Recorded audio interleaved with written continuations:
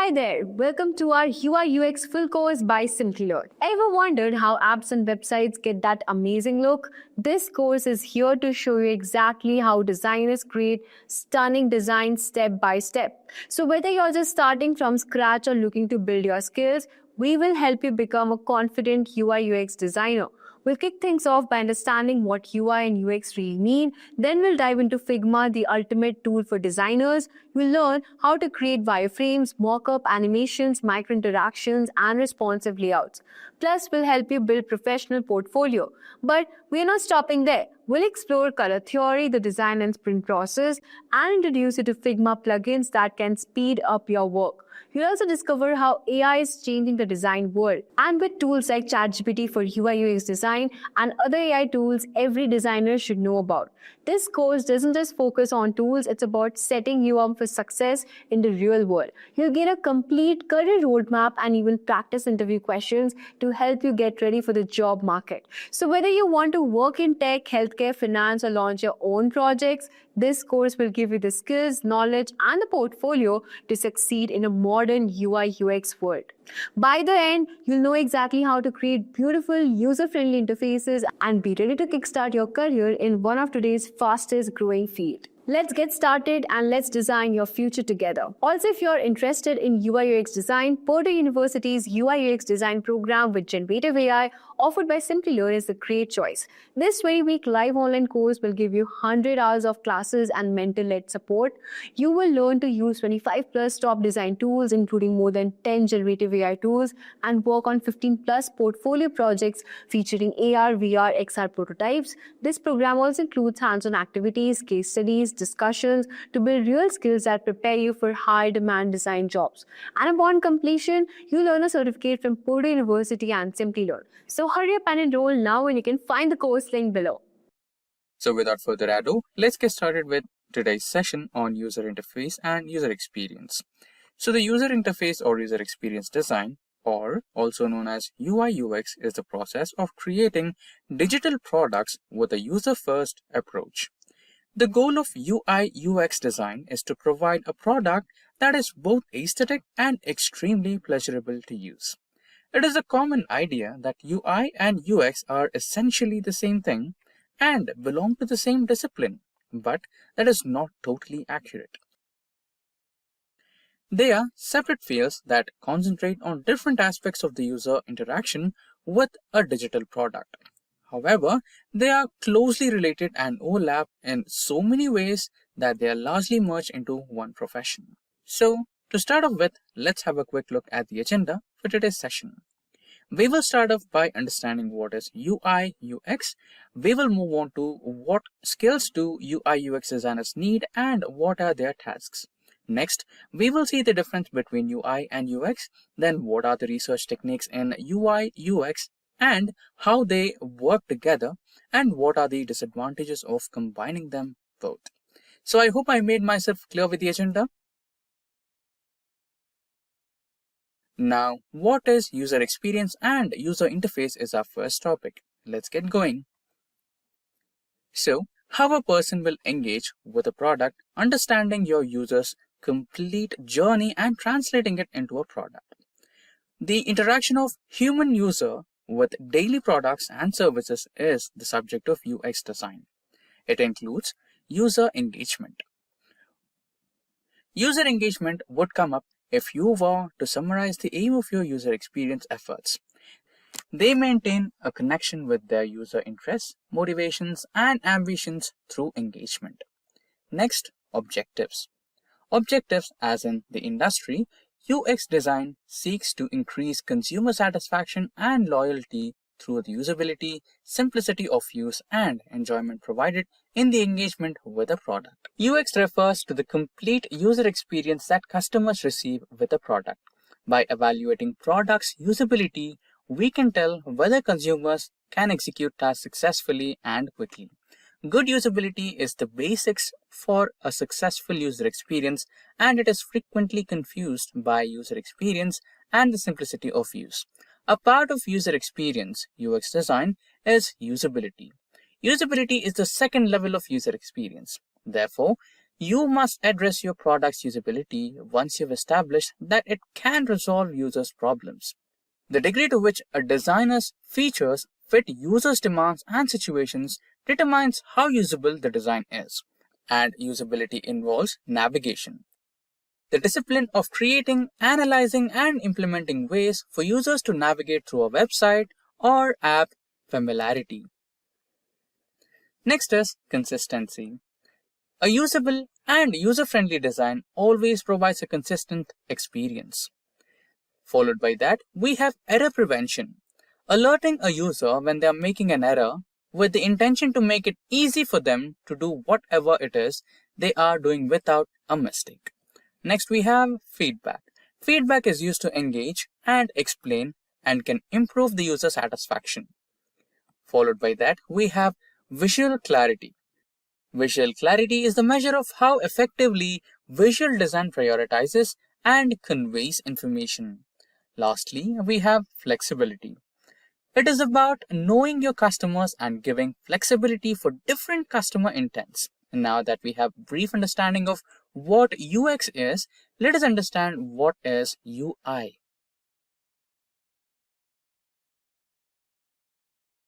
UI, or user interface. The point of human contact and interaction on a device is called user interface. This can include desktop displays, keyboards, mice, and other pointing devices. It also refers to the manner in which a user engages with a website or application. In other words, they design the user interface of a website or app. After knowing what is user interface, we will see the different types of user interface. First, we have Command Line Interface, or CLI. CLI enables users to input commands into a terminal or dashboard window in order to communicate with a piece of software. And it is a platform or channel where users respond to a visible prompt by typing a command and receiving the system's response. Next, we have GUI, or Graphical User Interface. Graphical User Interface enables people to engage with just an operating system using graphics. In the Graphical User Interface, there are menus like windows, scroll bars, buttons, wizards, painting pictures, alternative icons, and much more. It is simple to understand and natural. The user is shown or given information in any format, including plain text, videos, photos, etc. Followed by that, we have Touch Graphical User Interface.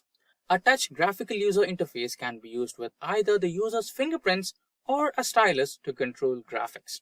This can be done on a desktop computer, laptop, or a portable device like mobile phone. Touchscreen graphical user interfaces are increasingly used in hospital situations and provide both patients and healthcare workers with a number of advantages. There are a lot of skills required for both UI and UX. Let's have a look at those skills. Skills UX designers need due to the nature of their work. UX designers require a technological skill set such as design or development with programs like Sketch, Cause by Defect, and Adobe XD. Successful UX designers have had the following soft talents or abilities. Let's discuss the different skills for UX designers. In addition to hard capabilities are research, problem solving, and communication. Research. Research is a fundamental skill. Designers must derive useful insights from the data they gather, both in early stages and during the real-world testing. Next, we have problem solving.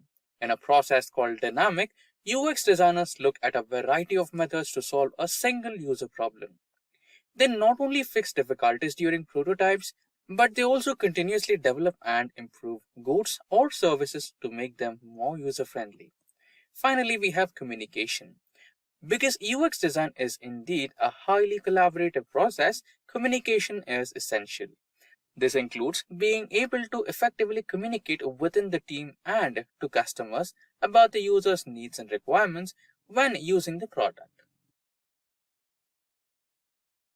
Now, let's discuss about the skills that UI designers need. To work as a UI designer, they must need some hard skills. UI designers must keep up with current trends, methods, and technologies to grow.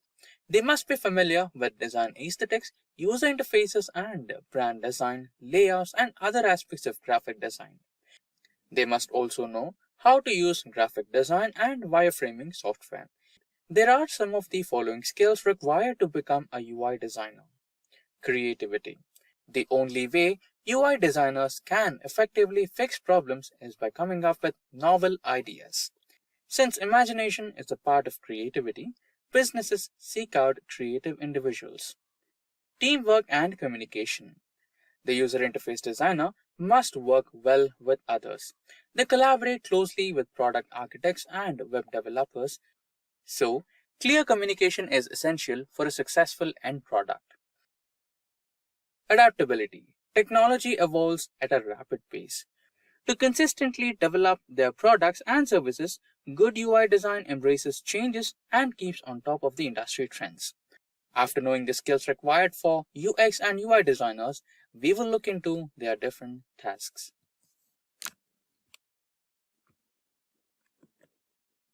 UX designers. UX designers start by researching. In-person interviews are frequently the first step in user research. These conversations allow them to have a better understanding of the user's motives and problems. User tests are also conducted by the designer to observe the user activity. They improve and deliver the greatest possible user experience by detecting both verbal and non-verbal stumbling obstacles. Such tasks done by UX designers are user understanding, analyze interaction, and wireframing or prototyping. So the first one is user understanding. The depth research is typically the first step in UX design with the aim of understanding the audience, their needs, and wants. A key competency for UX designers is empathy.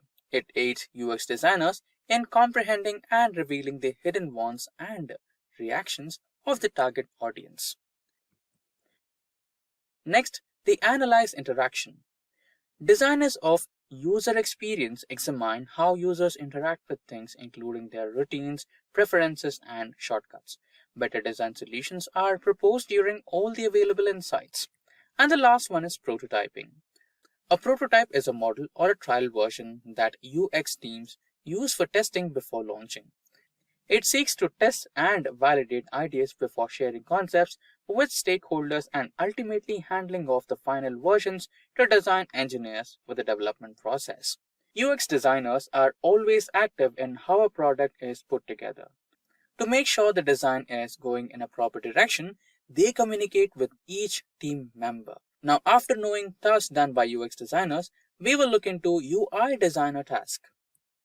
UI designers. The web designer is in charge of creating how the product is set out graphically once the UX team has completed their process and handled over a wireframe. They must, of course, design from the user's perspective. This includes understanding interface design and implementing basic design principles. It also entails selecting fonts, menu designs, buttons, icons, and other elements with care to both express the brand and satisfy the user. There are several tasks done by UI designers, and the first one is testing. In general, UI testing, sometimes referred to as testing, is a process designed to test the features of any product that the user will interact with. Typically, this involves doing tests on the visual components to ensure that they are performing and functionally in accordance with the specifications. Communication. Typically, the technical team, UX designers, and UI designers collaborate closely. Communicational abilities are needed to grasp technical viability. Wireframing. One of the most important processes in UI UX design is wireframing. This involves modeling the framework of digital applications. A wireframe is a product outline that shows what software components will be present in important pages. It is an essential step in process of design interactions. Now, we will see the difference between UI UX. Two of the terms used in web and application design that get mixed up and confused most are UX design and UI design, and that makes sense. On the surface, they appear to be describing the same thing because they are frequently combined in phase UI UX design. But don't worry, we will try to understand the basic differences between UI and UX. User experience relates to the user's experience of the product or service, whereas UI refers to the visual components through which humans connect with a product. Therefore, UX focuses on visual interface elements like fonts, colors, menu bars, and much more, whereas UI focuses on user and their experience with the product. After knowing the difference of UX, UI, we will see the research techniques in both UI, UX. The practice of gathering information from actual users in understanding their demands and trouble areas is known as user research. There are the following UX research techniques. User persona. A user persona is a fictionized picture of average user.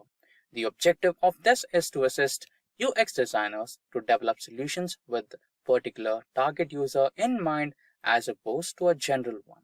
User interviews. User interviews are a great method to get user data, learn why users encounter certain issue, and determine whether your design fulfills their needs. Next, surveys. A specific group of users is sent a set of questions by designers as a part of UX research survey to learn more about their attitude and preferences. Now, we will see the research techniques of UI designers.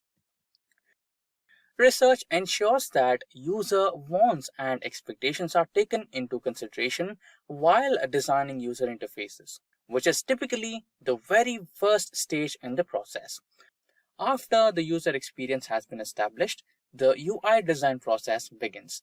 The best color schemes, patterns, and other visual components must be determined by UI designers.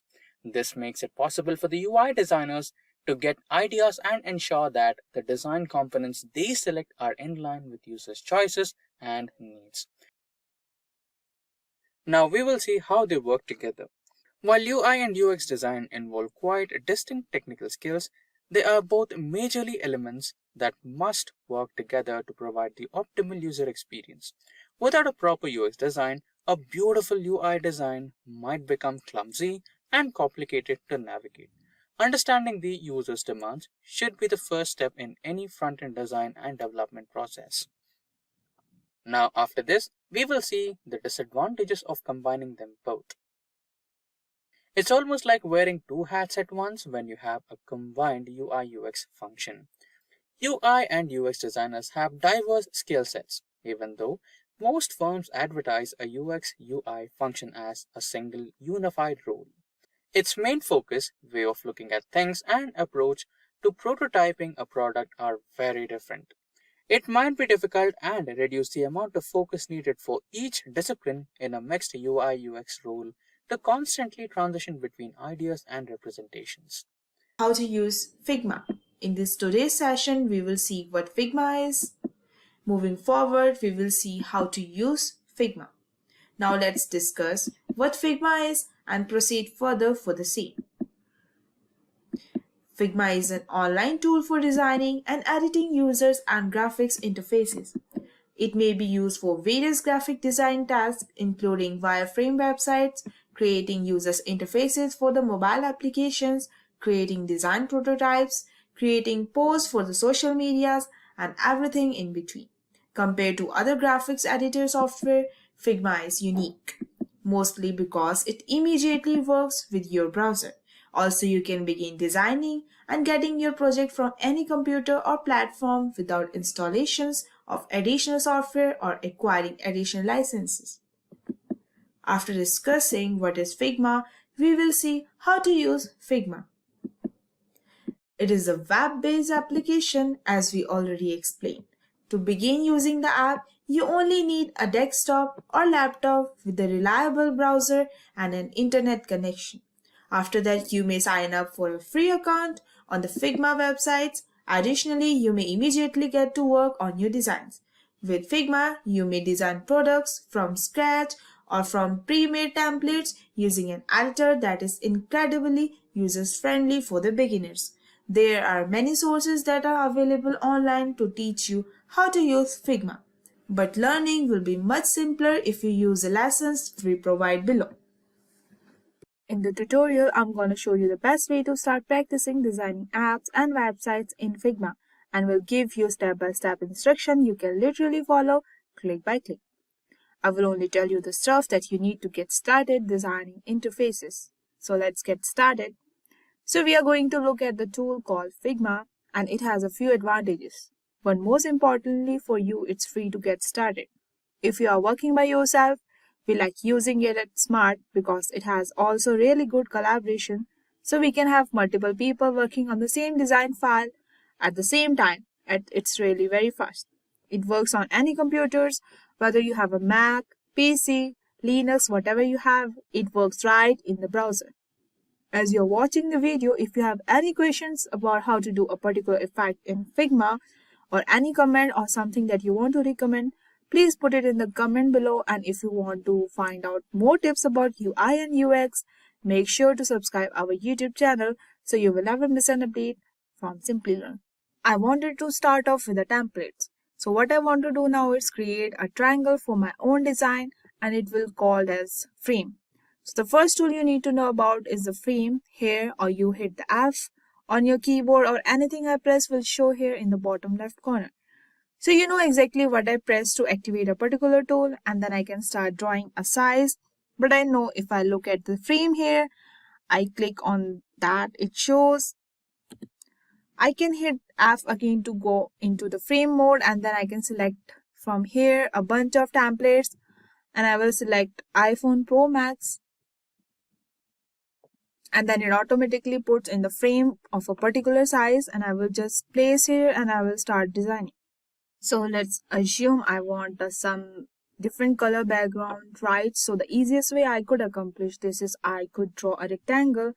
I could do from here, you can see that there is a rectangle tool and it already says like R next to it. So I'm going to hit R on the keyboard and draw a rectangle, right? So I don't want to take it up. I don't need to take up the whole screen. This is fine. Now I can see by default this is dark color, so I will click on it.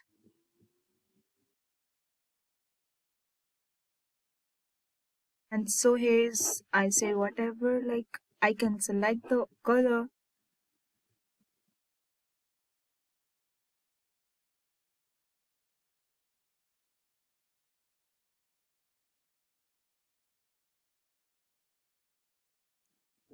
Fine.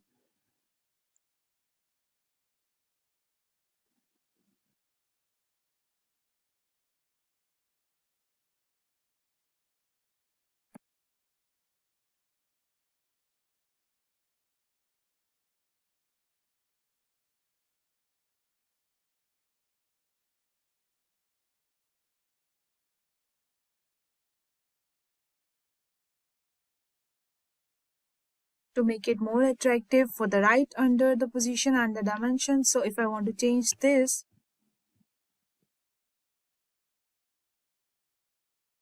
this is just in changing y coordinates, and this is for this is for the y coordinates and this is for the x coordinates.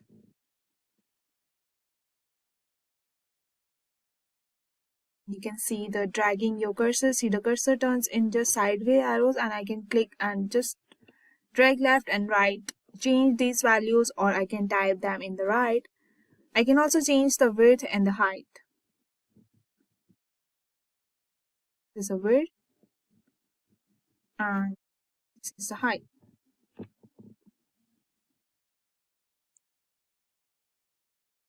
The right or the corners radius, right? So the rounding effect is there, so I can use that. So with the arrows, this is a rounding effect, and corner radius effect.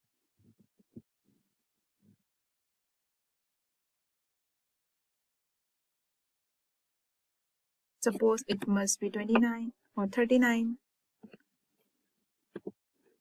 39.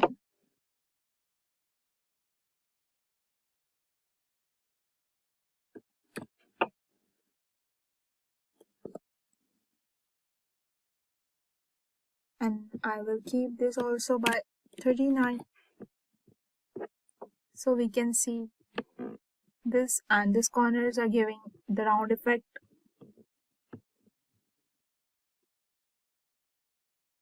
So if I change 0, you will see there is no longer rounded, and if I want to keep the top rounded but not the bottom, then I can change the bottom ones right, and now it looks good. Now the next thing I have to create is the circle. Is from the shape menu. You have an ellipse which you can do also use with the letter O on your keyboard. Now by default you will be able to draw any kind of circle with any aspects of ratio.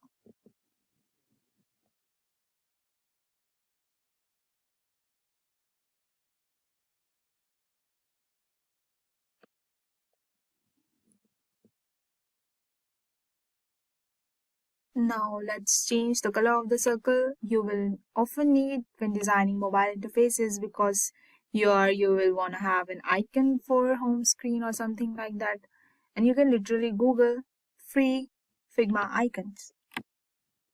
After searching, this page will open, and let's say I want to copy this one, and I come back to my file and I will paste the element.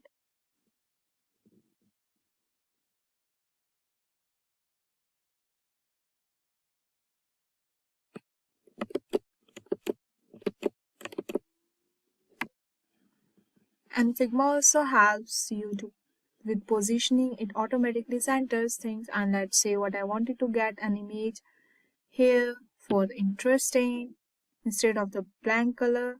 So one good website is called Unsplash. Here I just write food and I will get the image.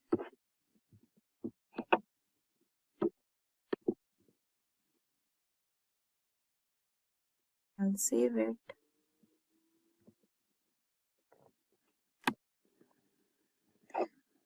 We will copy that and paste it over here.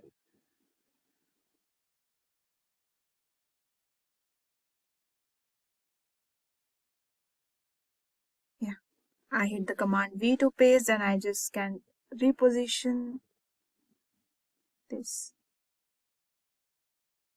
Now the thing that I need to text here, that says non-contact deliveries, and the way I get the text is through the T icon here, and I can just hit the T on my keyboard and text no none that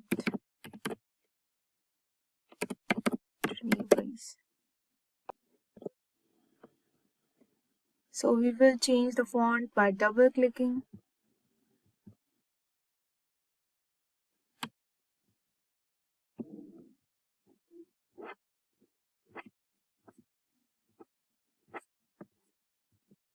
We will change the font of the text in SF Pro text.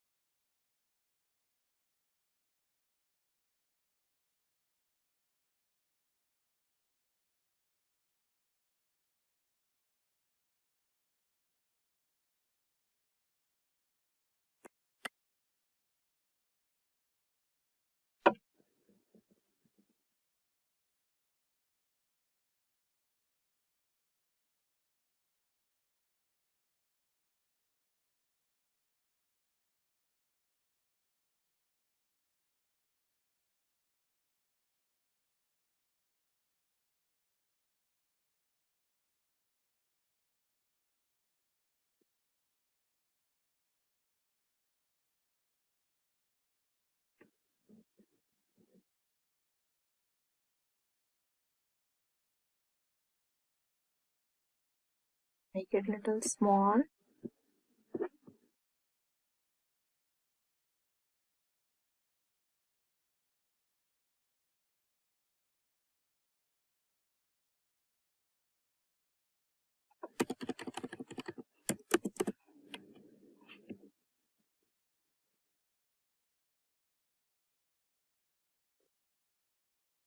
So now we will write one paragraph here below. So I will hit the icon T again.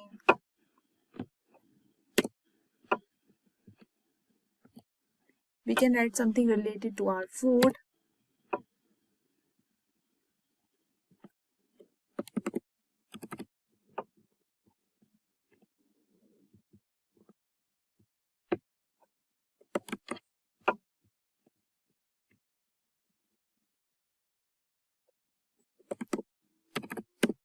And we'll make this font as small.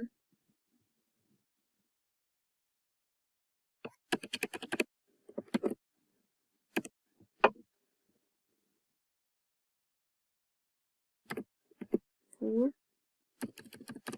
something like, and we'll make it in the mid.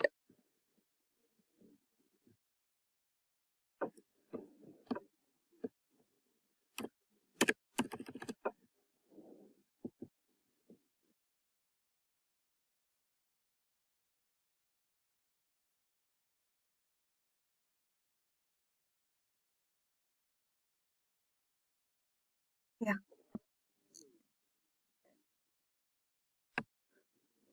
So now I'm gonna have a button for order now. So for that I will hit the keyboard again with the T.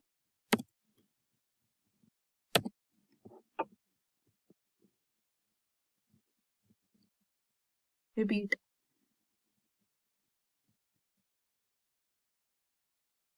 Have rectangle for.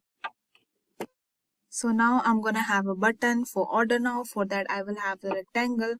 So I will hit R and I'll make one rectangle over here.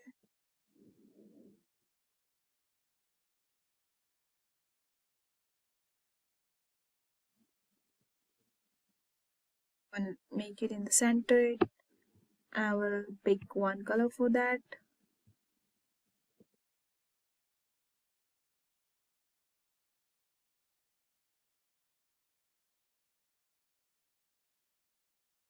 If you can steal the corner radius, and so I said order now text.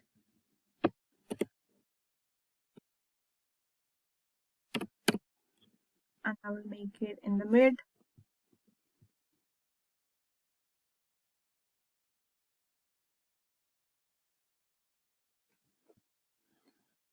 I will just center this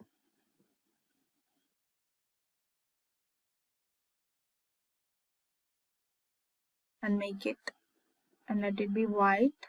And this is very easy. And now I will just write another text for dismiss.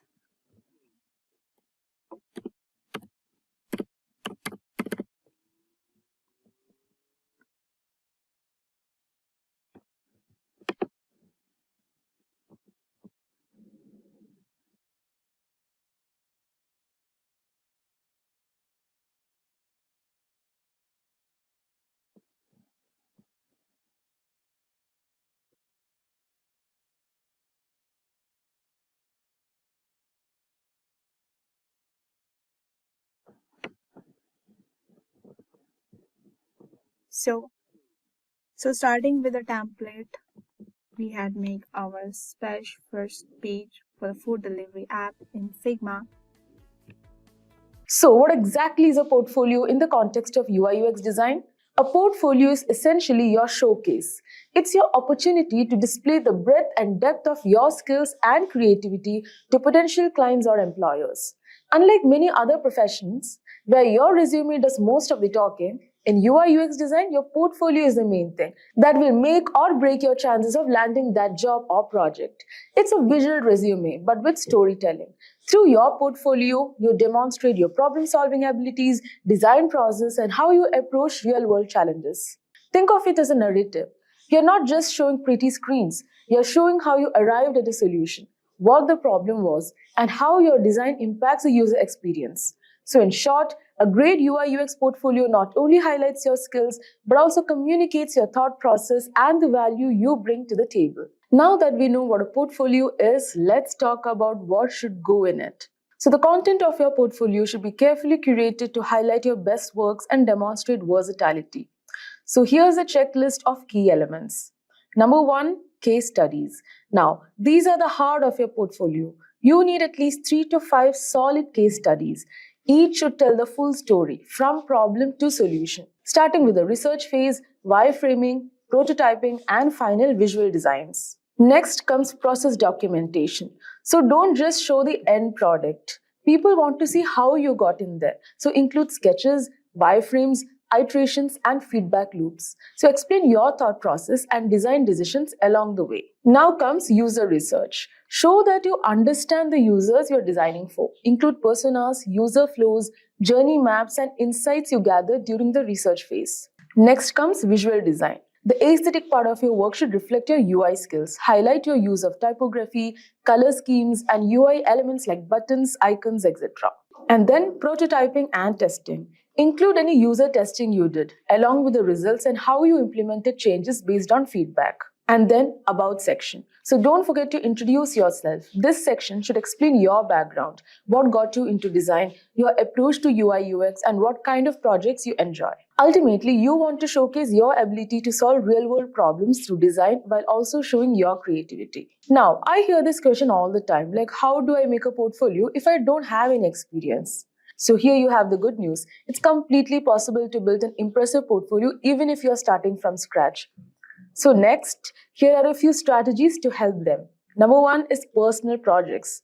So you can create your own hypothetical projects. It could be redesigning an existing app or website, solving a problem you have noticed in your daily life, or even creating a product from scratch based on a concept. So these projects still showcase your abilities. Next comes volunteer work or freelancing. So you can offer your skills to non-profits, small businesses, or startups that may not have a big budget for design. So it's a win-win situation, like you get experience and they get much needed help. Next comes design challenges. So you can participate in UI UX design challenges on platforms like Behance or Dribble. You can also find daily or weekly challenges that push you to design under different constraints. So these can go straight into your portfolio. Next are case studies from mock projects. So even if the project isn't real, you can still approach it like a real-world case study. So outline the problem, research, and demonstrate your design process and final solution. So remember, the key is to show your thinking process and problem-solving skills, not necessarily who you have worked for. Alright, so once you have gathered your projects, the next question is, how do I organize them? So there are a few golden rules for formatting. Alright, so once you have gathered your projects, the next question is, how do I organize them? So there are a few golden rules for formatting. Number one, keep it simple and clean. Don't overwhelm visitors with too many visuals or texts. The focus should be on your work. Use a minimal design so your projects stand out. Next comes storytelling. Structure each case study like a story. Introduce the project, the problem, your role, your process, and finally the solution. So provide enough context so that someone with no background in design can understand your thinking. Number three is responsive design. Make sure your portfolio looks good on both desktop and mobile. You're a UI UX designer, so this is a must. It shows you understand the importance of good user experience. Number four comes interactive prototypes. So if possible, include interactive prototypes. So tools like Figma or InVision allow you to embed live prototypes that can be clicked through, giving a more immersive experience for the viewer. And then comes ease of navigation. So organize your content so that it's easy to find. Use categories like UI design, UX case studies, or mobile projects if you have multiple skill sets. So now let's quickly talk about some common mistakes to avoid. Number one, too much focus on visuals. So remember, UX is just as important as UI. So don't make your portfolio all about flashy interfaces. Show that you understand the user experience side as well. Then comes not explaining your process. Now, employers don't just want to see the final result. They want to know how you got there. So beautiful design without context might not be enough. Number three is overloading with projects. So quality is over quantity. It's better to have 3 strong projects with deep insights than 10 surface level ones. Then comes ignoring feedback and iterations. So design is a collaborative process. Show that you can take feedback and refine your work. Do not skip this part. Then finally comes unpolished visual design. So if you're applying for UI UX roles, your portfolio itself needs to have a great visual design. So make sure it's polished, easy to navigate, and a pleasure to use. So finally, having known all this, let's talk about where to build and host your portfolio. Luckily, there are some fantastic platforms that makes this process super easy. So number one is Behance. perfect for UI UX designers. So Behance is a popular platform that allows you to create beautiful project presentations, interact with the design community, and showcase your work to potential employers. Next is Dribble, known for its creative community. Dribble is ideal if you want to showcase short snapshots of your work, particularly UI design. It's more visual, but still a good place to start. Next is WordPress or Webflow. So if you want a custom website, WordPress with a design theme or Webflow can give you full control. Webflow in particular is a favorite among designers because it combines web design and development tools, making it easier to build beautiful responsive portfolios. Next comes Adobe Portfolio. If you're already an Adobe Creative Cloud subscriber, you can use Adobe Portfolio to build a website easily. It's simple but integrates well with other tools. And finally, we have Carbon Made. It's a user-friendly platform designed specifically for portfolios. It has beautiful templates and is great if you're looking for an easy setup with little to no coding involved. So you can pick a platform that best fits your needs and make sure it's easy to update over time. So now that you got a clear idea on how to create a portfolio, let's see a portfolio from Behance. So this is a well-made portfolio. So as you can see, first they have mentioned the objective, scope and design approach, followed by a detailed client profile. After which they have given a detailed timeline explaining the process they went through, which includes planning, research, wireframe and visual design, and the tools they have used for the same. After which they have portrayed the color palette and the text styles used. Then they have given the dashboard wireframe, and then the login page, the UI design and different pages in the website, thus making it a complete and well-made portfolio. So before you start with making your portfolio, make sure you refer to many other portfolios to get more ideas. And that was it. Those are the tips on how to create a stunning UI UX design portfolio even if you don't have a ton of experience. So remember, your portfolio is a living document. Keep it updated, refine it, and let it grow as you grow as a designer. With a projected growth rate of 13% from 2020 to 2030, the demand for UI UX designers is booming, offering a large ocean of possibilities. The field of UI UX is not just about creating visually stunning interfaces, it's about shaping the future of how users interact with the technology. So in this video, we are diving into the world of UI UX design. We'll start by answering the question, who is a UI UX designer? Then we will delve into the nitty-gritty of salaries for UI UX designer and what factors influence those numbers. Next up, we will talk about the essential tools you will need as an aspiring UI UX designer. We'll focus on mastering a key tool, Figma, and before why it's must-have for your toolkit. Then, we will discuss the skills required to become a successful UI UX designer. From creativity to problem solving, we will cover it all. After that, we will break down the responsibilities of a UI UX designer. You'll get a clear understanding of what it takes to excel in this role. Finally, we will outline steps you need to take to become a UI UX designer. Whether you're just starting out or looking to level up your skills, we have got you covered. If these are the type of videos you would like to watch, then hit the like and subscribe buttons and press the bell icon to get notified. Alright, so let's start with the first topic. Who is a UI UX designer? A UX designer is a professional responsible for creating the look, feel, and usability of digital products, such as websites, mobile apps, and software interfaces. The UI user interface aspect focuses on designing visually appealing layouts, buttons, icons, and other elements that users interact with. It involves selecting colors, fonts, and images to create an attractive and cohesive design that aligns with the brand identity and enhances user experience. On the other hand, the UX user experience aspect involves understanding the needs and behaviors of users to ensure that the digital product is intuitive, easy to navigate, and provides a satisfying experience. This includes conducting research, creating user personas, and designing wireframes and prototypes to test and refine the user journey. Overall, a UX designer combines creativity with analytical thinking to design interfaces that not only look good, but also function effectively and meet the needs of the target audience. Now let's have a look at how much a UX designer earns. Alright, let's break down the salary dynamics of a UX designer. First off, experience is key. Entry-level folks usually start with a modest salary, while mid-level designers get a bump and senior or lead designers rake in the most cash. Location matters too. Big tech hubs like Bangalore or San Francisco often dish out higher pay compared to smaller towns. Then there's the industry factor. Tech companies tend to pay more than traditional ones.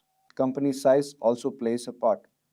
Big, established firms usually have deeper pockets for design talent than small startups. In India, the average annual salary for a UX designer is around rupee 624,000 with additional cash benefits averaging rupee 84,000.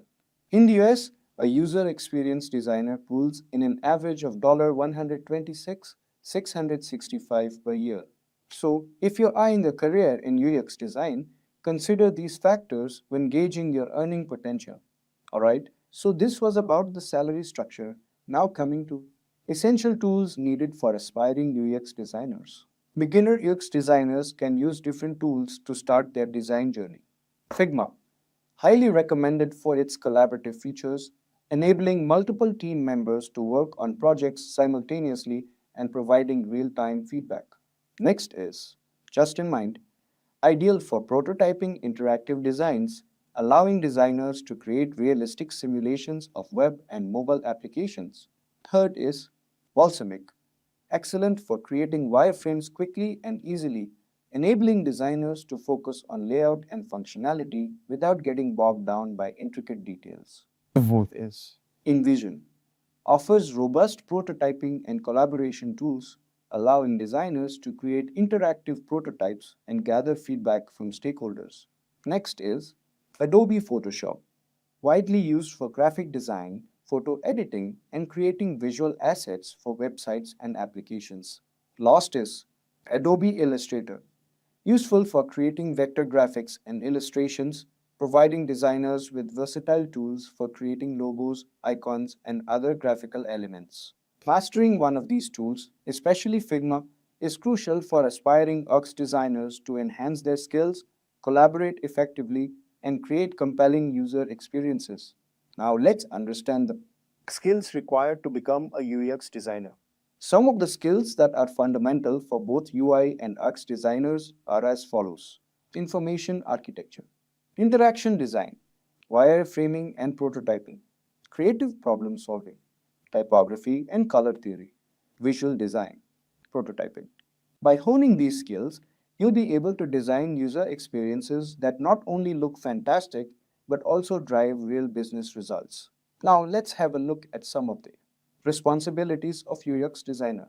Some of the key responsibilities of a UX designer are as follows: understanding user needs, designing the user experience UX, designing the user interface UI, creating prototypes, collaboration, usability testing. Alright, so now coming to the interesting part, which is the steps to becoming a UX designer. Start to unlearn. This point emphasizes that being a good designer requires an open mind. Here's a breakdown. Design is subjective. There is no single perfect design. What works for one user or audience might not work for another. Unlearn preconceived notions. Don't cling to ideas of what good design is supposed to be. Be open to exploring different approaches. Embrace new ideas. Actively seek out fresh perspectives and be willing to adapt your designs based on them. Next is read and learn. This section highlights the importance of constant learning and development for designers. Here's what it means: learn from others, read books and articles, and watch videos created by experienced designers. Self taught designers. Many designers learned on their own. Look for their journeys shared on platforms like Twitter, Medium, and YouTube. Gain insights. Through these resources, you'll gain valuable knowledge and different design approaches. Next up we have is understand different platforms and design systems. This point focuses on the technical aspects a designer should be familiar with. Operating systems OS. Understand the design principles and user expectations of different platforms like iOS, Windows, and Android. Design systems. Explore existing design systems like Google's Material Design or Apple's Human Interface Guidelines. These offer pre-built components and design rules for consistency across products within a platform. Next is learn Gestalt principles. This section dives into the psychology behind user perception. Gestalt theory. Learn the principles that explain how humans perceive visual elements, proximity, similarity, etc. Understanding principles like proximity, grouping related elements, and similarity using visual cues to show connection help create designs that users can easily understand and navigate. Coming to the next one. Pay attention to details. This point emphasizes the importance of meticulousness. Develop a keen eye. Train yourself to notice small details in design. Even minor elements can significantly impact user experience. Small details, big impact. For instance, the spacing between buttons or the size of font can affect usability. Next up we have is learn technical skills. This section focuses on the practical tools and techniques designers use. Master design tools. Learn industry standard software like Sketch or Figma. Wireframing and prototyping. Develop the skill to create wireframes, low fidelity mockups, and prototypes interactive models to visualize and test design ideas. Color theory. Understand how colors can influence user emotions and behavior. Learn to use color effectively in your designs. Last one is practice regularly. His final point highlights the importance of continuous improvement. Practice makes perfect. Regularly work on design projects, personal or freelance, to develop and sharpen your design skills. Honing your craft. The more you practice, the better you'll become at creating effective and user-friendly designs. So, this was about UI UX Designer Roadmap. Today, we are doing something exciting. We are going to design a complete website from start to finish using Figma. So, why design websites in Figma? Well, Figma is more than just a design tool. It's a powerful platform that lets you create, collaborate, and prototype all in one place. With its real-time collaboration, you can work with your team seamlessly, whether you're in the same room or across the world. Plus, Figma's cloud-based system means you can access your designs from anywhere. No more worrying about losing files. And the best part, it's built with web design in mind. From creating responsive layouts to easily exporting assets for developers, Figma makes the whole process smoother and faster. So in this tutorial, we are going to build a website from scratch and I'll show you how Figma helps every step of the way. By the end of this video, you'll not only have a beautiful website design, but also the skills to use Figma effectively for your own projects. So let's jump in. So let's move on to the demo. So to begin with, make sure you are signed into your Figma account. Now if you don't already have an account, you can create one for free. And once you're logged in, navigate your draft section and create a new design file by clicking on New Design. This will open up a blank canvas where we'll be designing our portfolio website. So now let's take a moment to familiarize ourselves with how Figma works. Figma operates using frames, which are like individual pages or sections of your design. So everything you create sits inside these frames. So let's go ahead and create our frame for the photography portfolio website. And by the way, for this demo, we'll be creating a photography portfolio website, right? So let's get started. So go to the left-hand toolbar and select the frame tool, or simply press F on your keyboard for a shortcut. Now in the properties, as you can see on the right side, you will see different preset frame sizes like mobiles, tablet, desktop. So since we are designing a website for desktop view, select the desktop option. Yeah. So this is around 1400 pixels wide. This will be our canvas for the photography portfolio. So it's always important to start your design with the correct frame size. This ensures that your layout will be responsive and function correctly across devices. Now, before we dive into adding images or text, we need to set up the structure of the layout. So the key to a well-organized website is a well-planned layout, right? The photography portfolio website we are designing today will have three main sections: the header with navigation links, the portfolio gallery showcasing our images, and a footer with social media links and a contact section. So you can use the rectangle tool or press R in your keyboard to create a large rectangle at the top of your frame like this. This will be the header where we'll add the site title and navigation links. Now next, create another large rectangle below the header. So this is where we'll be placing the portfolio gallery, which is a central focus of our website. So you can just copy this rectangle, paste it, move it downward, and increase the size because this is the central part.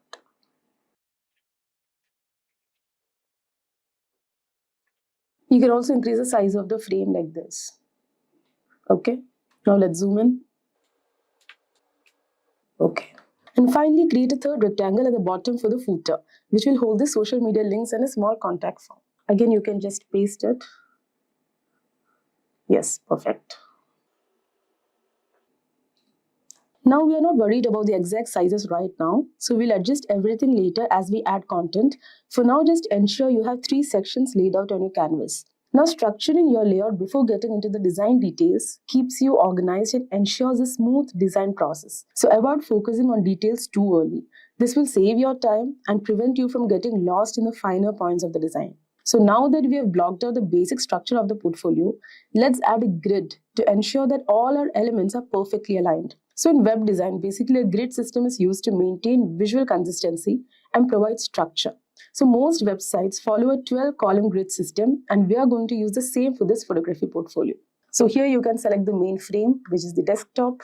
So in the right-hand panel, look out for the layout grid option and click on the plus sign to add a grid.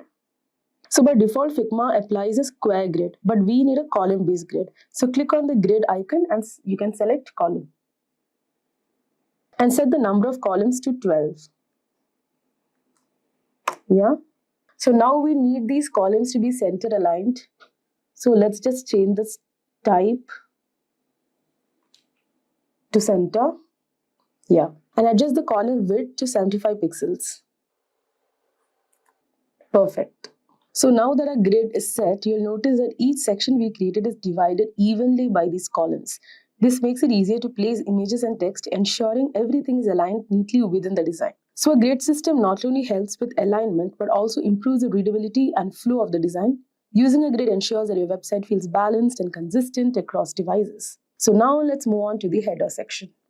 Let's just zoom in a bit. Yeah.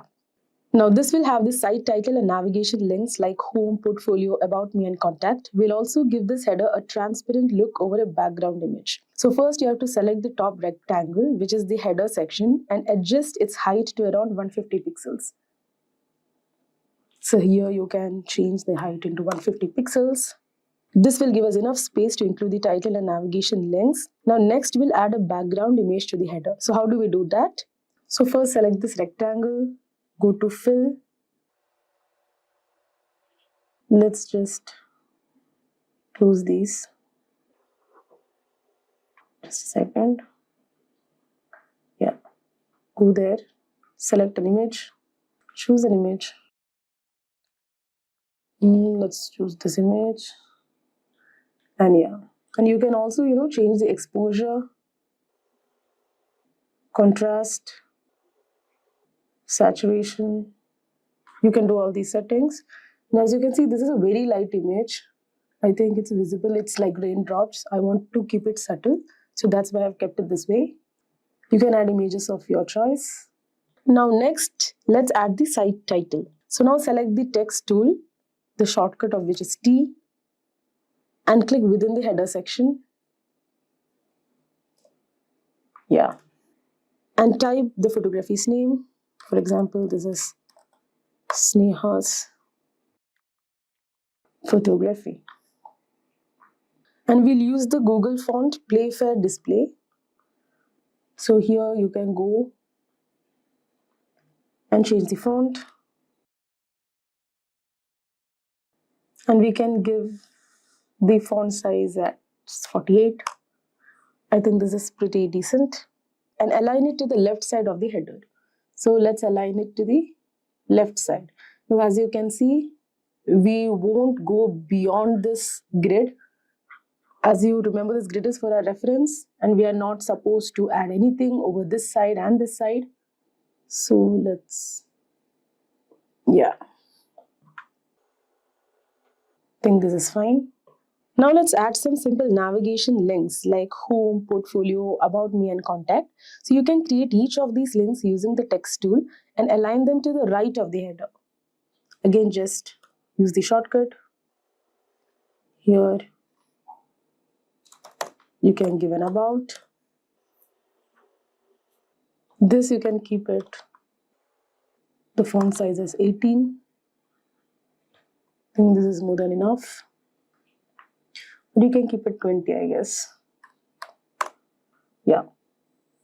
So we'll align everything later. We'll just add right now the text that we need, home, and let's keep just one more, which is contact, right?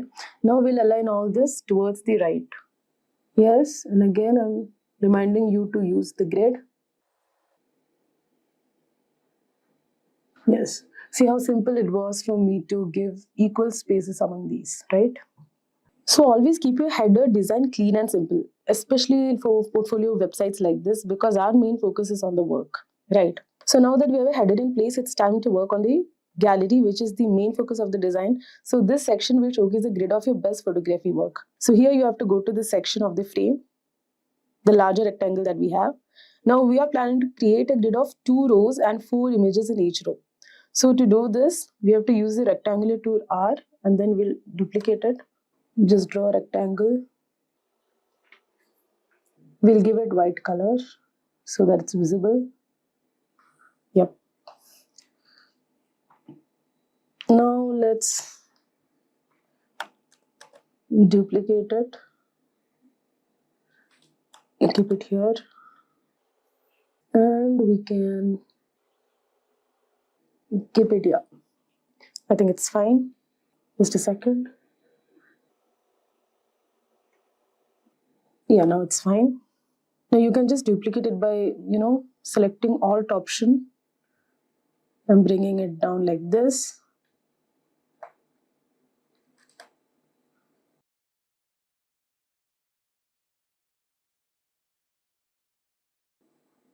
Perfect. So we did not need this to be this big. So let's just adjust this section. Yes.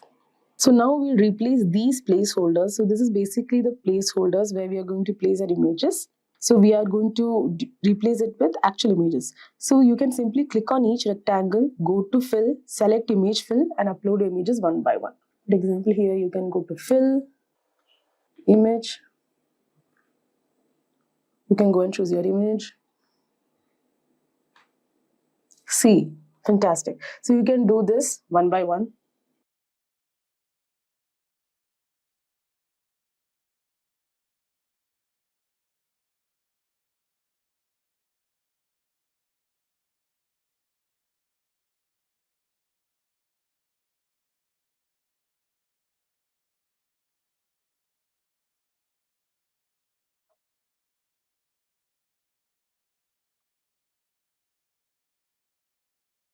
So when designing a portfolio gallery, it's important to maintain a clean grid-based layout. This allows your images to shine without distractions, giving them the space they need to stand out. So now let's add a subtle gradient background to make the portfolio image pop. So here you have to select the portfolio gallery background, go to the fill section, and change the background from solid to linear gradient.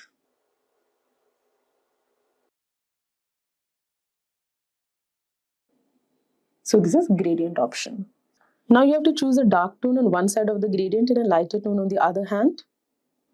So for example, start with black at the bottom, fading to dark gray at the top.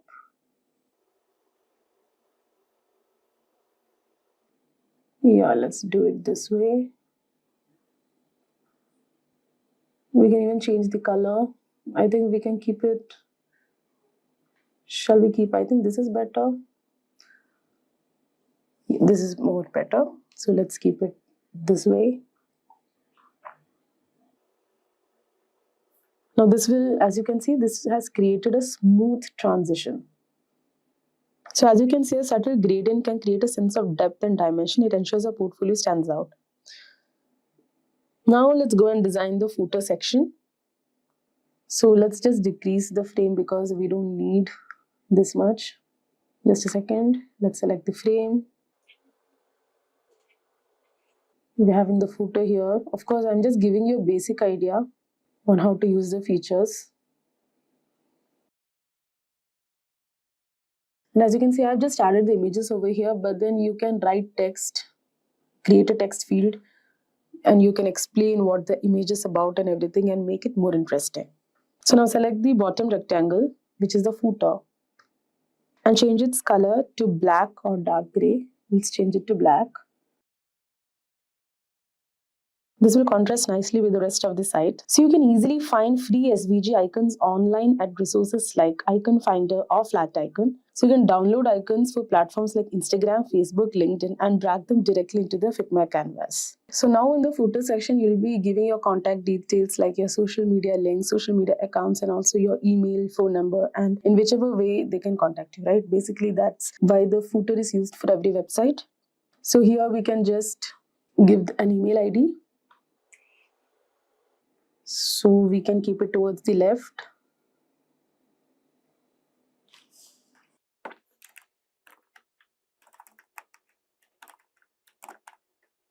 And always try to keep your font size and font style. So here I have just added the email address for contact. You can also give your phone number. And also if you have social media accounts, what you can do is you can actually download social media icons from websites like Icon Finder or Flat Icon. And you can download those icons as SVG format and upload them. So now let's talk more about auto layout, one of Figma's most powerful tool for keeping elements organized and perfectly spaced. So auto layout is essential when you need dynamic resizing and consistent spacing. Here's how it works. So you can select any set of elements that need to be evenly spaced or grouped. For example, the images in your portfolio gallery. So we can select these elements and press Shift A to group the elements in auto layout. You'll notice that Figma automatically spaces them out evenly. And you can also adjust the padding and gap values in the right-hand panel to control the spacing between elements. This is especially useful if you want to maintain equal distances between your images. Also, you can use effects like shadows and gradients. So this goal is to add subtle depth without overwhelming the content. So now that we have designed the entire portfolio website, it's time to zoom out and review everything. So you can just zoom out and review. I haven't added anything much. This is just a basic idea that I have covered. So you can zoom out and check how your website looks and check the alignments, spacing and everything. So one thing that you must make sure is that the text and images must be balanced. So if necessary, you can go back to any section and adjust the size or spacing of elements using auto layout or manual alignment tools. And finally, you can just, remove this grid and see how it looks. So right now, you're viewing it with the grid, so you might not get a complete idea. So for removing the grid, what you can do is go to the layout grid and here you can see a symbol. Just switch it off. So this is how your website will look like without the grid. So that was it in this video. I hope you got a basic idea on how to create a website from scratch without using any coding in Figma. Today we are going to talk about something super useful for designers: how to create mockups in Figma using easy plugins. But first, let's break down what mockups are and why they are important. A mockup is basically a realistic version of your design that shows what it will look like when used in real life. It could be for a mobile app, a website, or even a physical product. Think of it like a polished version of your design that gives everyone, clients, developers, and even end users, a clear picture of the final product before it's built. So, why do we need mockups? Here are a few simple reasons. Number one, clear communication. Mockups help you explain your design ideas to clients or teammates. Instead of just talking about it, they can see exactly what it will look like. Number two, early feedback. By showing a mockup, you can get feedback early on in the process. This lets you make changes before development, saving time and effort later. Number three is user testing. Mockups also help when testing how real people interact with your design. It's easier to see if something works when it's shown in a realistic way. And number four is marketing and presentations. Once your mockup is ready, you can use it to showcase your work in presentations or even marketing materials. It makes everything look professional. So in today's video, I'll show you how to create mockups right inside Figma using some simple plugins. These tools make it easy to turn your designs into realistic previews, whether you need to show them on devices like phones and tablets or create something more advanced like 3D model. Okay, let's start with the demo. So as you might be having a project, you'll be having your frames. For this demo, I have taken the frames from the Figma community. So number one on the list is Artboard Studio Mockup. So it's a powerful plugin in Figma that allows you to create realistic mockups using pre-built templates of devices. It's simple to use and comes with both free and premium options. So here's how to get started. So open Figma and you can go to the plugins and browse plugins in community. like this. So you have to search for Artboard Studio mockups and install the plugin. So once installed, you can find it by going to plugins, and then you will find Artboard Studio mockups like how I can find, and then launch it. So after launching the plugin, you'll be able to browse through various device mockups such as phones, tablets, and laptops. So these mockups are designed with both light and dark themes. Now you can filter the templates to see only free items, because here it's a combination of paid items, which you will get it in the premium version, and free items. So you can filter the templates to see only free items by selecting the free filter from the menu. So right now I can only find this free. So let's create a mobile app design. So we'll select a phone mockup that fit the project. Let me just arrange this for clarity. So once selected, the mockup will appear on your Figma canvas like this, which is ready to be customized. So as you can see, each mockup comes with frame where you can place your design. So you just have to copy your app screen from your Figma file and paste it into this frame. Like for example, you can just copy this and paste it here. So if your design doesn't fit perfectly like this into the mockup, you don't have to worry. You can adjust it by using the scale tool to resize your design so that it fits within the frame. So just press K, and here you can actually, check the dimension. Like for example, the dimension of iPhone 2 is 402 into 874. So you can change the dimensions. Either you can do it that way, or you can manually resize it also like this. I think it's done. No, it's not. Yeah, but I personally think it's easier to give dimensions. It's easier to adjust that way. So you can similarly do it for this frame also. Now let's work on this frame. We'll copy this frame, paste it over here. I'll just show you. See here the dimension is 402, 874. So let's give it here. So now this perfectly fits. Yeah. So once your design is placed correctly, now click the frame again and select render selected frame. Click the frame and then select render selected frame. You have to just wait for a moment. So the plugin will generate a rendered mockup, as you can see, with the device and your design in place. I'll just zoom it up for you. So you can export. So once you're satisfied with this mockup, you can export the file. Export the mockup as a high resolution PNG or a JPG. So you can export the mockup as a high resolution PNG or JPG. You can use the export function in Figma and make sure to select a high quality for a crisp and clean mockup. So Artboard is basically used because it provides a fast way to generate realistic device mockups, as you have seen, without needing to manually create them. And you get a professional presentation with minimal efforts, making it perfect for client work, portfolios, or marketing material. Now, Clay Mockups 3D is another useful plugin that helps you visualize your designs in 3D. So you can rotate and position the mockups to showcase your design from different angles. So for that also, you can go to plugins and you can search for Clay Mockups 3D. And again install it. I have already installed it, so I have it over here. So after launching the plugin, select the device you want to use for your mockup. So you'll find various options like iPhones, iPad, MacBook, or you can do it in blank in a browser or anything. So for example, let's select iPhone itself because we have an app frame. Now you have to select the Figma frame you want to showcase and click load frame in the plugin. So this is the frame. And as you can see, your design will be placed on the selected device. Now, the best part about Clay Mockups 3D is that it lets you rotate the device to showcase your design from different angles. So you can manually rotate it in 3D space or use a preset camera angle. So this is perfect for creating dynamic views of your mockups, showing how they would look like in real life from various perspectives. Now, as you can see, you can also change the device color to match your brand's theme. For example, you can switch from white to black or use custom colors here to highlight certain aspects of your design. So there are also options for lighting and shadow effects which add to realism of the mockup.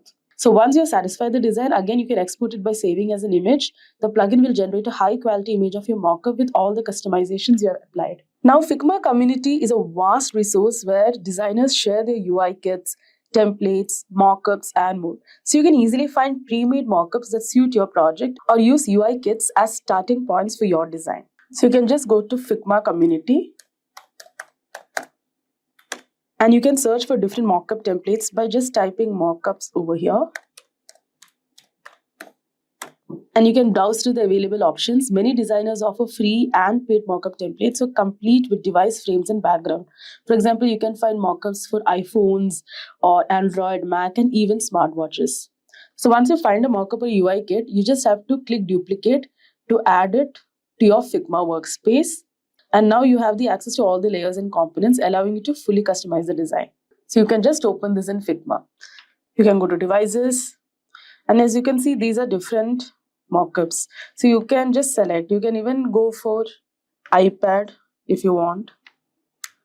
You can just Control C or Command C. Go to your workspace.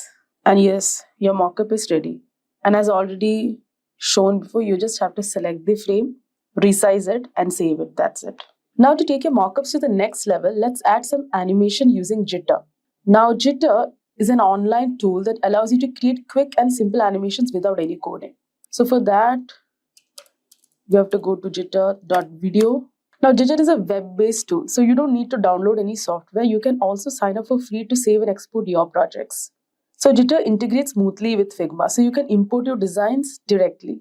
So inside Jitter, you can click on import and choose the Figma option. Choose open in Figma, go to untitled. Unfortunately, I forgot to save my file. Press run. After that, you can select a frame. I'll select the first frame, copy it, and then click open in Jitter. So once you have imported your design, you can animate specific elements. So you can click on any part of your mockup, such as a button, text, or image, and you will see animation options like fade in, slide, rotate, zoom, and more. For example, let's click this button, go to animate, new animation. So you can see fade in. You can even, adjust the timing. You can fine tune how long each animation takes by adjusting the timing slider. So this is the timing slider. If you want certain elements to animate faster or slower, you can tweak the duration accordingly. So Jitter also allows you to adjust delays between animations so that they don't all happen at once.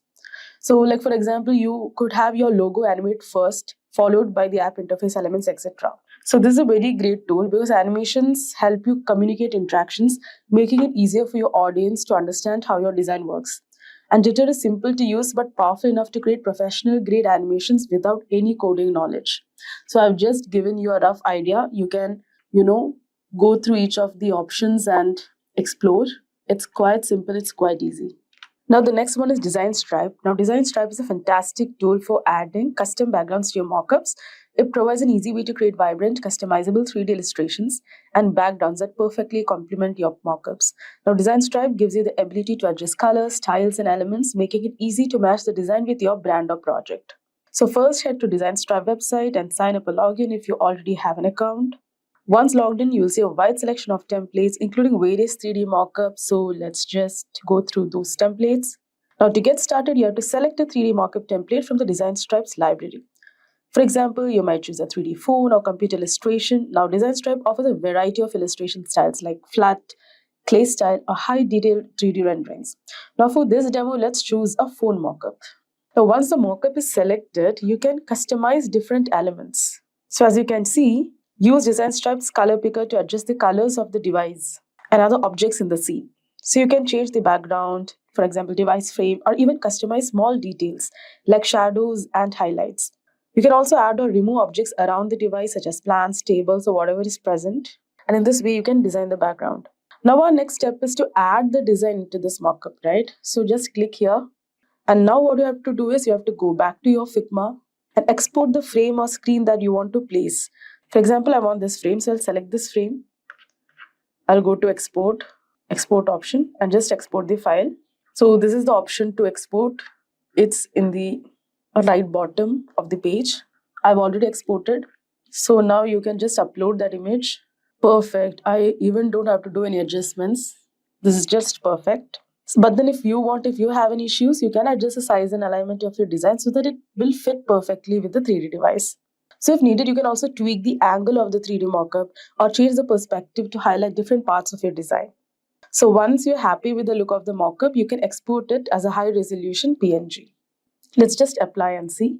Wow, this is just cool, isn't it? Now you can just export it. So Design Stripe is a really cool tool because you can modify everything from colors to scene elements, giving you full control over how your mockup will look like. And the plugin allows you to quickly generate high quality 3D visuals that add depth and realism to your mockups. And even without any 3D modeling knowledge, you can create stunning professional looking 3D mockups for your design. And that's a wrap for today's demo on creating mockups in Figma. I hope this video gave you some insights into how easy and effective mockup creation can be. Remember, Mockups are a great way to showcase your design vision and make a lasting impression. Today, I'm going to walk you through what wireframes are, why they are important, and the different types you can create. So, what exactly are wireframes? Think of wireframes as the blueprint of a website or app. Just like an architect starts with a simple sketch before building a house, wireframes help designers map out where everything will go. Things like buttons, text, images, and menus. They don't focus on how things will look, but instead on how things are organized. This makes wireframes the foundation of any good design. Now, why do we need a wireframe? Imagine starting a design without a plan. It could quickly become confusing and messy. So, wireframes allow us to focus on how users will interact with the design and make sure everything works logically. So, by starting with a wireframe, we can catch any problems early and adjust the layouts before moving on to more detailed design work, saving us time and effort down the line. Now, there are two main types of wireframes: low fidelity and high fidelity. Low fidelity wireframes are like rough sketches. They are quick to make and focus on the basic layout. You can create them on paper or digitally to get a rough idea of the structure. And high fidelity wireframes are more detailed and closer to the final design, with more focus on specific elements and how they interact. These are typically done digitally using tools like Figma, so they can be shared and adjusted easily. And speaking of paper and digital wireframes, both have their place. Paper wireframes are great for quick brainstorming or sketching out ideas on the go. But digital wireframes like those made in Figma are far better for collaboration, easy edits, and adding more detail as you refine your design. So let's explore how to create a wireframe. So in this demo, I will show you an example of how we can create a wireframe for a LinkedIn page, that too from a mobile view. So I've already renamed my project as LinkedIn Wireframe. And for the reference, I have saved an image from Google. So let's first drag and drop the image from the files to our Figma canvas like this. So we can just drag it and drop it over here. Make sure to resize it. Yes, I hope it's visible. Now next we have to create a frame. So for that you can either go to the toolbar below or you can simply press F on your keyboard. Now after which you can select the device from the right side panel that you want your frame to be. So I'm selecting iPhone 14 Plus. We just need one frame. Now we have to make sure that the screenshot or the saved image and your frame is of equal size so that your wireframing process will be easy. So let's just resize it to the size of the pic. Now while resizing, which essentially means while zooming in or zooming out, make sure that you press the shift key so that it resizes uniformly like this. Yes, I think this is fine. So now everything is set and let's start with wireframing. So basically we start by using the rectangles. So now again for rectangle, you can go to the toolbar or simply press R on your keyboard. So as you can see here, first you have a box to write your name, then you have the profile photo, a background image, the profile bio, accept button, ignore button, more button, an about section, and the featured, and finally we have some tools down. So let's start to wireframe it one by one. So first let's just draw a rectangle over here. Again we'll draw a rectangle for the arrow button also. We'll place the arrow button inside it later. Now we need another rectangle for the background image. Yes. And the profile picture is inside a circle. So either you can, select a circle or again you can go to rectangle, draw a rectangle, and you can curve the corners right here on your right side. Corner the radius like this. I think this is fine. We'll give this a different color. Yep. So we'll write the text later. Let's fill the boxes or shapes first. Now here we have 3 buttons. Let's draw the rectangle and then corner the radius like before. I think this is fine. So I've cornered the radius to 48 as you can see here. think I'll reduce the size a bit. Yeah. So now two more buttons are needed. So just copy paste it. So as you can see, wireframe is just a blueprint, and it is mainly done so that the stakeholders or your team members get an idea about your project.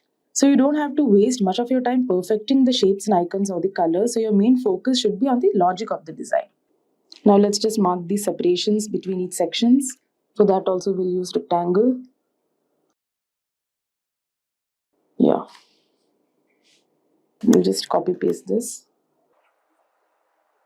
Now we need some rectangles for the featured section. So now as you can see, I don't want to, corner the radius of these two sides, just the upper part. So what you can do is you can select the upper part and yes, kept it 30. You can keep this 30 as well. So as you can see, it has cornered the radius of the top two sides. The bottom two sides are intact, just like that. So that's why we basically use the rectangle for every shapes and then we corner the radius. Again, let's do the same. Here, as you can see, it's the half of the image. So I just need to corner this particular side.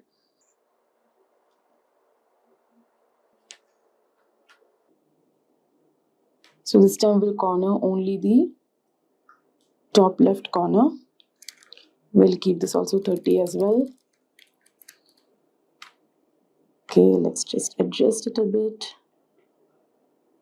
Perfect. Now let's move on to the text section. Now again, to add the text, you can go to the toolbar or you can just press T on your keyboard. So first we have to type inside this.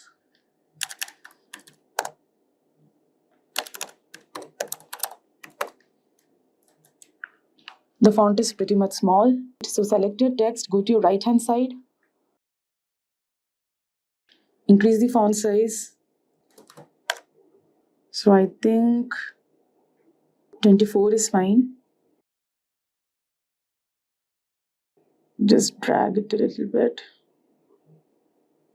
Yes. Now this is of blue color, this particular box. So change the color to blue.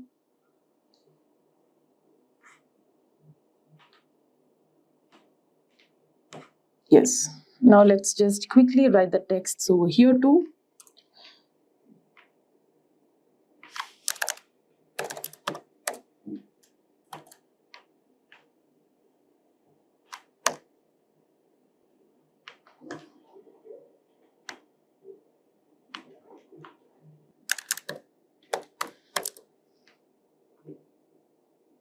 So as you can see, the ignore button is, a bit of grayish over here. So what you can do is you can select the button, go to the fill section. So let it remain black. You can adjust the opacity over here like this and make it lighter. So this is how it's done. And also the box should not be in gray color. So what I can do is I will just keep it white. Just keep it white. But I need the outline. For that I'll just give a stroke like this. Perfect. So I think I'll just copy paste the same thing over here also.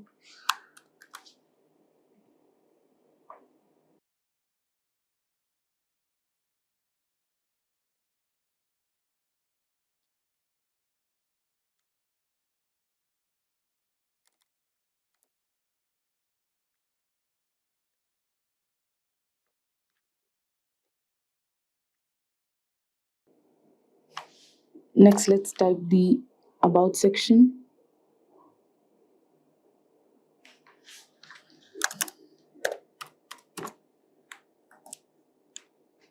Let's reduce the font size. I think 32 is fine.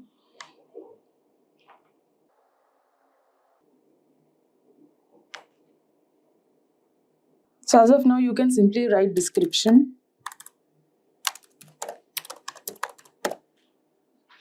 So, most of the people, like I have seen in wireframes, they just write L'Oreal Ipsum that this. So it's better, to give a to give an idea about what this particular box contains. So now while people are viewing your wireframe, they know that this is the about section and here the description is to be written.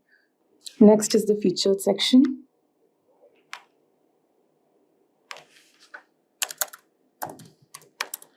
Featured. Even this should go to the right hand side. Sorry, left hand side.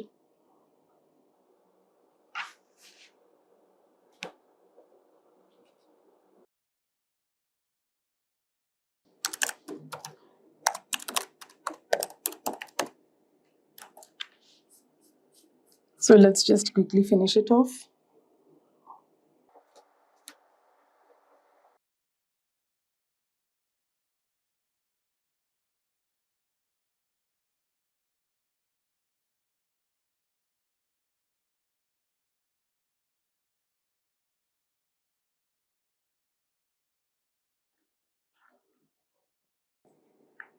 So next we have to design these tools. So for each of the tools, for time being, we'll just draw rectangles before filling it inside.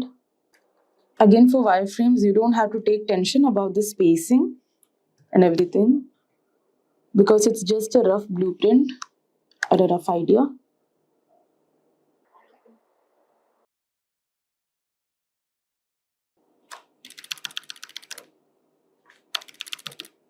So now let's see how to create the shapes inside this. But before that, if you are interested in a career in UI UX, you can kickstart your career with the Caltech CTME UI UX Bootcamp by Simplilearn. It is an immersive Gen AI powered program designed to equip you with hands-on experience in cutting-edge design tools and techniques. This bootcamp offers a prestigious certificate from Caltech CTME along with up to 10 continuing education units.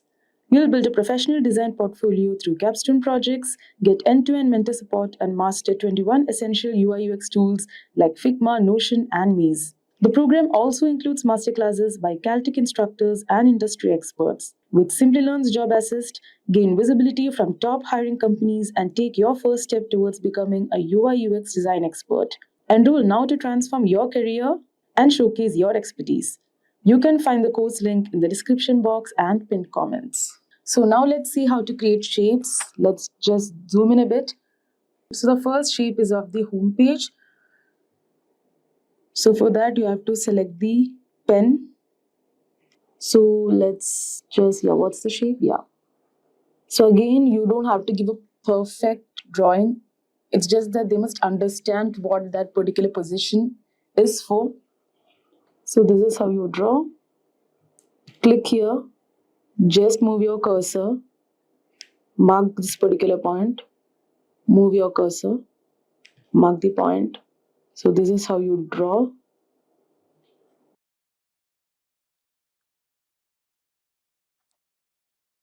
I hope this is fine. Like the people will understand this is for the home page. So quickly, let's just draw the rest of the icons. For rectangle, the shortcut is O in your keyboard.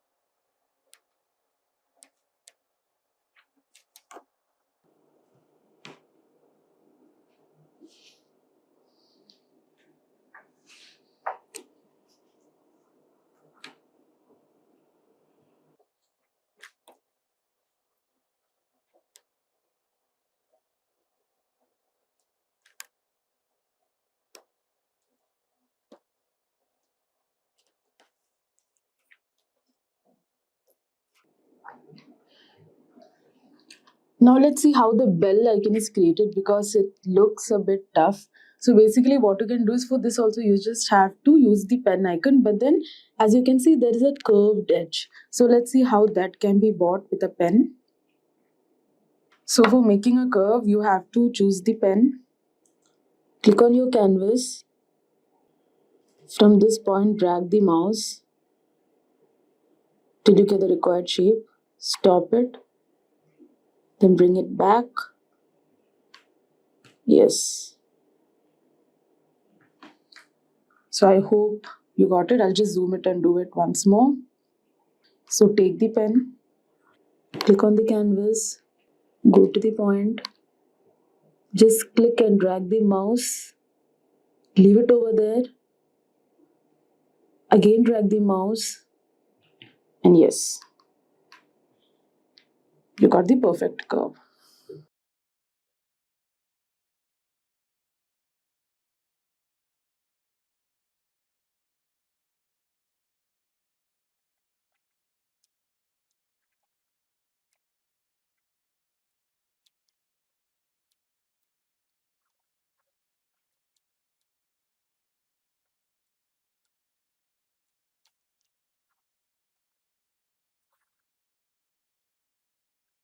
So as you can see, I have finished drawing the icons. I know it's not perfect, but I think this is more than enough for the viewers to get an idea about what is there in each position.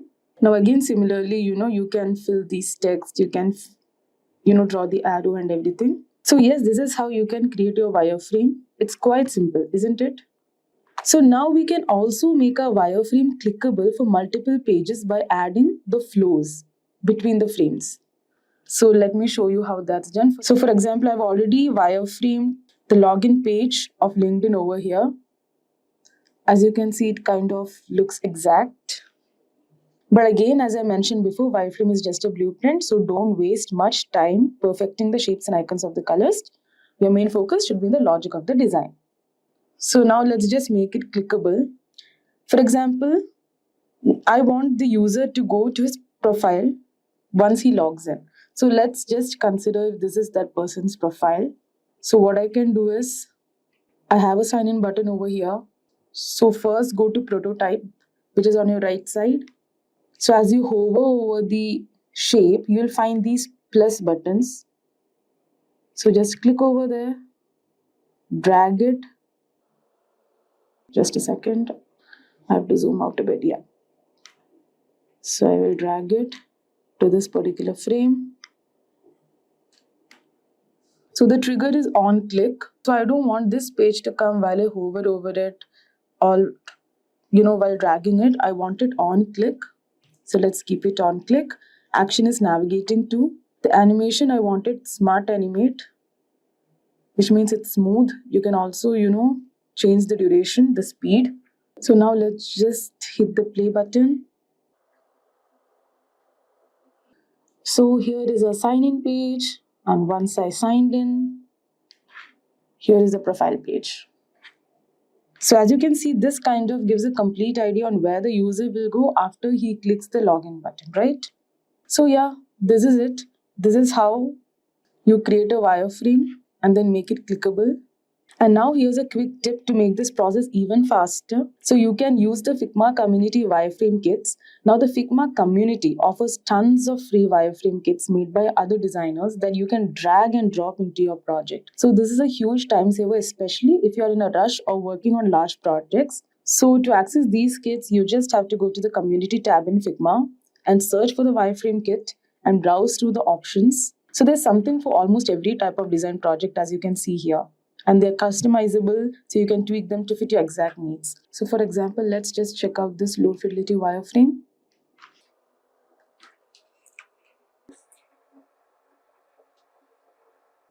So as you can see, this has so many examples which you can just, drag and drop. Like for example, if you want this particular section, instead of creating, like if this is the exact section you want, you can actually, drag and drop it to your canvas. And you can also customize it and edit it. So this is pretty handy. So that wraps up our demo on how to create a wireframe using Figma. I hope you found this tutorial helpful in understanding how wireframes help organize your design before jumping into finer details. We also talked about how Figma's community wireframe kits can save your time and effort. So be sure to explore those if you want to speed up your workflow. So let's start with aesthetic usability effect.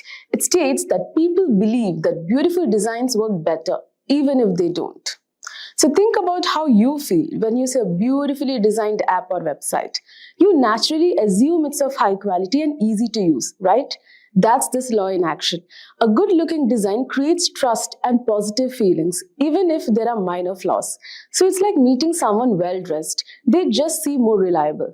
Some of the examples are Apple products. Their sleek designs make people feel like they are using the best technology out there, even if there are bugs or glitches sometimes. Also, Airbnb's website. The clean design and high-quality images make you feel confident about booking a stay, even if you haven't used the platform before. Now, number 2, we have the Doherty threshold. So users stay engaged when systems respond faster than they can think. Nobody likes to wait, whether it's for a page to load or a button to respond. Delays can frustrate users. So if your app or website keeps up with the user's pace, they will stay focused and enjoy the experience more. Examples are Instagram. So as you scroll, new posts load instantly, so you never feel interrupted. Also Google search. The moment you hit search, the results are there, fast and seamless, keeping you engaged. Now next we have the fifth law. It defines that bigger and closer buttons are easier to click or tap. So imagine trying to hit a tiny button in the corner of your screen. It's annoying, right? Now think about how easy it is to tap a large, well-placed button. That's Fifth's law. When interactive elements are big and close, they're easier and faster to use. Some of the examples are Amazon's Buy Now button. It's big, bold, and right where you can see it, so you can make a purchase without effort. And MacDoc, when you hover over an icon, it enlarges, making it easier to click the one you want. Now, number 4, we have the Hicks law, which means more choices is equal to more time to decide. So ever looked at a long restaurant menu and felt overwhelmed? That's Hicks law in action. When users are bombarded with too many options, they take longer to decide, or worse, give up. So keeping things simple helps users focus and act quickly. Some of the examples are Netflix categories. So instead of showing you everything, Netflix organizes content into easy-to-browse sections like Top Picks and Trending Now. And then you have Spotify playlists. They suggest a handful of curated playlists instead of showing every single song, making your choice easier. Now, number 5 is the Jacobs law, which states that users expect designs to work the same way as other familiar designs. So people like things to feel familiar. If your design doesn't match what they are used to, they'll feel lost and confused. So think of it like driving. If someone moved the pedal brake, it would be a chaos, right? So some of the examples are the e-commerce sites. So the cart is always in the top right corner. So moving it somewhere else would confuse shoppers. And then you have social media platforms. Features like likes and comments work the same on Instagram, Facebook, and Twitter, so users instantly know what to do. Next comes law of common region. It states that group related items together to show they are connected. So imagine a grocery store where all the fruits are in one section and all the snacks in another section. That's how this law works. By visually grouping similar items, you can make it easier for users to understand the relationships between them. Some of the examples are the Google search results. So they use cards to group ads, featured snippets, and organic results, so it's clear what belongs together. And then you have forms. So grouping name, email, and phone fields help users know they are part of the same section. Next comes Miller's law. People can only hold about 7 items in their memory at a time. So our brains can only handle so much information at once. If you overload users with too many things, they'll forget or get confused. And the trick? Break things into smaller chunks to make them easier to process. Some of the examples are Spotify navigation. So instead of showing all the features, Spotify's navigation bar focuses on just a few key options like home and search. And then you have multi-step forms. So websites like LinkedIn break down job applications into smaller steps, making the process less intimidating. Now next is Occam's razor. It states that the simplest solution is usually the best solution. So more doesn't always mean better. a clean, simple design is often more effective than one with too many bells and whistles. So if an element doesn't serve a purpose, it's better to remove it. For example, Google homepage. It's just a logo, a search bar, and 2 buttons. Simple and effective. Now on number 9, we have Pareto principle, which is also known as 80-20 rule. It states that 80% of the results come from 20% of the effort. So focus on the features that matter the most. So instead of trying to perfect everything, identify the few elements that have the bigger impact and prioritize them. For example, Instagram. So posting photos and stories drives most of the engagement. So these features are the app's main focus. And then you have Amazon. The buy now button and search bar are front and center because they are the most used features. Next, we have the serial position effect. It states that people remember the first and the last items better than the middle ones. So if you want users to remember something, put it at the beginning or at the end. The stuff in the middle is more likely to get overlooked. For example, the Amazon deals. They highlight the best deals at the top and the bottom of the homepage to grab your attention. Also presentations. Ever noticed how the intro and conclusion are often the most memorable parts of any presentations? Now in number 11, we have the Tesla's law or the law of conservation of complexity. It states that some complexity is unavoidable, so manage it wisely. So you can't simplify everything. Some processes are just naturally complex, but your job as a designer is to make them as easy as possible for users. For example, Photoshop toolbar. It's complex because it has to be, but Adobe organizes tools into categories to make them manageable. Also, tax filing apps. Filing taxes is inherently complicated, but apps like TurboTax simplify the process with step-by-step guidance, and then there are some apps that provide autofill options too. And finally, we have the von Restorff effect. It states that things that stand out are easier to remember. So if something looks different, it grabs attention and sticks in your mind. So use this to highlight important elements like call to action buttons or special offers. For example, Spotify sign up button. The bright green button stands out against the dark interface, making it unmissable. Also the sales tags. Stores use red tags for discounts because they immediately catch your eye. So that was it, guys. That's a wrap to our video. These laws of UI UX design are your toolkit for creating designs that are not only beautiful but also intuitive and effective. So which one stood out to you the most? Let me know in the comment section. When you visit a restaurant, what's the first thing that comes to your mind? You look around the furnishings and fixtures and then feel the ambience around you. Similarly, when you visit a website, you look at the ease of usage and experience that comfort involved while using the application. To simplify it further with the same restaurant example, the food menu, the services, the ambience, music, taste, and the restaurant environment can be considered user experience or UX. You are already watching Simplilearn, and today we bring this informative video about UX design. Before we begin, if these are the types of video you like to watch, then hit the subscribe button and the bell icon to get notified. And if you are a tech geek, here is a brain teaser for you. Who coined the concept of UX design? Is it Alan Kay, Donald Norman, John Warner, or Dylan Field? Let us know your answer below and get a heart from Simplilearn. Without any further delay, let's get started with the session on what is UX design. UX design creates software or desktop application considering the end user expectations and requirements. It's the process of creating a streamlined experience, whether digital or physical, that customers will find practical, simple to use, and enjoyable to interact with.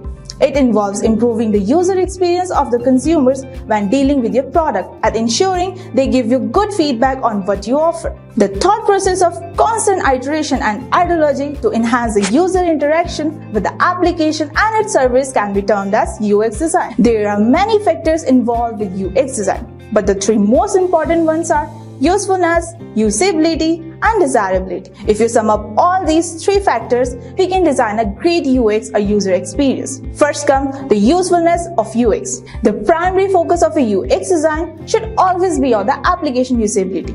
A website becomes dominant only when it's simple to use, serves the purpose, and proves beneficial to the user. Next comes the usability of UX. These factors, usefulness and usability, may sound the same. Still, the parameters considered in usability revolve around the effectiveness, efficiency, and performance of the application, and it's scalable to handle multiple user requests at the same time without crashing. The UX designer must ensure the application is strong enough to easily serve multi-user environments. And the last one is desirability, that plays a key role in UX design. The visual aesthetics of an application engage desirability in users since the application need to compete with several other similar applications. Higher the desirability, better the application. Look at all the products around you. Think about usefulness, usability, and desirability and see which one has a better UX. Next, we will discuss what will make the user experience better. Let's see some examples. One of the most helpful employee onboarding checklists is provided by LinkedIn. How would you go about looking for work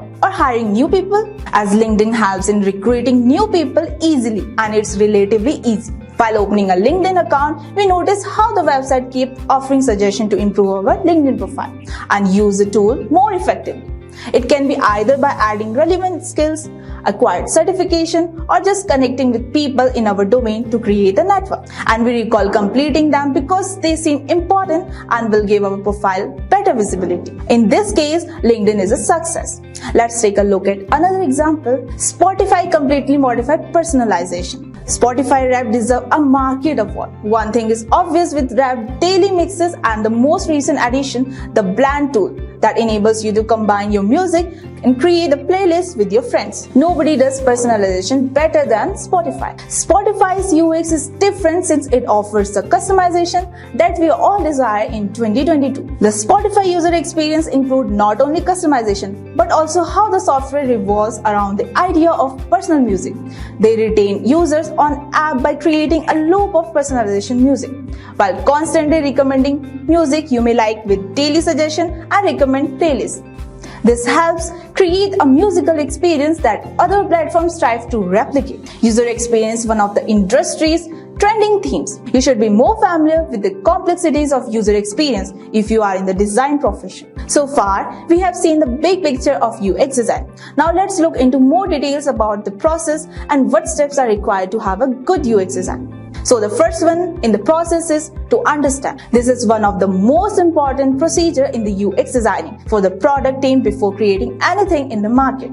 Because understanding the product context is more important before designing it. This phase of understanding gives you the foundation for the design process. Next is the ability to research. After brainstorming ideas, the product team moves the application to the research phase. Then the designer conducts thorough research, identifies the problem, and comes up with a better solution. The research phase can be classified into two categories: market research and user research. Market research is checking out similar products available in the market and understanding their unique features that make them stand out. User research will be given a higher priority and will form a base of your product by hosting test groups and conducting surveys.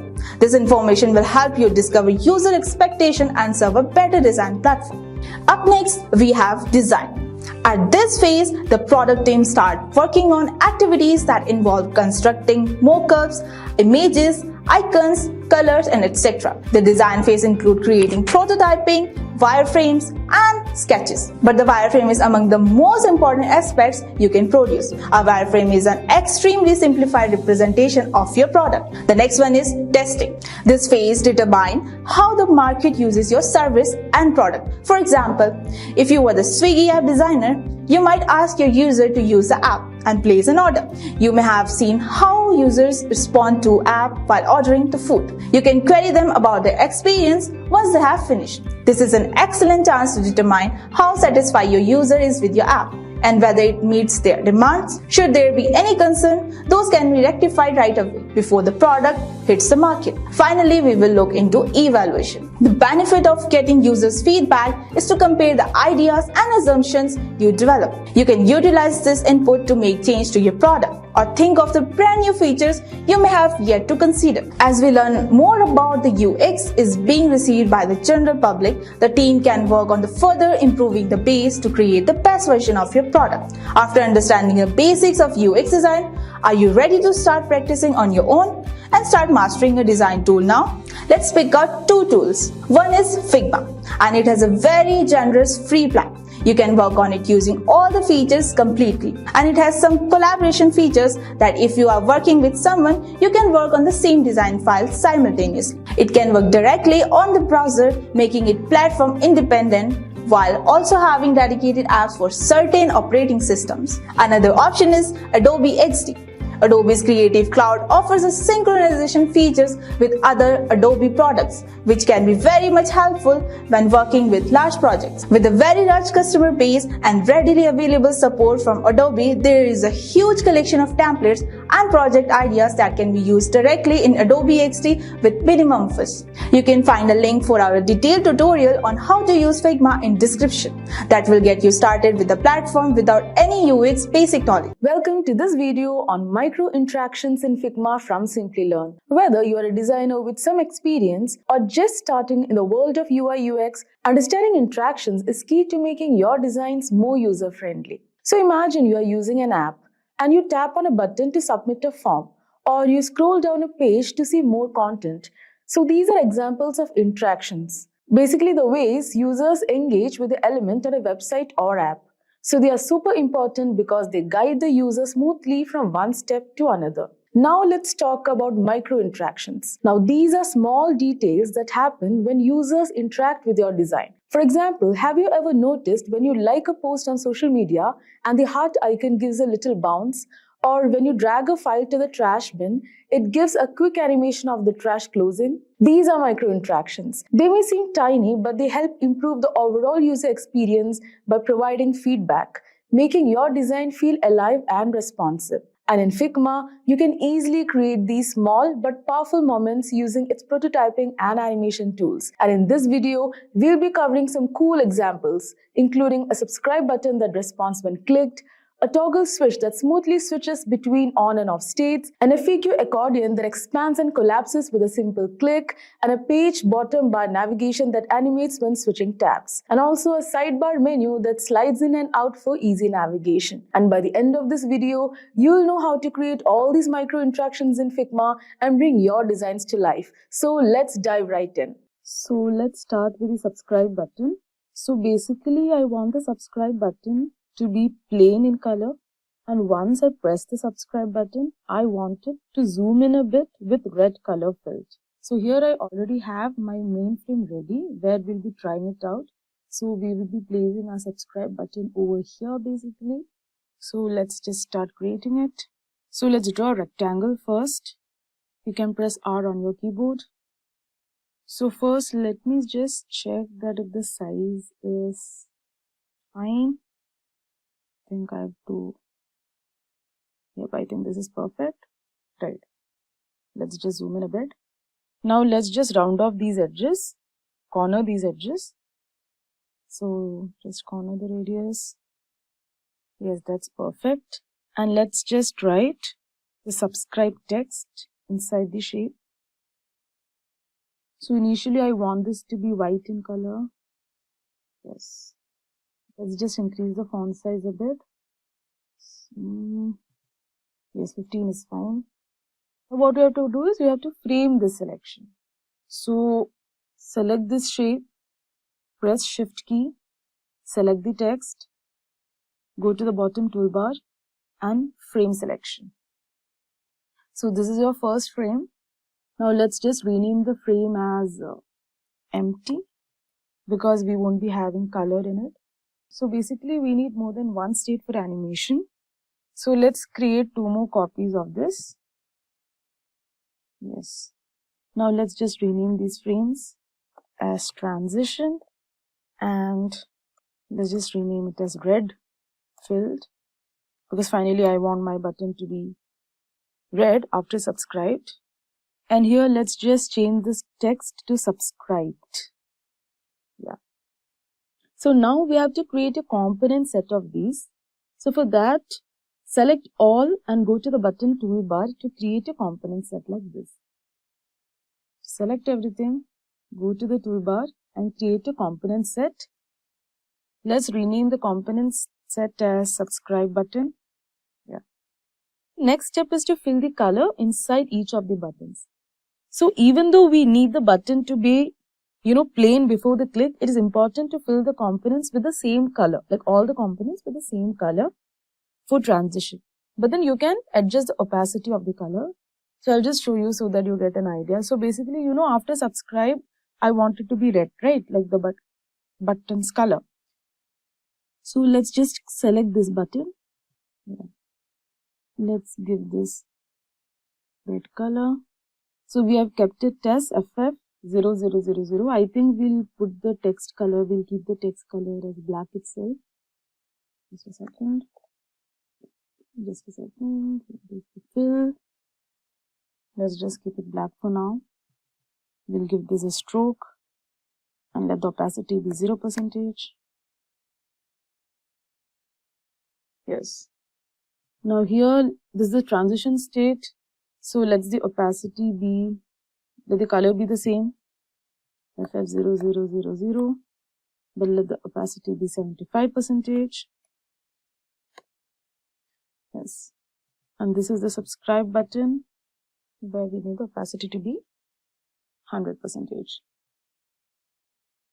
It's just, yes. Cool. Now the thing is, I want the subscribe button to grow a bit and shrink slightly during the transition. It's kind of a pop-up. So I will make the transition state frame a bit bigger. So this is the transition state frame. So I will just make it, a bit bigger. This, just slightly. I also align the text. Because I need just a small pop-up during the transition. So now this is all done. Now it's time to add the animations. So for that, we have to go to the prototype on your right side.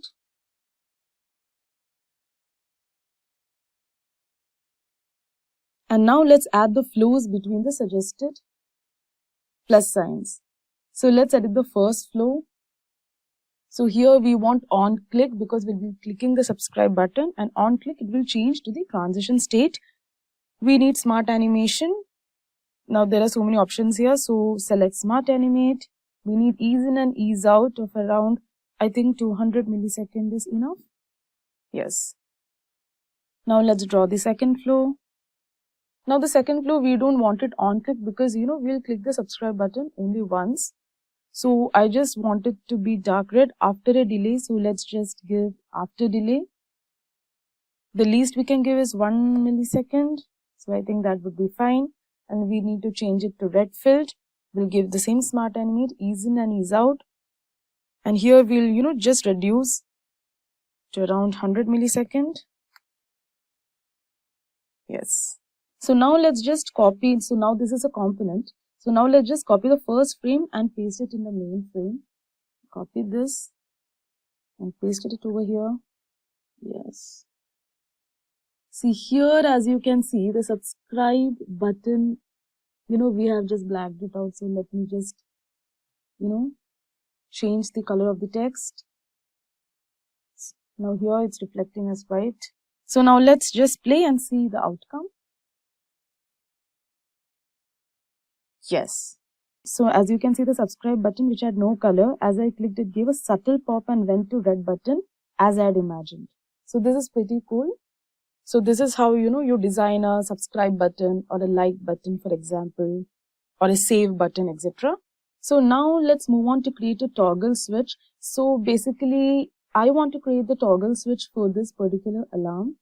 So as you can see, my main frame is ready and we'll be adding the toggle switch over here. So let's do it. So first let's create a rectangle as before and just check if the size is fine. Yes, it's perfect. Let's just zoom in a bit. Let's curve the edges. Yes. Now let me draw a circle inside. For the circle, the shortcut on your keyboard is the letter O.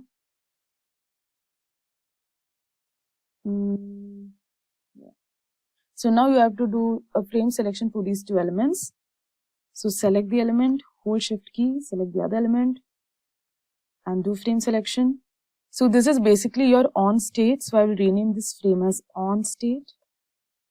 So in the on state, I want the background to be yellow in color. Give yellow. and I want my button to be black in color. Yes. So as I told you, for adding transitions or animations, we need more than one state. So let's just duplicate this frame. Yes. Let's just rename this as off state. Yeah.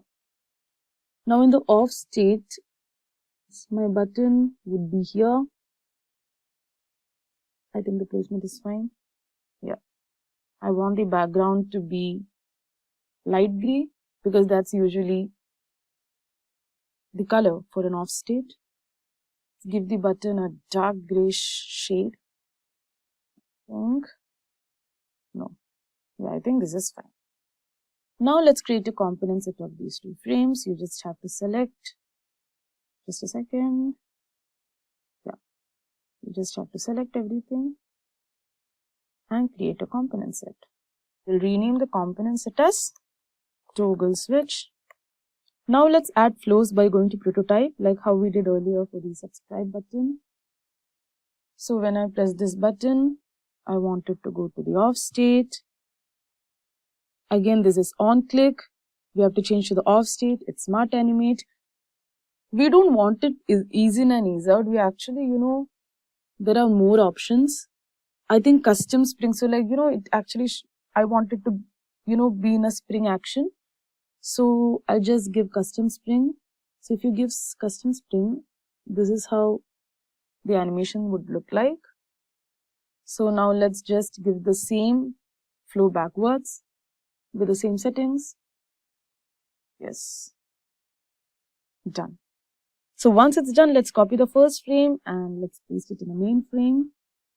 So this is our first frame. We have pasted it in the main frame. Just a second.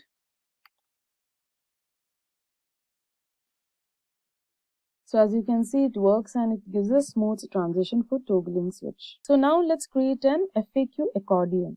So this is basically the FAQ model seen on Google. So where we'll press the question and the answer comes in a drop-down menu. So let's create that one. So first let's create a rectangle and then let's, write a question inside the box.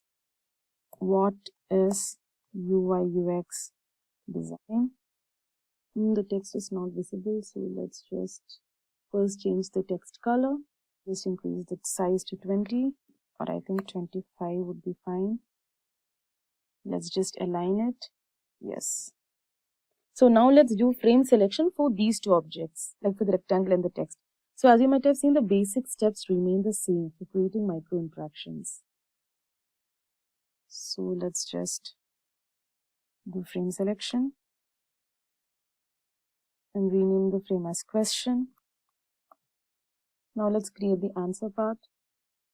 Just a second. Let me just, that is fine. Now create another rectangle. Make sure it's of the same size.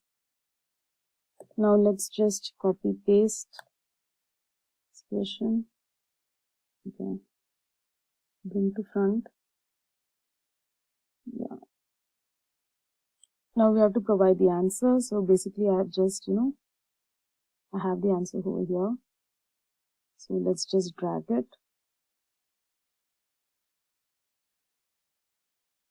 And adjust it.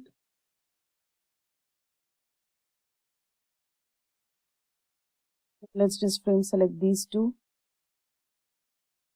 This question, this frame, let's rename it as answer. Now let's create a component set of these two by selecting everything. Let's rename the component as FAQ. Now let's add the animation. Go to prototype. It will be given smart animate with in and out. Same backwards. Yes. Now we'll select this particular frame. Copy it to the main frame. Let me just adjust the frame size. Now let's just play and see how our FAQ section looks like. This is pretty cool. So this basically looks how an FAQ section looks like Google search page, isn't it? See how easily we made this transition. So now next, let's see how to create the sidebar menu that we usually see in apps. So I'll first show how I want it to be so that you will get an idea. So yeah, basically I want my animation to look somewhat like this. So first we'll be having the main page, and when I click a button, I just wanted to zoom in a bit, and the next page should appear. So let's see how this is created. So here I've already selected 2 frames. So first we have to create a frame. So let me just check out the resolution of these screenshots. Okay, it's 461.29. This height is 998.85. Yes. So we have created a frame of equal size, and now we have to layer the 2 images one by one inside the first frame. So make sure that the sequence of the frame that you layer is correct. So the thing is, basically I want this as my first frame. Like while I'm using the app, I want this as my first frame, and I want this to zoom in a bit while I click a certain button. So the second page that I want, we kept here. The first page that I want will be layered above it. Yes. So let me just, rename this frame as closed. Let me just duplicate this frame. Yes. Now in the second frame is named as open. So in this state, I want this particular image to look small. Just a second. Yes. To be somewhat like this. Now this is not a perfect example. I just want you to know how such an animation can be done. That's all. Yep. So now I have to create buttons. So like for time being, we'll just create some shapes. So I will just give a small square as my first icon. And here I would like to represent my close button as a small circle, for example. Let's keep that black in color. Yeah. Let's just zoom in a bit.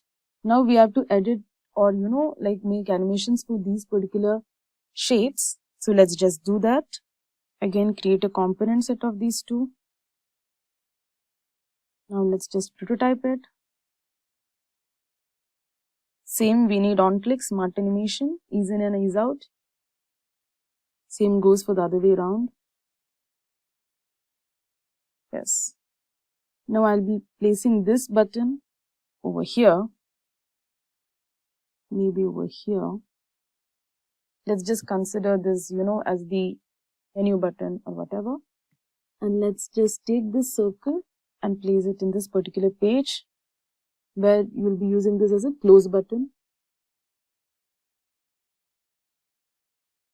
Let's just place it over here.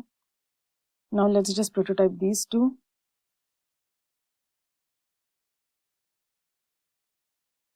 Now let's just see the result.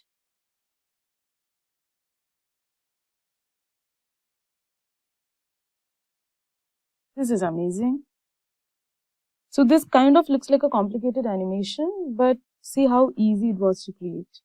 So, you can experiment more on this. This is just a basic example. You can experiment more on this. Now, finally, let's create the page bottom bar navigation. So basically the, bottom bar that you find on apps. So I'll just show you the result first itself so that, you'll get an idea of what I'm going to create. So here we have the home, the profile, the search, and the settings. So basically when I, press profile, I want such an animation. When I press search, I want such an animation. When I press home, I want such an animation. So this is what we are going to create now. Yes, so here I have already got my icons ready. I hope it's visible to you.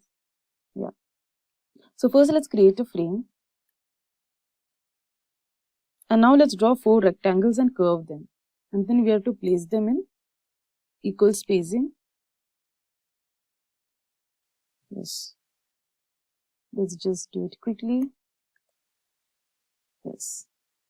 So as you saw in the example, first I have the home button. Let me just copy it here. Let me just paste it here. Just a second, there is some issue. Yes. This is my home. You can just bring it here like this. This is my search. This is my settings. Now I'll just duplicate these frame 4 times.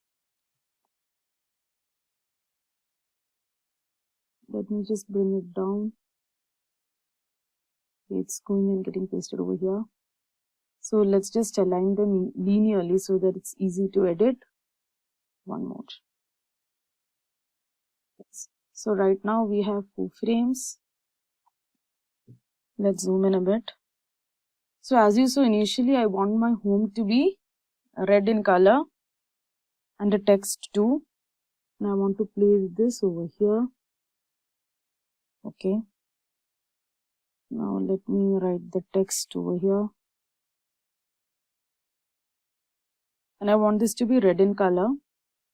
The color was FF0000%. So as we have discussed during the subscribe button also, so while coming to the next one, I actually don't want a color, but I have to give the same color for the next frame also, but you just have to adjust the opacity. So I'll just give you an example. For example, while I'm in the home page, I want this button to be red in color and I want it to be written as home, right? Now this is basically for our profile page. So here what I'll do is, here also for the button I'll just give the same color, but the opacity will be 0%. Okay, but so as you can see, it's still there, but the opacity is 0%. Likewise here, I want it to be profile. Just change this first. Yeah.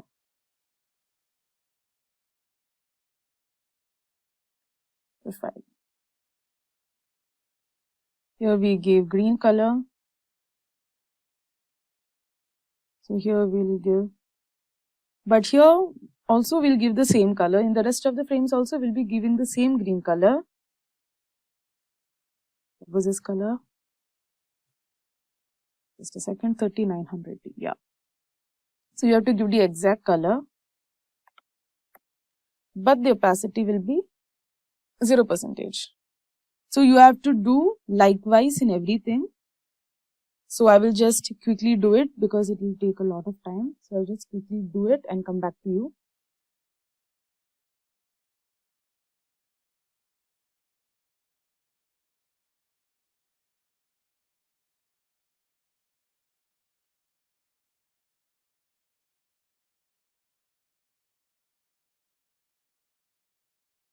So once that's done, we can now give the animations.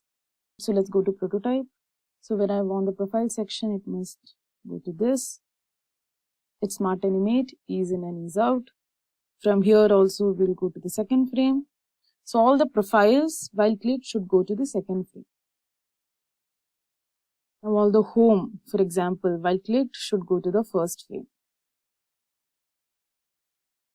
So follow this pattern and draw flows for each of the icons. I hope you understood. Like for example, the search button, like whichever search button they press, they have to go to the third frame.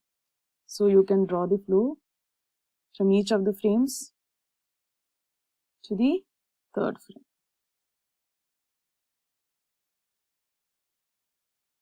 Settings will go to the fourth frame. So basically while hovering, we want these shapes to expand. So what you can do is, like the home will come from the left. So we can actually go to design. Yeah. So we can actually, move the shape toward the left. Because the home while playing will, this particular circle will come from the left side. So we are giving it to the left. Similarly the rest, for example, this settings will come from the right, so you can give it to the right side. So basically what you have to do is you have to align all these shapes. Like for example, the shapes enclosed by the home icon, you have to shift it towards the left, and the shapes enclosed by the rest of the icons, you have to shift it towards the right. So now let's see the result. Yes, this is pretty cool. As you saw, the home is coming from the left, settings is going to the right. So this is why we adjusted the shapes at the end. So yeah, you have seen some cool instances where micro animations are used. Now, before we wind up, I have a quick question for you guys. What is the primary purpose of using micro interactions in Figma when designing user interfaces? Option A, you have to add complex animations for visual appeal. Option B, to guide users through tasks by providing feedback. Option C, to enhance the layout structure of the design. And option D, to reduce the number of screens in a design. So you can give your answers in the comment section and we'll be checking your answers and addressing any queries. Hey everyone, and welcome to Simplilearn's YouTube channel. You're already watching Simplilearn, and today we bring you this informative video about Adobe XD tutorial. This tutorial is designed for learning UI UX design using Adobe XD. It is very useful for UI and UX designers, graphic designers, and the other professionals, as it is leading and trending the market among the UI designing tools available because of its many advanced features and tools. Before we begin, if these are the videos you like to watch, then hit that subscribe button and the bell icon to get notified. And if you are a tech geek, here is a brain teaser for you. Who coined the concept of Adobe XD? The first one is Don Norman, Talon Wordsworth, Dylan Field, or is it Raymond Lloyd? Let us know your answer below and get a heart from Simplilearn. Without any further delay, let's get started with the session. Now let's take a quick look at the agendas first. Here we cover the basics and advanced topics of Adobe XD. First, we will start by understanding what Adobe XD is. We'll then review some of the Adobe XD's advanced features. Then we'll see how prototyping works in Adobe XD. Lastly, useful tips for designing and creating image graphics and web designs in Adobe XD with top use cases. What is Adobe XD? Adobe XD is a powerful and trending design tool that is easy to use and a vector-based software tool for designing digital designs and prototyping UI and UX that gives the tool that a developer needs to develop the world's best experience collaboratively. Adobe XD is designing the UI or UX for web applications, mobile applications, and many applications. It also provides an ideal way to create assets for different applications. Adobe XD is provided and managed by Adobe Inc. It comes for macOS operating system and Windows only. We cannot use it in Linux-based operating systems. It creates a web-based link that can be opened using any web browser. But Adobe XD becomes the most useful tool. Before Adobe XD, the Photoshop tool was widely used for design purposes, but Photoshop doesn't have a user experience. This disadvantage of Photoshop design makes Adobe XD the most efficient design tool as we have an application for user experience. Its prototyping and animation features give the application a complete virtual tool. The best thing about Adobe XD is that it provides a user interface for design. Each tool in Adobe XD has optimal options, making it incredibly simple to utilize. As a result, it saves the designers a huge amount of time. On the same project, designers make various places can simply work together. Team members can watch and provide comments and suggestions through commenting and pinning directly from their browser using the link sharing tool. Now we will see what are the advanced features of Adobe XD. Adobe XD has a wide range of extensive and powerful features and applications that makes it an essential tool for any UX designer. Some highlighted features of Adobe XD are: the first one is Components and states. second, padding and stacks. The third one is repeat grid, and the last one is responsive resize. So the first one is Components and states. these are advanced features that Photoshop doesn't support. Components allow the creations of it once and then can use it multiple times in the same existing project, providing features to the applications. When building certain design elements like buttons and navigations and maintaining the alignments across our design components are helpful. Changes we make to the primary components will also affect the supporting components, therefore it will be helpful for design changes. And for the stats, as opposed to components, are also effective approach to making the design functional. We can preview our variations on a single component thanks to states. States can be used to design produce effects like hover, click, toggle, and many more. And it is helpful to create and design cleanly by reducing the number of artboards. For example, instead of developing a new artboard for a drop-down menu, we can construct one using a click state. So the next one is padding and stacks. These are also some advanced features of Adobe XD that are not available in other designing softwares like Photoshop and are useful features of Adobe XD. It is very helpful when working with dynamic content such as buttons and labels and managing content sections and exploring design. It will save significant time and effort and provide a well-organized design structure. And the third one is Repeat Grid. Repeat Grid is also one of the excellent feature of Adobe XD and also one of the best feature of Adobe XD. By using a feature of a repeat grid, we can easily copy up with the same layout multiple times. It can be used in building the images, data tables, image galleries, and other things. It takes a long time to design these UI components. The repeat grid functionality could save our lives in such circumstances. We may turn on the repeat grid for a certain items with just one click. Using the repeat slider, we may repeat any objects or collections of objects once the repeat grid features is enabled. The text and graphics on the repetition grid can also be modified. And the next one is responsive resize. The world is full of different types of e-gadgets, smartphones, smartwatches, and TV. So while working with the design, we must ensure UI compatibility for all sizes of devices. The responsive resize features allow us to automatically understand the design for a new device and fit the design in. There are several other exclusive and intelligent features of Adobe XD that allows us to choose Adobe XD over any other graphic designing software. To understanding some of the features of Adobe XD, we will see how prototyping works in Adobe XD. Adobe XD supports dynamic and interactive prototyping for the design to interact with different layouts. We can add animation transitions to stimulate the flow of the application. We provide a real-time preview of the application. Using the prototype features of Adobe XD, we can experience a virtual tour of the application. The prototype can be shared with the team and stakeholders through a web link. The team can experience a complete preview of the applications and provide valuable feedback right from the browser. Adobe XD supports dynamic and interactive prototype for the design to interact between different layouts. We can add animation transitions to stimulate the flow of the application. It provides a real-time preview of the application. Using the prototype features of Adobe XD, we can experience a virtual tour of the application. The prototypes can be shared easily with the team and stakeholders through a web link. The team can experience a complete preview of the application and provide valuable feedback right from their browsers. So in the design mode, we create the design for our applications using Adobe XD tools and designs features. Then we switch to prototype mode to specify the interactive links between the artboard and components. We can also create prototypes using the components state.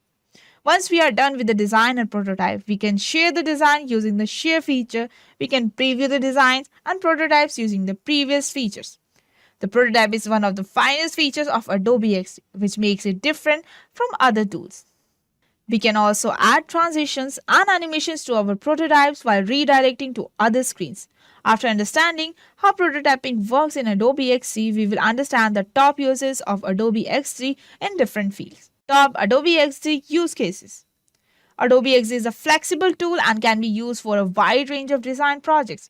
Some popular uses include create wireframe, templates, and prototypes, design user interface, create illustrations and graphics, streamlines the UI and UX design process, enjoy custom design, and the last one is design augmented and virtual reality. The first one is create wireframes, templates, and prototypes. Adobe X is an excellent tool for quickly creating wireframes and prototypes. Creating simple and complex design is easy, and you can add interactive elements to make your prototype more realistic. The prototype tool is excellent for web design, mockups, and mobile apps, and for making real-time updates to your UI and UX project. And the next one is design user interface. Adobe X is a great tool for designing. It's a vector based, so you can create designs and has many built-in UI elements to use in your designs. The third one is create illustrations and graphics. Adobe XD is a great tool for creating illustrations and graphic design elements, offering an extensive creative library with the vector, images, shapes, colors, and fonts. The interactive prototype updates in real time, so your workflow is fast and responsive when building mobile apps and web designing and more. The next one is streamline the UI UX design process. Adobe XD makes it easier to duplicate and reuse the common elements, create repeating content, and automate the process to save time. So the next one is enjoy custom design. Adobe XD lets you create variations of a single components and maintain spacing between the contents of a group and the other bounds. It is possible because of its padding options, endless customizations using space, wireframes, and colors, and more within the Adobe XD design system. And the last one is design augmented and virtual reality. Adobe XD supports designing augmented and virtual reality experience. You can add 3D objects to your prototypes and test how they work in an immersive environment, making crafting AR and VR experience easy, even if you are a beginner. Let's take a look at Adobe Experience Design XC. It's a part of the Adobe source that primarily focus on UI design, UX design, prototyping, and responsive web designs. It's available for both Mac and PC as long as you have an Adobe CC subscription. It's most definitely competitor to along the modern design tools that have come out recently and you might be using like Sketch or Figma or the dozen others that are on the market right now. So in this video, I'm going to cover the basic things you need to know about XC when you first open up the project to help you to get up and running and feel really confident about the program. I'm ready to get started. I hope you are. Let's do this thing. Okay, let's get jump into right the computer and figure out when the 10 basic things or the basic that you need to know about. I'm just going to roll and I'm gonna open XD. Okay, and we will open up the program and you can see it's open, it's right up and it's dropped as an artboard into our canvas. The artboard system is really common things nowadays and modern design tools and exists no different and allows you to put new artboards onto the canvas anytime you want. You can do that's by rolling over here into the tools panel and here an artboard tool, and you can use the hotkey of A and you can do the things. You can draw out and customize the size of an artboard, and I'm just gonna command Z to undo that. Or you can choose from the different selection that we have, like we have iPhone X up here. Maybe we want to do like an Android mobile device as well, and I'm want to like an iPhone 14 Pro to the right, and then it's every time you want to put an artboard just down on the screen, it's going to just space it when you open out to the right. And also with artboard, you can use, and also with artboard you can press the V command or use your selection tool, and you can grab the artboard by just grabbing the top kind of portion of the name of that artboard, and you can move it around the canvas, and you can get some automatic snapping for spacing and all that kind of good stuff. But that's the first thing that you need to notice: how to make artboard, how to move them, and also how to resize them by just simply that. And all right, so the second thing you probably need is a basic tool or understanding of the interface. And so what we are going to do right now is very general fashion, not real in depth.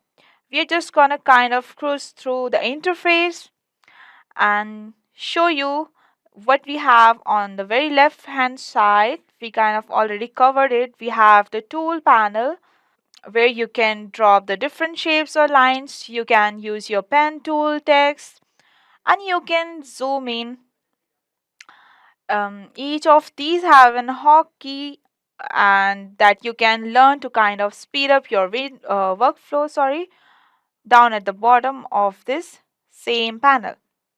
And you can see there we have a hotkey, and as well as, and you can click over these assets. The assets where in where X is gonna store all of your colors and your characters style, and your reusable symbols or components you can reuse through your projects.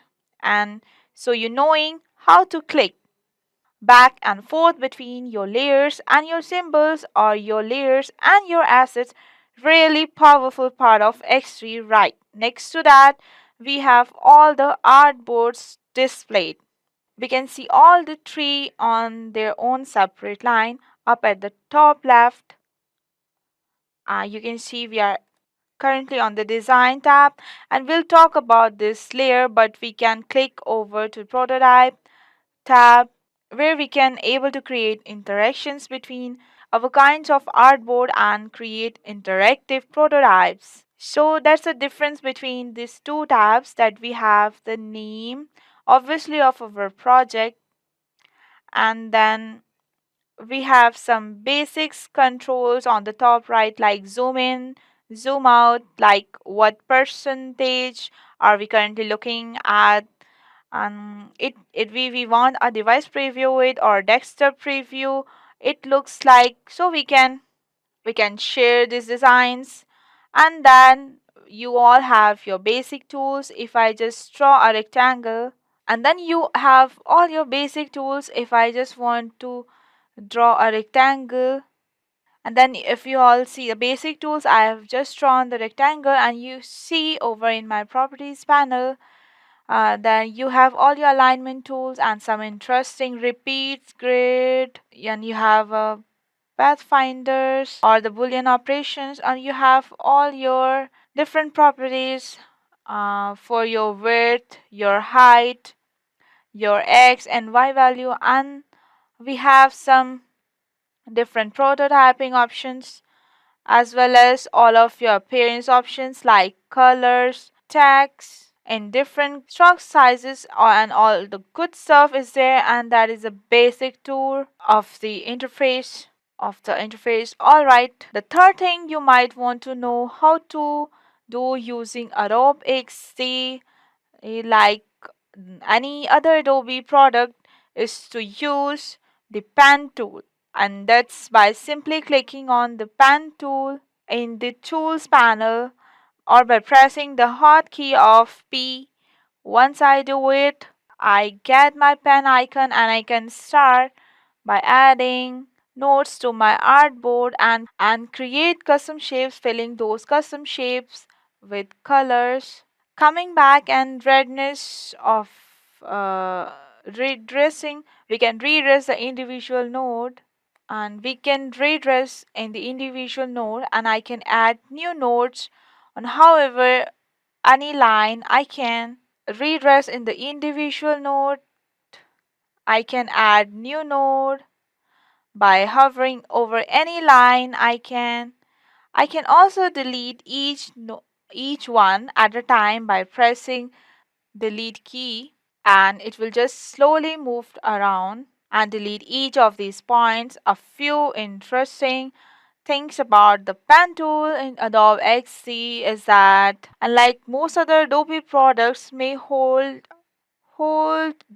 down shift and gently I can hold down shift and get increments on. I can just kind of freeform it by doing it with nothing but my hand once I release. And I have created here a brazier curve, so it's gonna be and it will come out straight. It's gonna automatically kind of smart pan or bow the curve. I don't know if that's a good thing or a bad thing. It's just a thing. If I created a straight line and if I hold down the option key like is in most other program, I can just control one of the basic handles instead of both the handles to give myself um, a little a little bit more controls of where I'm going to go next. But the automatic curve thing, it's a little bit yeah. The fourth thing that you are gonna want to know about in Adobe XD is about styles and reusable symbols. We have created kind of funky shape on our canvas, and I can select the shape, fill it with, and we can add an ugly color. Yeah, that's not such an ugly color, but now let's say I want to make this some sort of reusable component that I could use over and over. In this a bad use case, and I had it's probably be something more likely a button or logo or a certain style that you can have to going on your project.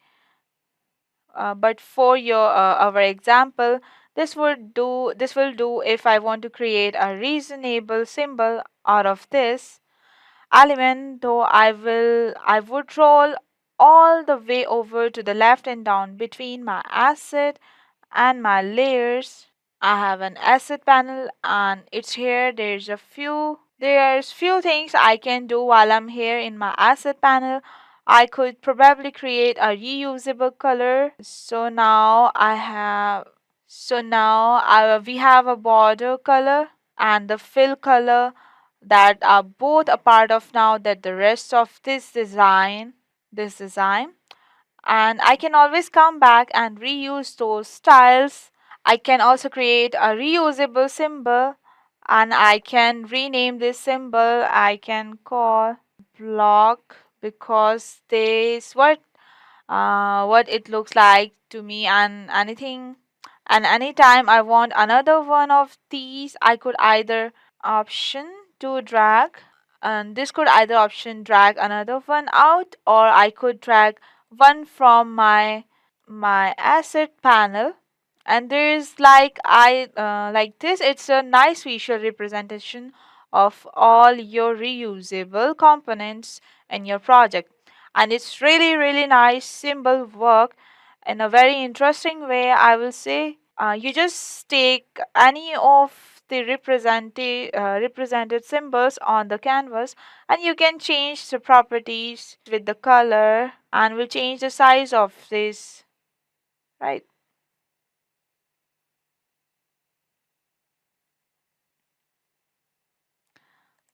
And I can also double click and change the size of the element. When I do that, it changes every symbol, not only on the canvas but also the symbol panel. So yeah, so that's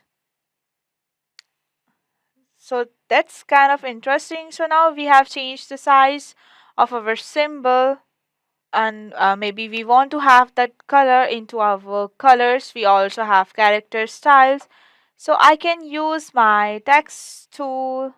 I just drag out some text and say let's just write headline, and let's choose a headline and just drag out some text and say that let's just write a headline,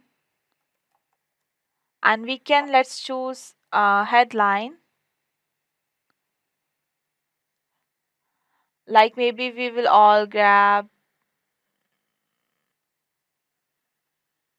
a Futura or Bolt, or let's make the size little big, and maybe even make it little more bold. Yeah, and our headline still something like 60, and then we can take the character style and we can take that headline into our character style, and we can add it into our character style panel, and we can rename like, and we can take the character style and we can add it into our character style panel, and we can rename this, like maybe we want this just to be like H1. And so we have a headlining, and anytime we have like two new text, we could start when typing anything like, see, with kind of text that I was using, I can apply that character style simply by clicking on my new and text and double clicking on my character style and home, and we have our headline style has been applied on one thing. And I really enjoying is if you have a multiple of those styles or multiple of those symbols on a page or across different canvas, you can right click and highlight all of them on every canvas throughout your entire project. That's really really cool as well. The fifth thing we are going to talking about Adobe XD is, in my opinion, uh, one of its coolest features, and that's its ability to repeat grids and speed up the design process with its repeatable grid features. I have now created what I consider to be a reusable component. I'm going to click back over to my layers view, and I'm going to group it together. I'm just going to call that card. Okay. Now I'm going to group that together. I'm just going to call that card. Okay. And now I want to perhaps make lots of these cards and then added the spacing and how they all work together, like all at one time instead of duplicating again and duplicating.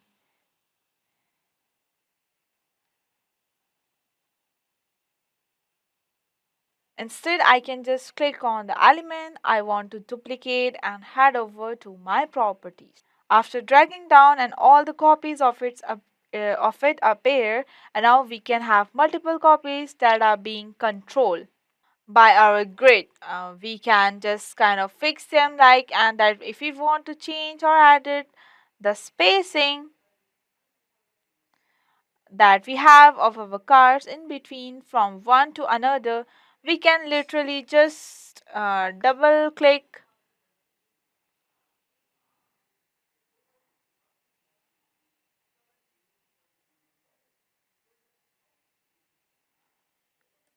and we can roll over those margin areas, and we can grab and just kind of stretch out to our liking.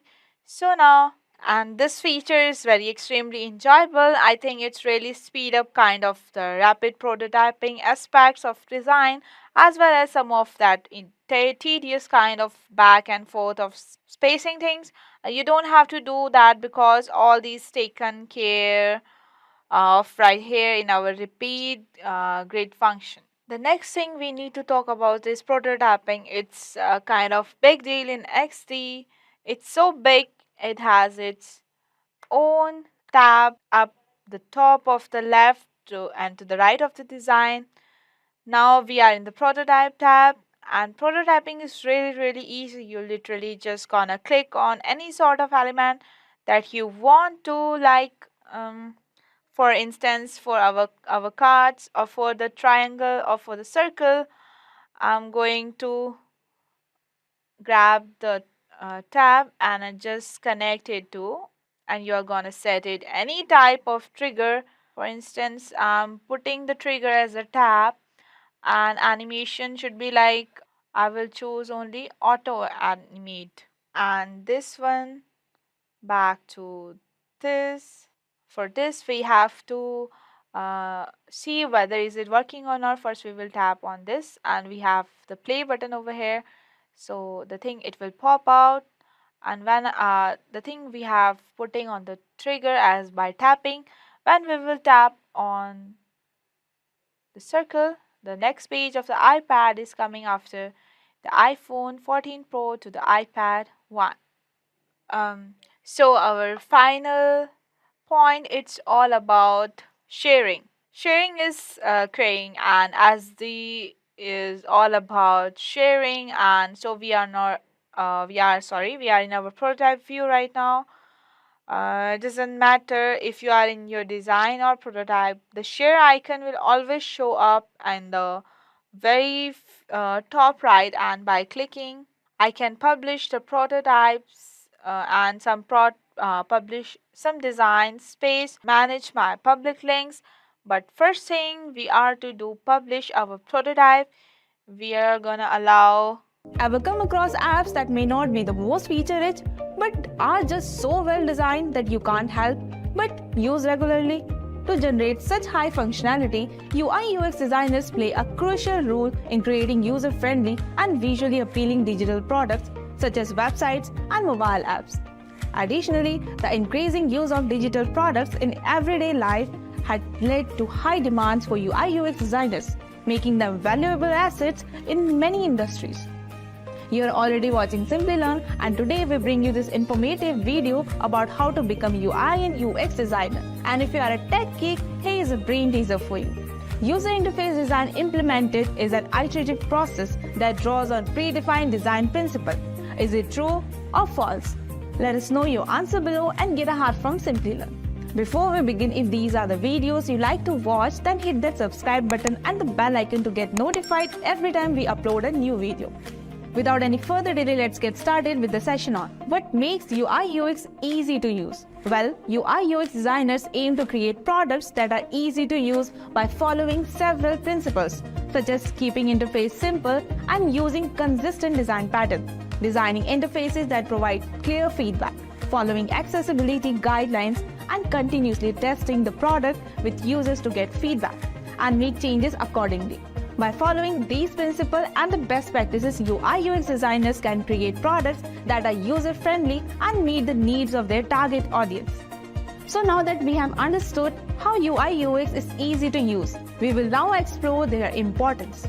UI UX design is crucial for success of any digital product. For example, the UI UX design of Instagram stories emphasizes simplicity, creativity, and ease of use, allowing users to quickly and effectively share their experience with others. Various creative tools for adding text, stickers, filters, and more to enhance the visual appeal of stories.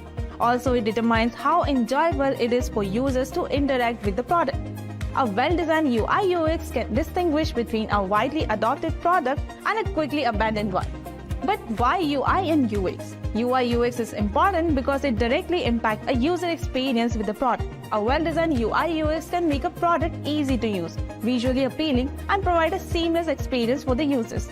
This can lead to increased users' engagement and satisfaction, and even drive sales. In short, a good UI UX can make the difference between a product that is successful and one that is not. A poor UI UX can lead to frustration, confusion, and ultimately users abandoning the product. Additionally, it's also a way of differentiating your product from competitors, as a well-designed UI UX can make it stand out in the market. Now that we have covered all the basics of UI UX, next, let's discuss the salary for both UI and UX designers. The salary for a UI UX designer can vary widely depending on the factors such as location, experience, and the specific company or industry. However, here are some approximate salary ranges for UI UX designers in India and the US. UI UX designers' salaries in India ranges from 2.1 lakh to 15.0 lakh per annum, with an average annual salary of 5.5 lakhs. And talking about the US, a UI UX designer's annual salary is approximately $98,000. The employment situation for them is stable and expanding. But what kind of role should UI UX designers aim for? UI UX designers play different but complementary roles in the design and development of digital products. UI designers are responsible for products, visual design and layout, including the layout of buttons, menus, and other interactive elements. They create the overall look and feel of the product and ensure that it is visually appealing and easy to navigate. UX designers, on the other hand, focus on the overall user experience of a product. They conduct user research, testing, and analyze to understand the needs and behaviors of users. They use this information to create wireframes, prototypes, and user flows that will guide the development of the product. They also ensure that the product is easy to use and efficient. In summary, UI designer focus on the visual design and layout of the product, while UX designer focus on the user experience and usability of the product. Both roles have worked together to create a digital product that is visually appealing, easy to use, and provides a great user experience. Now that we have talked about the role, let's explore the roadmap for becoming a UI UX designer. The first one is learn the fundamentals of design. Study design principles such as layout, typography, color theory, and user experience. And the second is get familiar with design tools.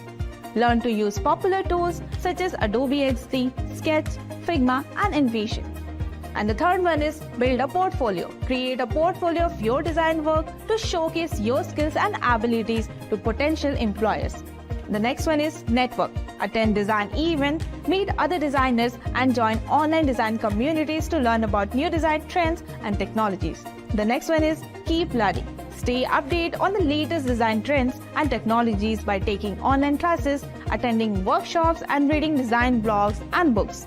The next one is specialize. Decide on a specific area of UI UX design in which you want to specialize, such as mobile design or web design. Continual learning and development as a field of design is constantly changing and evolving. It's important to keep learning and staying updated with the latest design trends and technologies. And the last one is certification. If you want to demonstrate your skills and knowledge in a specific UI UX design area, consider obtaining a certification. Up next, we will see the skills required to become UI UX designer. Now, to become a UI UX designer, one must possess technical and creative skills. These include strong understanding of design principles, including layout, color theory, typography, and user-centered design. Knowledge of user research and user testing method or understanding users' requirement.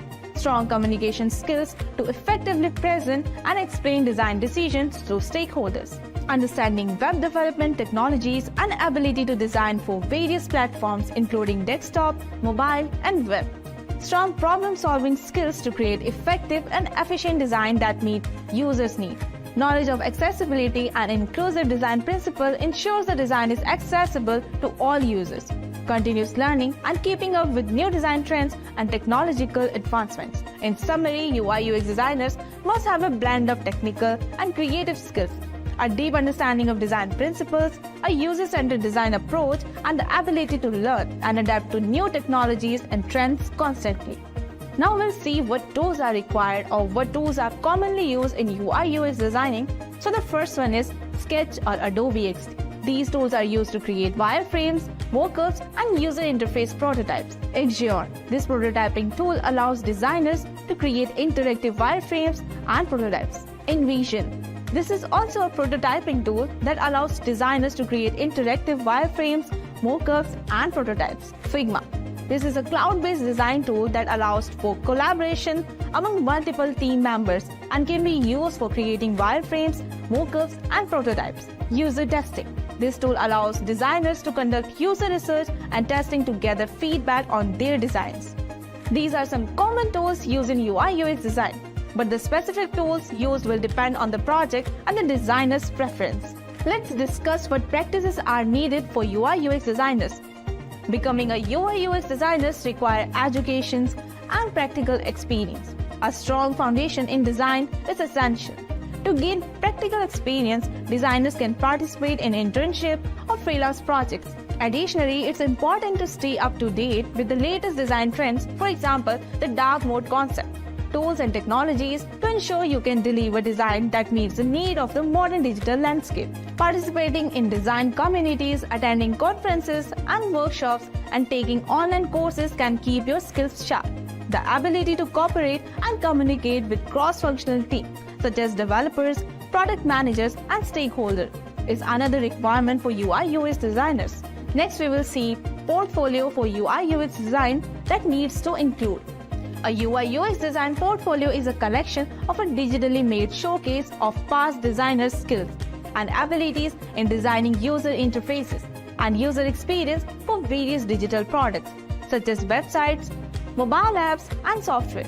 It demonstrates a designer's design process, problem-solving skills, and ability to create user-centered designs. Having a portfolio is important because it helps designers to effectively communicate with their work and skills to potential clients or employers, and it allows them to stand out in a competitive job market.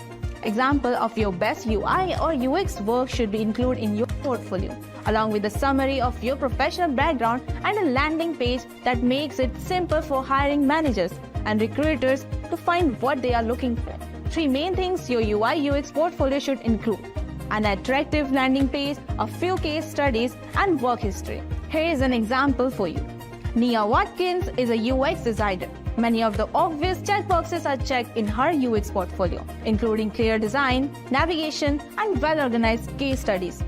However, Nia's About section is what really makes her UX portfolio stand out. Now, when someone is viewing your UX portfolio, they might not immediately look at your About Me page. However, if they manage to get that far, it is a crucial chance for you to share your story and say something noteworthy. Nia accomplishes this in just 4 condensed paragraphs. She begins by clearly stating who she is and what she does.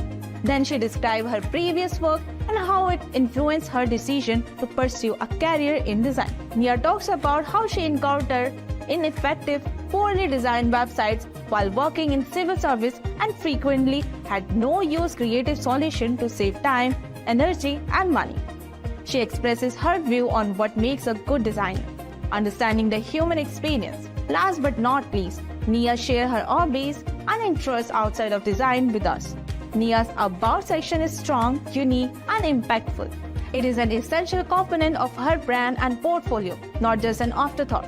You may not realize how important your About Me page is. You can definitely take a reference from Nia's portfolio and create a unique About section for yourself that relates a personal, meaningful story about your enthusiasm for user experience, contains few brief paragraphs about your experience, and inform the reader about the person who created the portfolio. Let's take a brief look at companies that hire UI/UX designers: Google, Freelancer, Apple, Amazon, IBM, Microsoft, Facebook, Adobe, Salesforce, Tesla, and Oracle. It is important to research the companies you are interested in, their design philosophy, and the type of products they design to ensure a good match with your skills and interests. After looking at the companies that hire UI/UX designer, we will see how to apply for this job. So you can follow these steps to apply for a job in UI/UX design. Update your portfolio and resume to reflect your abilities better. Investigate potential employers and job posting in the industry. Personalize your cover letter and resume for each position you can apply, and network with others in the field to obtain recommendation or connections. By practicing and showcasing your design process and problem-solving abilities, you can get ready for the interview. Now at the last, we will discuss some tips for interview. Know the company and the role. Research the company, its product, and specific role you are interviewing for. Show your portfolio. Have a strong portfolio that showcases your design skills and process. Understand the design process. Be able to explain the design process you created and how you approach solving design problems. Be familiar with industry tools. Know the most commonly used design tool and be able to explain why you are using them. Know the user-centered design principle. be familiar with user-centered design principles, and be able to apply them to real-world scenarios. Stay up to date. Be knowledgeable about current design trends and technologies. Be yourself, show your personality, and let your passion for design shine through. Gathering user requirements, creating graphic elements, and creating navigational components are all duties of a UI/UX designer. Therefore, in order to succeed in this role, you should have a prior experience using design software and wireframes tool. Nowadays, a resume is an essential tool when looking for a new job. The resume has overtaken all other requirements on the modern job marketing regarding what prospective employers look for. Instead of taking interview first, the resume is what impresses employers. This article will show you how to create a stylish and catchy resume in Canva CV template that accurately convey your work's experience. So here we come with the steps to create the Canva CV templates. So the first step is to select the templates and go to the Canva first, and you have to sign in with it, and you have a template option over here next to home, and you have to click it. You will enter to the template page of Canva and you will write resume over the search bar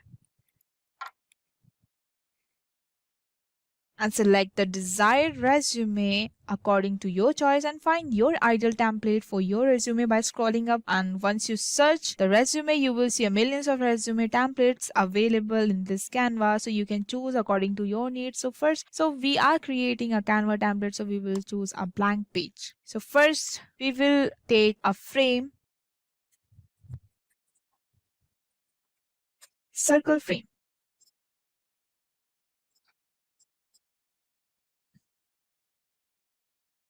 so that you can put your picture in this circle. So let's take a picture of a girl. Let's take this. Yeah.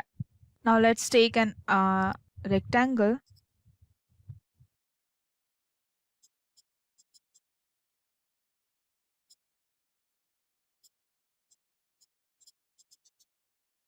Bring in front. We will change the color for this. Let's take a light color. Take a little big. So in this, you can keep your name and your designation to highlight it in the resume. So first,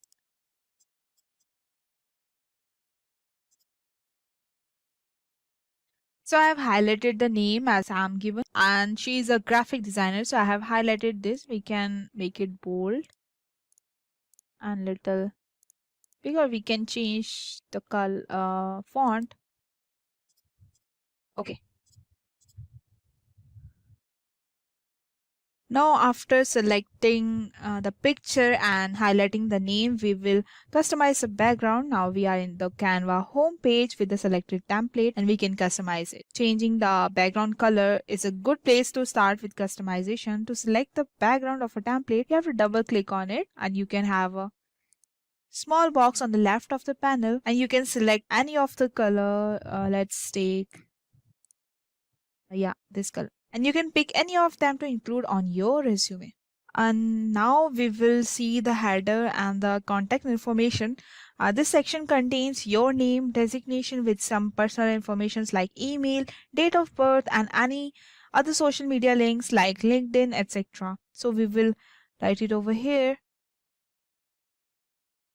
So here I added the information with the header with the contact information of a user. So here I'm adding the contact number with the email ID and the location with the links of like LinkedIn or something, the websites that she is or the user is on. Next, we can add the summary statement or the career objects. Like this section contains a small description of your career objectives in this field. For example, your expectation towards the company. So we will design it over here. So here I have designed with the colors. Suppose we can change the color for this also. I have put it the light sky color, or you can keep any color. Let's take this color. Yeah.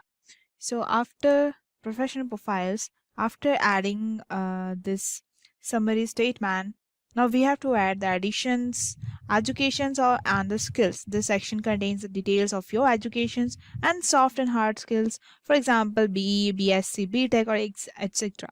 So let's add it over here. So here I'm adding the educations and the skills of the expertise skills, that is web designing, creative thinking, Adobe Photoshop, Adobe Illustrator, and etc. And for the education also, I am putting the masters in arts and illustrations and BA in arts or illustrations. So next we will add the certification, hobbies, interests or projects. Like this section will contains additional informations about your habits, projects, etc. For example, hobbies like playing cricket, etc. We will mention it with the stars, or we can mention it with the dots, or we can with the poll, how much the language you know. So here I have mentioned the certification or the hobbies, interests or the projects, like the language also, like how much she knows the language of English, like she knows I have written it by, I have mentioned it by the dots, like how much 5 out of 5 she knows, almost 4, or out of 5 she knows only 3 for the French and etc. And for the interest, she's interested in traveling or reading books. So this part is of the certification, hobbies and interests and the projects. So the next one is the work experience. This section contains the details of your previous work experience, like your role and responsibilities in that company. For example, system engineer, and you having experience in that, so we will keep that in this section. So here I mentioned the experience for the users, where she worked before, present, or before that also I have mentioned it over here. So that wraps up our tutorial on how to build a Canvas CV templates, and the final output of the resume is this. Or we can make it more attractive with the different colors. We can use it like, as I have chosen the rectangle, we will keep it over here. 1 minute.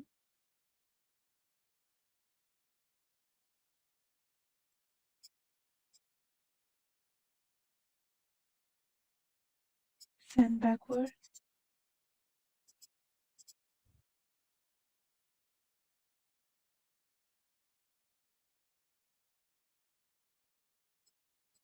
And we can change the color for this. Let's pick some colors like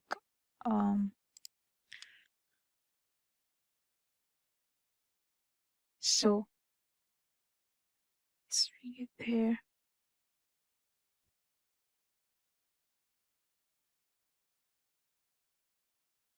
From this side also we will increase a bit. Yeah. Similarly, we can apply it to the right side also. We can copy them.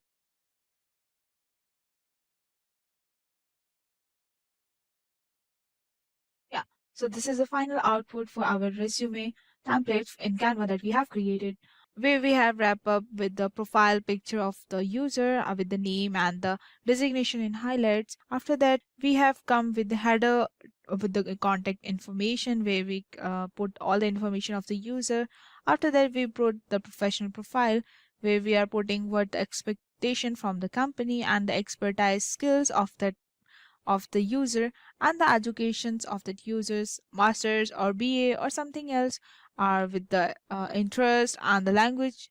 And after that, we have mentioned the header with the contact information, and after that we have mentioned the summary statement and the career objects with the educations and skills. And after that, I have put it the work experience of that users, and the final, I have mentioned the certifications if it have, or the hobbies and the interests and the projects. So to start off with, let's understand the top UI and UX tools to master in 2022.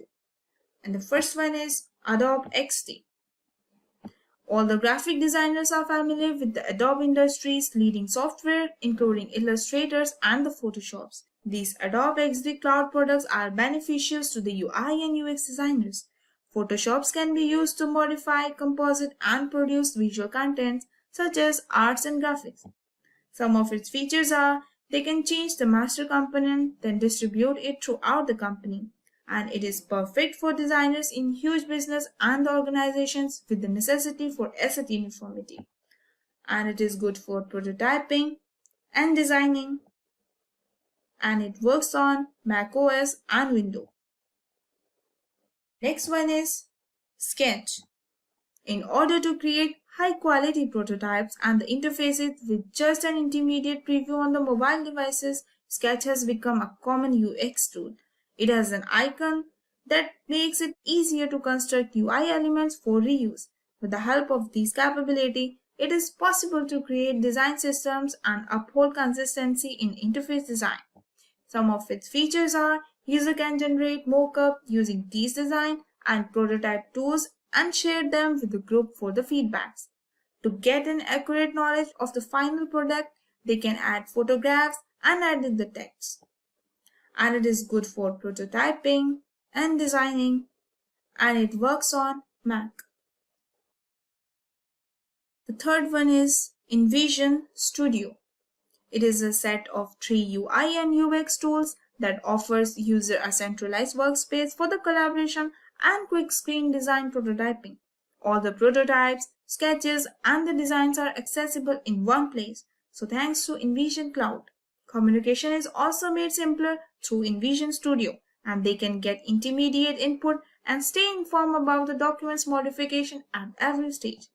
Some of its features are the Studio platform provides a simple method for quickly producing responsive design for the any screen, as well as the ability to quickly test a user experience with the vector-based drawing capabilities.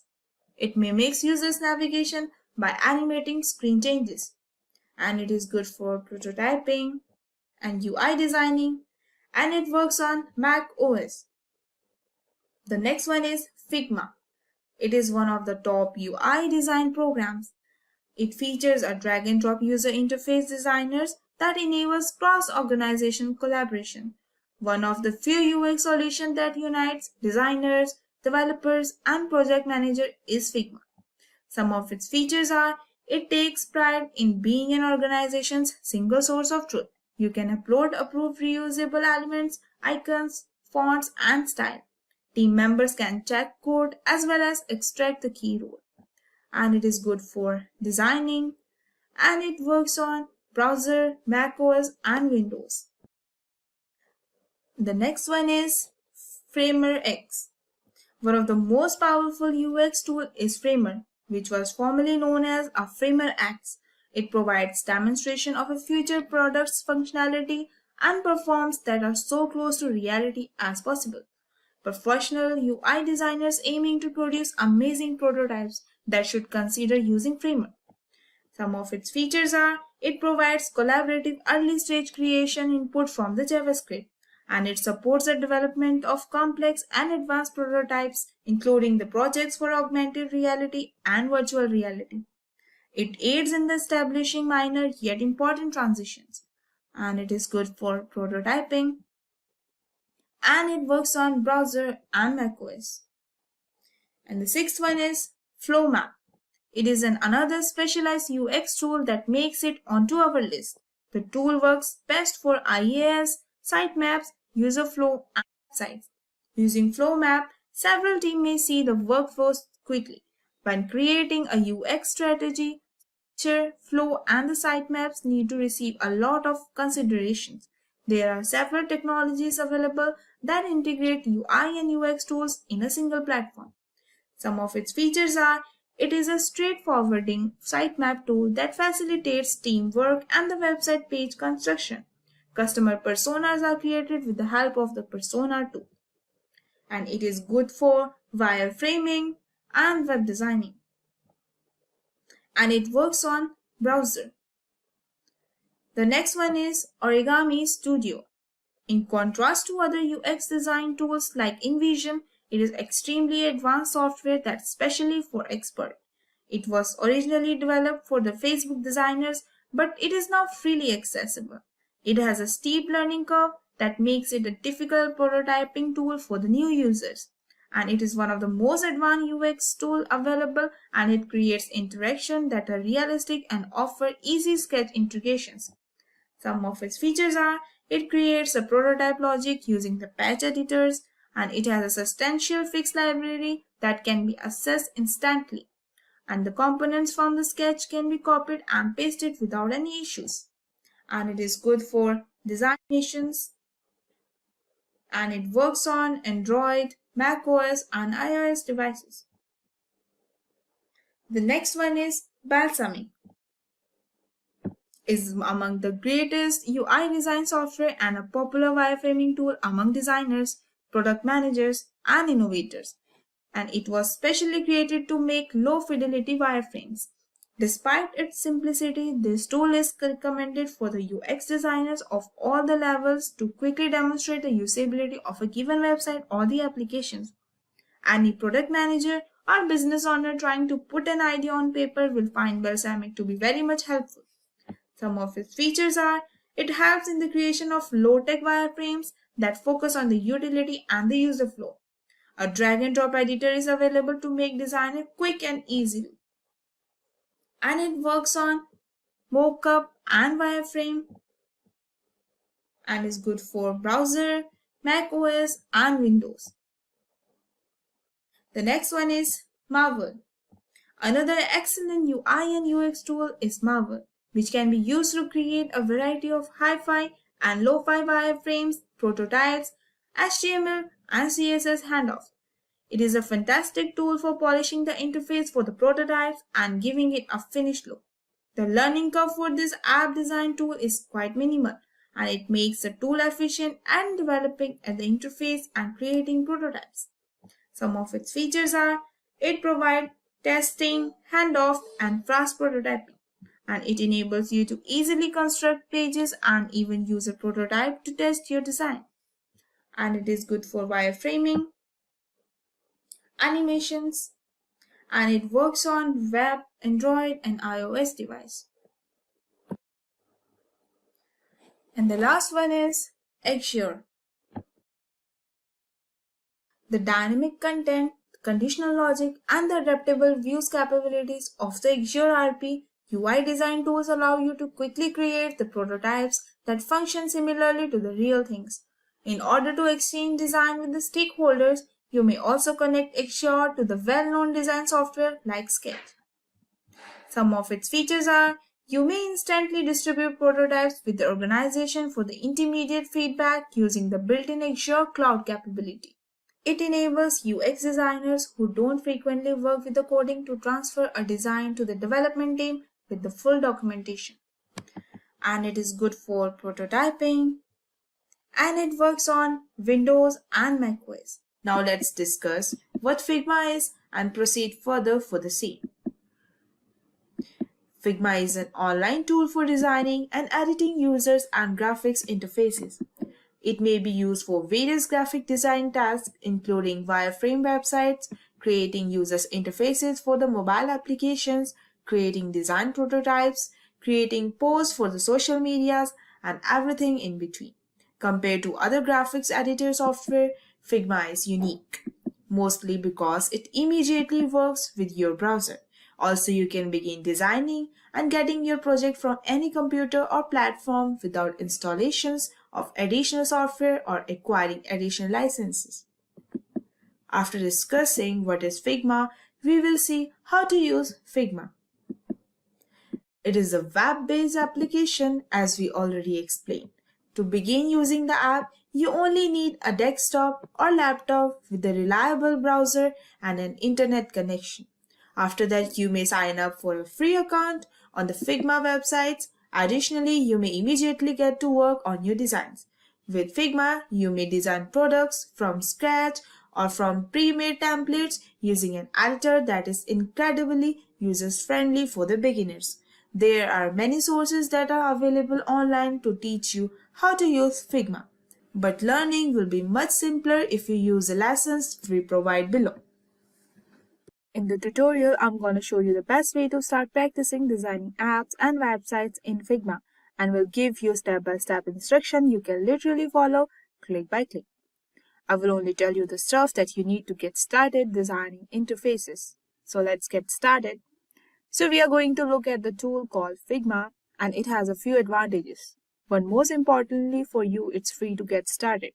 If you are working by yourself, we like using it at Smart because it has also really good collaboration, so we can have multiple people working on the same design file at the same time, and it's really very fast. It works on any computers, whether you have a Mac, PC, Linux, whatever you have, it works right in the browser. As you're watching the video, if you have any questions about how to do a particular effect in Figma or any comment or something that you want to recommend, please put it in the comment below. And if you want to find out more tips about UI and UX, make sure to subscribe our YouTube channel so you will never miss an update from Simplilearn. I wanted to start off with the templates. So what I want to do now is create a triangle for my own design, and it will called as frame. So the first tool you need to know about is the frame here, or you hit the F on your keyboard, or anything I press will show here in the bottom left corner. So you know exactly what I press to activate a particular tool, and then I can start drawing a size. But I know if I look at the frame here, I click on that, it shows. I can hit F again to go into the frame mode, and then I can select from here a bunch of templates, and I will select iPhone Pro Max, and then it automatically puts in the frame of a particular size, and I will just place here and I will start designing. So let's assume I want some different color background, right? So the easiest way I could accomplish this is I could draw a rectangle. I could do from here, you can see that there is a rectangle tool and it already says like R next to it. So I'm going to hit R on the keyboard and draw a rectangle, right? So I don't want to take it up. I don't need to take up the whole screen. This is fine. Now I can see by default this is dark color, so I will click on it.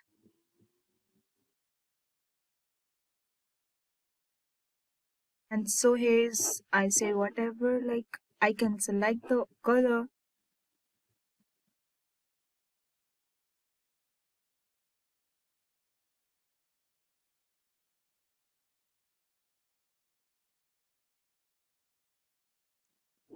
Fine.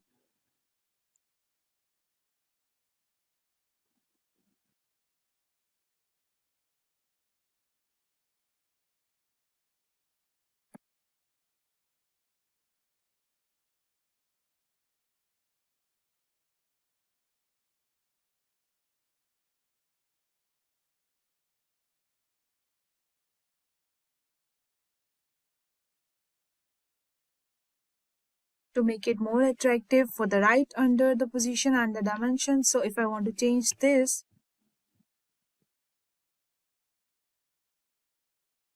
this is just in changing Y coordinates, and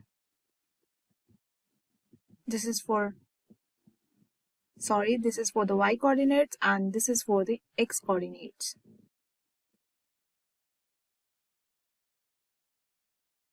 You can see the dragging your cursor, see the cursor turns in just sideways arrows, and I can click and just drag left and right, change these values, or I can type them in the right. I can also change the width and the height. This is the width and this is the height.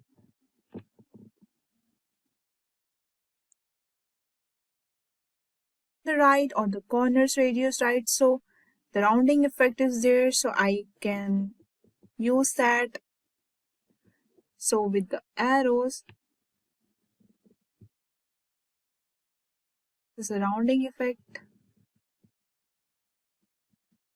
and corner radius effect.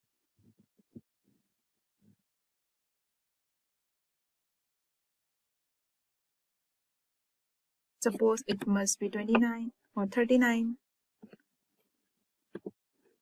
39.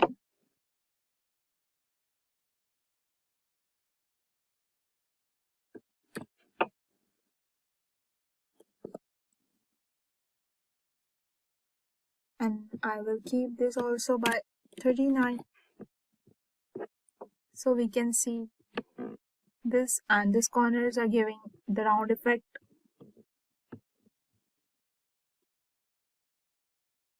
So if I change 0, you will see there is no longer rounded, and if I want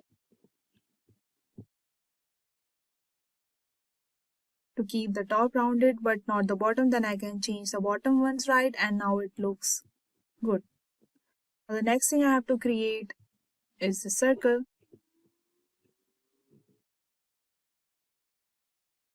is from the shape menu. You have an ellipse which you can also use with the letter O on your keyboard. Now by default you will be able to draw any kind of circle with any aspects of ratio.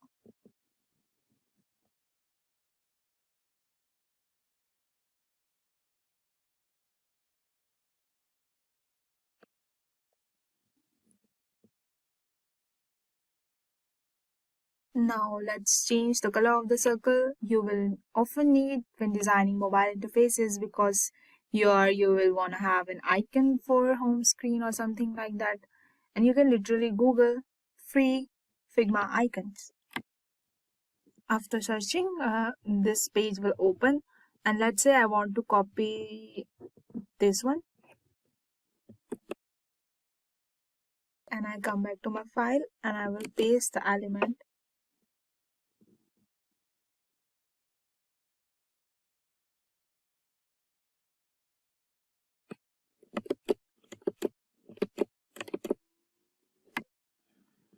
And Figma also helps you to with positioning. It automatically centers things, and let's say what I wanted to get an image here for the interesting instead of the blank color. So one good website is called Unsplash. Here I just write food and I will get the image.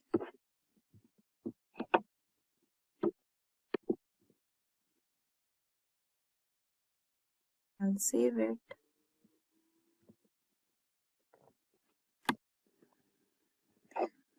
We will copy that and paste it over here.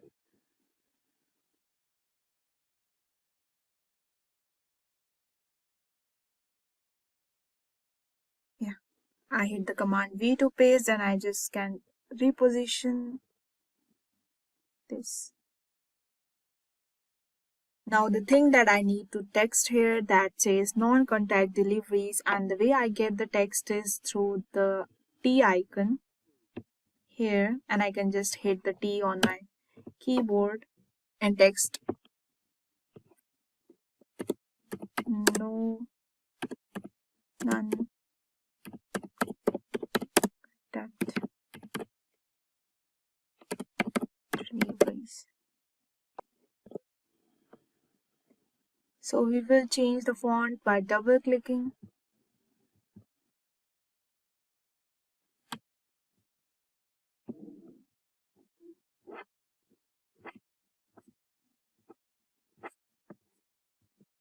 We will change the font of the text in SF Pro text.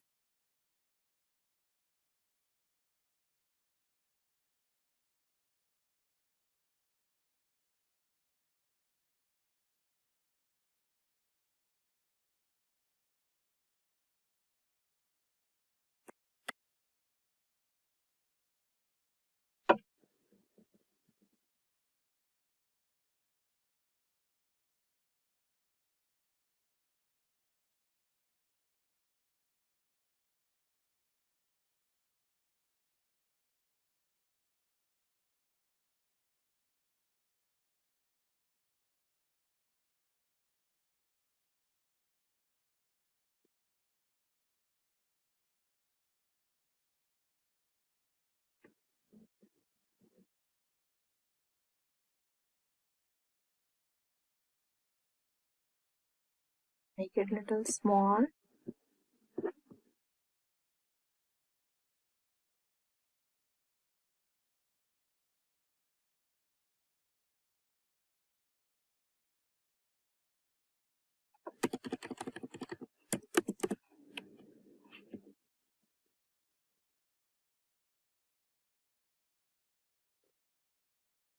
So now we will write one paragraph here below. So I will hit the icon T again.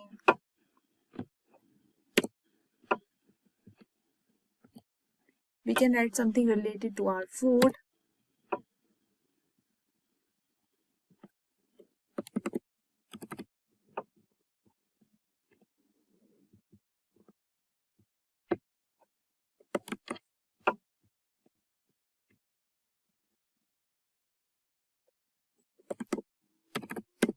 and we'll make this font as small.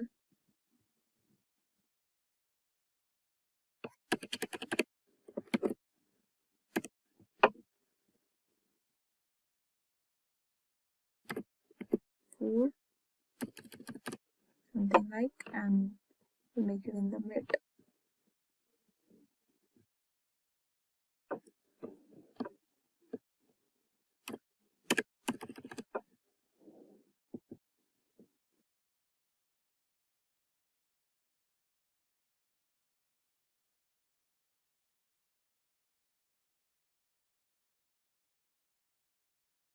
Yeah.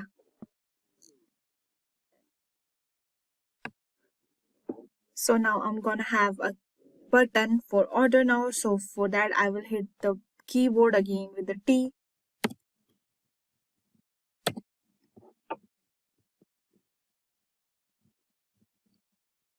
Repeat.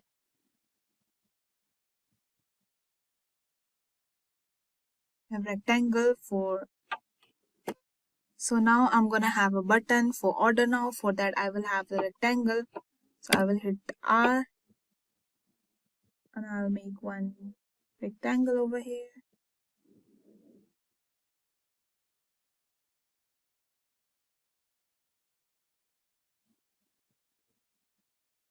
And make it in the center. I will pick one color for that.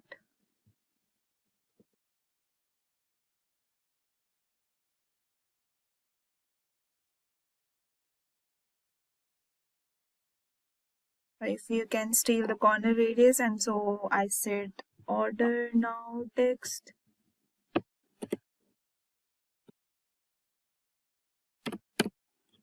And I will make it in the mid.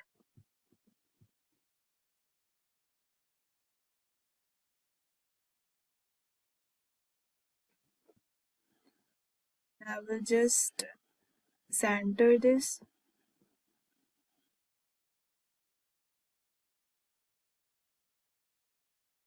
And make it and let it be white. And this is very easy. And now I will just write another text for dismiss.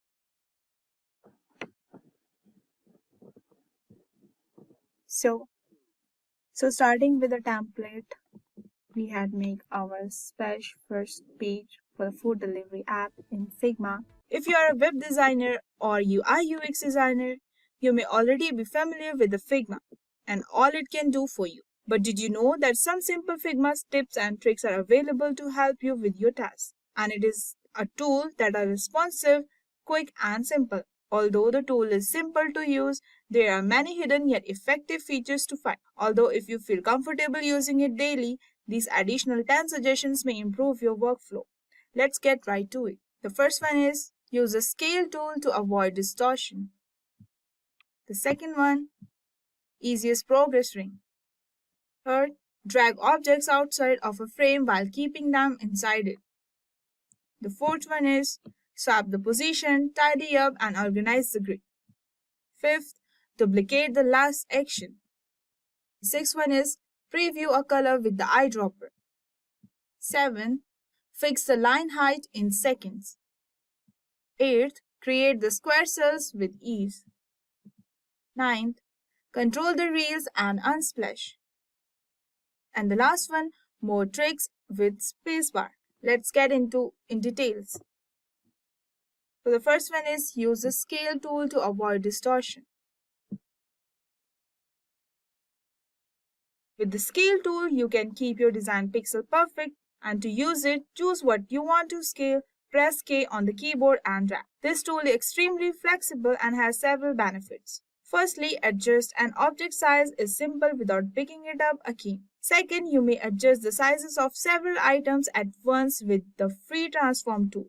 Third, you may rotate an item using the free transform tool. Among the most crucial design concern is scale, which needs to be given great thought in each project. And the next one is easiest progress ring. Figma is a great application for designing rings, since it has many tools and features that makes it simple to construct beautiful patterns. These are helpful for reminding users to carry out the desired action or for letting them know how much of a product or plan still they have left. And in Figma, you must first create a new file, and to begin, select Create New File from the screen upper left corner menu. In the menu or the left side of the screen, select the shapes. That will be the tool. Doing this will appear in the menu of several forms you may use in your design. We advise utilizing the circle from the rings. And the next one is drag objects outside of a frame while keeping them inside it.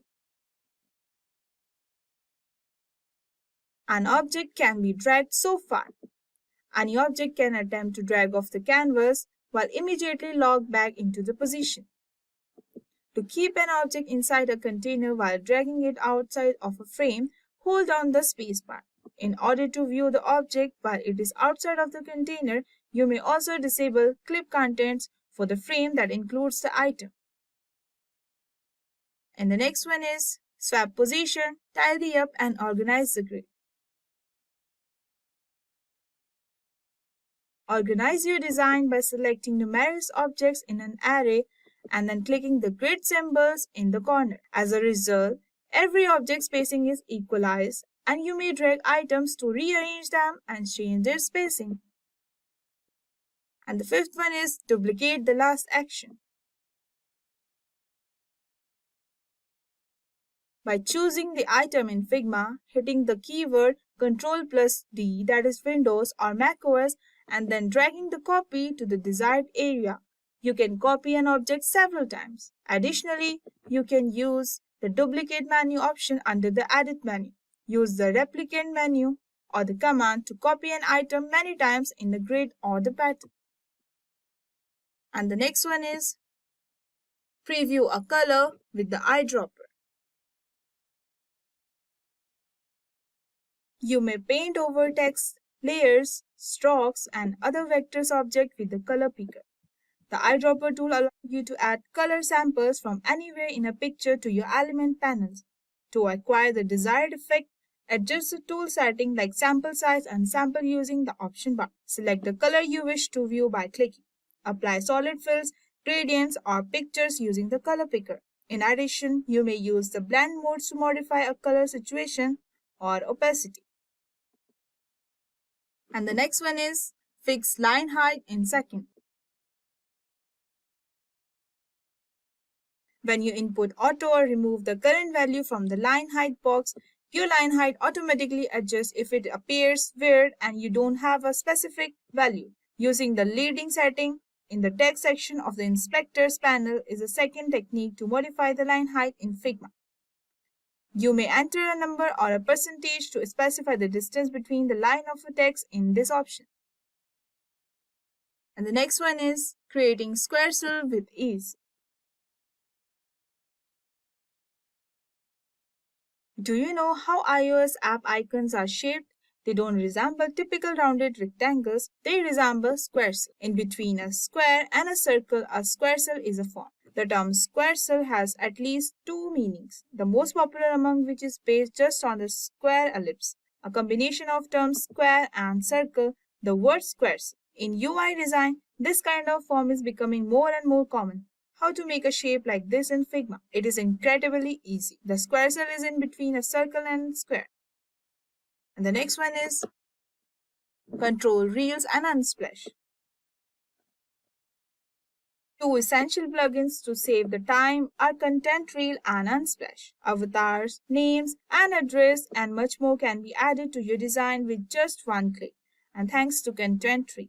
A free resource for high-quality graphics is Unsplash. When creating a new file in Figma, choose New from Unsplash to use Unsplash images. This will launch a photo library that you can look through and utilize it for your design. And the last one is more tricks with the spacebar. You may also set aside space as you sketch a form so that you can reposition the object afterward. Pressing the spacebar will cause Figma to immediately transfer the item into an auto frame or design if it is sufficient, and can be used in the place of nesting. A spacebar is a great tool to expand the selection size of your pointer. Drag a selection region and then hold down the spacebar. You may also hold down the spacebar while sketching a form to move the items around.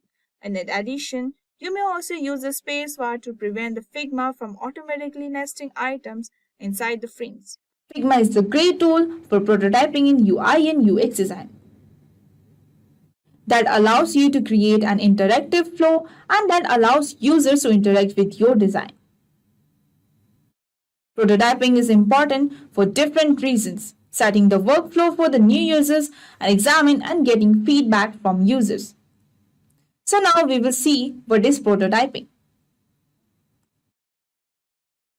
Prototyping is important for many reasons, and you can examine new users' workflow. Prototyping is what allows designers to design. In the era of digital products, prototyping is the interactions between the users and the interface. Prototyping is the process of how the final product works, and this allows the product team to test their design. After understanding what is Figma and prototyping, we will see how prototyping works in Figma. So the first one is we can add prototype flows, add interaction, fix position, add overflow scrolling, and how to present and share prototype.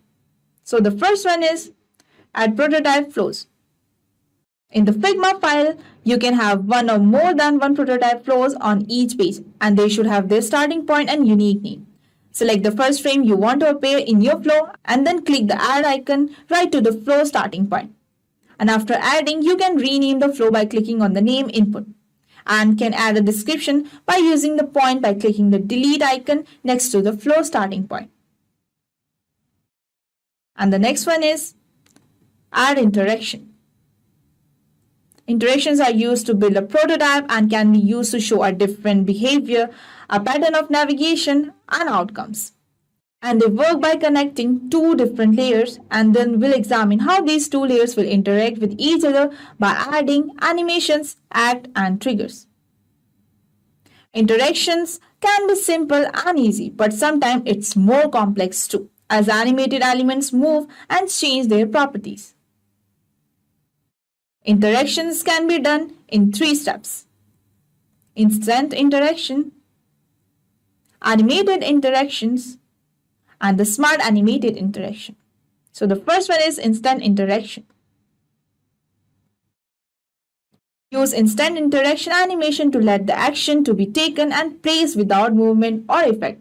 It will be helpful to navigate between the pages or model. Example, navigation between the pages. With an instant animation, you can navigate by just tapping a button. The next one is animated interaction. Use animations to add movements in interaction that helps move in, move out, slide in, slide out, etc. Use different features that are available. And the last one is smart animated. Use smart animations to examine matching layers on different frames and animate their differences. These differences can include a change in color, size, and position. Fix position. Fix the position of an element in the prototype so that it will easy to stay in the same place while scrolling. And it is helpful for the element that wish to be in the view. Example, navigation for top and bottom, configure the design panel set. The next one is add overflow scrolling. It allows scrolling through each frame inside the prototype. It is very helpful for prototyping components or UI region that have their own property of scrolling. Example, menus, table, list, etc. And it is important to have a frame with content overflow while using overflow scrolling. And the next one is how to present and share prototype. First, select the present icon near the top toolbar that presents the prototype. And if there are multiple flows on a single page, switch them between the sidebar. And here comments can be mentioned as notes, tasks, and questions, although you can leave feedback too. Prototyping can be shared by clicking on Shared Prototype in the presentation toolbar. After understanding how prototyping works in Figma, we will see how it is useful. Using prototype is a great method.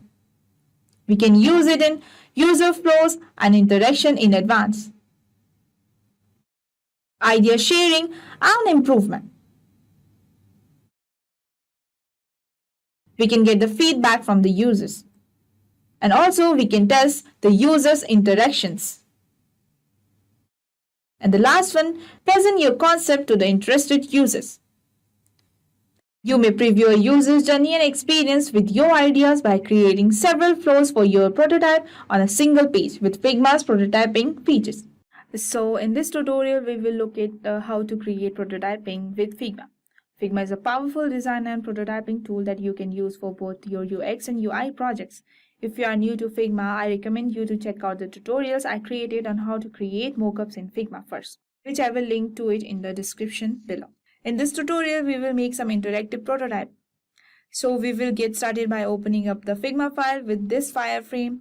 Here we have few static pages including the home page and the women's category page and the product page. And I will walk you through in this tutorial is how to connect these pages so users can click through just like they would on the real products. So the first thing we want to do is enter the prototype in the Figma. Yeah, and you can do that by clicking on the prototype tab in the top right corner. Now you will notice that nothing really changes except for the content in the right sidebar. Yes, the sidebar. So we will start there. And there are the settings for your prototype. These are the few things you want to change depending on your device or your design. So the first setting that you may want to change here is the device.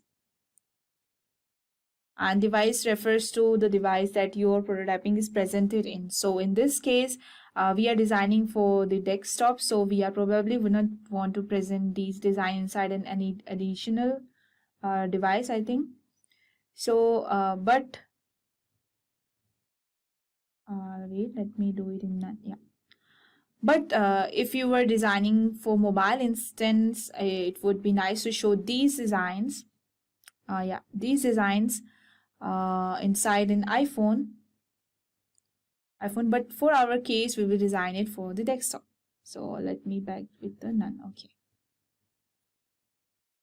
Another setting that we can change is the background color, and this refers to the background color of our prototype that appears where you are presenting the mode or this present mode. So if I open up, present mode here is a top right hand corner, right? So I can see the design here. Yeah. I can see the design here. There are some few margins, these dark margins on the side that are currently look black, and that because here is the background. Another setting that we can have is the background color, and this refers to the background color of the prototype that will appear in your present mode when you click it in this, and you can present it and you can have that color of the background. If you are suppose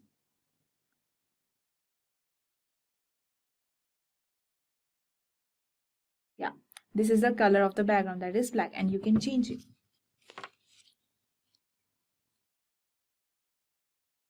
So so that if we'll do it as a white color, so it's lot more than a natural, feels like there is not that awkward cut or the sides of the design if it is a black color.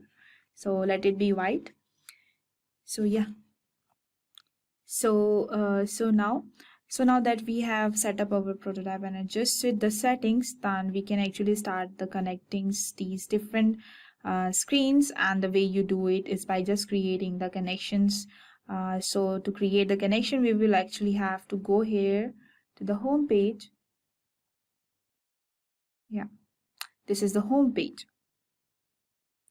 for instance, right? So, and let's imagine that we want to connect this woman link to the women's category. This is the women's category, right? So a page which is on here, like to do that, I would like to click on the women. You will see that the right of the woman there is a little white, this one, there's a little white circle appears, and that's what known as a node. And nodes allow you to connect these links to other pages. So if I click on the node and the white circle, yeah, and I will drag it, 1 minute, yeah, wait, if I'll drag it, yeah, I can now drag to many other pages in this file. So I can drag to this category page, or I can drag to another page which is further on this file. So if I drag it to the category page of this women, you will see that there is a connection created, right? Wait, it's not created, I think. Let me connect it once more. Yeah, it's connected, right? So there is a line reveal here that shows that there is a when you click on in the women, see, when you click in the women, it's going to take you to the women category page. And another thing that pop up when I created that connection was the little arrow. Yeah, this one here in the top left, and this is known as the starting frame indicator, and allows this, and all these indicators is which a frame of a prototype on, or which one of these screen will be the first screen that people see when they open their prototype, right? So right now it's set to the home page, but if I wanted to change as it, I would just click it on the arrow and drag and then change it to another screen. So in this case, when people open your prototype, they will start on the women category page. But in our case, we actually want users to start on the home page. So I will click that arrow again and drag it back to the home page. Yeah. So now let's create another connection. So currently we are having a connection from the home page to the women's category link, to the women's category page, right? But now let's create a way for users to get back from women's category page to the home page. So what we want to do is just select Icy shoe, and then you can see the node appear right here. So the right, you will want to click in on that node and drag it over, 1 minute, and drag it over to the home page, so that let me connect it with here. Yeah, so that way, when the users on the same when the users on the Nicey shoes logo, it will take them to the back to the home page of the women's category. That will be this one. So before we create more connections here in our own prototype, let's make sure that the connections are already created, are working correctly. So to do that and to preview your prototype, what you do have to do, you have to go to the right of the corner, and there is a play button. So it will open it up. Yeah, right. Present mode. This is known as the present mode, right? And you have already looked at the screen previously, and there is your actual prototype, and this is what you did. You want to share with your users, client, teammates, etc. So in this present mode, there are few things to know. We will see the present mode is just another tab, right, in your Figma file. So if you want to go back to your design, you just click on the tab to the left of you can go, yeah, this one, and to the another tab to the right side, and enter present mode again, and you can do the present mode again, right? And what's really nice about this present mode is that it updates automatically as you update any as you update any of your prototype. Here in the left, This tab here just updates automatically. You don't have to keep opening up a new prototype every time you want to preview something. So in your case, you want to preview all of the connection we just created. So to do that, we just have to click anywhere. So you will see that the little a little rectangle appears overlaying in the women. So, and that's what are known as a hotspot, and that indicates that there is an interactive element that we have to click and we can click on. So if we go ahead and click, as we already clicked on the women elements, we can women, that takes us to the women's category page, and this is the category page, right?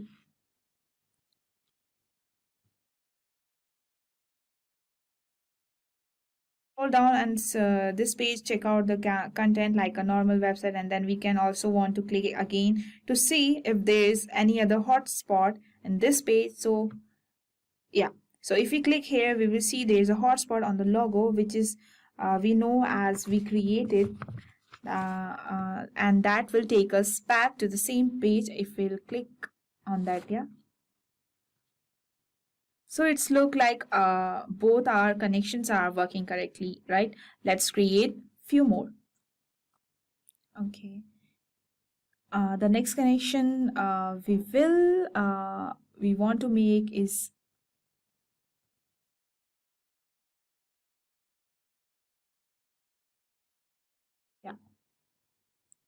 okay. Sorry. The next connection we'll want to make is from women's category page, right, to the product page, product details. And where we want to add the connection is here to the button. Suppose button in the top kicks for the women's as a specific product, right? Product name. Top kicks for women. So I could just go ahead and select the image and drag the node and bring it over to the product page, right? But what I actually want to do is to make this whole card clickable. So this image here, or this block, and then this title as well as. So to do that, what I want to do is select both the elements here and then hit the Control G. 1 minute.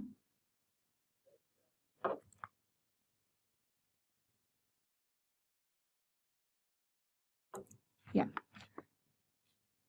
On the window. Okay. You have to hit the Control G on the window, and what that does it that will group both the elements together and create one single node for this entire group. So now this whole card is clickable and uses just the rectangle, and now I can take this node, yeah, and this node and drag it over to the product detail page, right? And we will see that there is a connection now. And now when it go back into previous mode, I will go over to the women page, scroll down, let's wait, yeah. And when we scroll down, and if I click anywhere,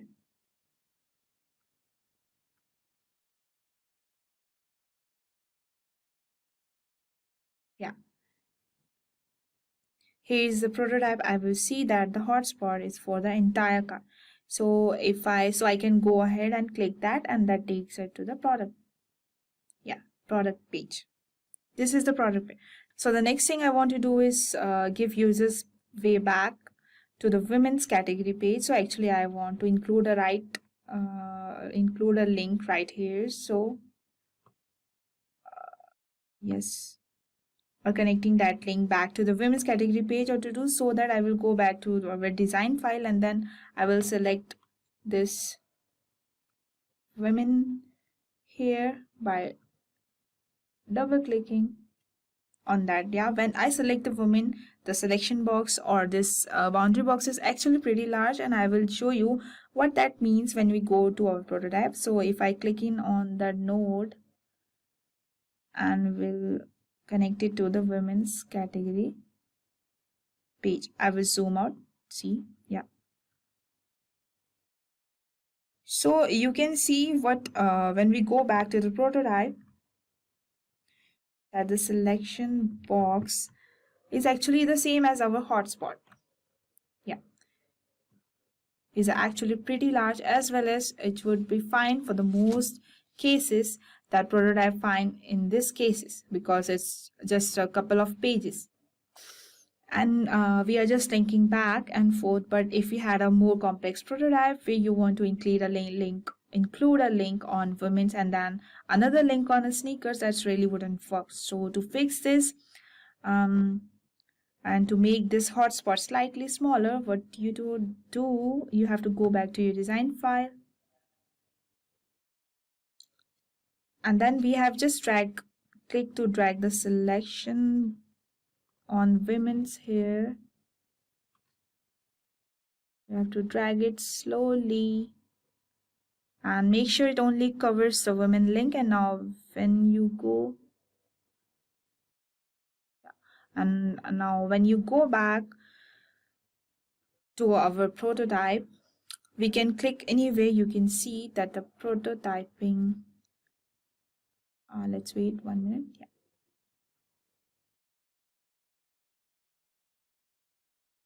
Okay, 1 minute.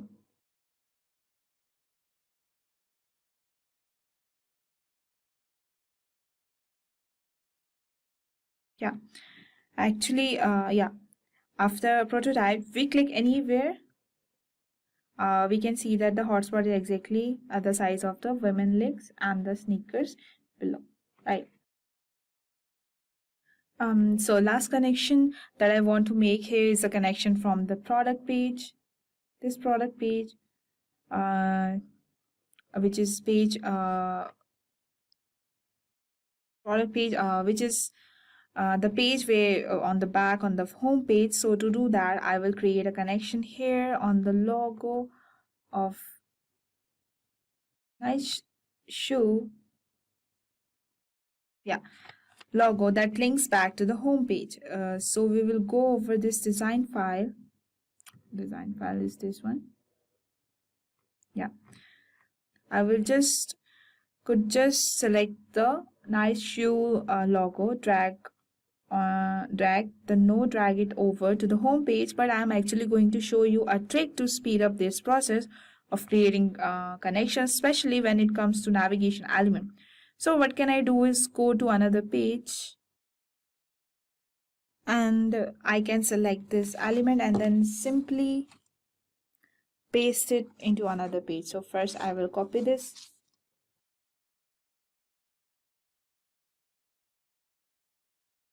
and now we will notice that when I paste it, it actually pastes the connection as well as see this one, and it keeps this one too, so you have a connection on the women's category page which made before. And we have this new one in the product page, and this is amazing, especially when you are working with things like menus, because when you have menus with 10 different links that you want to do that each page and create more connections, like to do on each one of your link. Instead, you can just copy, and you can copy the entire menu, paste it on the new page, and those connections will already be made. And now we will look at how to edit your prototype. In other words, edit some of the connection that you already made. Yeah. Doing this in Figma is super straightforwarding. All like you have to do is click on one of the connection. So in the first case, the connection from women's to women's category page, this one category page, I will click on that. Yeah, and now you have a few options or what call interaction details on this specific connection, and there appears a little pop-up here to the right called interactions details. And there are a few things that you can do here is one, you can manually change what screen you're navigating to. So for that, if you are for the instance, I could choose product page instead of women, right? Which I will touch on briefly, but few cool features that Figma has to offer. So first off, animations, between the screens. So when I click on this link, and that makes me to the category of women's category page. This is the animation or the transition that happens between these two screens.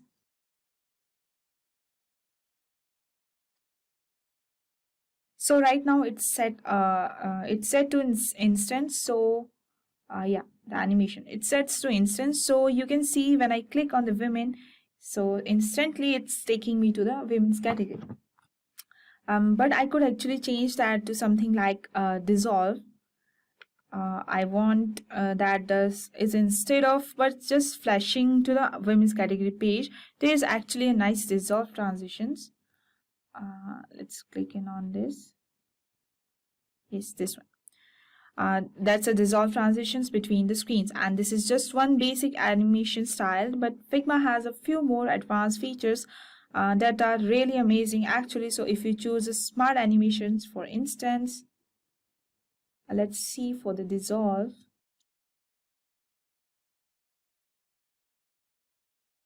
Yeah, suddenly it dissolves, right? That effect. And actually, if you choose a smart animation, for instance, let's choose. Yeah. Okay, so we set it as a smart animation. Let's play. And if I hit the women, there's a smart animations. For instance, if I hit the women, it will go with the smart animation of instance. And if you can see that some elements start to shift, and that was not very smooth because these were not a lot of common elements from page to page. But if I do something like that, takes so the women page, duplicate that, and then we'll actually make this duplicate. 1 minute.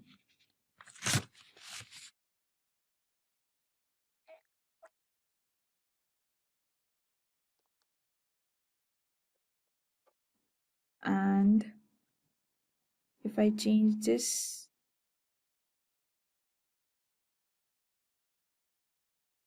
changes to the man,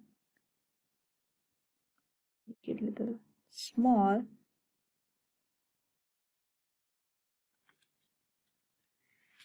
and then pen, repeat, then men to this page, and I will connect this. And if I link men to this new page, and now I preview this, let me connect it with this. And see, it's set to smart animate already. If I preview this, let's preview this one.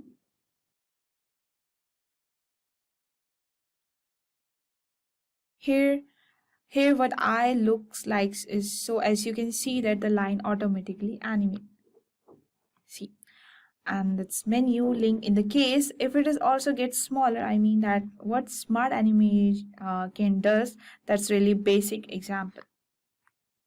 And it gets a lot more complex when you are working with different elements, but it's really a quick way to create transitions between the screen, and it works especially when things like an app where you are pulling up sheets or pop-up.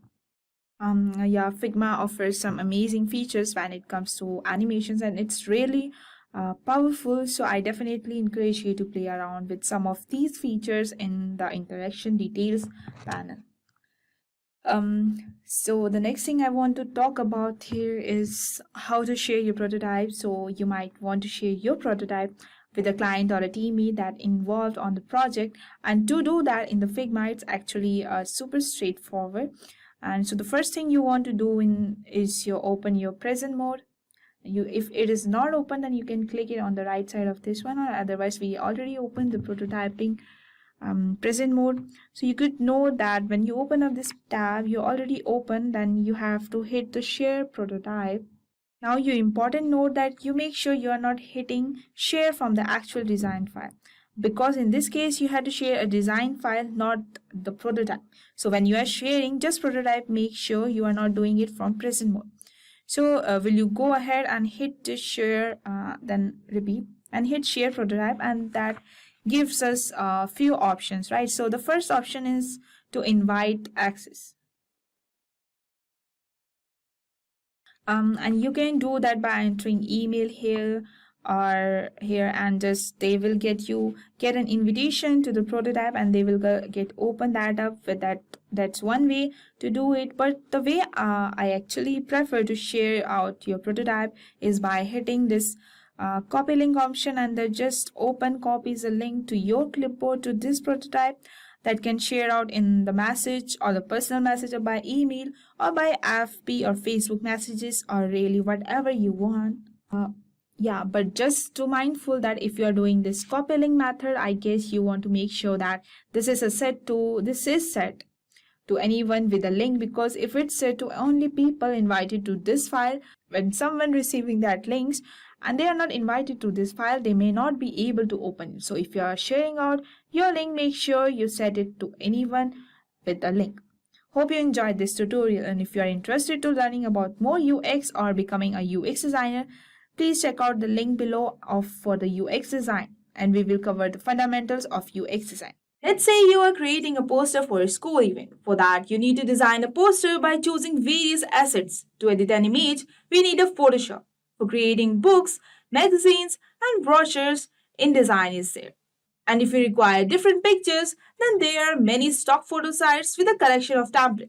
Rather than navigation to so many platforms, for these tasks, we present you Canva, the one-stop solution that combines not only these editing but also publishing tools that provides an online design platform. So hey everyone, welcome to Simplilearn's YouTube channel. Today in this video on Canva tutorial for beginners, we will showcase Canva tools for designing. But do you know that UI UX expert use Canva too? So if you want to learn UI UX expert in 5 months and attend masterclasses from the top faculty of IIT Bangalore, consider our advanced certifications in UI UX design course. Check out the link in the description for more details. And if you are a geek, here is a brain teaser for you. Which country uses Canva the most? Is it Australia, Japan, United States, or Russia? Let us know your answer below and get a heart from Simply. Without any further delay, let's get started with the session by taking a quick look at what you are going to learn. We start by introducing what Canva is and what makes Canva so popular. We then take a deep dive into some of its features. Finally, we look at where Canva is used along with its pricing. And also, we will create a poster for the school. So let's take an overview about Canva. Canva is a platform with a graphic design that provides user with the tools and resources to create visually appealing design for various purposes. Canva users can create professional looking graphics, social media posts, presentation, and marketing material, among other things. Canva is a popular graphic design tool where users can create visual content of a wide range of templates, customizable design, collaboration, and cost effective. Now that we have a good understanding of what Canva is and what makes Canva so popular, let's take a deep dive into some of its features. And we know Canva is a popular online graphic design tool that derives some of its key features include the first one is user-friendly interface, free and paid plans, social media integration, customization option, design elements, and it has inbuilt and comprehensive image library. Overall, Canva is a versatile and user-friendly tool ideal for creating professional-looking design quickly and easily. Moving ahead, a deep dive into where Canva is used. So Canva is used by businesses, marketers, educators, and bloggers, and individuals who need to create high-quality visual content for their brand or personal projects. With its user-friendly interface and extensive features, Canva has become a popular tool for creating visually appealing design for various purposes. Finally, the pricing for the Canva. Canva offers both free and free plans. Here are details of each plan. For the free plans, it includes access to Canva's basic features including thousands of templates, photos, and design elements. Users can also collaborate with others and share design. And for the Canva Pro, it is a paid subscription plan that offers for one person only. It is 3,999 rupees per annum. And some of its additional features are their advanced collaboration and team management feature, the ability to create and save brand kits for consistent branding, and the ability to schedule social media posts directly from Canva. And the third one is Canva Enterprise and for the team. It is a custom pricing plan for larger organization, that is for 2+ people. It is 6,590 rupees per annum for the first 5 people. That requires additional features and support, custom branding options, advanced security and compliance features, custom templates and design elements, and advanced analytics and reports are there. In today's tutorial, I'm going to share an in-depth Canva tutorial for beginners. And you will learn everything there is to know, like to start designing your own graphics. And whether you would like to use it for YouTube, Instagram, or other social media channels, it doesn't really matter because Canva offers a great variety of tools and it's free to use as well. After watching this video, you will know how easy it is actually to design with it. So let's do this. So I am bringing you a comprehensive Canva tutorial, and if you have not heard about Canva, it's a free design tool, completely brilliant. It's got tons of different photos, elements, and other graphics for you to use. So in other words, a complete lifesaver in the content marketing world. It's absolutely brilliant for any graphics that you want to design. Whether it's a social media, your website, and blogs, whether it's for any presentation card, invitation card, anything of that nature, Canva will sort you out. So without any further ado, let's do this. Okay, so we will start off with creating an account in Canva, and it's completely free to begin with. So you can sign up either with Google, with Facebook, or traditionally with an email address. Obviously, I have an account already, so I didn't need to do that. So just signing up, and it's super easy, and then we will start designing. All right, first. So in the top left, you have got the main navigation panel, and you have got the the returning of the home page, of course, and then you have got the templates, and then obviously categorized into different types. You have got their social media templates, background, birthday, marketing, educators. So there are various different templates for you to browse, and whenever you need something, you can just glaze through it and see what they offer already in Canva. You have got the features. Let's see the features section as well with the photo icons, print, because Canva now offers printing as well. There are different apps you can have to connect it with Canva, and some of the use cases are there with different graphics, charts, video, teams. You can invite your teams, different templates are there. So there's also the learn section, which is super important, especially when you are a beginner. So after you watch this whole video, set up your account, kind of get the feel for what Canva is. I would highly recommend you actually go to the Learn tab and watch some of the kind of videos like how to create top designs, logo maker, flyer maker, and then so that as they say in here, you can see how to learn, how to connect and grow your community. Here, so they have give you quite few different features and tips for you. So the learn section is really important. And I will mention something at the very end of this video as well, a resource for you to learn even more in depth than this video is going to go, but stay tuned, I will explain at the very end. So this is what the Canva homepage looks like. There are quite a few different areas to help you navigate. So I will explain each and every one of those so that you can you know where to go, certain functionalities over there. So let's start off with the top right panel. You have got your account, so there's where you are, and you can find a change of your account settings. You can set up your profile photos as well and refer your friend, the things of that nature. Then there is a create design button, which I will explain in a moment. You have got the setting in here, the account setting, as well as there is a help center. So let's get back 1 minute. Yes, So, and one of the most important part is the search bar. You can, once you have signed up for the free Canva account, there are some different between the basic kind of free Canva and Canva Pro, which I will explain at the end of this video. So make sure to watch till the very end.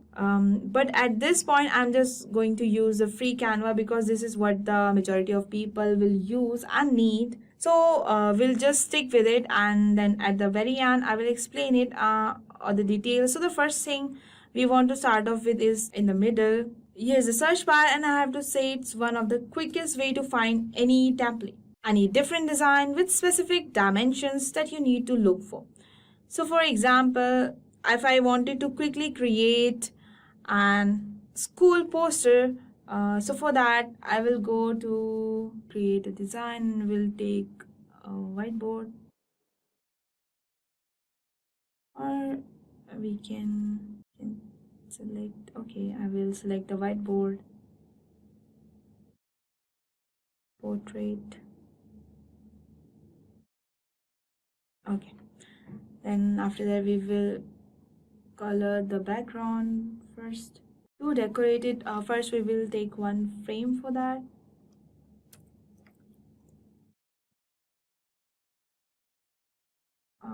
Let's search more about it.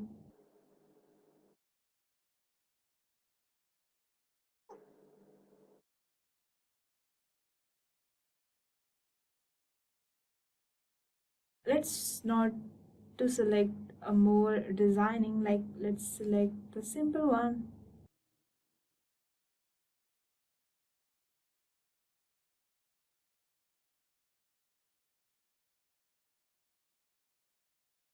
Or we can choose another one.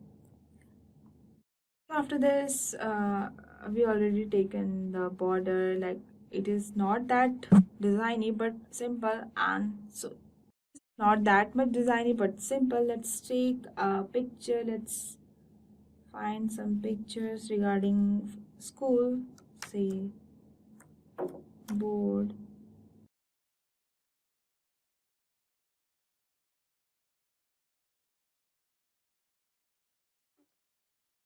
So as we know, this is a poster for school. So let's say, let's write one heading, suppose maths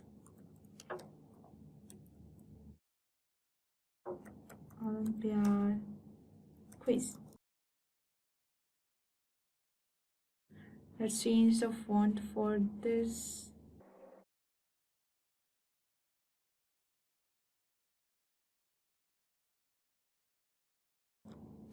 Now let's add some elements, some images that I've already installed, I think, to decorate this poster for the school. Let's take this medal.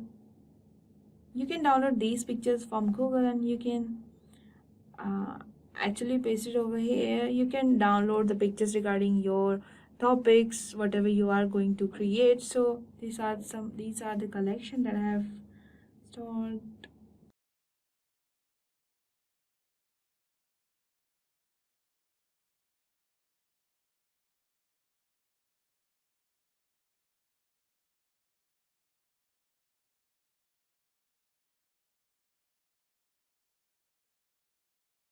Like this, you can add all the pictures, whatever you have downloaded.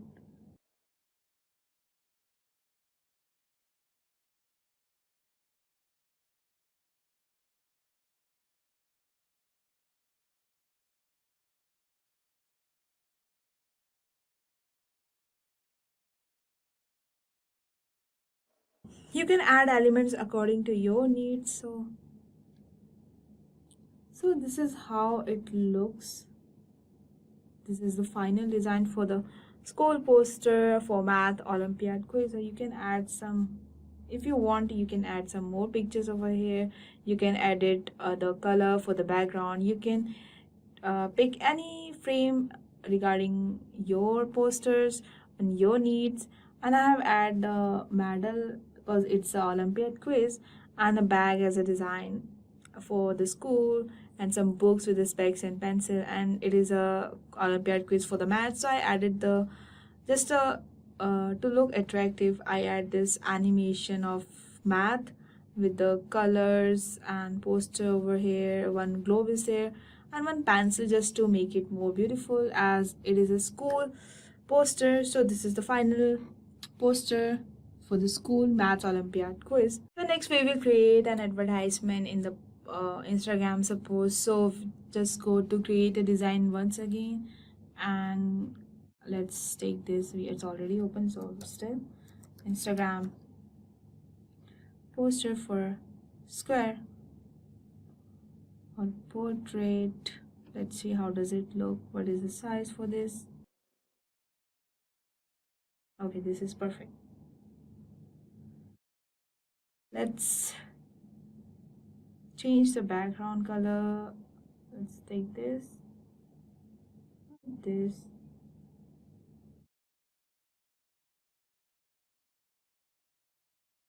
and just go to file and show margins.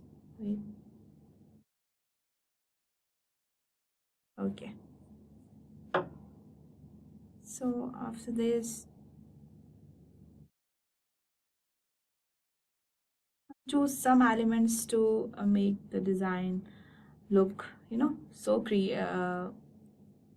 repeat. So now just choose some elements to make your design look more attractive and beautiful. So we'll add some elements. Let's say circle, put it in the mid, change the color for this. Let's take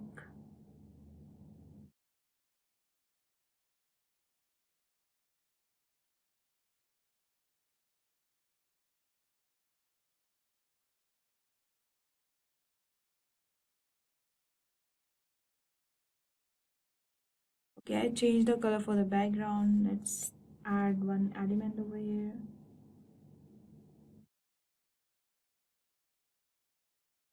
Be little darker in color. Let's suppose this. Yes. Copy this.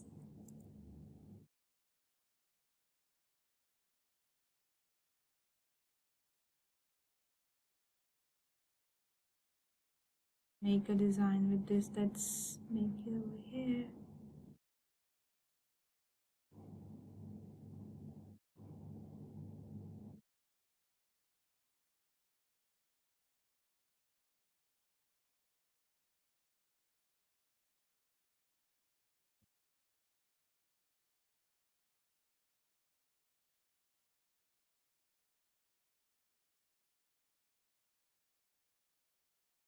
You can add or adjust any elements according to your needs. So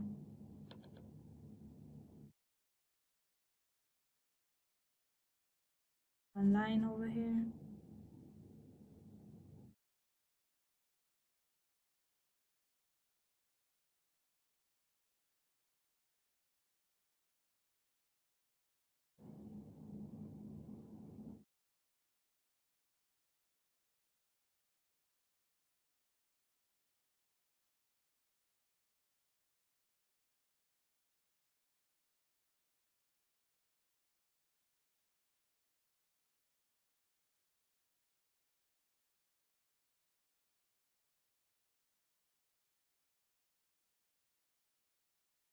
Now and you can upload and choose any image. So as I have already downloaded one image of a man, let's fix it over here, fix it over here.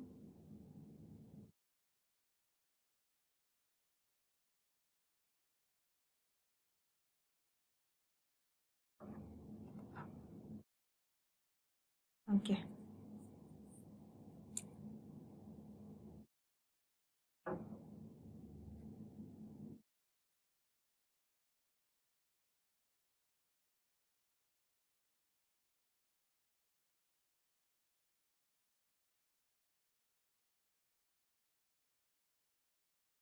Adjust the image and just make it look. It's the image and just added the image with the saturation, let it be 0. Yeah.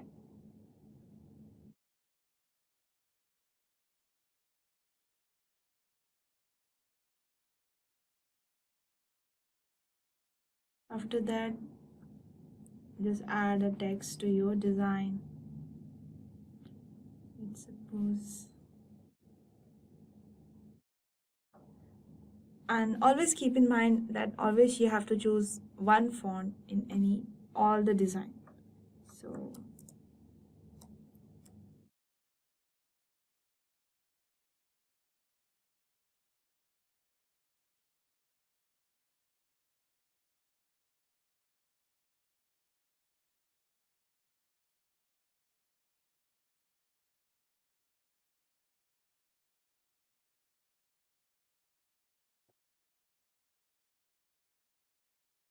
you can adjust your letter size with according to your design. Let's choose one.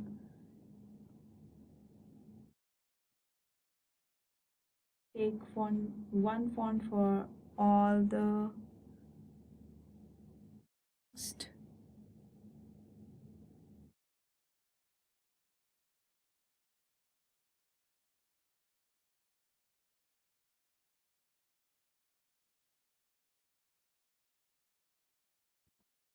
Okay.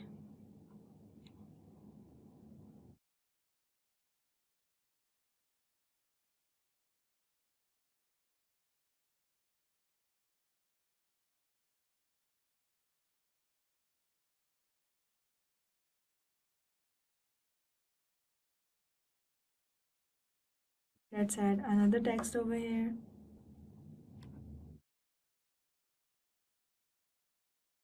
Just adjust the size.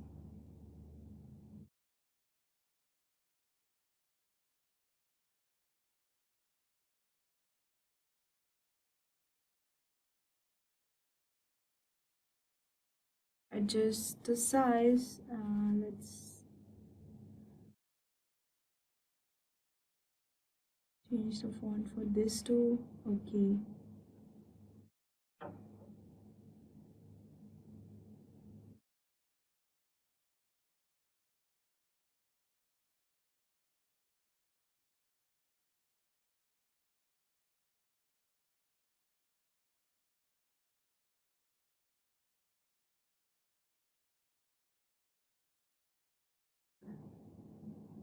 Okay, let's make it look more beautiful. Let's add a text as facts. And always keep the same font. Let's change the color for this.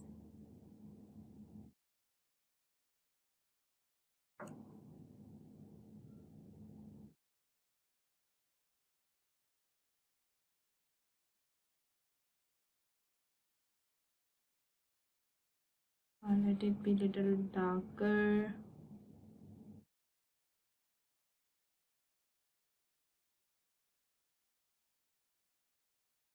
It's fine.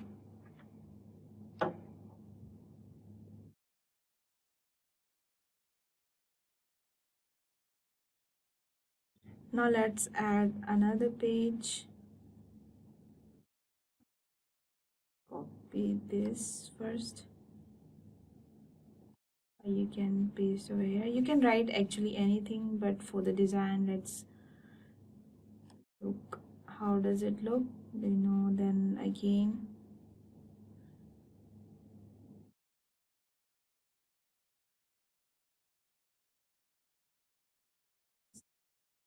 And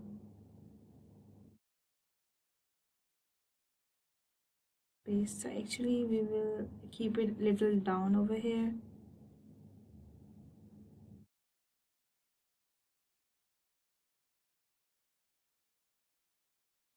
Copy and paste it at the down, as this is a fact 1. So we'll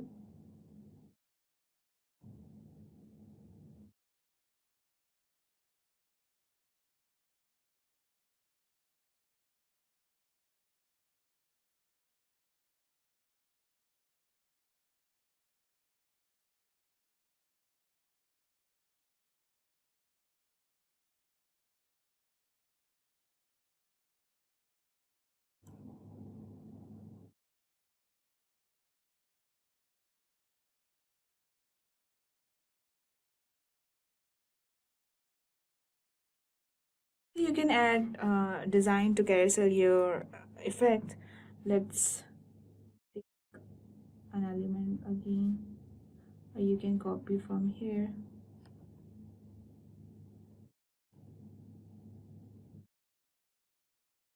Let's make a different color.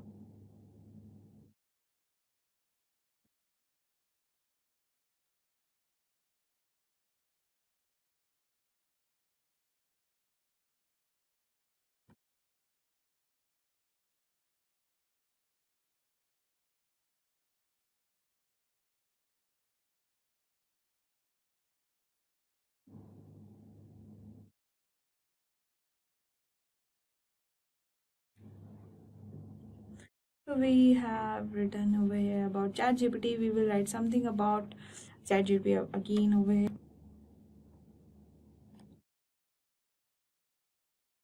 We'll adjust it. Let's size big and same font again.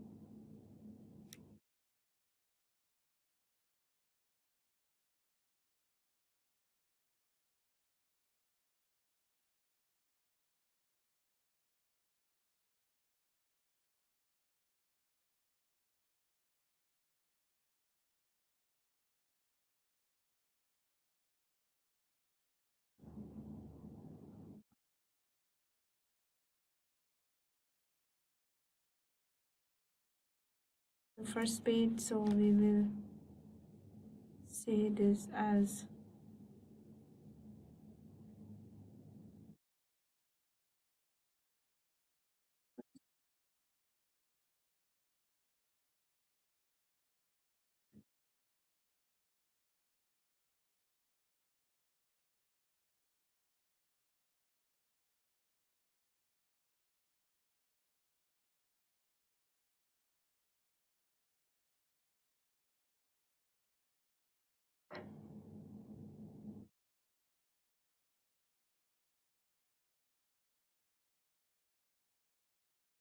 just adjust the size and the alignments of the text.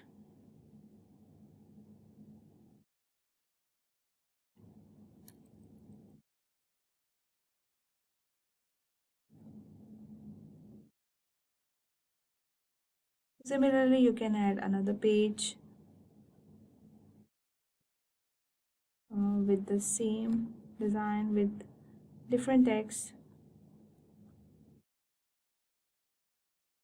Second,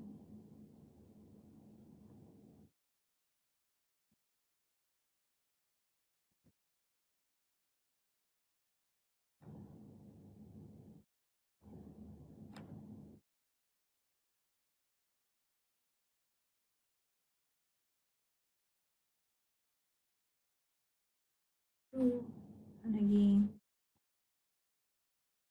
You can add any other text over here just for creating and just want to show you how does it work. I'm just making this.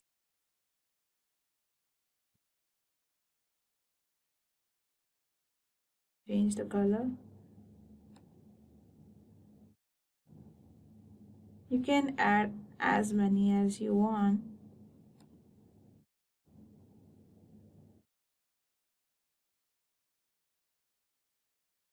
Change the color for this also.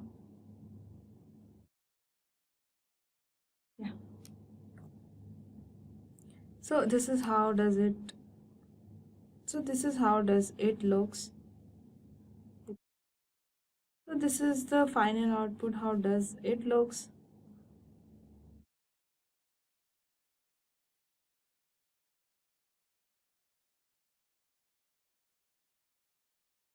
So next we will create a web page.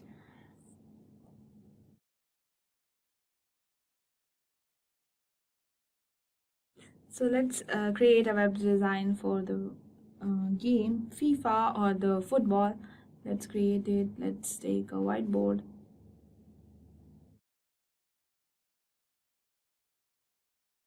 Let's take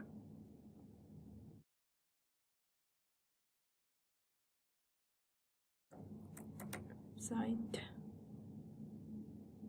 line.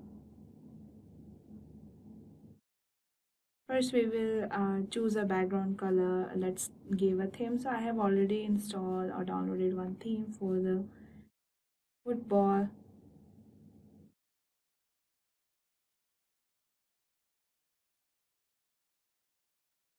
Let's edit it and make it little.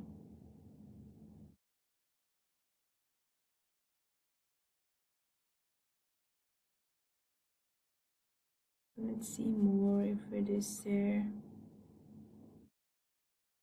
Yes.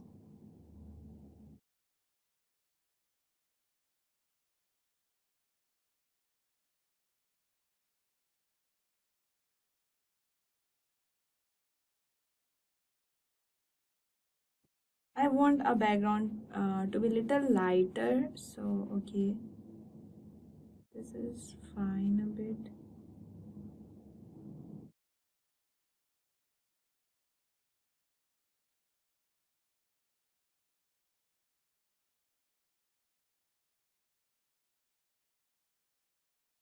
It's good. So we'll add elements. First, we will upload a picture of a man playing football. 1 minute.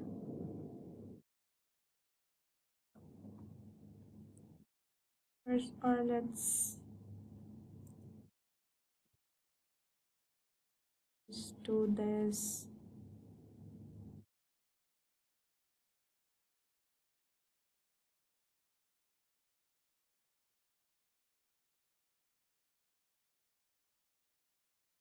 And we'll create one boundary first.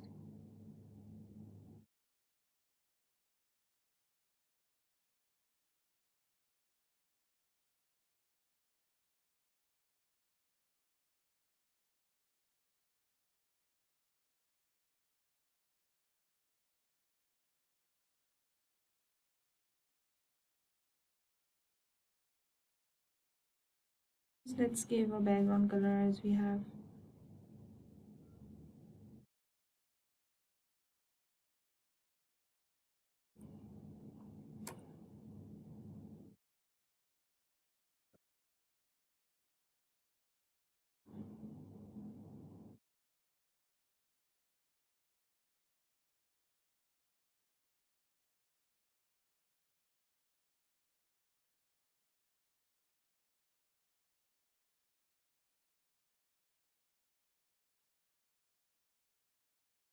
After this, we will add some lines. Suppose home, align it over here. Before that, we'll add one rectangle.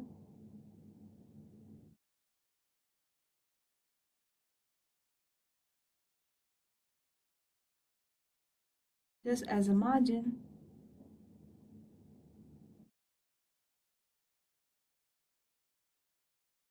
Change the color for this.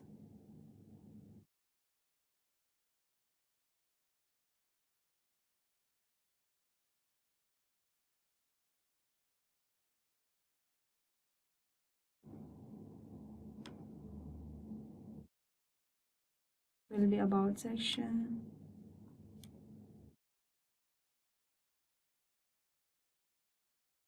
This will be setting, and let's add one more option.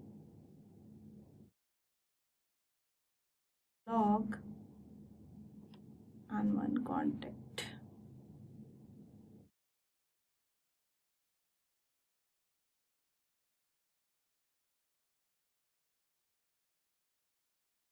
Match.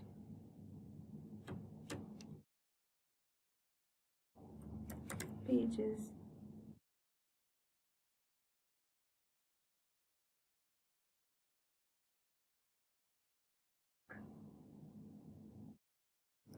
This will be contact.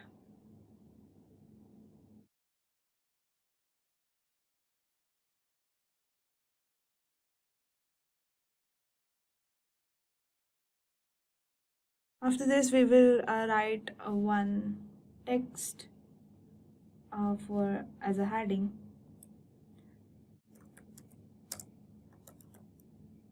Best game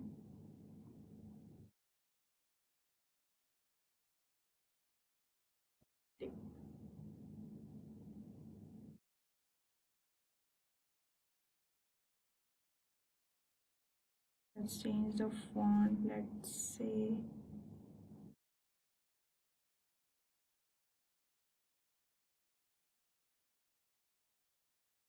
Always remember just to keep a same font.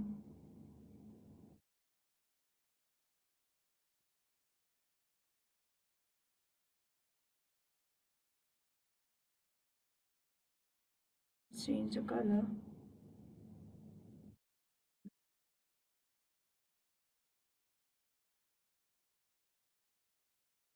Also, we will change the color.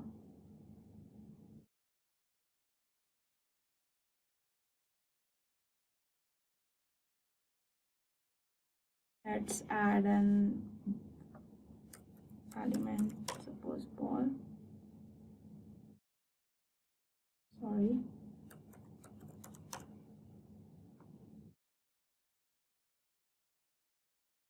To highlight it, add some elements.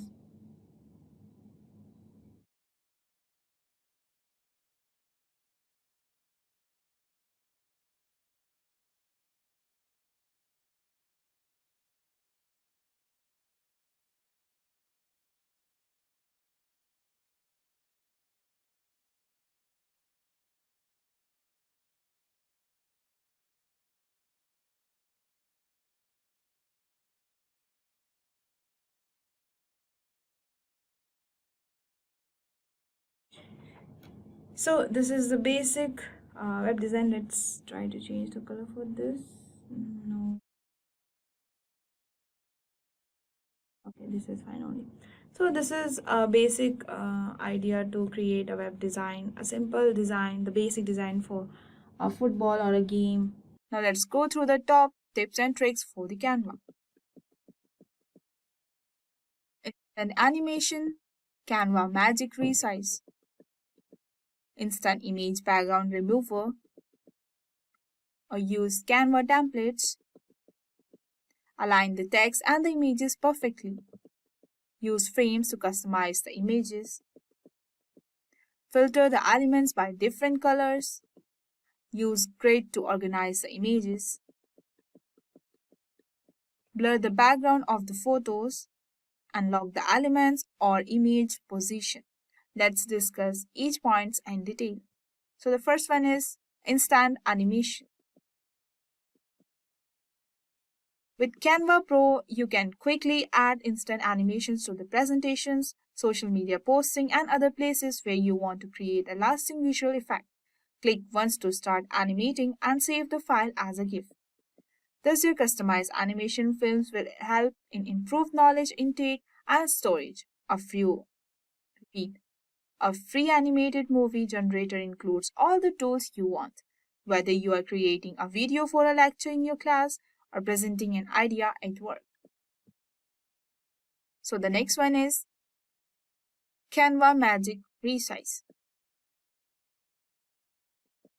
Canva Magic Resize is essentially the finest thing because if you ever created a graphic template, which I'm sure you have, you are aware of how much time is lost when you must recreate the design to fit various platforms.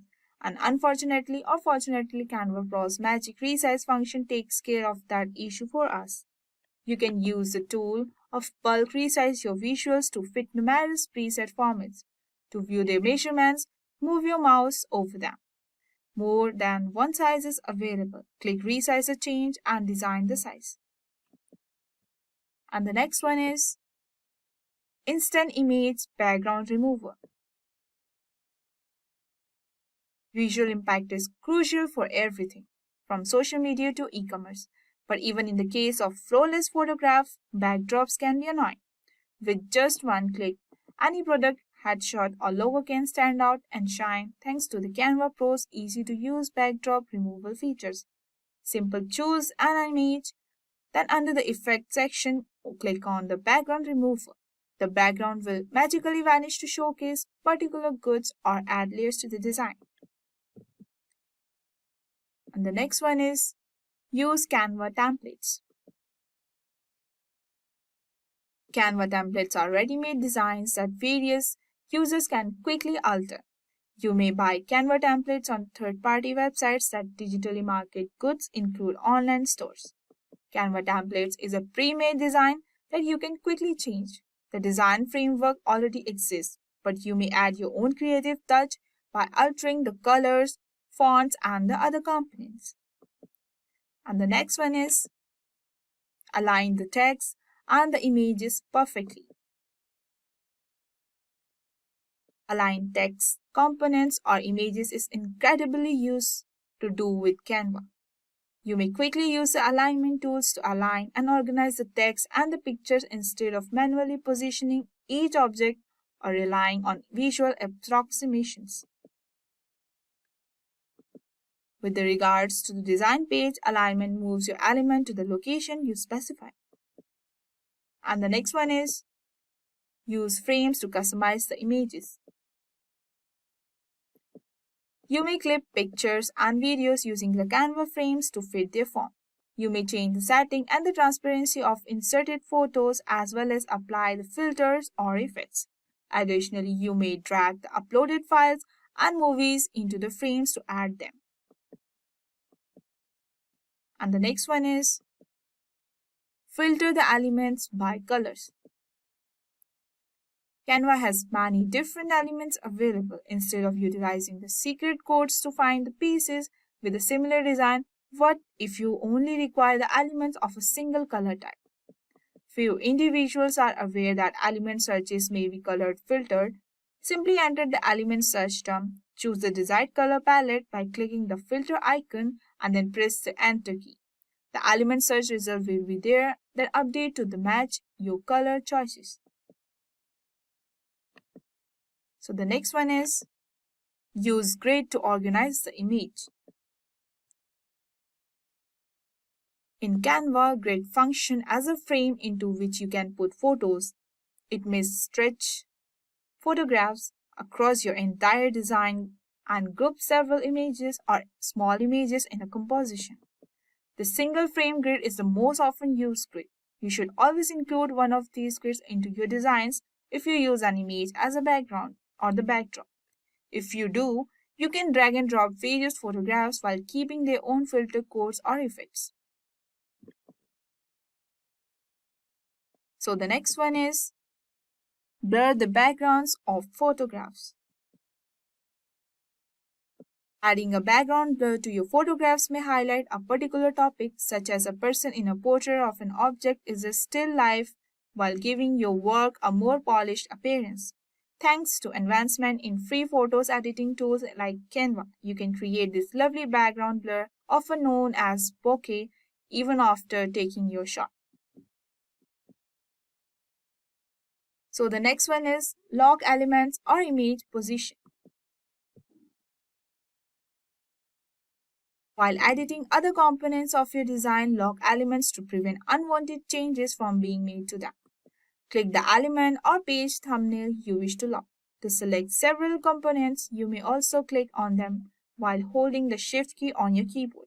You may use the open lock symbol on the editor toolbar to partly lock a page or the elements and only enables content replacement. So now we will see the steps to create templates for Instagram stories. First, we need to click on the Create Design panel that is located on the top right of the screen, and we will search for Instagram stories.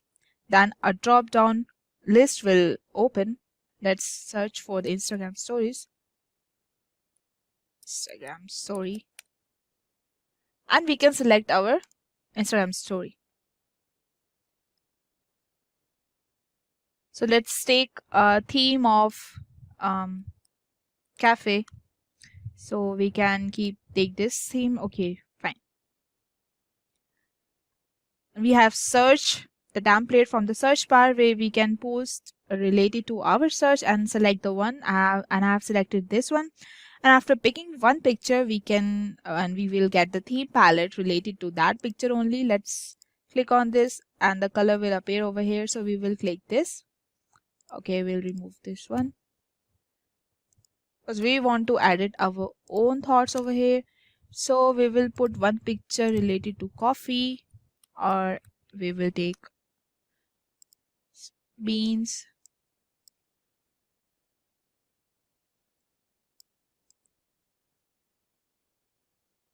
keep here, and we can take this also. We can keep it over the bottom.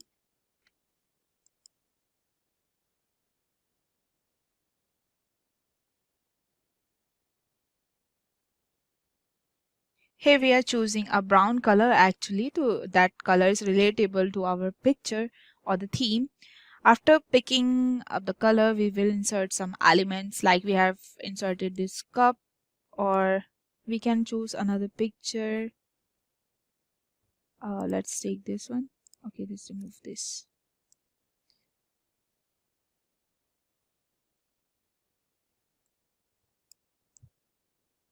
And after that, or we can make it little small and we will keep it on the top of this. Let it be here. And let's write, after this we will add some more images that is related to our theme as a watermark effect. So we will take coffee beans,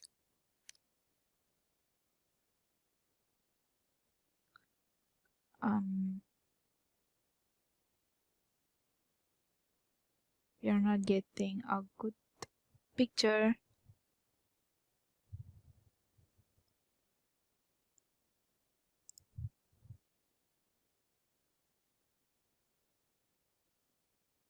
Okay, let's take this. We're having one already here, so we'll pick more. So after this we will add some more elements. We will search for coffee cup.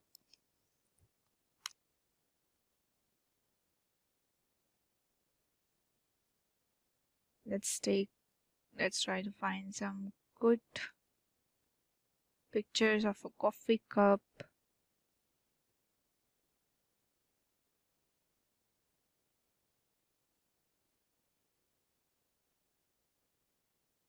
Okay, I'm not getting any good picture for coffee cup. So okay, let's now here we will pick another picture that we will keep inside the frame, as we can choose, or we can choose any shape. Let's take a shape from here. Where is it? Cloud shape. Okay, for frame.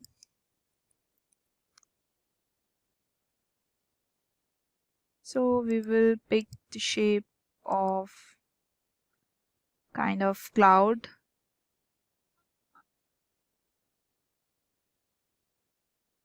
So here we will keep inside the frame, as we can choose any shape of the frame, then we can insert that image in that frame according to our needs. So we will pick this one.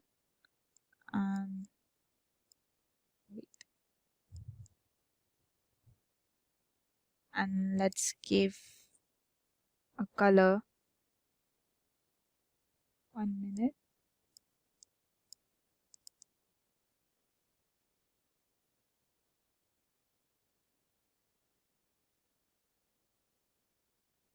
Now we can give a color to this. It's not this one. Yeah, this color. After selecting a frame, according to our needs, we can search for the image and drag them into this frame, which transform the image into the exact shape of the frame. So let's take a circle frame. Wait.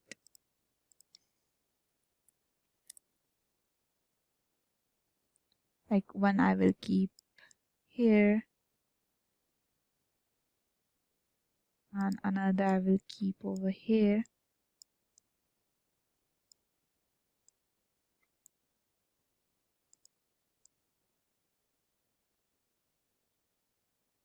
Yeah.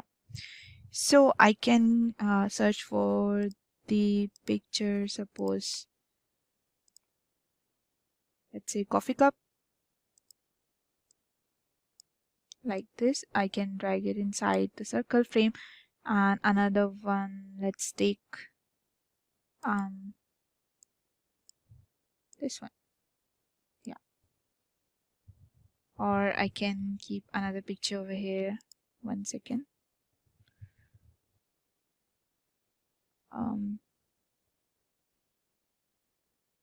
take this picture here.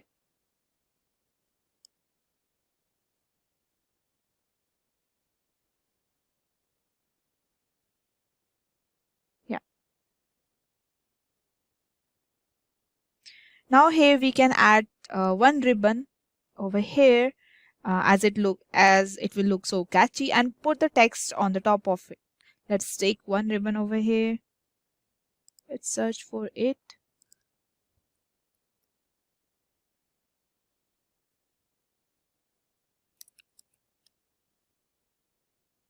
Let's take one ribbon. Okay, I think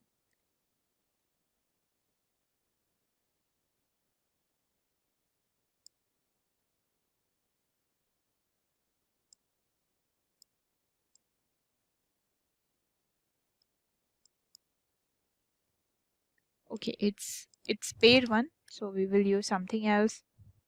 Let's suppose we write just ribbon. Here I search ribbon banner, so I like this one. I'll resize it a bit. I can keep it a bit here, so I can keep this here.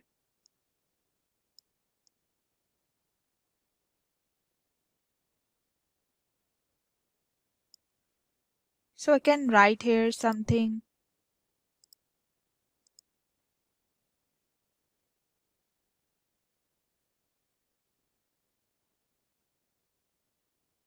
Let's write special offer. And I'll keep it here. Let's change the color. Let it be bold. Perfect.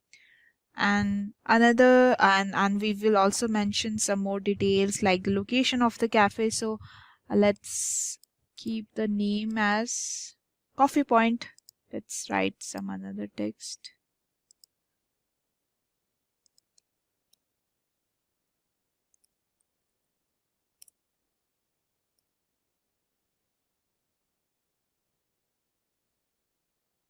And we will keep it here. Size.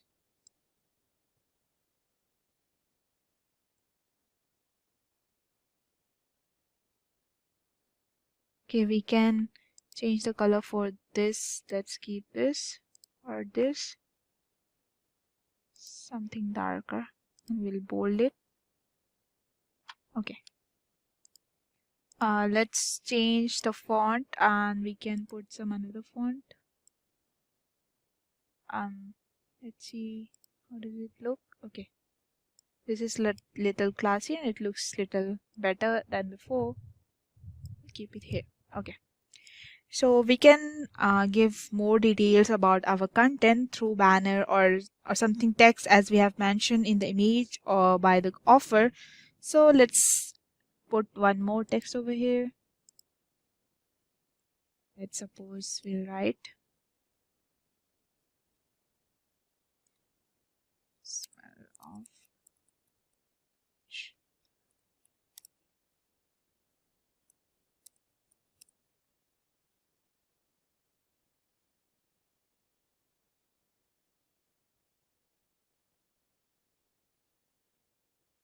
yeah. So we can keep this here. This is something, or we can keep it at the back like this, and it will be in the middle. This will come over here. Yeah. Let's change the color for this also. Dark brown. Okay. Yeah. So this is the final template for Instagram stories. As we mentioned, the coffee shop has a banner. Oh, okay, one more. We can add the time. Let's put one more text over here, or we can write the time when it is open from time 9 a.m. to 10 p.m. and change the color for this. I will change it by okay, and I will keep this with the white color.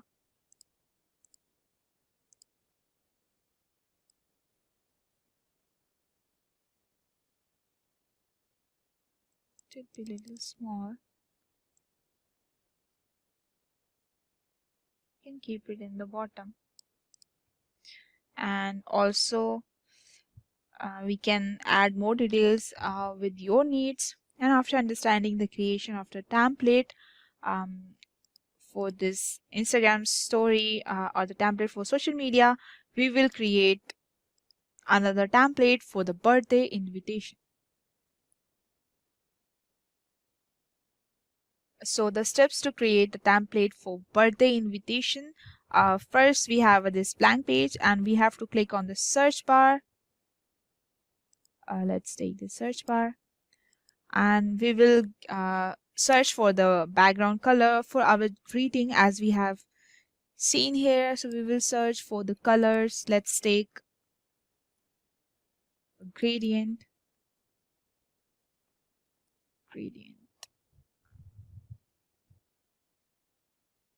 Let's search here.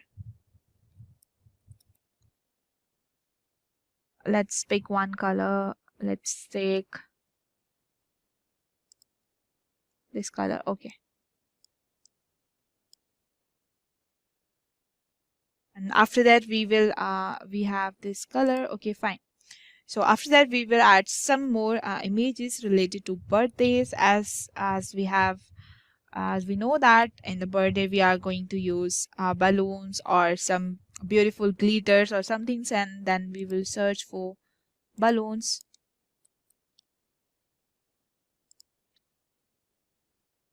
And we will pick let's see,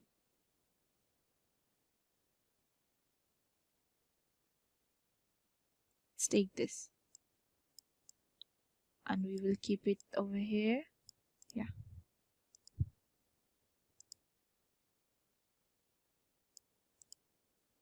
or some different bright color. Let's see another one.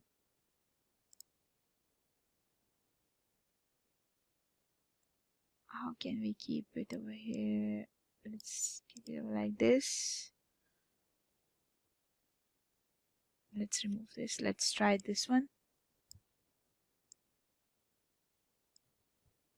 Okay, so now we will choose some overlays to make the background look more attractive that are the same in the color as the background. Let's take blue galaxy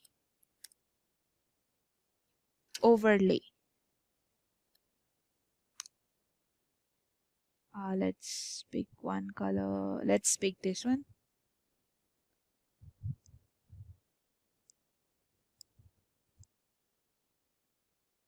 But the background is different. Let's pick color similar. No, it's not matching. Let's take another one. This is not matching.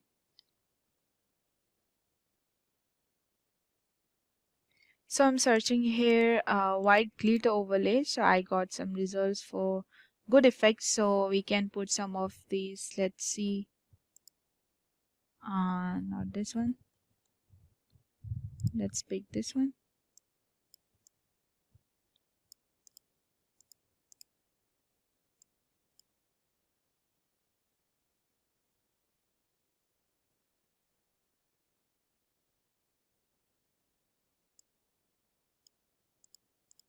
So it looks more fine, better than before. Next we will use elements related to birthday. So we are going to use some ribbons. Let's write golden party ribbons. So we are going, wait, sorry, golden party ribbons. So we are going to decorate the template and we'll copy paste it. Like first we will pick the ribbons like this, and we will make it as a small in size. We'll keep it here.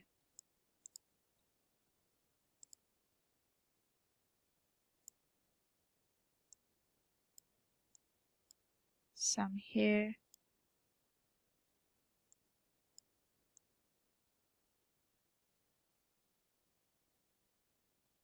We'll copy it again. Keep it over here. Fine. Now we will add some more gifts item in different places in this template with the small sizes. So let's search for birthday gifts. Birthday gifts. Let's pick this one. We will keep it here, or we can keep another box. Let's take this. No, it's having color background.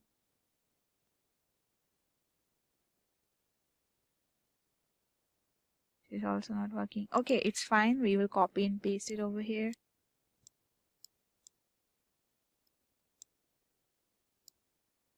And one more copy.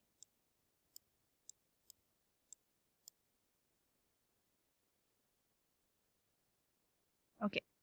Now we have come to the graphic tab. Let's search for an element and then search for a circular frame with the borders that we can fit it into to make a decorative frame.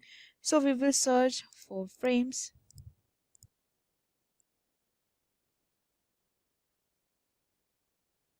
Let's pick circle frames.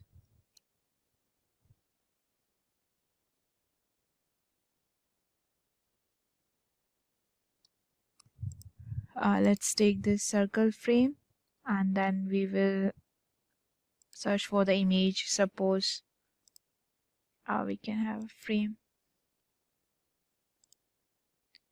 We will keep it inside.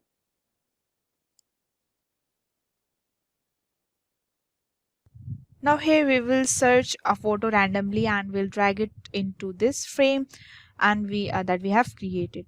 And let's pick a picture for baby whom's the birthday is there. We can select the picture for that. Let's pick a picture for a baby, small baby.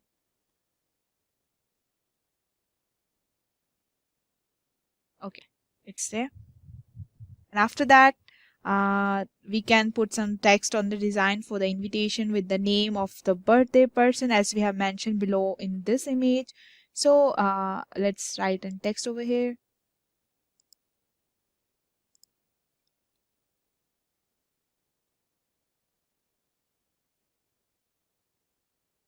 You are, let it be in capital letters.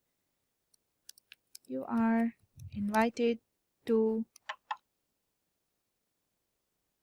keep it here. Another text.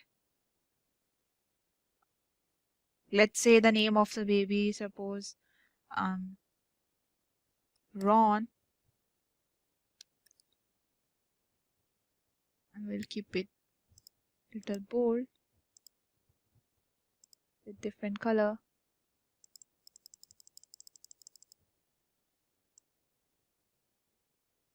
We will give another font for this. Yes, for Ron's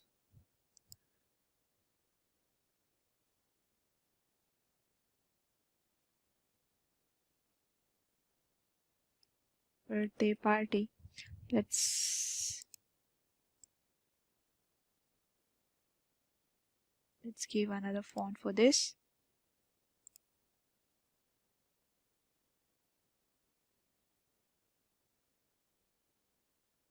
We'll keep it here with a different color.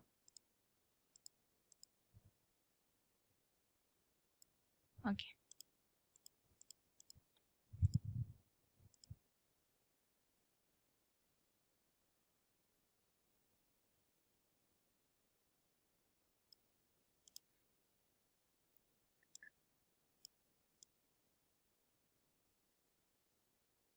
We'll keep it little down. Okay, fine. So now we will press R on our keyboard to go put input for the rectangle. So this rectangle will appear over here. So here, and then we will give it a bright color, something. Let's take white color, or it's fine. And here we will highlight the time and the day for the birthday party. So let's take a text here. Saturday.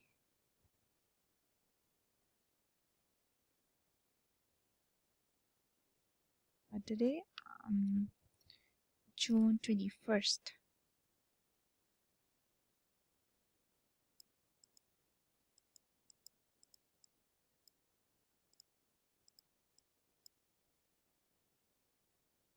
We will keep it here with the bold color, little size increased.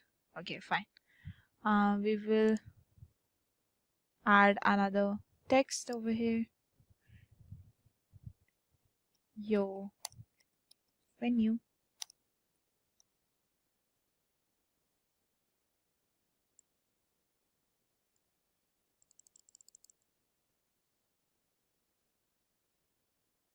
Okay.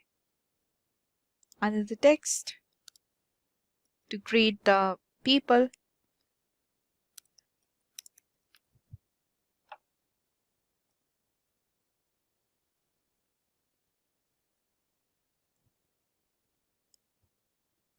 with some different color, dark.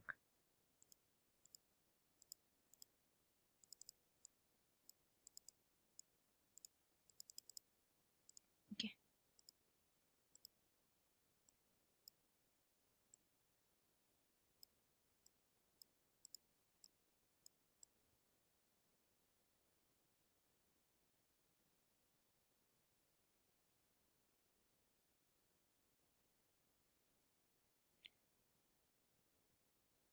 So this is the final template for birthday invitation with some features as we have mentioned above, where we can change the time and the place, image of the person whose birthday is there, the birthday party, and the venue according to our need. In many industries, visuals are essential. We propose ideas for improved communications, whether well displayed photographs or buttons. Canva and Figma provides equal access to use and price and third-party plugins or the applications, but there are also many distinctions, with some of the basic comparison between the two. So the first one is platform access, best design purposes, drawing tools, image editing, and the last one, plugins and apps. Let us have a simple quiz question to brush up on our knowledge. Who is the founder of Figma? So the options are Melanie Perkins, Dylan Field, Shantanu Narayan, and the last one, Steve Jobs. Please answer in the comment section below and we will update the correct answer in the pinned comments. You can pause the video, give it a thought and answer it in the comment section. So now let's discuss it in detail. First we will see what is Canva. It is an online graphic design platform for non-designers wishing to quickly and easily creating the simple graphics for nearly anything including infographics, presentation, posters and social media graphics, logos and other visuals content. After the Canva, we will understand what is Figma. Figma is more than just a tool for manipulating photos. In fact, it is a design software with a singular focus on UI and UX design. In the Canva versus Figma discussion, Figma is a software for designing products. You can quickly create and prototype applications with the help of Figma. Now we will discuss some basic features for both Canva and the Figma. So the first one is Platform access. The key factor to consider when selecting a design platform is accessibility. The places where you can utilize the Canva and Figma are listed below. For the Canva, you may use Canva as a browser-based design tool by downloading an app for Mac, Windows, iOS, and Android. Your previous design will be saved in your Canva account even if you can check in using a different device. You could use an app to save work locally if you don't have an internet connection. For the Figma is another online design tool that can be used on Mac, Windows, and Linux desktop computers. An iOS and Android mobile app is also available for Figma. Your design history, files, and plugins are all accessible from any device when linked to your Figma account, although the application permits offline design. And the next one is best design purposes. Consider their simplicity, convenience, and accessibility. Certain platforms are made for more effective uses than others. Here is a list of what Canva and Figma excel is. For the Canva's primary area of expertise is social media design, including Instagram stories, YouTube thumbnails, and Facebook banners. There are a lot of free themes available for popular social networking sites. You can produce a variety of regions. Canva offers easily editable templates for calendars, presentations, and stationeries. And for the Figma, since Figma is primarily employed as a user experience and user interface design tool, it performs well when being used to create the website, applications, and other interfaces. However, you can also use it to make other things like presentations, resume, and the animations for Instagram stories. Most design in Figmas are dynamic rather than static. And the next one is drawing tools. If you are required drawing instruments, the comparison that follows will assist you in making the best option. And for the Canva,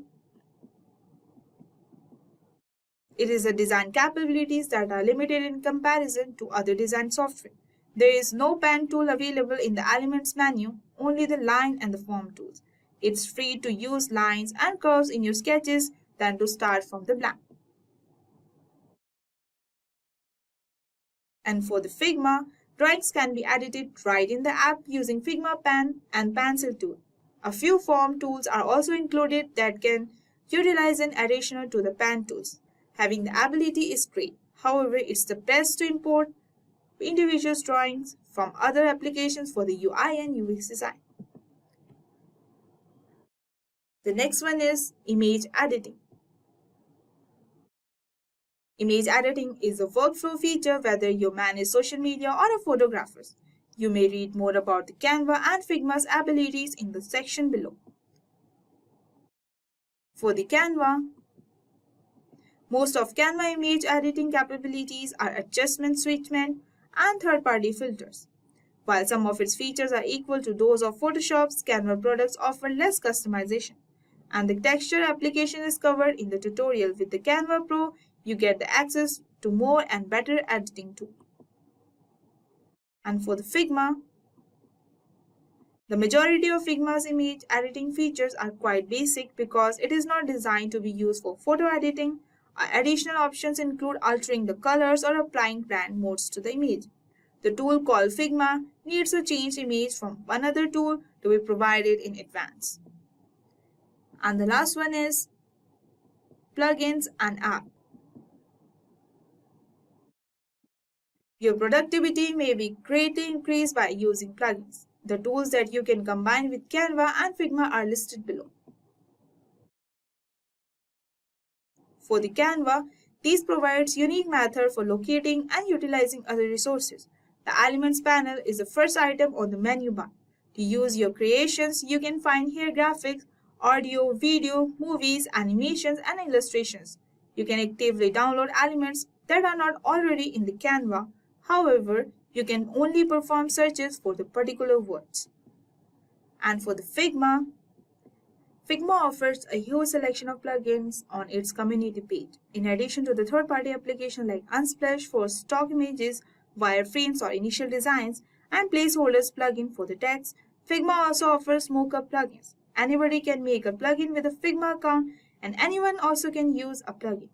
After the comparison between the Canva and Figma, we will discuss the pros and cons for the Canva and Figma.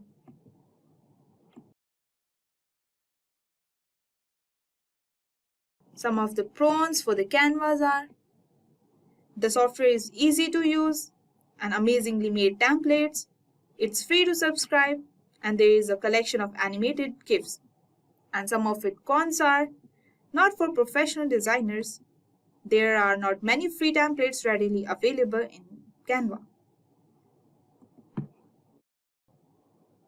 Now for the Figma, some of its pros are: it makes quick prototypes and presentations possible, utilizing the browser-based application for the cloud data storage. It works well for design and graphics. Some of its cons are: it's difficult to understand the auto layout. The presentation mode might be improved. After understanding the pros and cons, we will see the pricing for the both. Figma and Canva offer the free version of the program and paid edition depending on your needed capabilities. There are 3 price categories for the Canva. It's free as $0, and the premium will be $12.99 monthly with a maximum of 5%. You will be charged $7 for each new member if you are a monthly plan, or $60 per month if you are an annual plan. One is the Enterprise, $30 per user per month, minimum of 25 users. And the Figma offers 4 pricing categories. The first one is free, access to the mobile app and plugins, 3 Figma and unlimited users and the personal files. And the second one is professional, include all the capabilities of plus free unlimited Figma files, version history, and access permissions. And the third one is Enterprise, $75 for each Figma editor monthly with more sophisticated security measures. And the last one is organizational libraries, centralized data management, private plugins, and more are included in the $45 per month per editor. What are mockups? Now let's discuss what mockups are and proceed further for the same. Mockups are merely designs that represent how a service or product will seem in the future. Anything from websites and mobile applications to the basic thing like packaging may use them. Before devoting excessive time and money to a particular design, mockups allow designers to test their ideas quickly. Additionally, they allow designers to gather early clients or other stakeholders' comments, which can assist in enhancing the finished product. After discussing what are mockups, we will see how to create mockups in Figma. Figma is an excellent tool for generating mockups since it gives you a lot of customizing choices and capabilities. Create a new file in Figma and choose the mockup template from the list of available templates to start creating mockups. You can create mockups in Figma by accessing hundreds of premium Artboard Studio mockups components within your Figma files. With only a button press, quickly convert Figma frame into a realistic product mockups. So in this tutorial, I'm going to show you the best way to start practicing designing apps and websites in Figma. You can quickly download mockups plugin in the Figma rather than saving your Figma design and switching to another software to build a mockup. Although numerous plugin alternatives are available in different styles, they are all easy to use and can be integrated into bigger projects. So just go to Google, Artboard Studio. Alright, click on the Get Started for free. Right, guess that makes just quickly create an account. As I have already made an account, so I will go to the setting, then integration.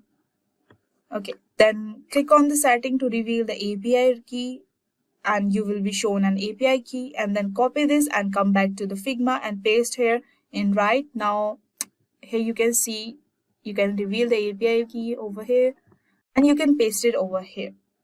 So right now maybe it's not making any sense, but when you launch this plugin, you are going to see more data that shows input API keys, right? So just go over the website, create an account, create your API key, and you have to copy and come back over your Figma and paste that API key, right? And it may look like a little stressful, but it will take a long run. It's going to be actually beneficial to you. All right, so now you have a lot of mockups, right? So we'll click on right button and you can have the plugin over here and Artboard Studio. Yeah, it will take a bit of time. Okay, now I'm going to search, or I can select only free items. Okay, let's use this. Let me click on this. Okay, let's use this. So yeah, you can click on the mockup item. You're actually presented with the 2 or the 3 screens depending on the kind of mockup you are clicking. So first you have to mockup by yourself your item. You are not going to make any change to this one, so you can lock this. So you're not going to move that, and or you're not going to touch this. So you're not going to edit this. You can even go as far as you can lock this. Right, I have done. And so this is what you're going to make changes to. Whatever changes you are going to implement. We'll put here. It will reflect on this mockup. It looks like a magic, right? So let's create a design for the food delivery app for the first splash screen. First, let's change the color for the background. Let's take a light color, maybe. Yeah, this is fine. And so we will give the effect to this. We will change this color also.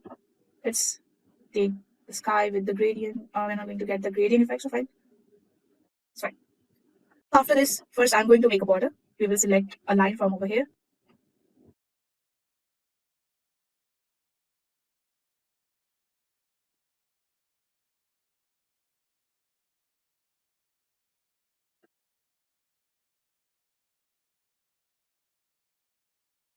Yeah, again I will press the keyword L and I'll make the border. So similarly, I have drawn all the 4 borders. I'm going to make the width a little bit big. Let's give this a black color.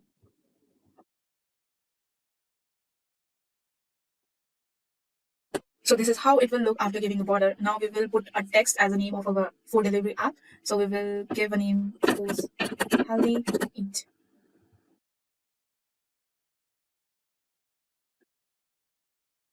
We will make the size a little bigger than this.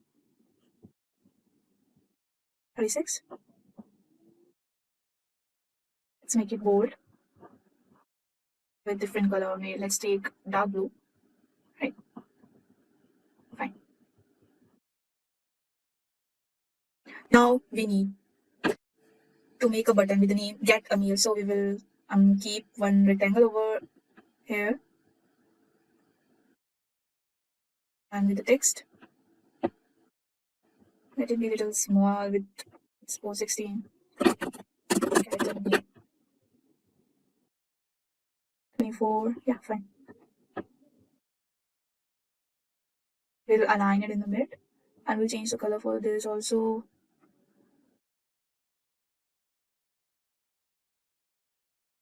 Yeah, fine. For making it looks a little good, we will put one picture over here. So for that, first I will make a rectangle in which I'm going to insert a picture. Suppose I already downloaded the picture. So this is how it will look. And now for making this little good, we will put one icon over here related to the food. So I'm already downloaded one icon. Yeah, so this will look like this after putting this icon over here. So we will make it in alignment.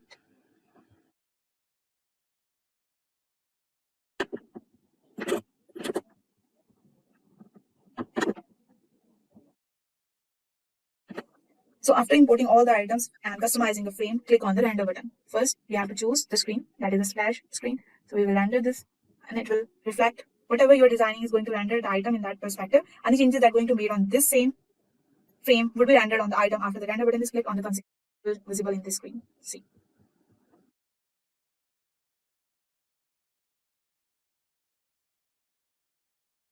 Now for the next, we will see. Now we will see something different when the user will log in into the app. And the next screen will be like how we are going to design. Let's pick a different one. Let's take this one. Yeah.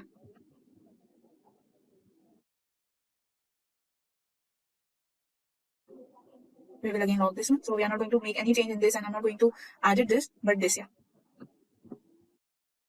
First, I will pick the line, and now I'm going to copy the line.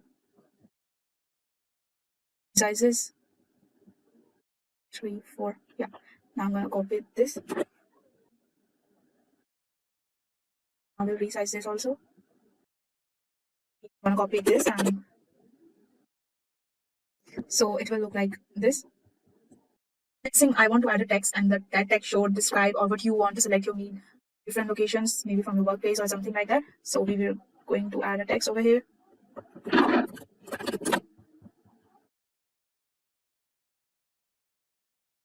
Size it with 24, and we'll change the design, let it be semi or medium. Let it be sunny, and we'll change the color for this. We'll keep dark blue, right?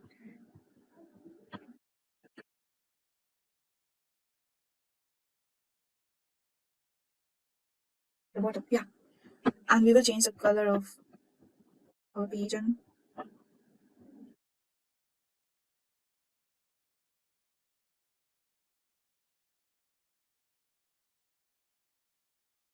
so after this, there will be the varieties for choosing the meal. So I'm going to add one more text like choose your meal. Sorry. And I will size this whole with a little smaller than the before, like 16, yeah, fine. And I'll change the color for this also. Let's make it medium. And I will change the color for the text. Let it be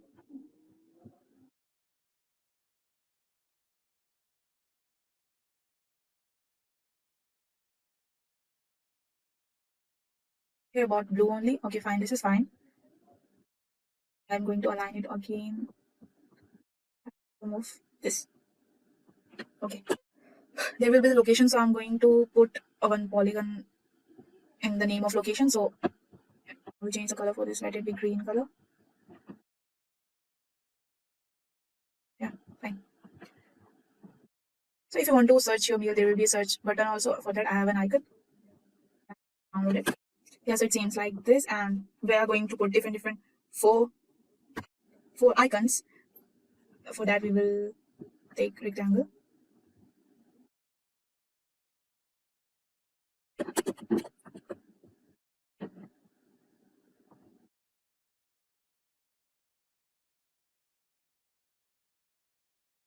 Align it.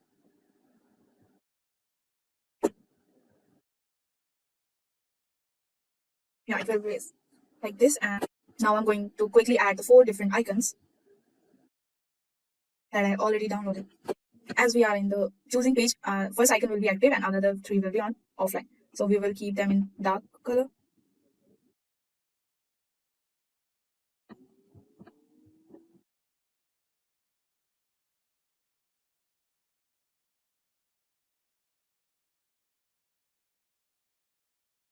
So it will be visible like this. So we are going to add the items or the food that we are going to select. There will be different options. So let's do it. So first I'm going to take a square and one circle. Or we will use a rectangle later. We will keep the circle over here. And we'll select a picture of the food that we are going to insert over this. So first, and I have inserted picture. I have already downloaded from the Google, and I'm going to shift this rectangle over there.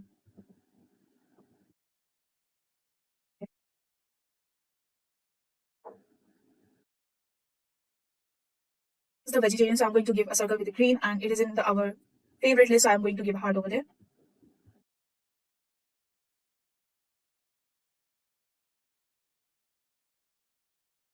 Change the color with the green as it is vegetarian. So it will be like this. After that, we are going to give the name of this meal. So quickly, I'm going to give the name of this meal.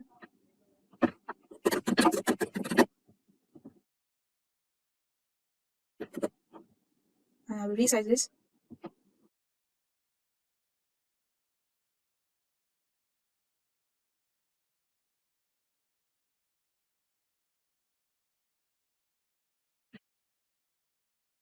and another text for the price. So I'm going to give like 00. It will be in like italic and the size bigger. Hello. Yeah. So similarly, we are going to make the different rectangles. Suppose like here.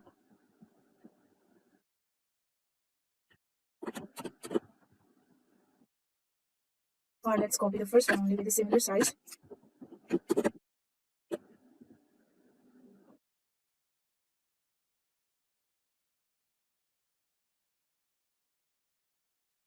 Yeah. Now we are going to render this. For that, we will go into plugin again on the item modes, and we are going to select this.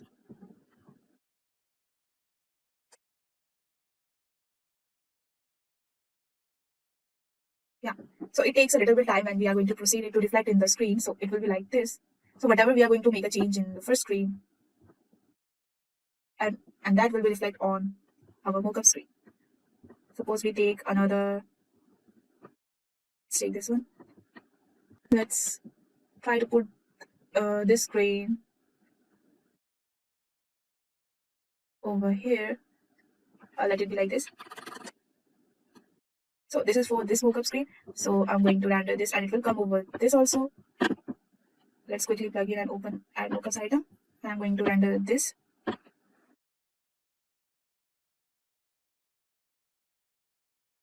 Yeah.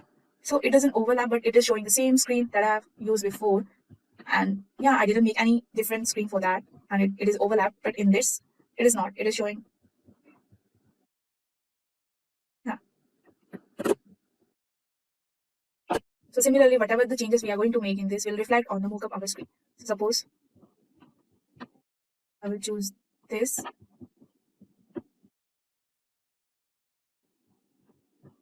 Anything like or any other shape. Let's take star. Give it a color with. I'm going to render this screen.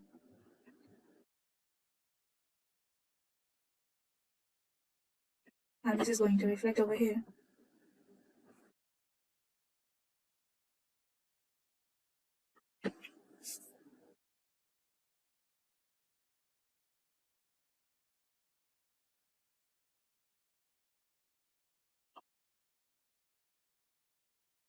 Yeah. After importing the items and customizing the frame, click on the render button and your design is going to render on the item in that perspective. Or any changes that you are going to make on the same frame would be rendered on the item after the render button is clicked on consecutively. So this is how we create a mockups in Figma. What is wireframe? A website service can be designed using wireframes and is frequently utilized to lay out functionality and content on a page while considering users' need and journey. And before adding visual design and the contents to the page, the basic wireframe and the framework of the page is established using wireframes early on the development process. It is a double structure sketch of a web page or app comparable to the visual interface design. In wireframes, style,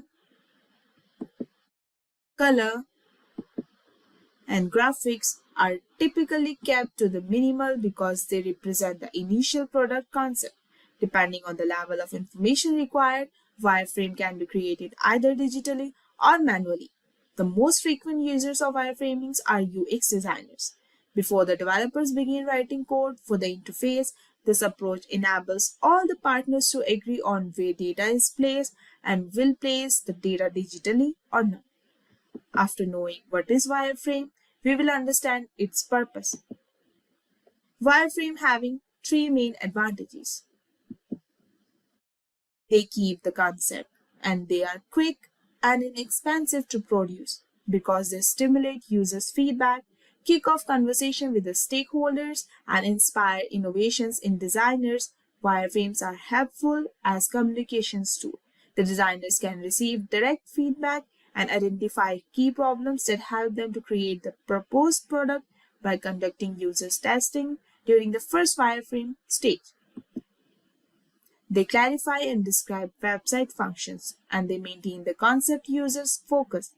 With particular wireframing features, you may explain exactly how they will work to your clients and what function they will serve. And it helps all the stakeholders combine the website's information, architectures with its visual design and make the page operational clear. The third one is quick and cheap. The best thing about wireframing is how easy and affordable is it to create that. You can design a wireframe with a newspaper, paper, and pen. Thanks to the abundance of tools, you can quickly develop a digital wireframe. The consumer is typically less likely to be honest about their early thoughts whenever a product is highly polished. The longer a period is developed, the harder it is to make the change. After understanding the purpose of the wireframe, we will see the different types of wireframe. And the first one is low fidelity wireframes, and they are very simple visual depiction of the web pages and are typically used as a designer's foundation. As a result, they usually lack of all the sense of grid or pixel accuracy and tend to be quite sloppy. It contains basic pictures, block forms, and dummy contents including fillers, text, or labels with the headlines, and they leave out any information that would serve as a possible distraction. These are useful for starting conversation, selecting navigation's layout, and mapping users' flow. And the second one is mid-fidelity wireframe, the most popular of the three. While they avoid distractions like graphics and distracting fonts, they mostly focus on specific features distinct from one another. Headings and body materials could potentially be separated using different text weight. Although remaining in black and white, artists can convey the prominence of specific features through various shades of gray. These are typically produced using a digital wireframing program such as Sketch or Balsamic, even if they are still useful in the early stages of a design. The third one is high fidelity wireframe. Finally, the pixel-specific layouts are features of high-fidelity wireframes. They may have actual featured images and textual information unlike low-fidelity wireframes. They are the best choice for exploring and capturing ideas, menus, or interactive maps because of their additional depth. And rising wireframes should be safe for the last stages of the product's designing cycle. Now, what is included in the wireframe? As we briefly said previously, whether a wireframe is low, mid, or high quality greatly affects how many details are contained. However, elements like thread makers, searching areas, headings, share buttons, and placeholder text are frequently seen in wireframes. So the first one is information design. By illustrating the routes between the pages, wireframe relates the web database structure to its visual design. Among other things, explain how it should display specific type of information consistently on the interface. Identify the interface primary use of the functionality. The second one is navigation design. A site structure comprising all the components is structured so users can easily discover informations, wireframes, navigation charts, and etc. To develop a flowchart of your website, you will be evaluating, sorting, grouping, and linking comparable information during this process. And the third one is interface design. The method designers use to create useful software interfaces or electronic devices emphasizes aesthetics or styles. Designers strive to produce user-friendly and enjoyable interfaces. User interface design and other types, such as voice control interfaces, are called UI design. It's vital to remember that because wireframes are two-dimensional, they don't work well for displaying the interactive elements of the users. Now we will discuss what tools are used to create the wireframes. Three best wireframe tools are: the first one is Figma. As a potent cloud-based substitute for the applications like Sketch and XD, Figma stands out. The best thing is that it offers a range of usual capabilities, whether you are a freelance designer or a member of a large team, with no restriction for free users. There are many available free wireframes too. Figma is a fantastic alternative if your team wants one simple tool for the entire creative process, but it's also a great option if you are a tight budget. You may discuss and map user journey with Figma and a digital whiteboard that consists with Figma. Without exporting your ideas to another design program, proceed directly to wireframing and testing. Second one is Adobe XD. Adobe XD stands out as a user-friendly choice for wireframing and UI design tasks, even though Adobe technologies are famous for being content and challenging to learn. Within XD, you can do anything from wireframing to simple prototyping. Additionally, XD Simple UI is a breath for fresh air in the comparison to certain other features-rich Adobe XD tools. The second one is Sketch. Sketch has remained a top choice among Mac users as a potent yet portable vector design tool. Wireframes, contemporary UI, and simple graphic art, some interaction design, and more can all be done within on their own. Compared to the industry leader, the vector design, Atomic Designers, and Adobe Illustrator, it has a simpler and more user-friendly interface. Because of the sketch simplicity, wireframe may be quickly constructed using a combination of templates and graphic shapes. So guys, I have an empty page and I'm going to start my design right away. So for that, first I will take one rectangle with the effect of gradient, and I will align it here and size. So what I'm going to have a picture which I've already downloaded. So what I'm going to do is to take that picture right into my screen. And now I'm resizing it. And this size is okay.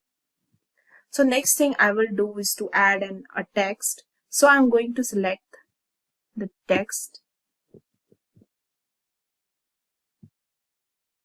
and click here, and some basic configuration is there for my text, and I need like to say text to be complete and bold. But before, I will go ahead and I will type healthy eat. For the configuration of my text,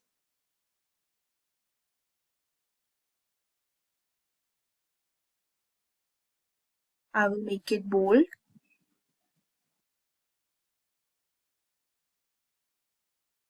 And I will just go ahead and will change the color. Color, say I can white. So now I will put the button over here. But before that, I will align it little up.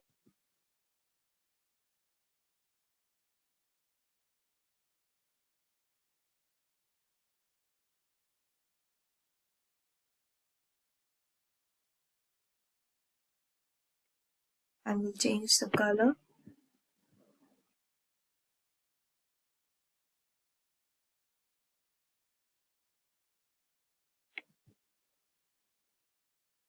By the name character name. We'll change the configuration. We'll change the size. Sorry, this could be me. Let's do the little light color or some other color that could match with the background. So let me know what you think about this splash screen, and if you have any other great ideas on how to bring out a good flat screen, let me know in the comment section below. And for now, we are going to proceed further with the home design and the next splash design. So guys, the next thing I want to do is the home, as I said earlier. So we will copy this first.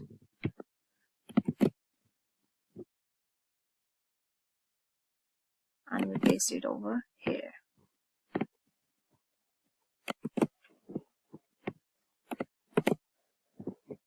Yeah.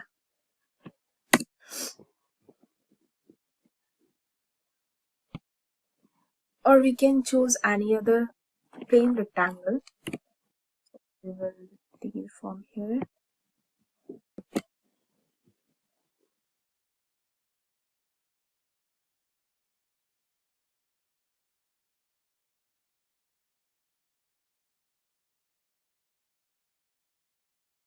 Now I will pick the line.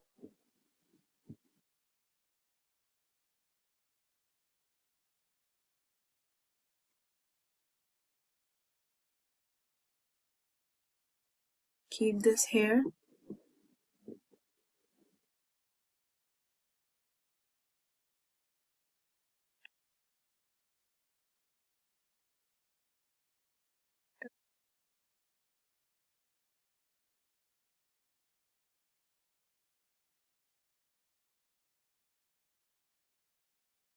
And I'm gonna copy this, and then I will reduce the size.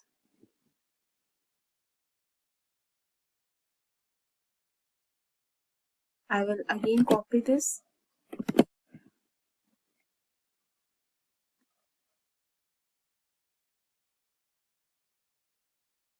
and I will reduce size of this also.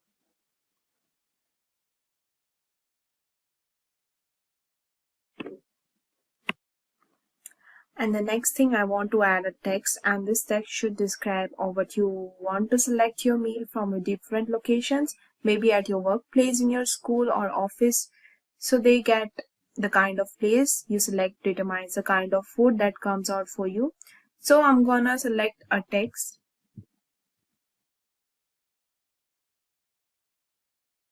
and I'll give a text, let's say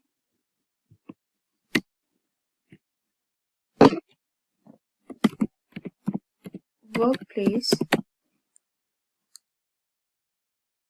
You're selecting from your workplace, so do the same basic configuration.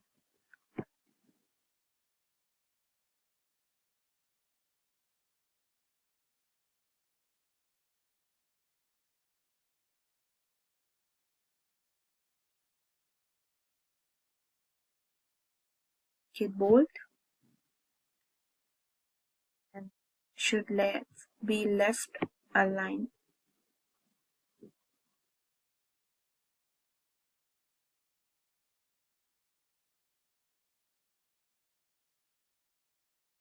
Now this is fine, and I can add more description to this, and the description should be a little bit easier than what we have for the workspace and the workplace. So I'm going to make a description of size a little small.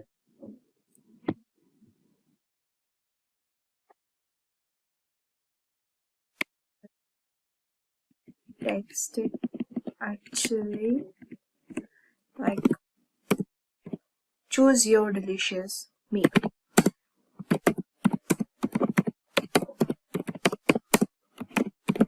Delicious meal.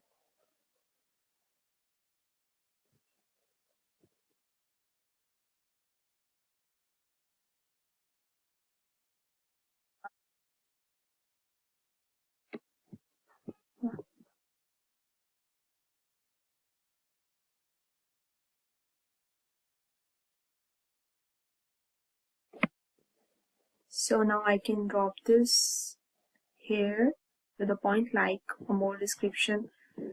So you might want the users to select a different location, so we can achieve that with our triangle icon.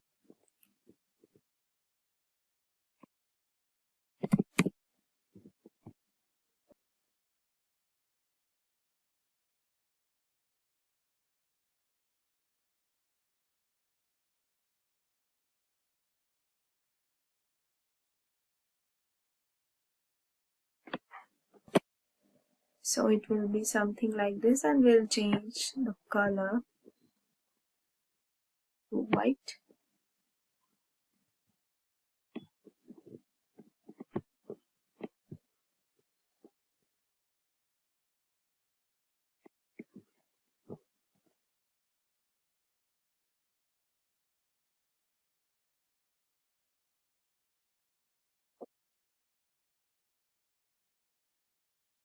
Next thing I want to do is you can also search for food by the name. So I'm going to add search icon.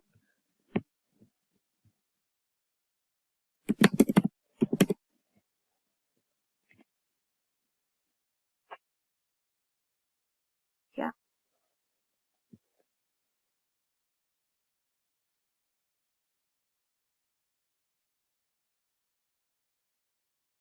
Size it. And we'll keep it aligned with this. So we'll look good. And drag it to this point. Yeah, and we can keep this as a white color also. Yeah, it looks good. We'll make it dark.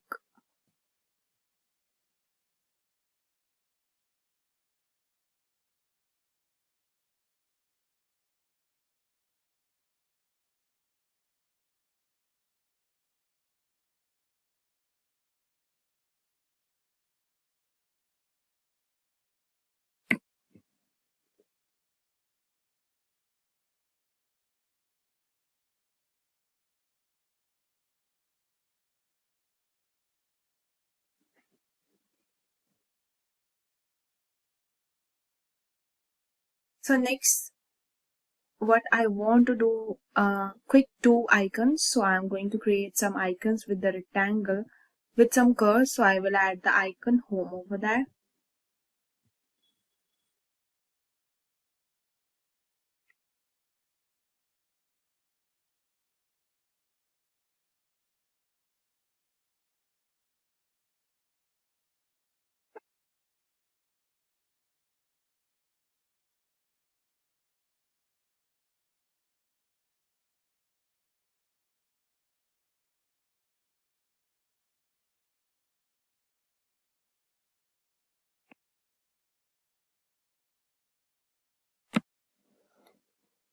So we'll add the icon of home. We will search it over here. Home icon. Save this one.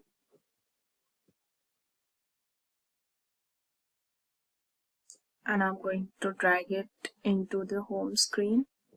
And I will bring it in the center. This way. And also going to change the color. Or this color is fine. Okay, I'll change the color. Yeah. So next thing I will do, I'm gonna copy this and make it into 4 places.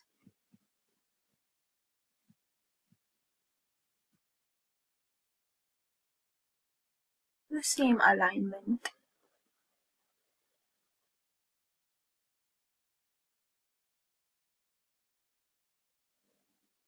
So I'm going to quickly change the icon for this, this and another this one.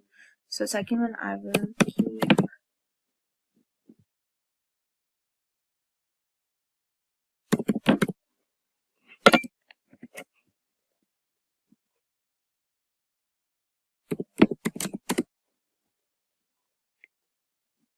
this one.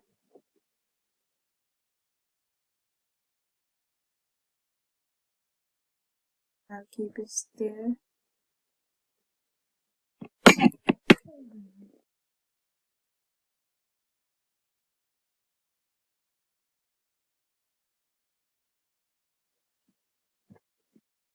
The third one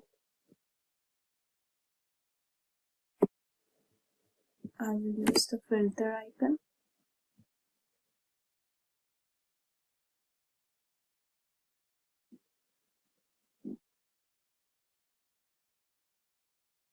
For the fourth we'll use card icon.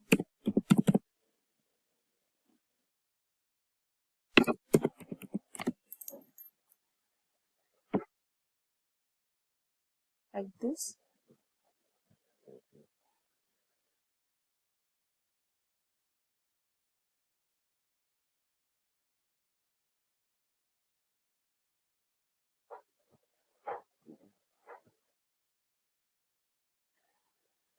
This This one is the active one, so we'll keep this as bright color.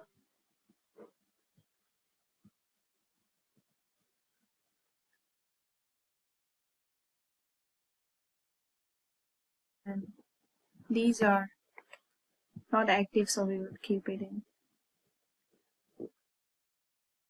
light color.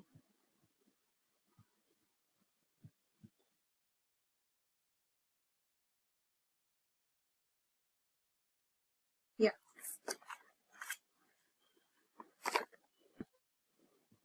So guys, I'm having my icons, the 4 icons that should show me the favorite meal which I have started offer. Now this should show me like a filter screen where I can filter if I am a vegetarian, same meal that are good for vegetarians, and this should show me the 10s card. I have selected to my card, then from there I can payment also. So what I'm going to do now, so the next thing I will do is to add our card for the different meal where you can select. So I am going to add a card. So what I will need is a rectangle tool. So we'll click on the rectangle.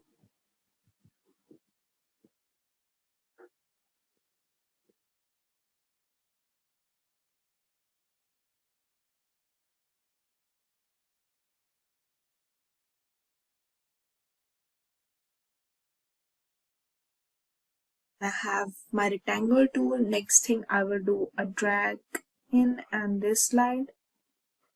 And I have a color for this. I will go with the light color. So next thing I will do is maybe add the image, and I'm going to select the circle first. Within this I will keep my image. Put over here.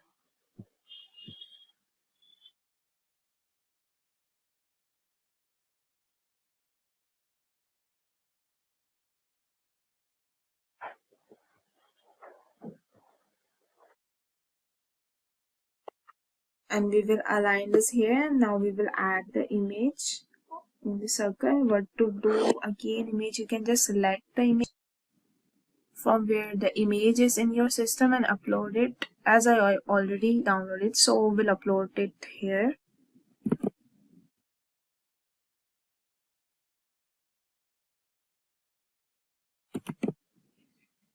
Yeah. So the next thing I will do is I will show you that this is the card. So I'm going to add little design in the circle.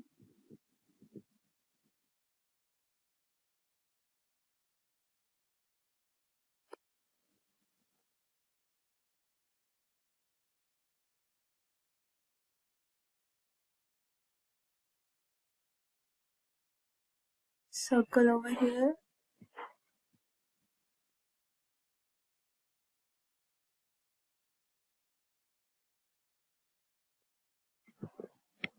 We'll give this a green color.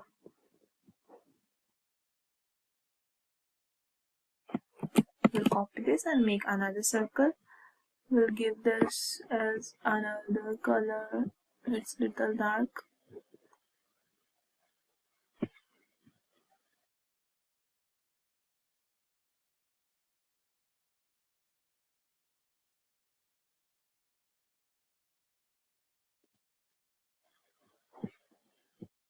Okay.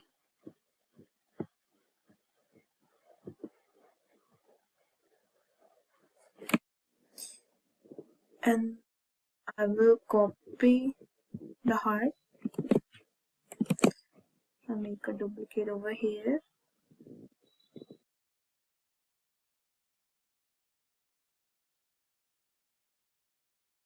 I'll give this the color and the around the red, and I'm going then the next thing.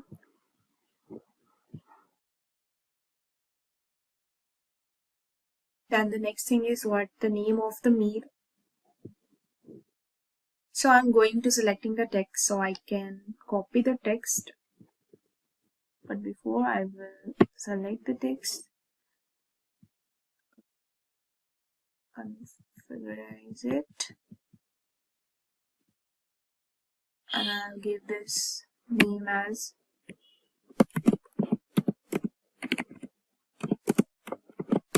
veg burger, and I'll make it small. Keep this over here.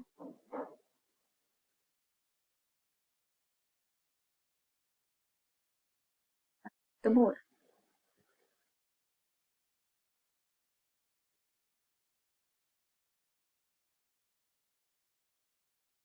Yeah.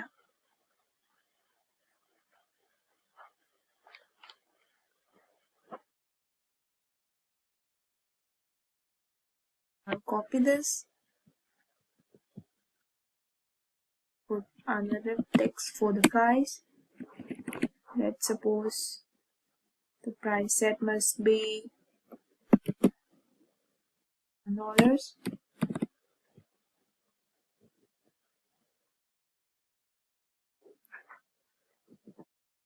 See, we'll put it over here.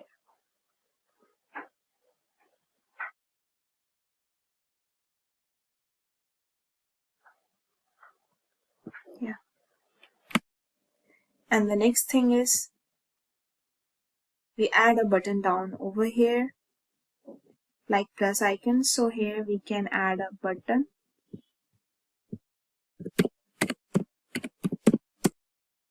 Plus icon.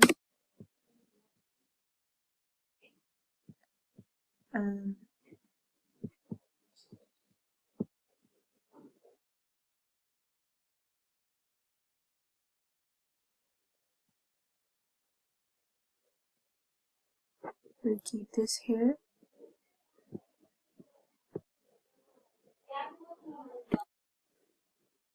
When you click on this plus button, you can add to your card similarly, and we can change the color.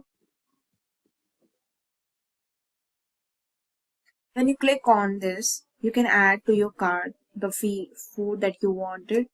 You can add more. Similarly, this we can make. Similar to this, we have created another fold. Suppose this is a veg burger or this is something else, and this is an example. And these three are in our favorite, and these two icons we will showing this is in our cart. So here we can add a little description that says okay days there is a discount in this particular meal. Suppose this one. So what will I do in this way? Now I'm going to make, so we'll make a small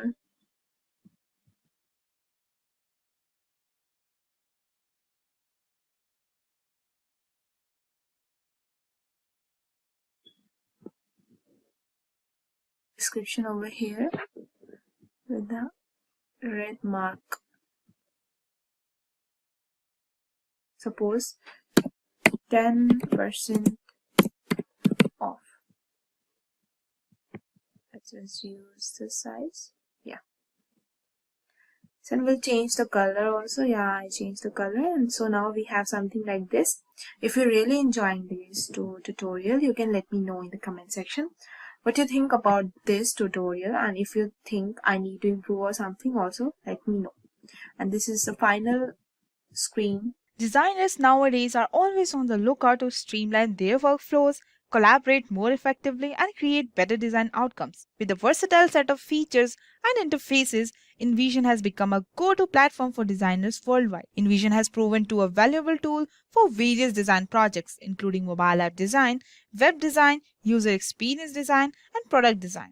It is a leading digital product design platform that enables teams to collaborate and create interactive prototypes, animation, wireframes, and designs. Whether you are new to InVision or have been using it for years, this tutorial can help you to get the most out of the platform and take your design to the next level. So hey everyone, you are watching Simplilearn, and today we bring you this informative video about InVision. For a more thorough approach on web designing, check out our course on UI UX Design Master Program. Here you can learn the design-centric approach towards user interface and user experience, including UX research, UI styling, wireframes and prototypes, usability testing, and more. Check out the link in the description for more details. And if you're a tech geek, here is a brain teaser for you. When was InVision Studio released? Is it 2015, 2016, 2017, or 2018? Let us know your answer below and get a heart from Simplilearn. Before we begin, if these are the videos you like to watch, then hit the subscribe button and the bell icon to get notified every time we upload a new video. Without any further delay, let's get started with the session on. So you have delivered your final design to your internal or external client only to find out the work you created was way off the mark and the hours you have spent on the original design have been wasted. Sound familiar? This scenario and others are exactly why wireframes are an essential step in turning any digital products into a reality. Think of a wireframe like a building blueprint, but for your digital product. The goal of a wireframe is to create the basic skeleton for each screen in your design that you can review the overall layout of the design with your clients before things like imaginary, color, and branding get brought into a mix. A wireframe will save you and your clients a huge headache and a lot of time. Now you may be asking yourself, okay, but what program do I need to create a wireframe? So in this video tutorial, we'll be using InVision, one of the standard software used in industry. Let's get started. InVisionApp.com. After signing in, it may take you to the project dashboard. Near the top right of the page, click the plus button or the red circle, but before that you have to sign it up or sign in. Create a whiteboard with a free hand. Let's wait. You can just log in, you have to cross it out.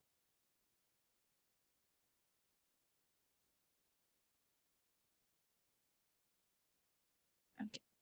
So from here you can get you can create a blank freehand. You just select it and you will get the page. Let me select it once more.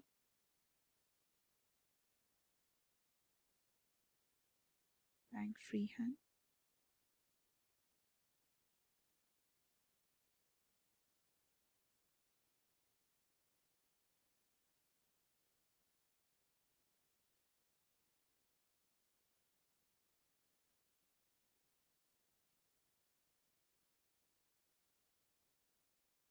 Or let's remove any of the before. Let's delete it from here.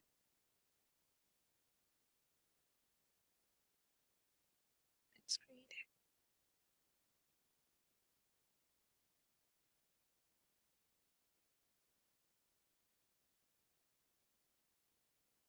Let's take a minute to look at the interface.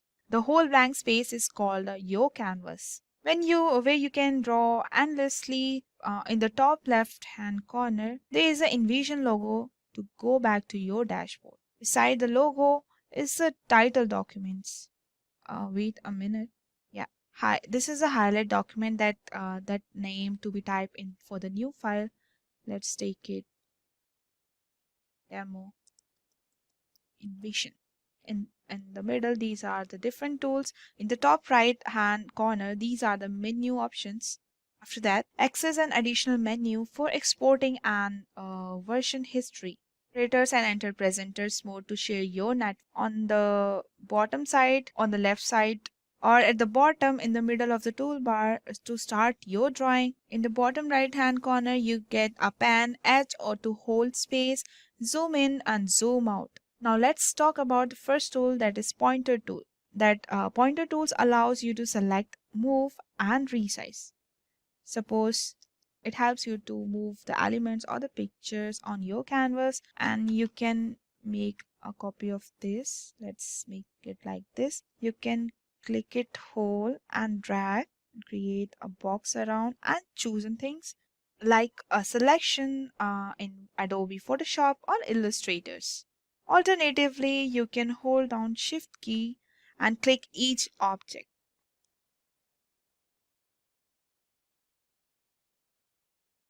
So for this, keyword shortcut is V and 1.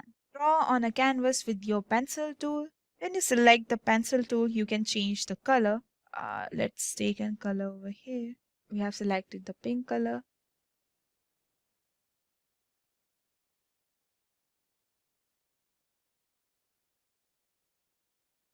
And you can change the color even from here again. Let's take this color.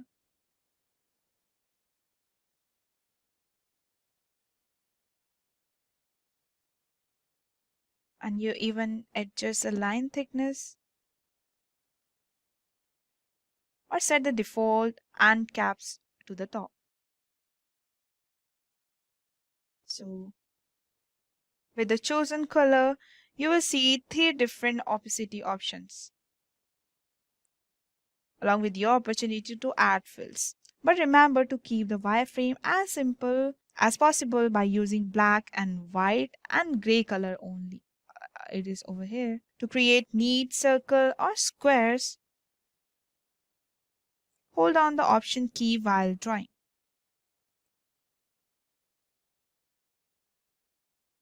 While drawing, that will help you to creating a straight line. Suppose I'm making it will be automatically will become straight at 0 degree or at 0 degree, 45 degree or 90 degree. To create any straight line at any angles, let's take another color like this, like this. Like if we will make a line without pressing the shift key, it will be like this. There will be no straight line, but if we'll press while using shift key, it will be straight and automatically. Okay. Hold shift key whenever you click to draw, but release shift before finishing your line. Let's take a look how is it work. Like this. You can see we can make it up at okay. When we release the shift key, it will become a straight line. Keyword shortcut is P or 2. Okay. So now to erase or clear the canvas shape with the eraser tool, click once on the pencil. Or at the pencil tool, you can see on the right side there is an eraser tool that you can use it to erase whatever you have done before. You have to just touch it over it or pat it over that eraser on the top of the line that you want to remove, and it just get erased. And the keyword shortcut is E. So the next is when the text tool is selected, click once on the canvas. The text tool adds to type something. Go ahead and enter text on your canvas. To create a line break, press enter. Switch to the pointer key tool to resize.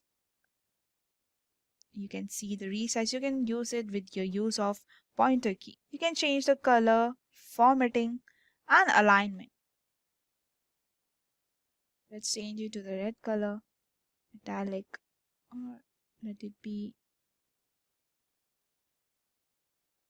You can highlight the text and you can format the line of the text, or you can do it italicized and set the text alignment to the left or right or center, as we have already text align in the center.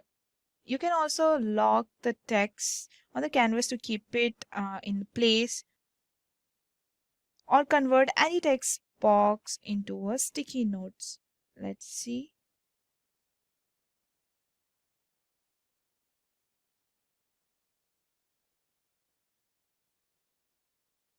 Keyboard shortcut is T or 3. Shape tool, you can create rectangle, circle, or straight line, rhombus, oval, or any arrow shape. Click the shape tool and then select the appropriate shape, whatever you want to keep here. Let's copy and I'll paste it over here. And you can hold shift while trying to create a perfect square. Let's do that. Let me select the circle. Just hold the shift key first and you can create a perfect square. while drawing a line will lock your line. How does it work? Let's see. It can lock it at 0 degree, 45 degree, and 90 degree. Keyword shortcut is S and 4. What I suggest, just avoid using graphics and images in IO wireframes. Use simple rectangles and square shapes from here. Let's see.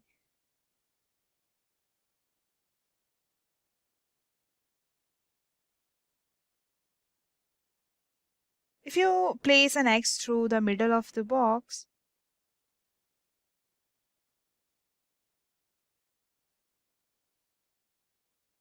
this is a signal where you can place an image. And for the videos, you can put the triangle like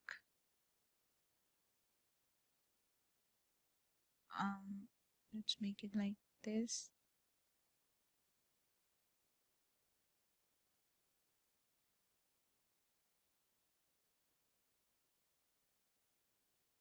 As a play button, let's make it a color.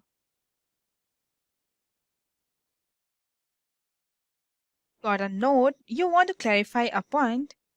Sticky notes allow you to add notes anywhere on the canvas.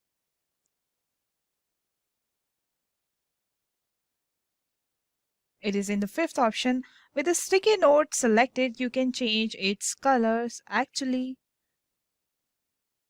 adjust its width, and you can even add a text over here. Let's suppose.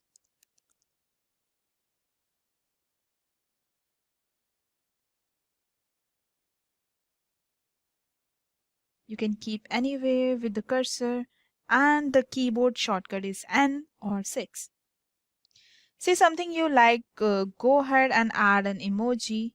Let's you can keep this emoji over here, or one more you can add over here. Okay, start creating one basic wireframe. Let's take it over here from here.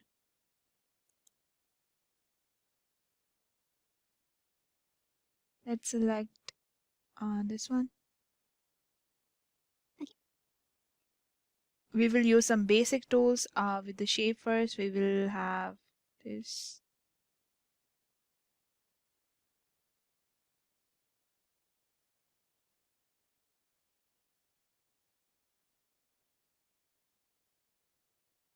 Pick another one.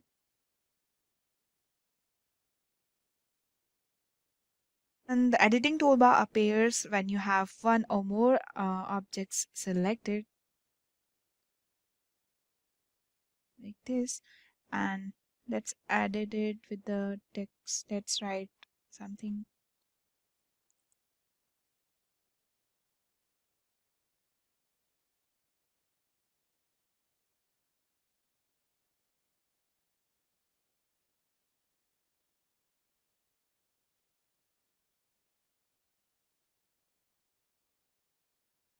Let it be a normal.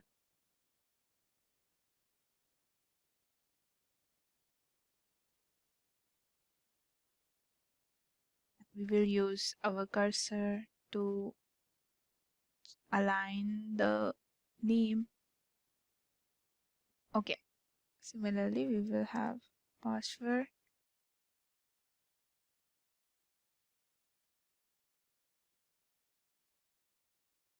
Okay.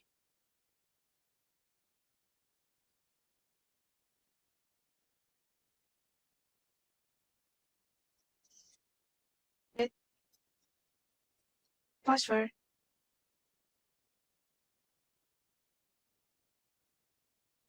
Let's make it a little bit small in size. Okay.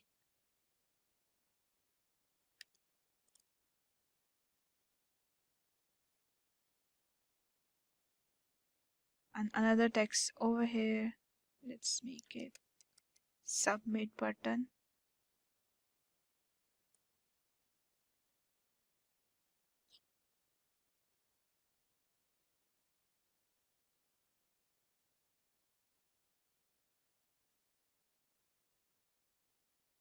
So now after creating shapes and line, you can edit them using the menus actually. So let's change the color for this as pink. This also we can change the color with pink.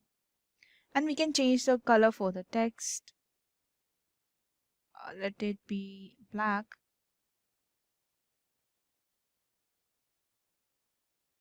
And we can change the width of the line. Let it be normal. This one, okay, it is already normal. Okay, we will change the color for this also. And for this also, let it be little bold with the red color.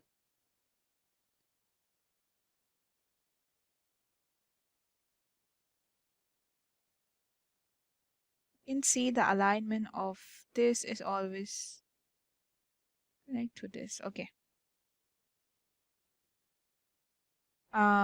When you have text, you can select, you can change the color, formatting, and alignment that we have done already. So you can lock the text on the canvas to keep it in the place. Like let's suppose we can make it move around like this, but if we lock this one, we can't move it because it is locked. So just open it with the tab. That's it.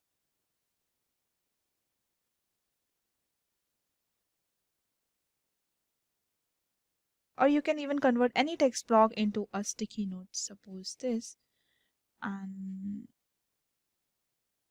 you can get a sticky note of this outside, right? So don't let it do this. Okay.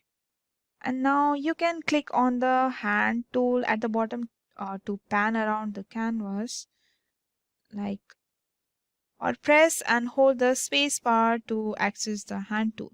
So you can move your, and you are enabling to move around an image by pushing on it like this.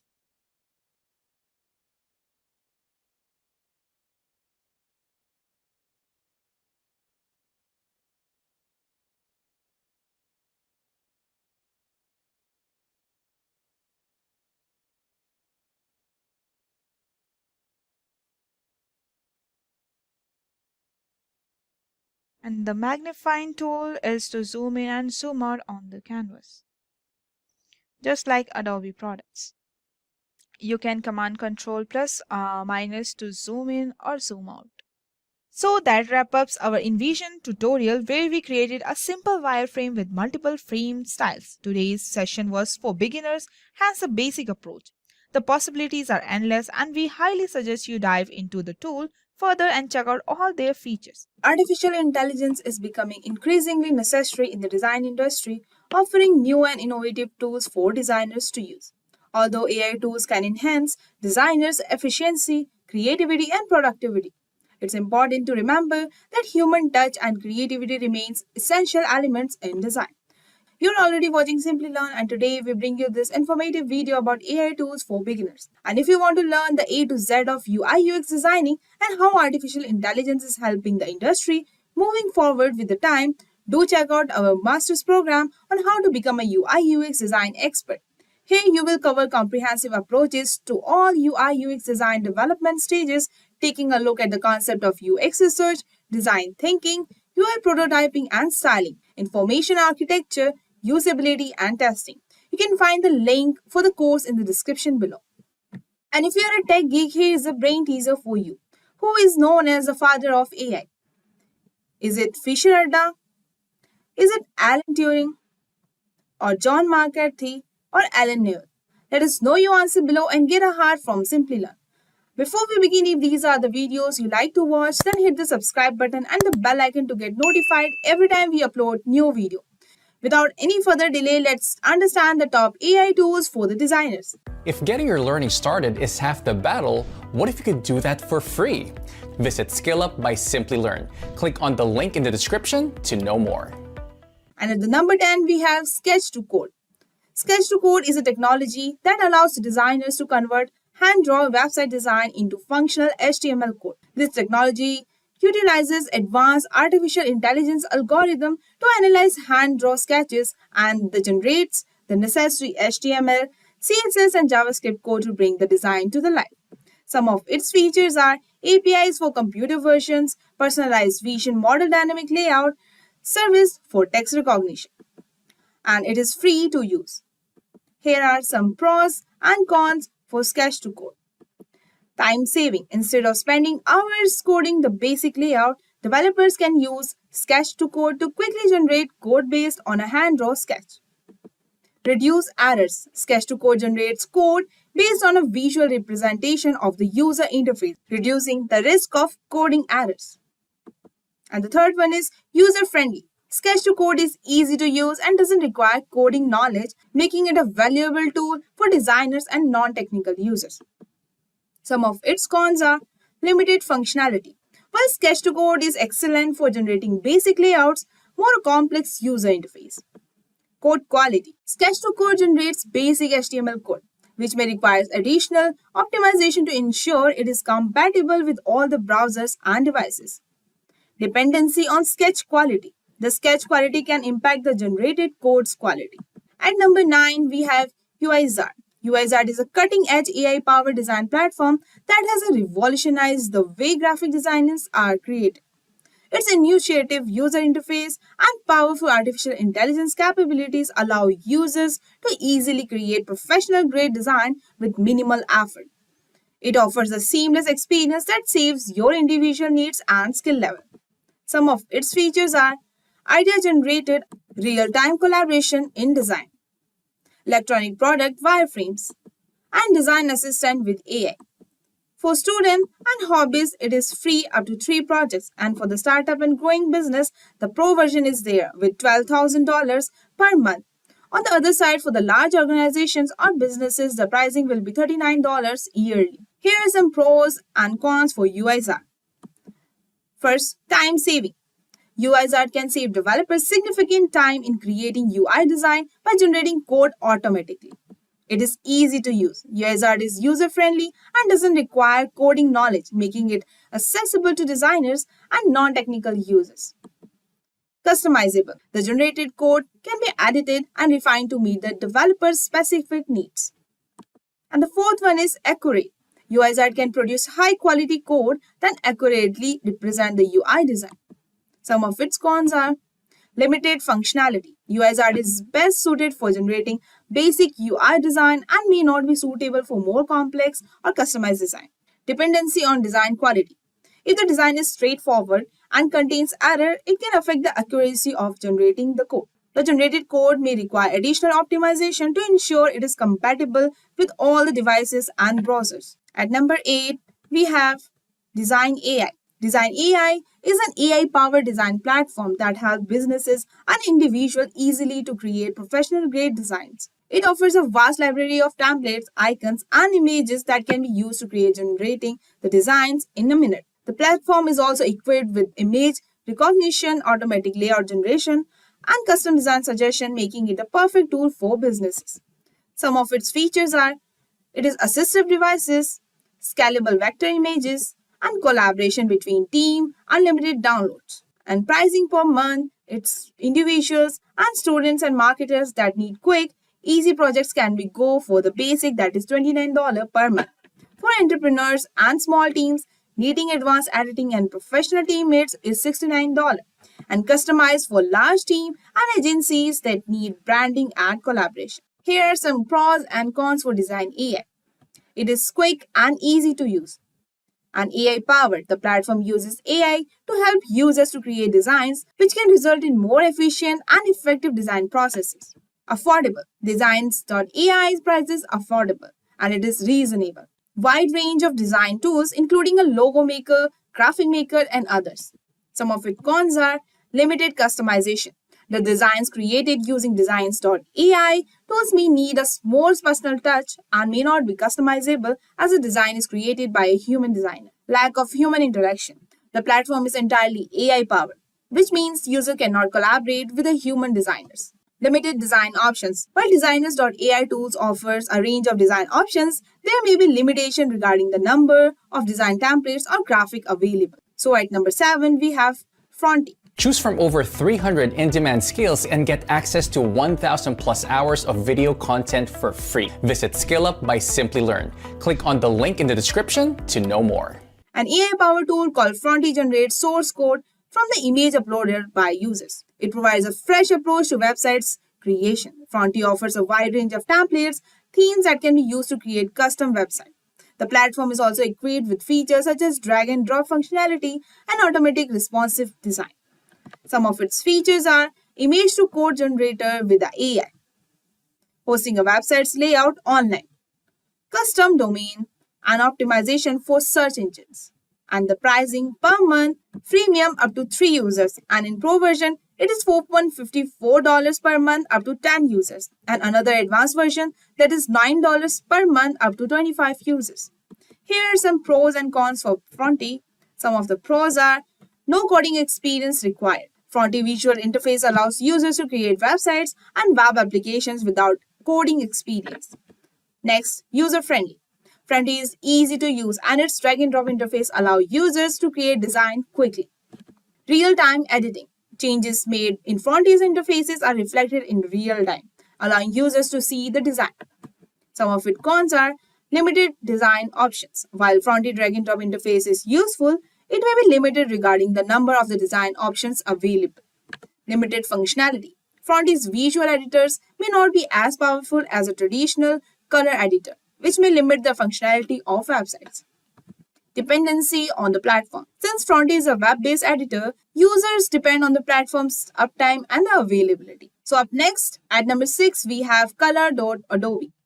Color.Adobe is a web-based color palette creation tool that offered by Adobe's system. It is a part of Adobe Creative Cloud suite of applications and is accessible to all the subscribers. Adobe Color allows users to create custom color palette and themes which may be used in various Adobe Creative Cloud applications such as Photoshop, Illustrator, and InDesign. The color palettes can be saved and shared with others, making it a valuable tool for graphic designers, photographers, and other creatives. With Adobe Color, users can access a powerful color creative tool that can help bring their creativity version of their life. Some of its features are color palette creation, color inspiration, color adjustment, sharing, and mobile access. And it is free to use.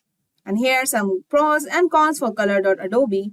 It is free to use with an Adobe ID account. Provides free-made color palette created by other users and Adobe experts.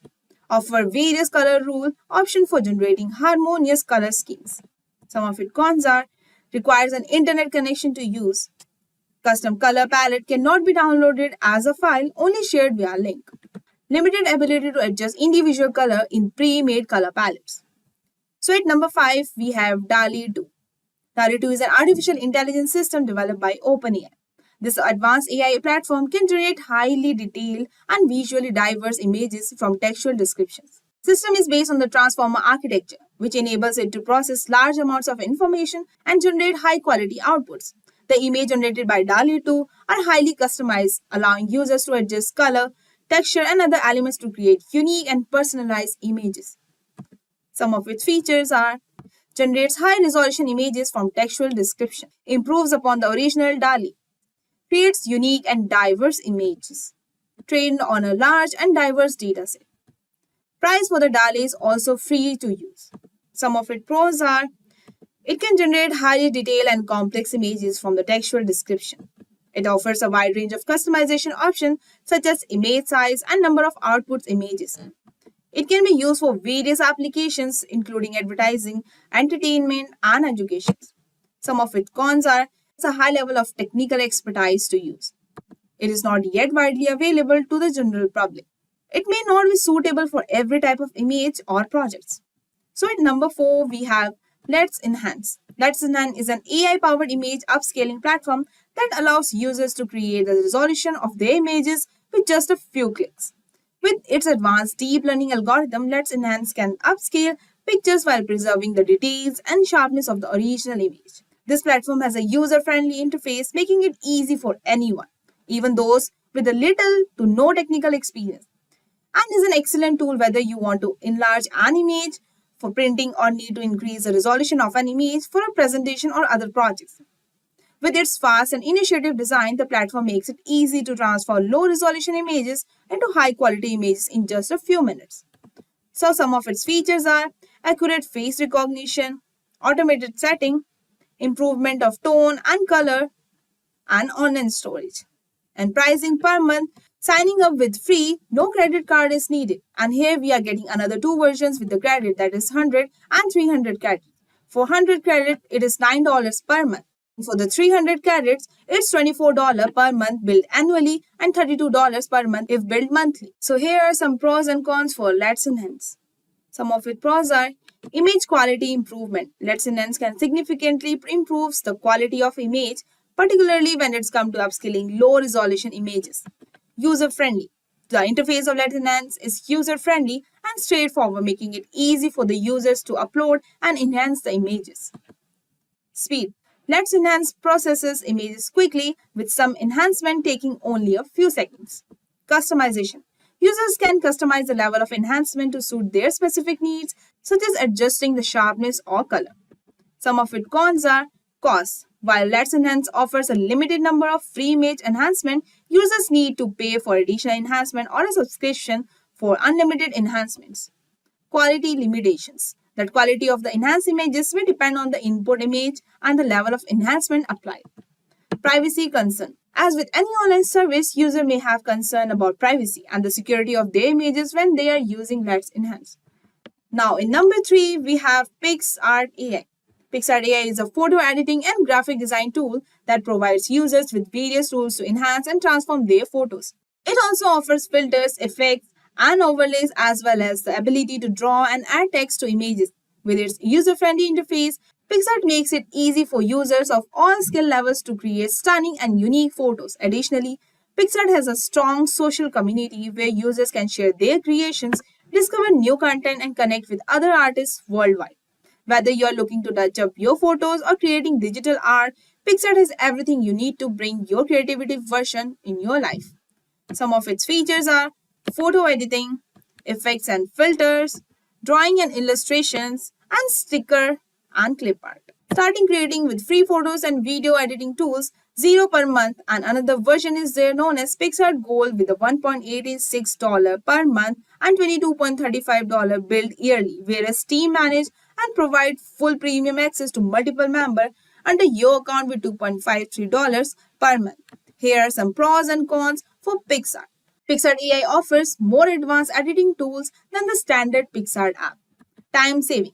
PixArt AI can save the time by automating certain editing tasks such as removing background from the photos, which can be time consuming to do manually. It is easy to use. Despite its advanced features, PixArt AI is still user-friendly and easy to use, even for beginners. Some of its cons are limited free features. While PixArt AI offers some free features, many advanced tools are only available with paid subscription. Dependency on technology. Using AI-powered editing tools means that you are dependent on technology, which can be a disadvantage if the technology is failed. So up next, at number 2, we have Runway ML.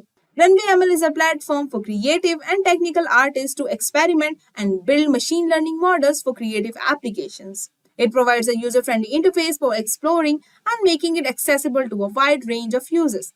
Runway ML aims to adjust machine learning in the creative industries by providing tools and resources for artists, designers, and developers to create, test, and deploy their models. Some of its features are model library, user-friendly interface, community, and resource. Pricing for Runway ML for individual looking for Explore Runway AI Magic tools and feature, it's free. And for Pro version is for individual and team looking for more access, more AI Magic tools, and more export option with $12 per month for the user. Here are some pros and cons of Runway ML, easy to use and quick. Runway ML has a user-friendly interface and requires no coding knowledge, making it accessible to the users of all skill levels. Active community. It has an active and growing community of users and developers who share their projects and support each other. Integration with other tools. Runway ML can integrate with creative tools such as Photoshop and After Effects, allowing you to incorporate machine learning models into your existing workflow. Some of its cons are cost. Runway ML can be expensive, especially for professional use. Processing power. Some machine learning models require significant processing power, which may be limited for users with older computers. Technical issue. Like any technology, Runway ML can experience technical issues and bugs which can frustrate users and limit their ability to use the tool. So at number 1, we have Adobe Sensei. Adobe Sensei is a framework of artificial intelligence and machine learning technologies and services developed by Adobe's system. It enhances creativity and productivity across Adobe's products and services.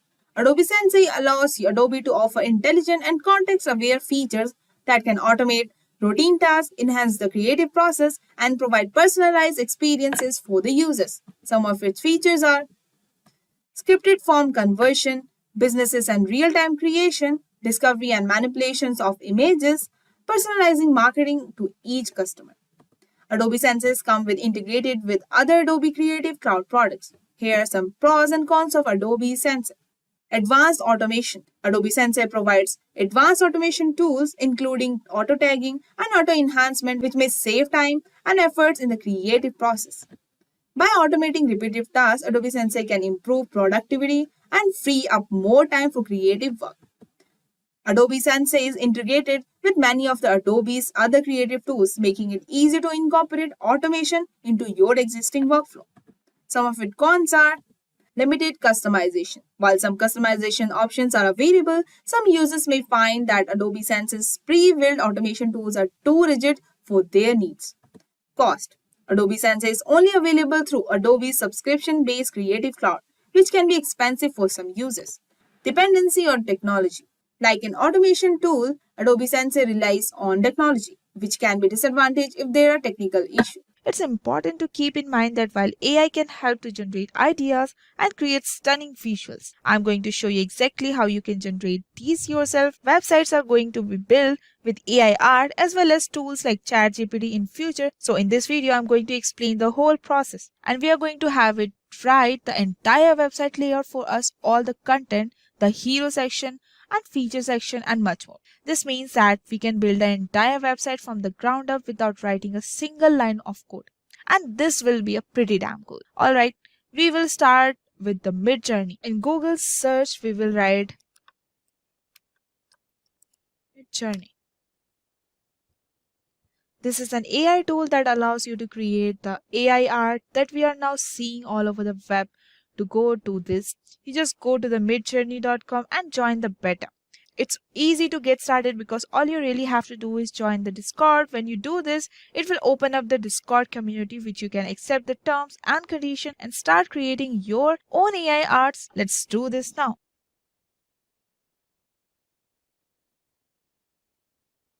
Here I have got the Midjourney server and I'm going to head over to one of the newcomer room here and where everyone is creating different types of AI art. The first thing we need to do is to do a / and type in an imagine, give us prompt work.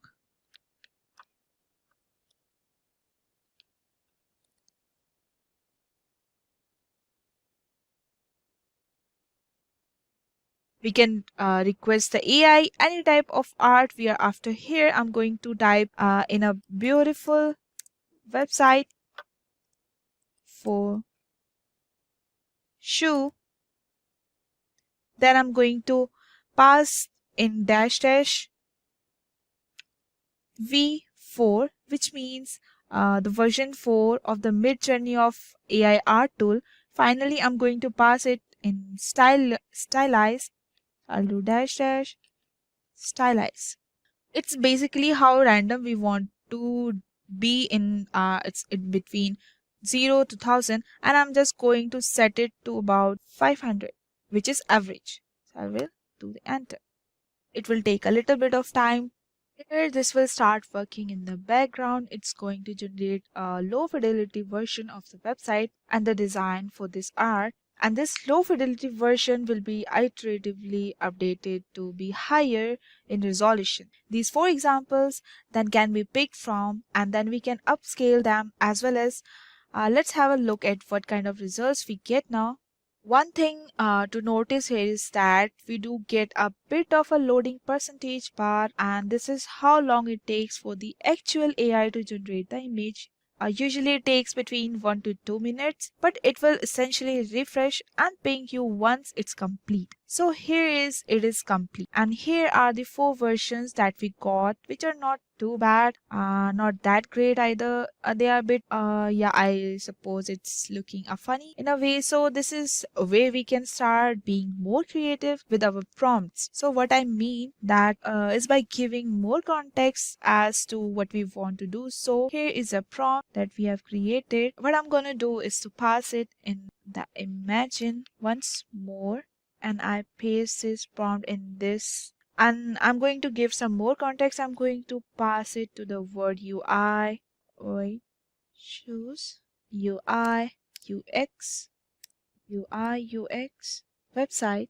This basically means that it's more or less focused on having good UI and good at UX and being more like a website rather than just a creative shoe or a design. And it's important to give these context clues to the AI if you want better outputs. Different types of context clues you can provide is to find a kind of style that you want. For example, how you want the design to look and feel, whether you want it to represent a certain brand or much more. Like, these are just simple examples, but let's take a look at the kind of results we will get just from making these small little changes to the design. Here you can already see wait a minute. Look, it's a little bit more interesting. We have a bit of our sliders and what looks more like a Nike shoes, and also have what looks like a menu at the top. And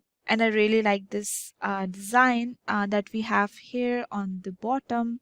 And here it is, because it does look very much like a website that we have got a bit for a hero section or a hero set section. And what's not, so from here we can select the version 1.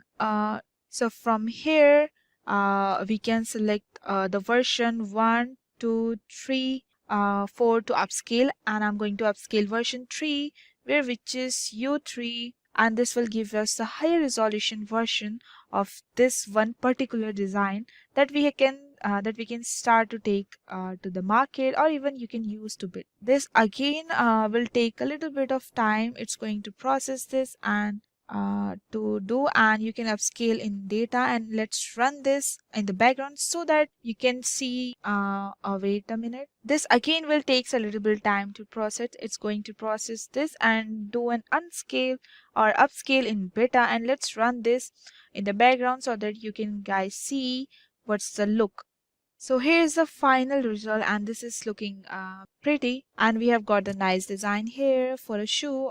We have got a bit of a hero section, and we also have what looks like a 2 call to actions, and we got some option here too at the very bottom, and as well as at the top we have got these colors, and that essentially are looking like these shoes colors being used as a part of the website design. So not too shoppy. Let's select the another one. Let's see for, yeah. But I think we can do a little bit more in terms of customization the design for this website, and I'm going to show you how you can do this. I'm going to copy over this prompt once, and for this prompt this time I'm going to pass a couple of extra things. So let me just maximize this.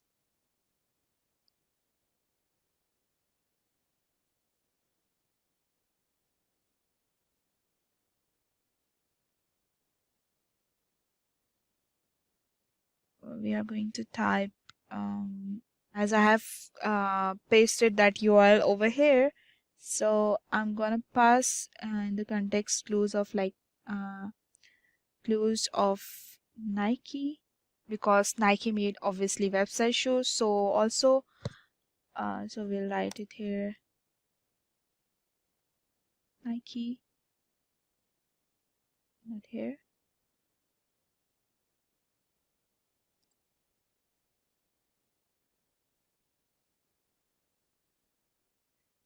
repeat, and I also want it to be red, blue, green, and or maybe yellow. And I suppose we want else running person would be interesting.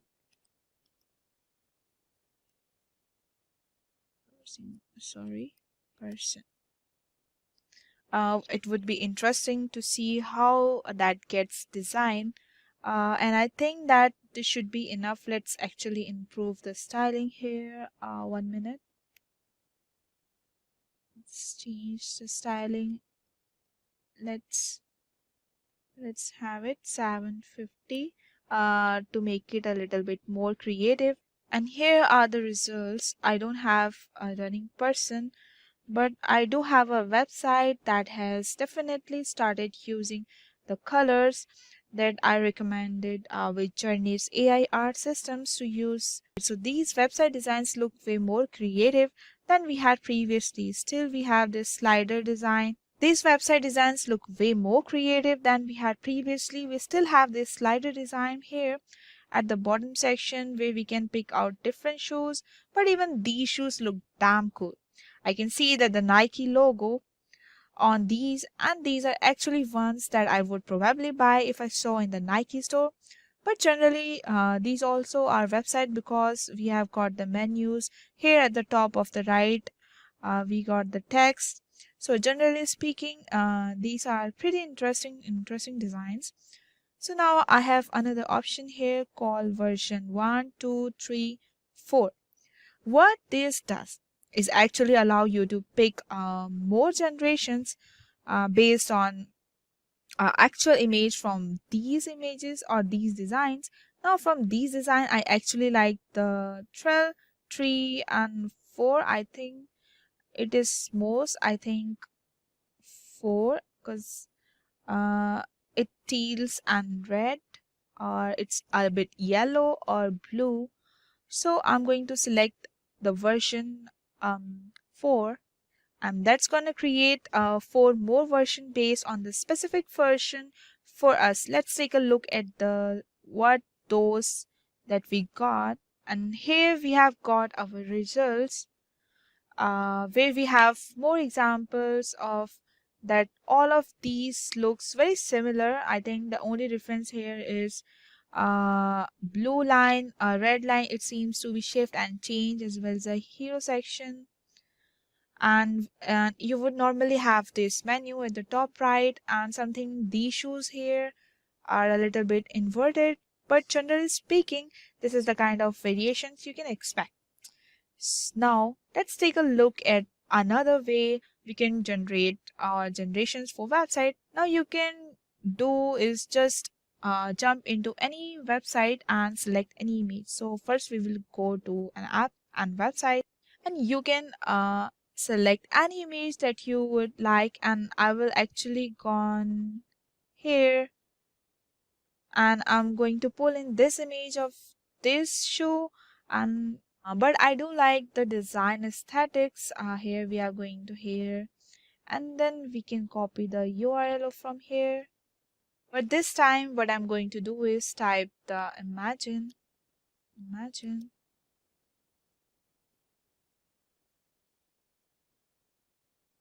Then I'm going to pass in the URL what we have copied. We will paste it here. Again, I'm going to write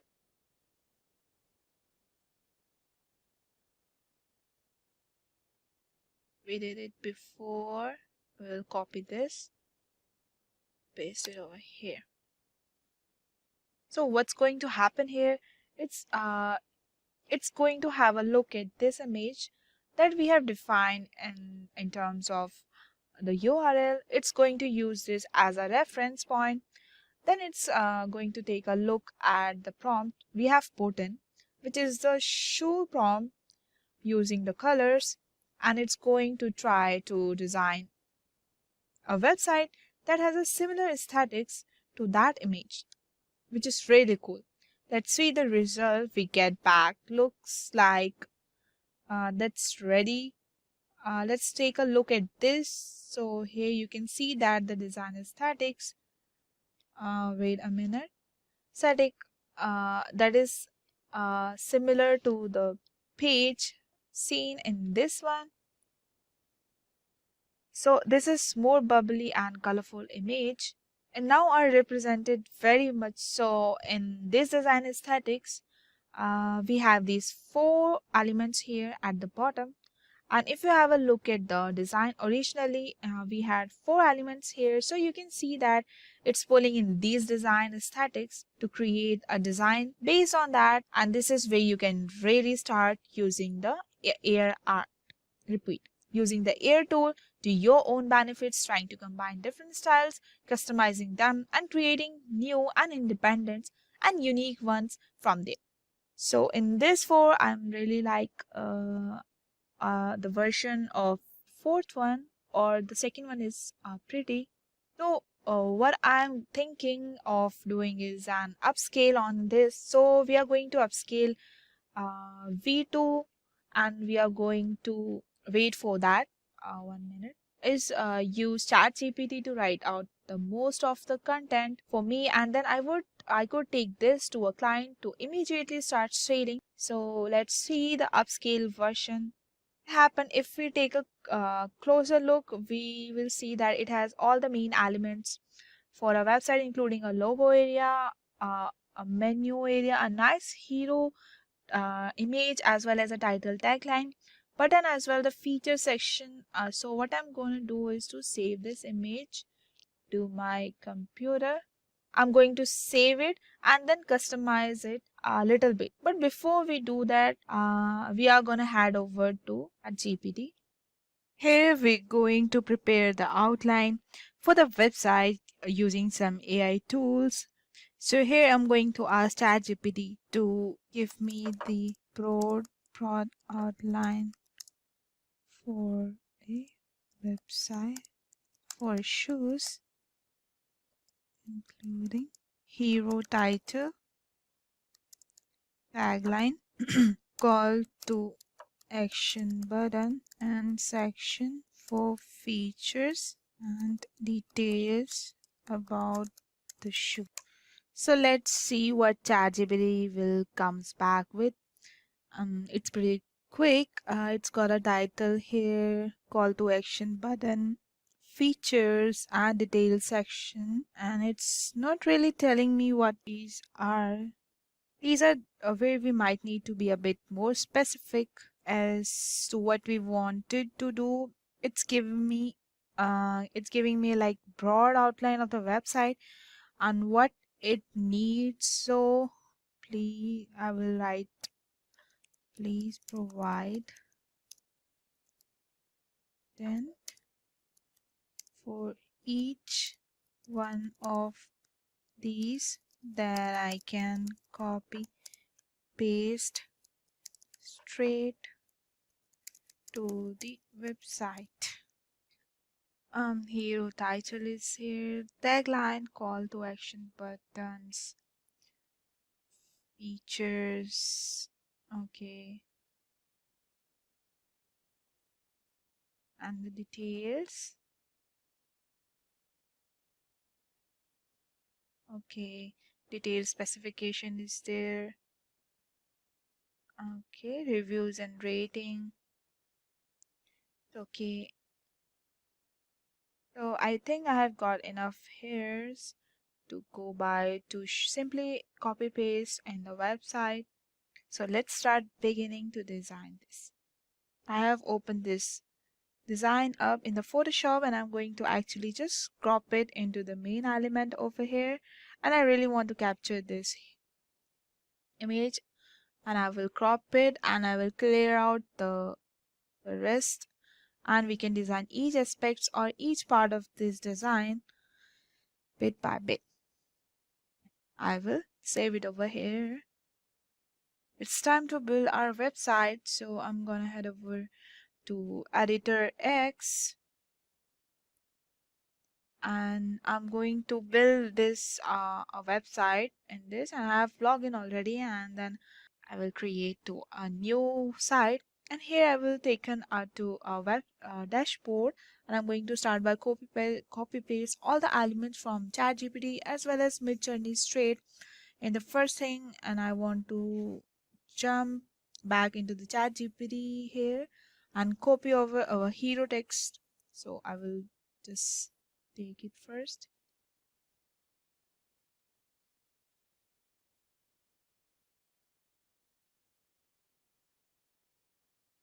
And I'm going to add title, and I'm going to paste it over here.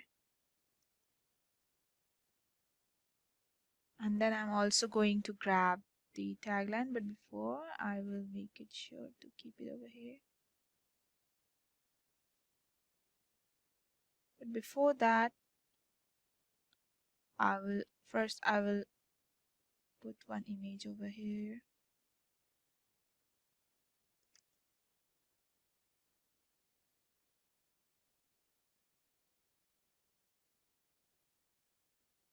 I will change the image as I have already downloaded the image. Let's upload that image. We'll open it. And let's wait to get uploaded. Yeah, it's uploaded, and now we will update it. And let's make it big in size. Okay, so we will change the size, but first I will remove this. I will change the size for this. I will make it little small. Next I will add the icon for the company of the shoes that I am going to make a website for. I will add this and I will update it.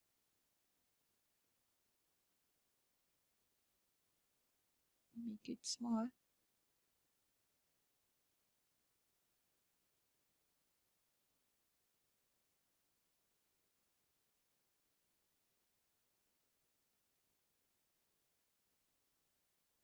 And this will be the taskbar, but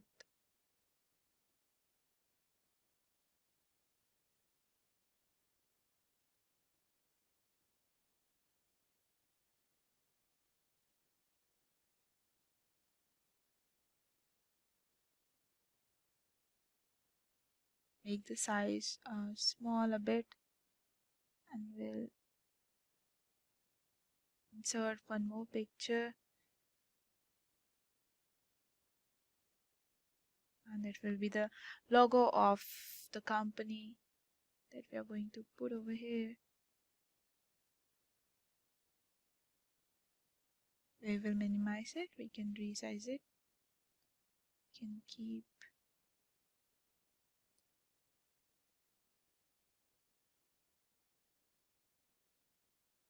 the logo over here.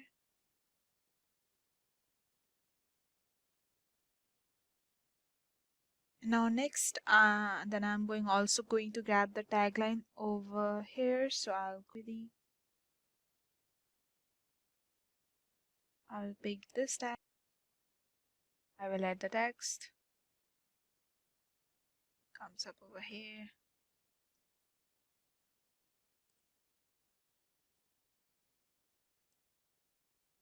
Okay, I'll make it small in size.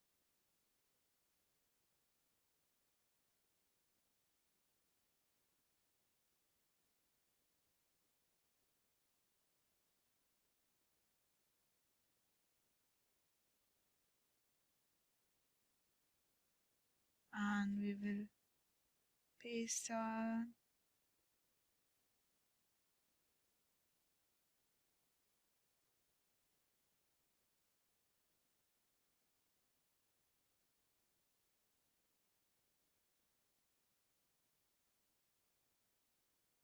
And finally, let's grab a call to action which says shop.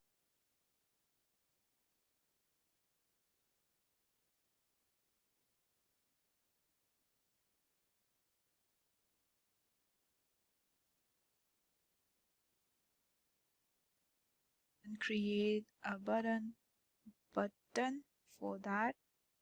So here we have all the workings of what we at least what we would need at least.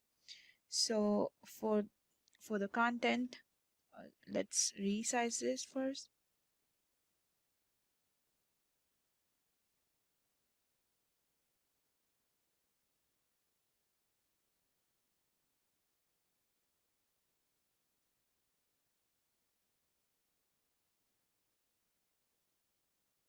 Now we will add, we need to add the image itself. So instead of just having a browse to stock images or anything like that, we actually had our images either done inside of the Photoshops that we have done before, as from the mid journey as well as. So I'm going to just drag the image and I'm going to change the image, and it should be here. I've already downloaded. No, I have to upload it. I have a collections of some shoes. Let's see.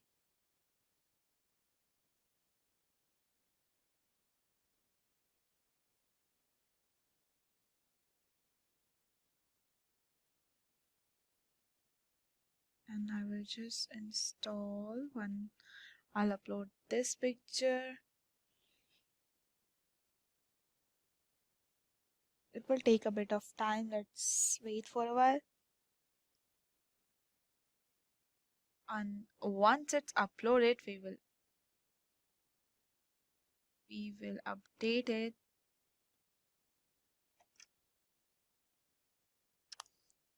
And we'll edit it.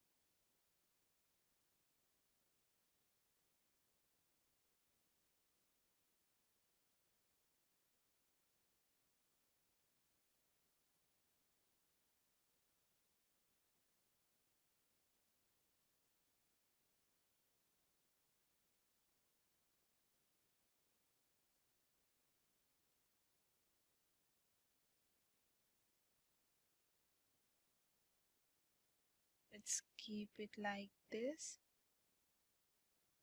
or we can.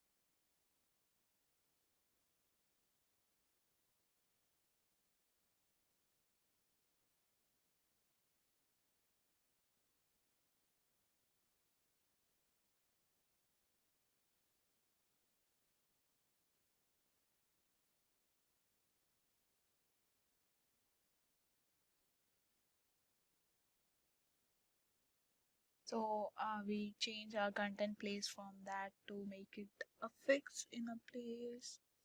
So here we can change this also pretty well.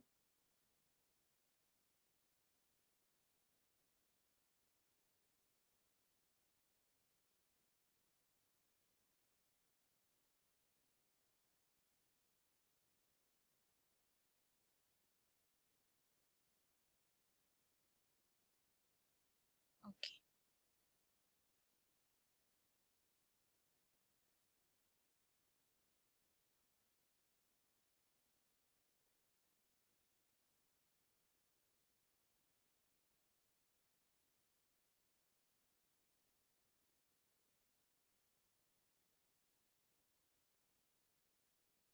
So basically have this text happening a little bit more thing here. we have seen how we can resize it from this scroll bar, and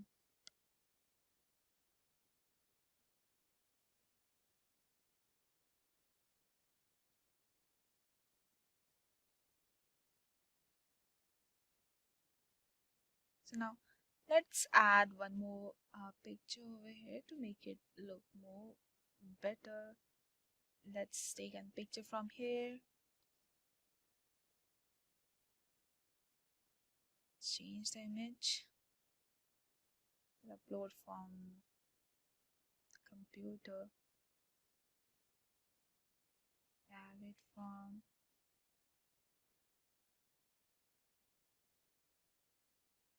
no.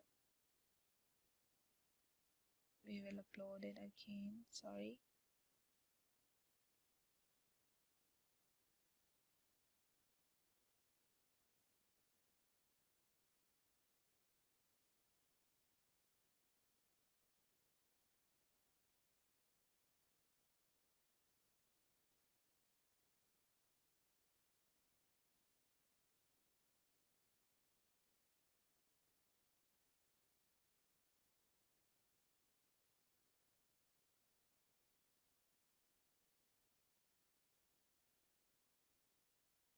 And we'll update it.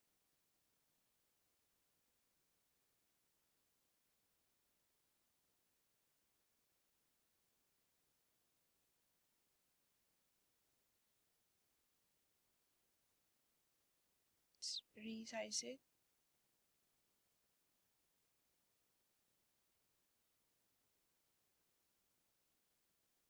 Let's turn it on.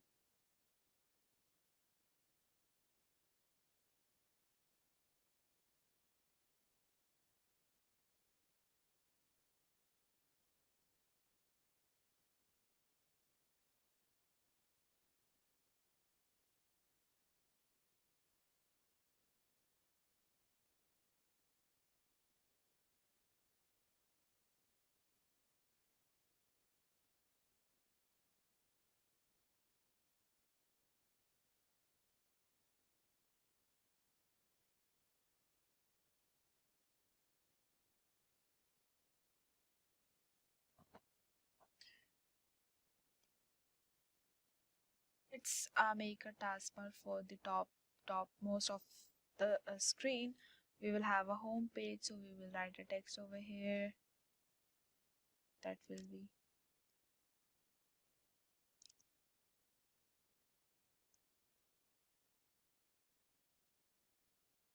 let it make it small a bit in size.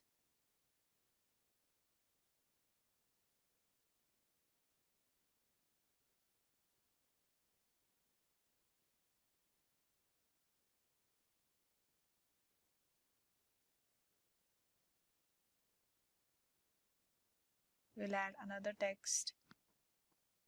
It will show about us. It will show about us section, so we'll write it over here. It is small even though.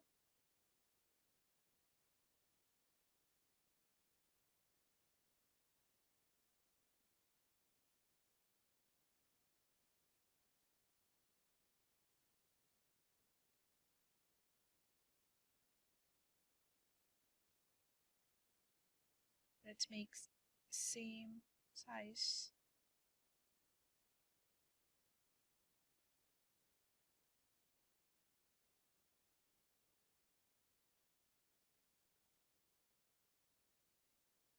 Let's make more small.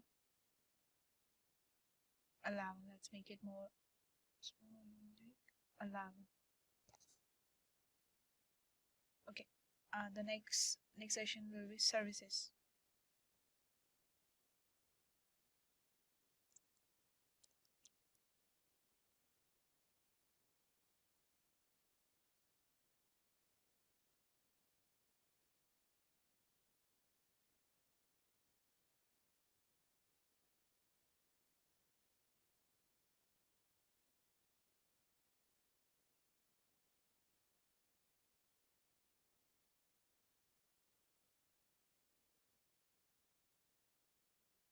the last one is context one section.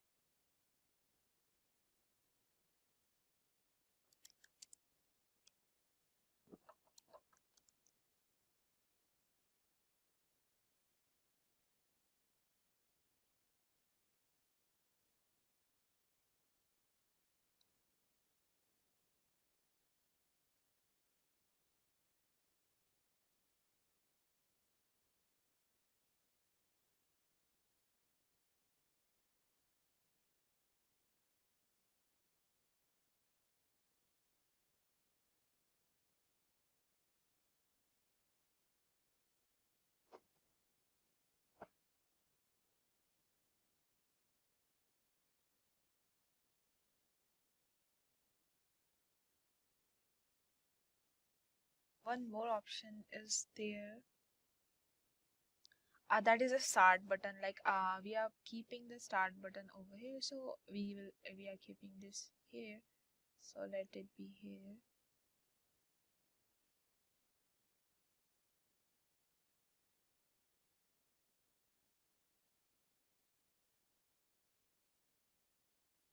Yeah.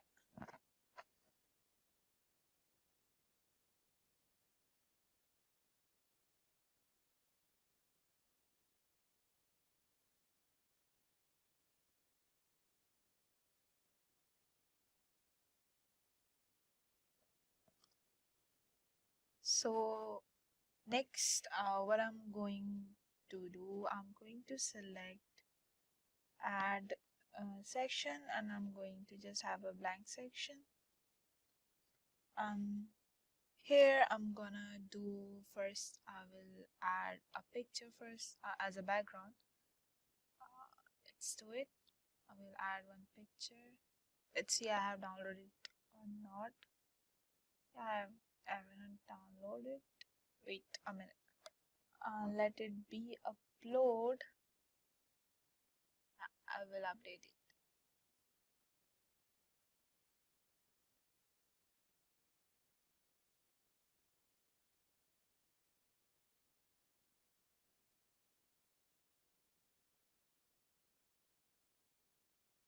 Let it be a whole for a whole page.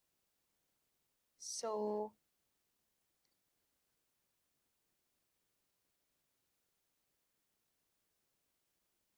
let's add the pictures now for another shoes. Here's the picture. I'm going to reopen this and put this.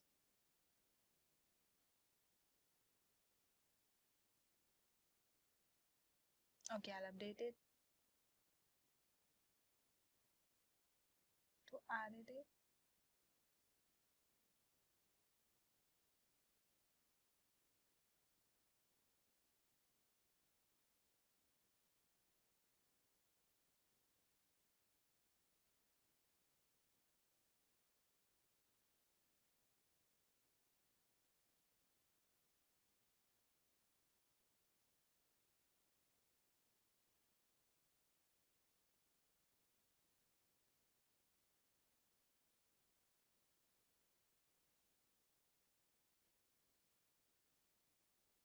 Keep the pictures over here. Like similarly, we will upload 3 pictures over here.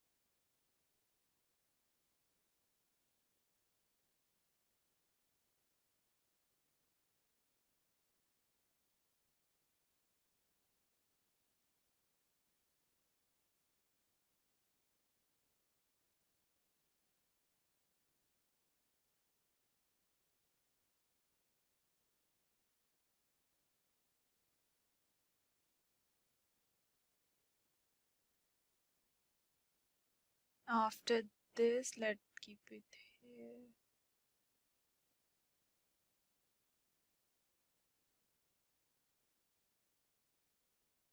Let's keep this here.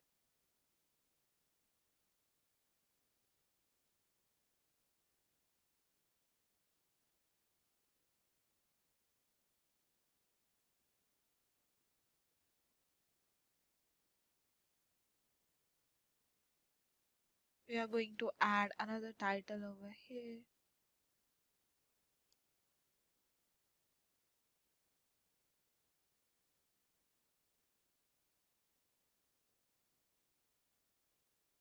We need to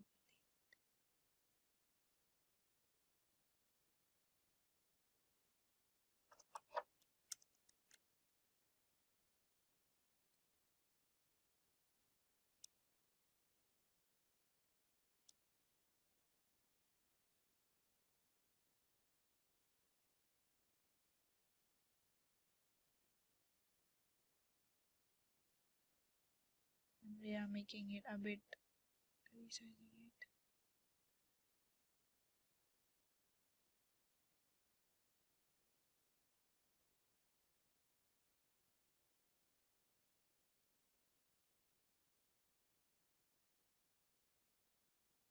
We will change the font for this.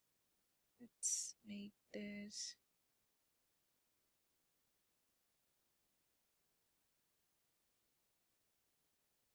after this we will start editing the features of the shoes. Let's go to ChatGPT.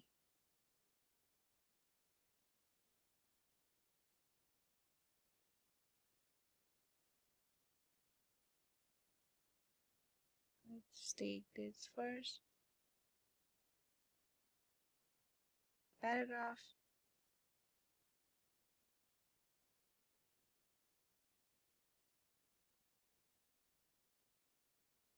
We'll make it small.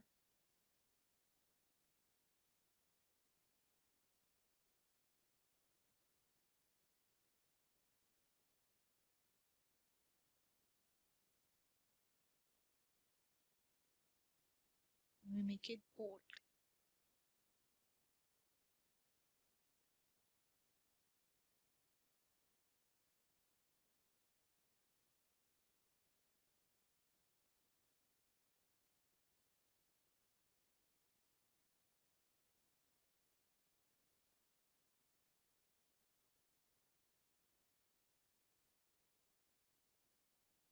We will add another paragraph over here.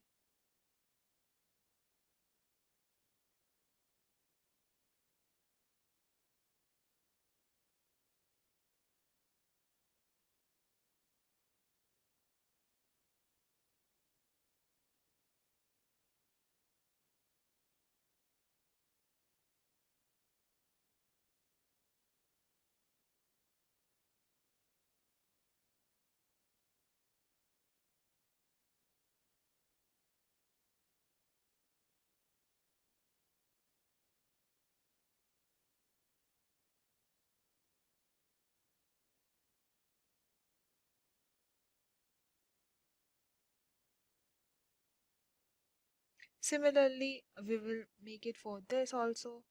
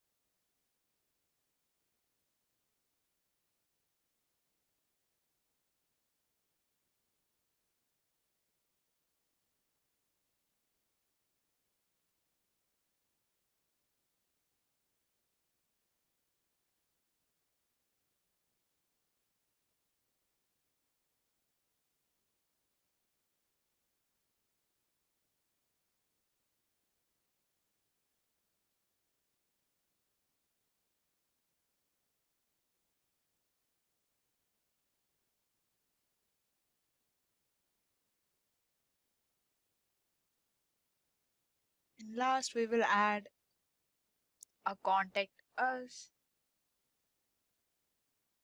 Last we will add a contact us section over here again.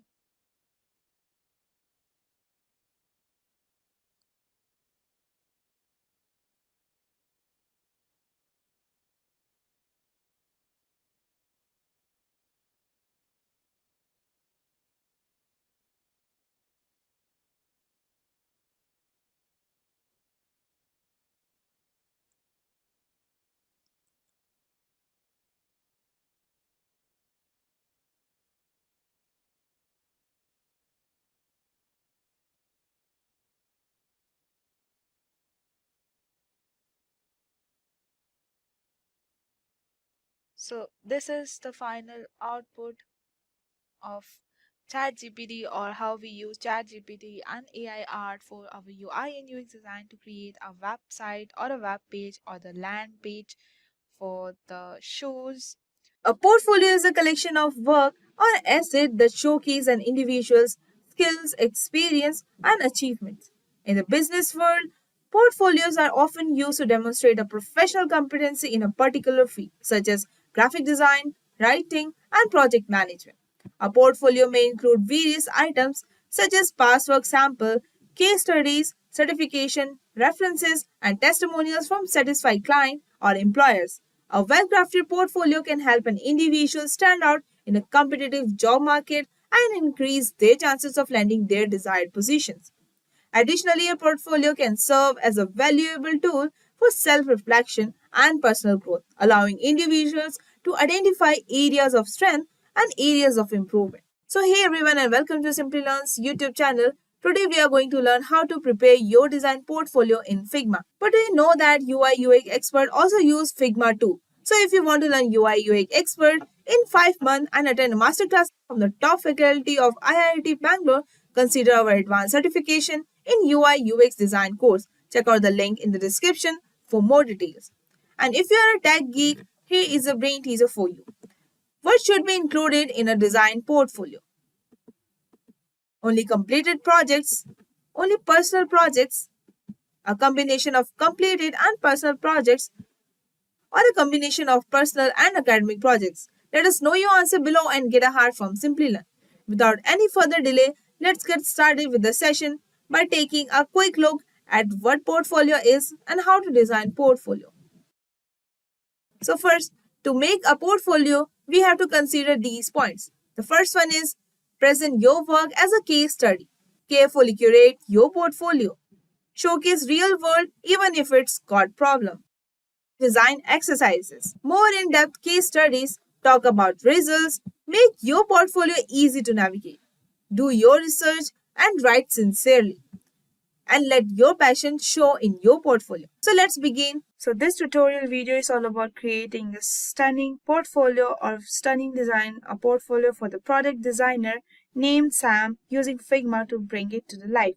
Our goal is to keep things simple and elegant while ensuring that every aspect of the design is taken into details, from the fountain color scheme to the placement of every element on the page.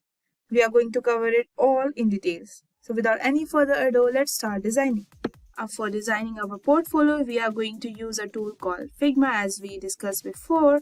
Figma is a very powerful tool and a lot of people are using this tool these days, especially UI UX designers, and it's really popular. So let's get started.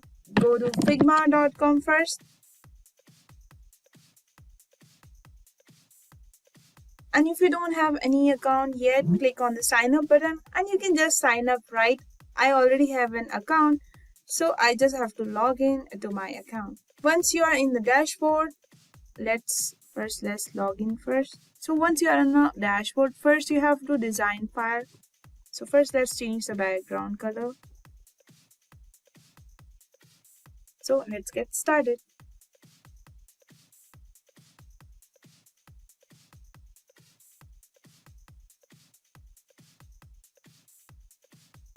So now I will write the name over here.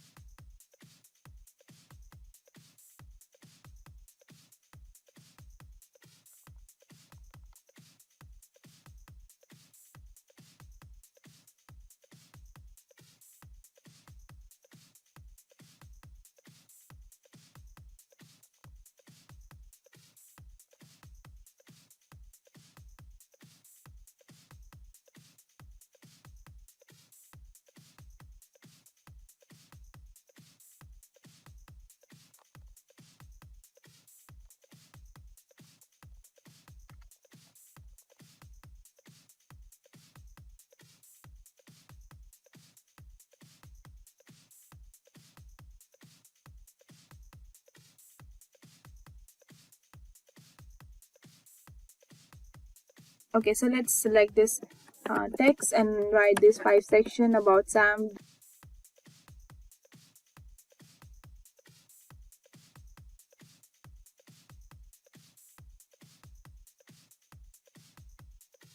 The first one is for home.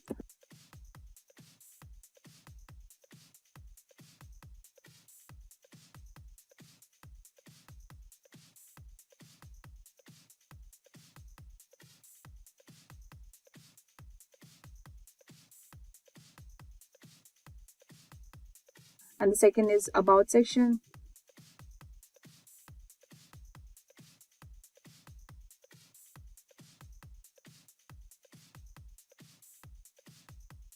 Work sections.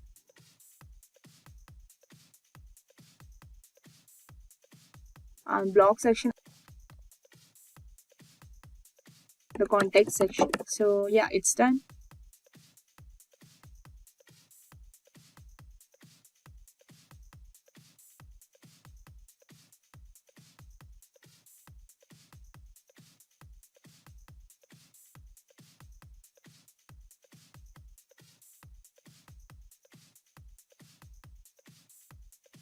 Now we will add some logos for social media at this left bottom over here.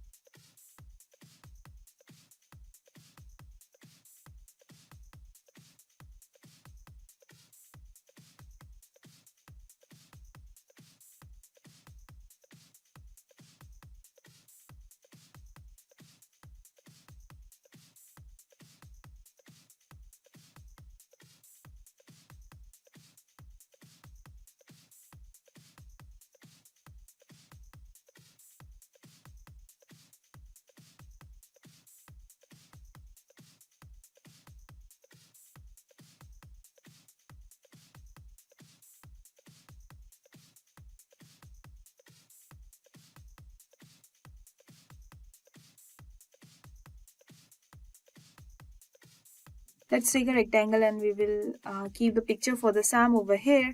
So I have already downloaded the pictures, so let's keep it over here.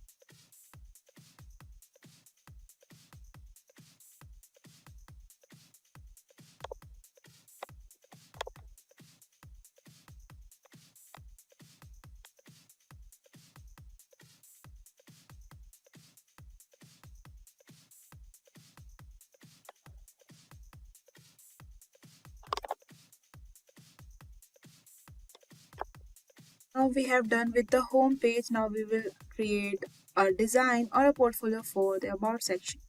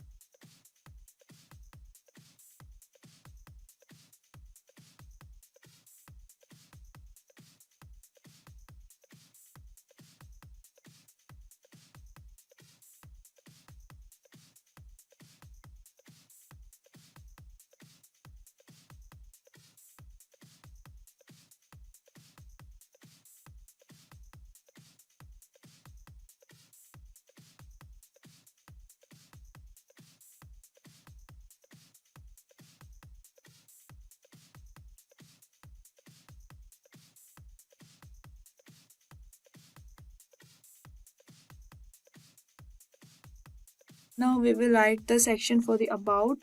So let's write something about Sam over here.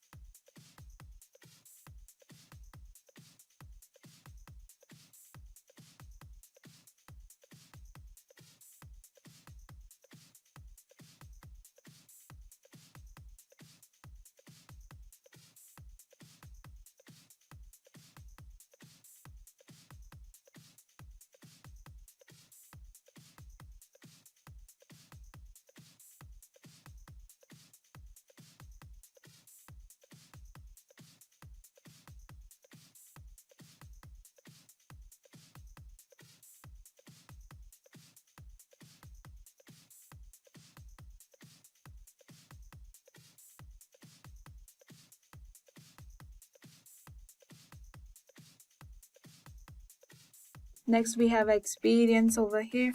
So let's write something about experience that Sam's having. So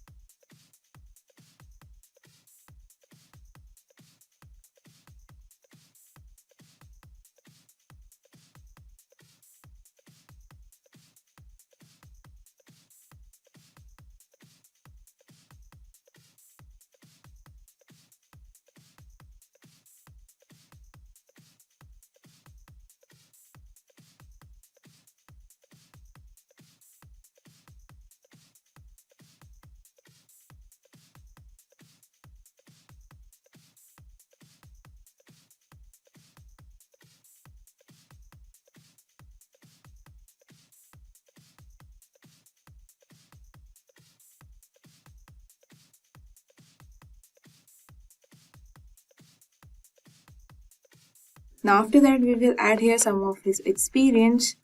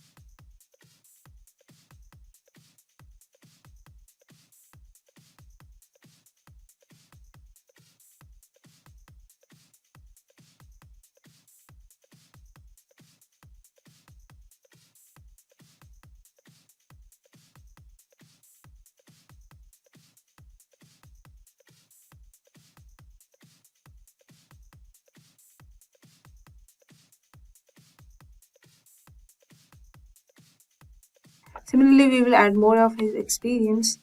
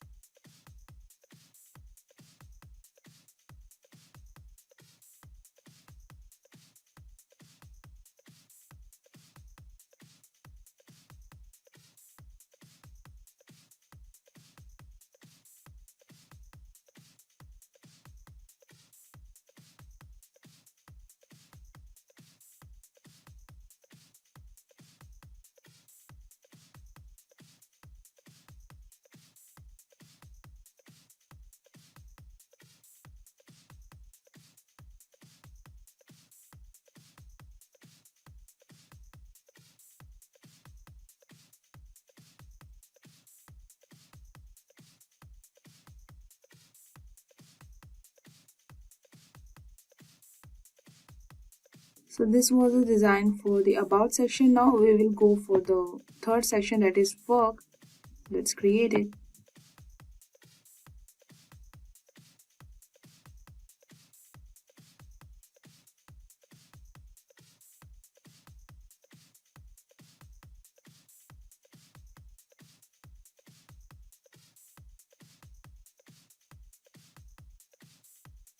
So we will see what are the recent projects.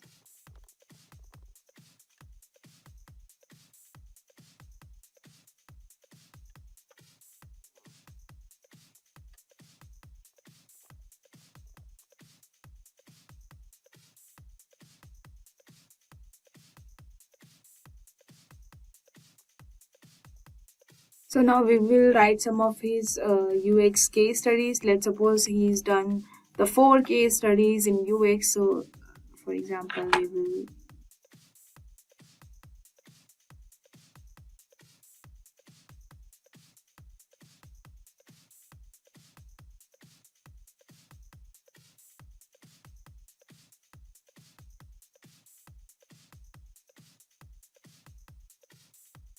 and with the 4 different boxes.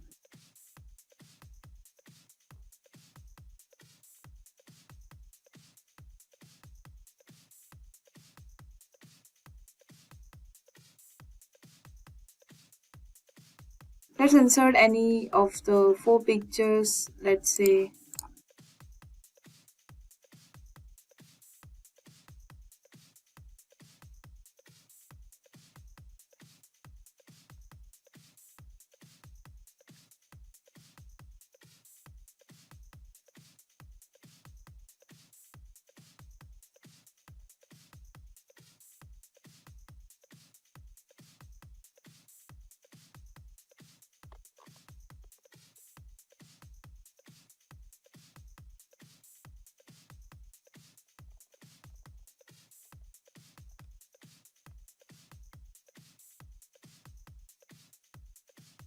Let's take write something.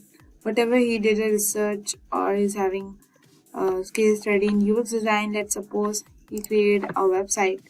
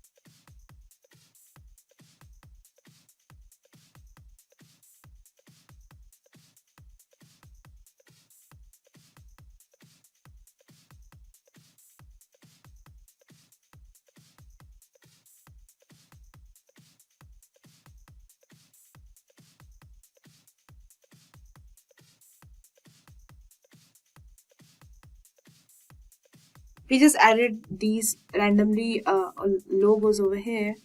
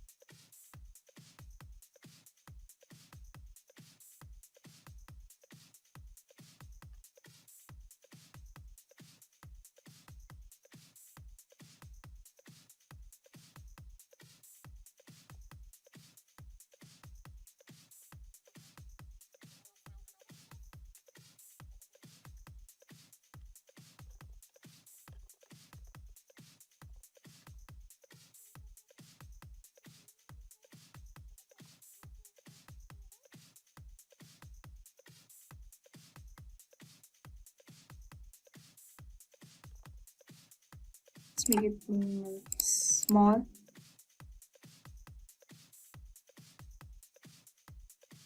For this, we will make 3 different sections. Let's take here one.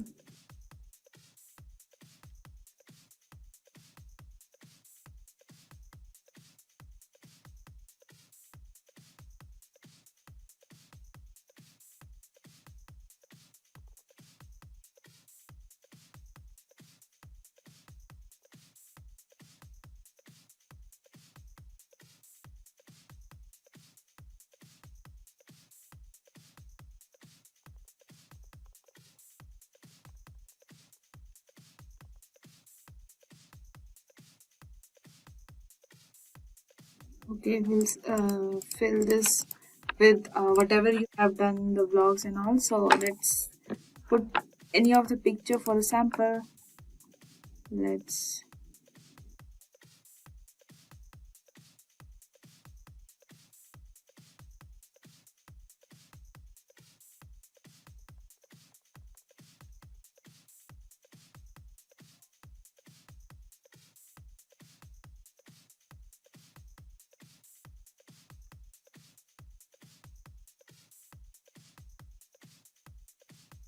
these are the samples, but you can put your blocks over here.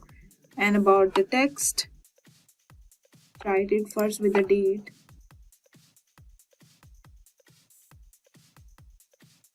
And some text about the same block.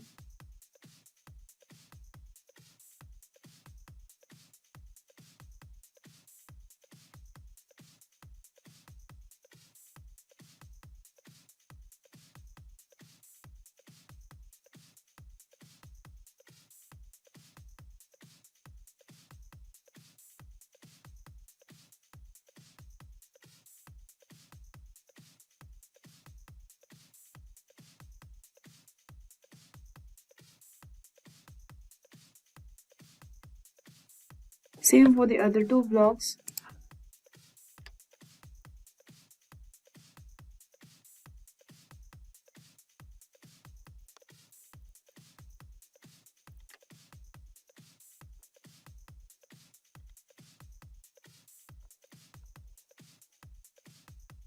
We will write one more load more.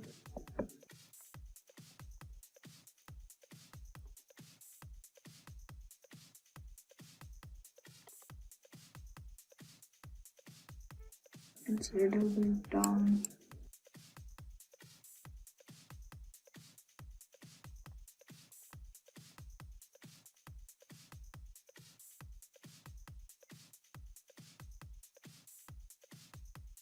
Okay, this is our blog section. Let's make the last one, that is the context section.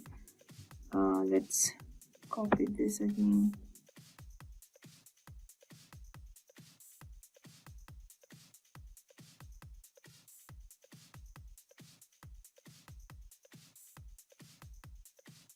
You can write over here contact me section.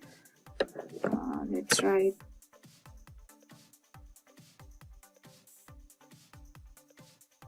text for contact. We'll make it small.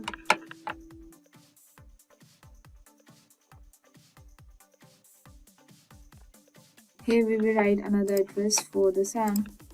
Space.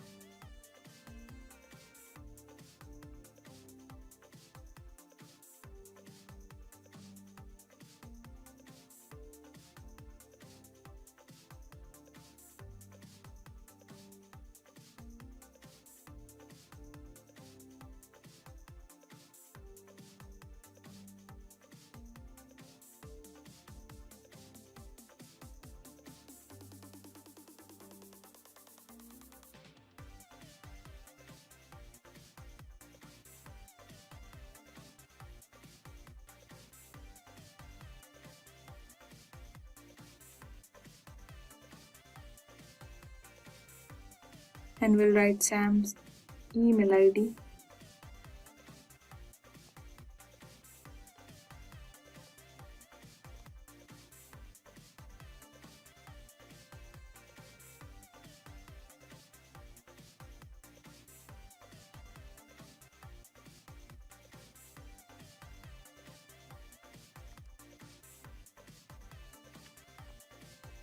We'll write some of his linked social media.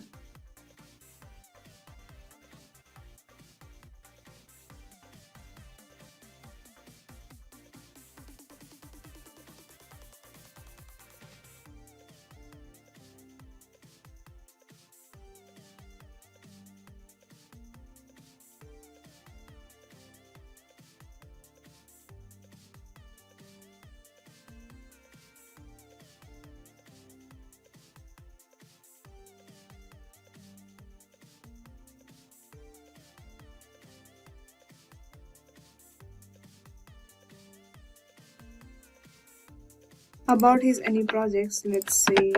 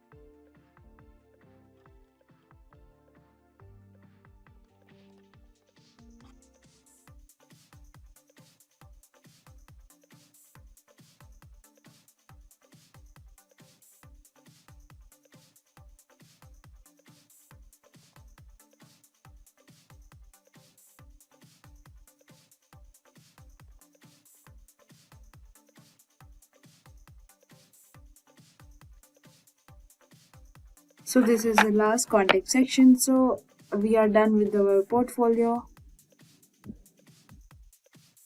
This is the home page. This is the about section. This is the work and the third work section.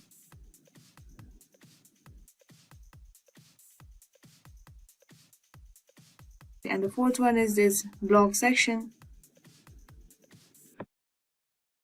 The contact. Introduction to Color Theory. Color theory is the cornerstone of effective UI design, influencing how users perceive and interact with digital interfaces. It encompasses the study of color relationships, harmonies, contrasts, and psychological effects. At its core is the color wheel, a visual representation of the primary, secondary, and tertiary colors and their relationships.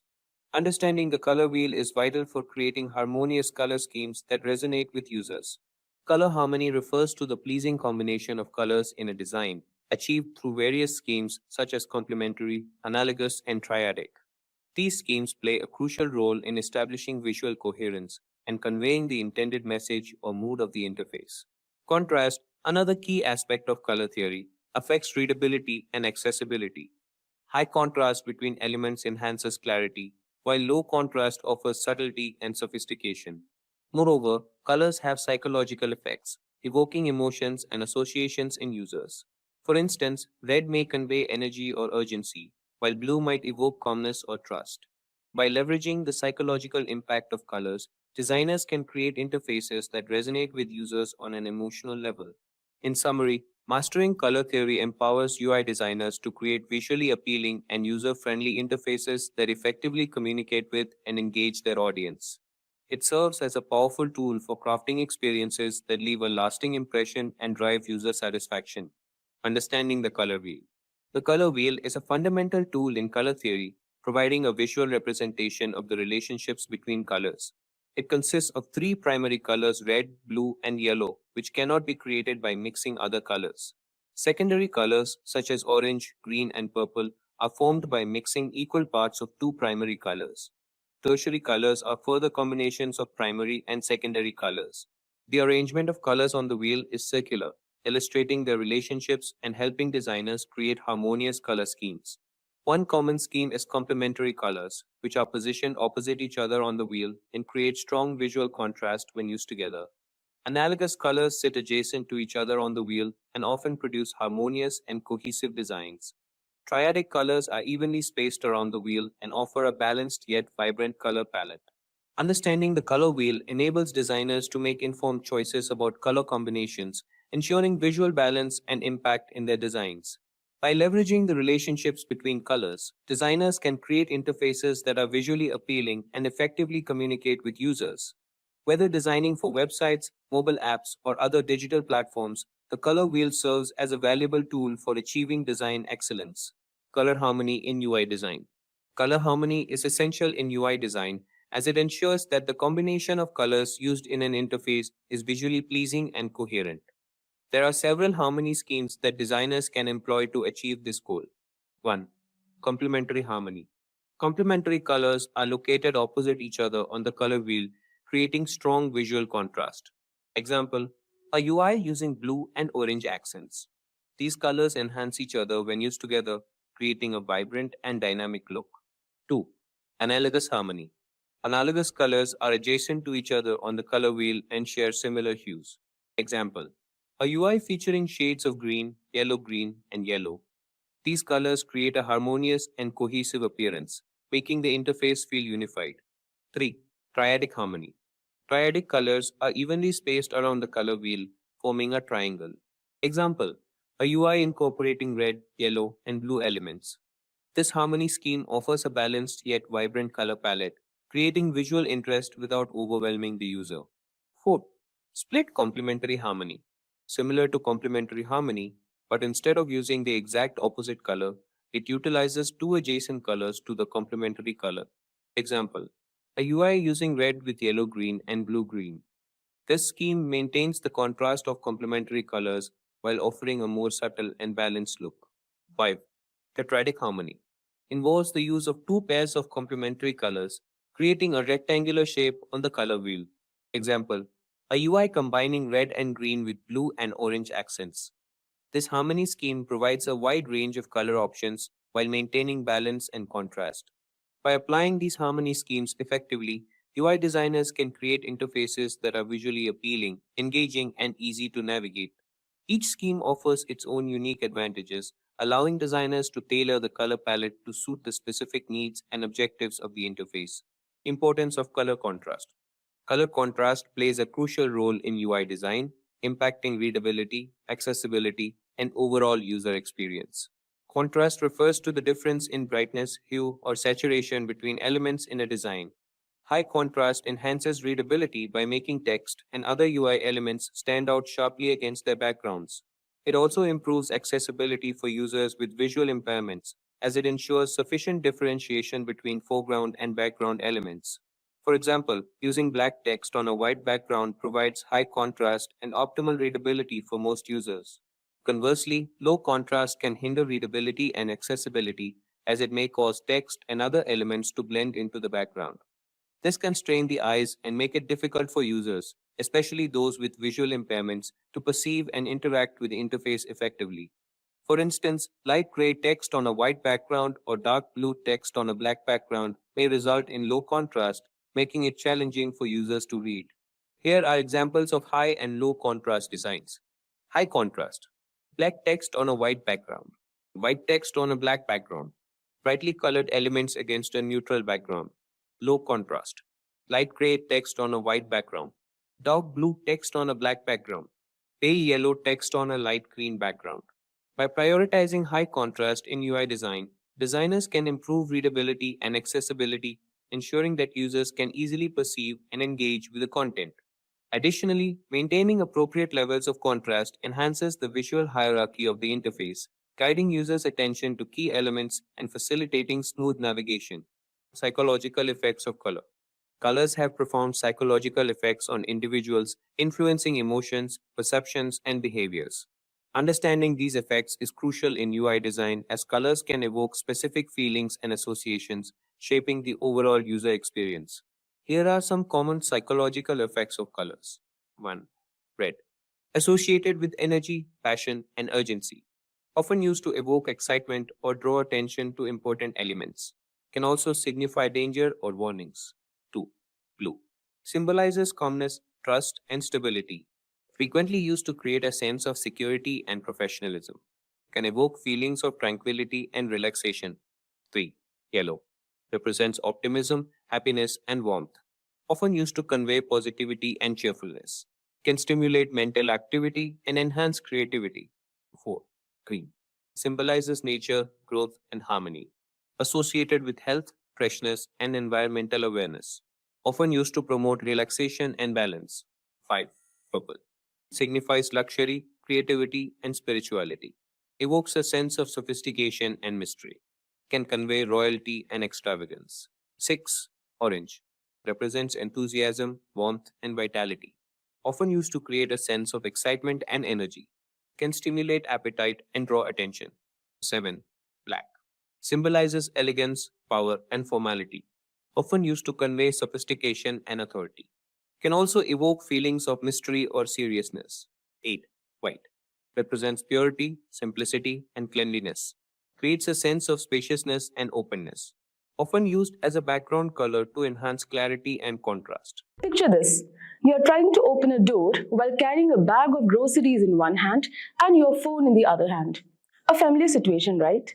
Well, human-centered design is all about making life easier in moments like these. Think of those automatic doors at the supermarket that magically slide open as you approach, freeing up your hands to handle your shopping. That's the power of designing with keeping people in mind. Human-centered design is like making stuff that fits people perfectly. You figure out what they like and need, using things like interviews and observations. Then, you use that information to make something that's easy and enjoyable for them to use. It's all about putting the user first and making sure what you create works great for them. So, in this video from Simplilearn, we will discuss about human-centered design process. We will give you a complete picture of all the aspects of HCD. From how it evolved to its principles, phases, and real-life applications, we got you covered. Human-centered design process. Human-centered design focuses on crafting solutions that align with people's needs and behaviors, making their lives simpler and more enjoyable.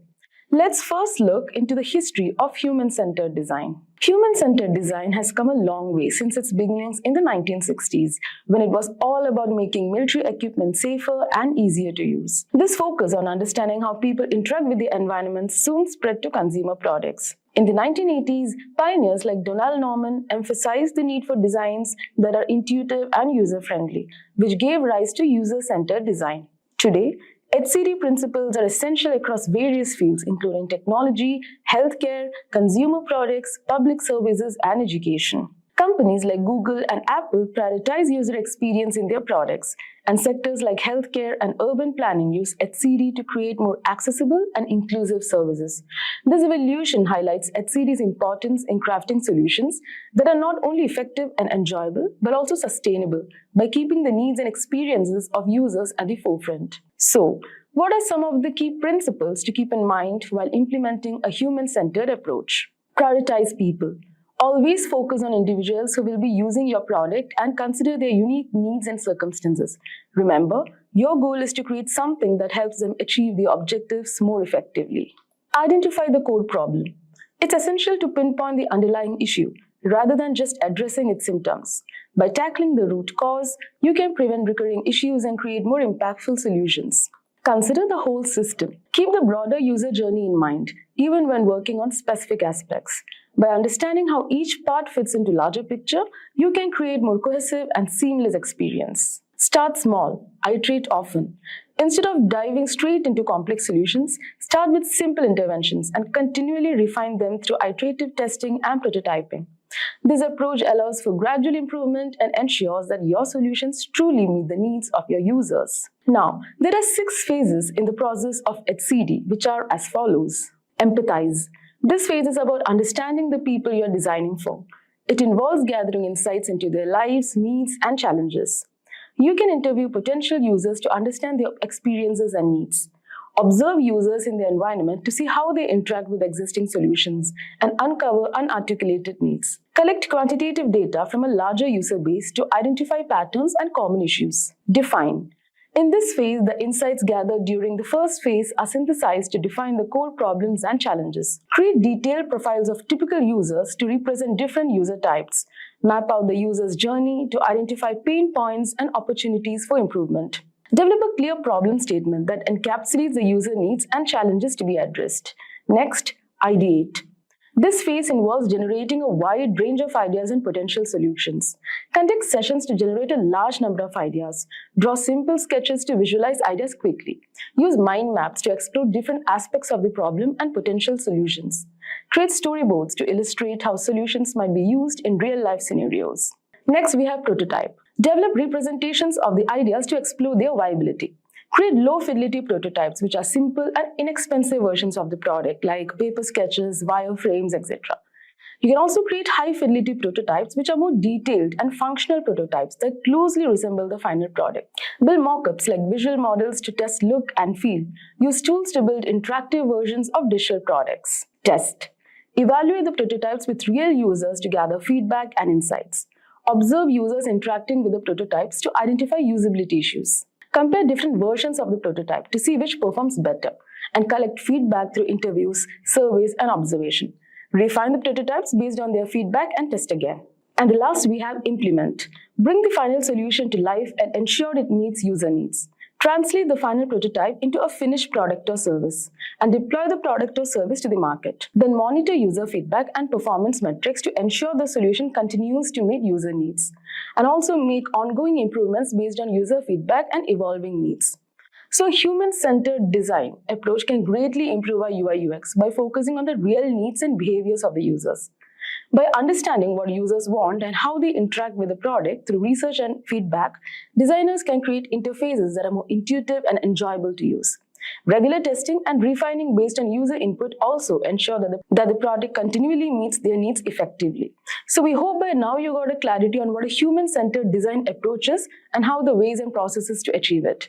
Now, let's see some real-life examples of how brands applied HCD process to enhance their UI UX.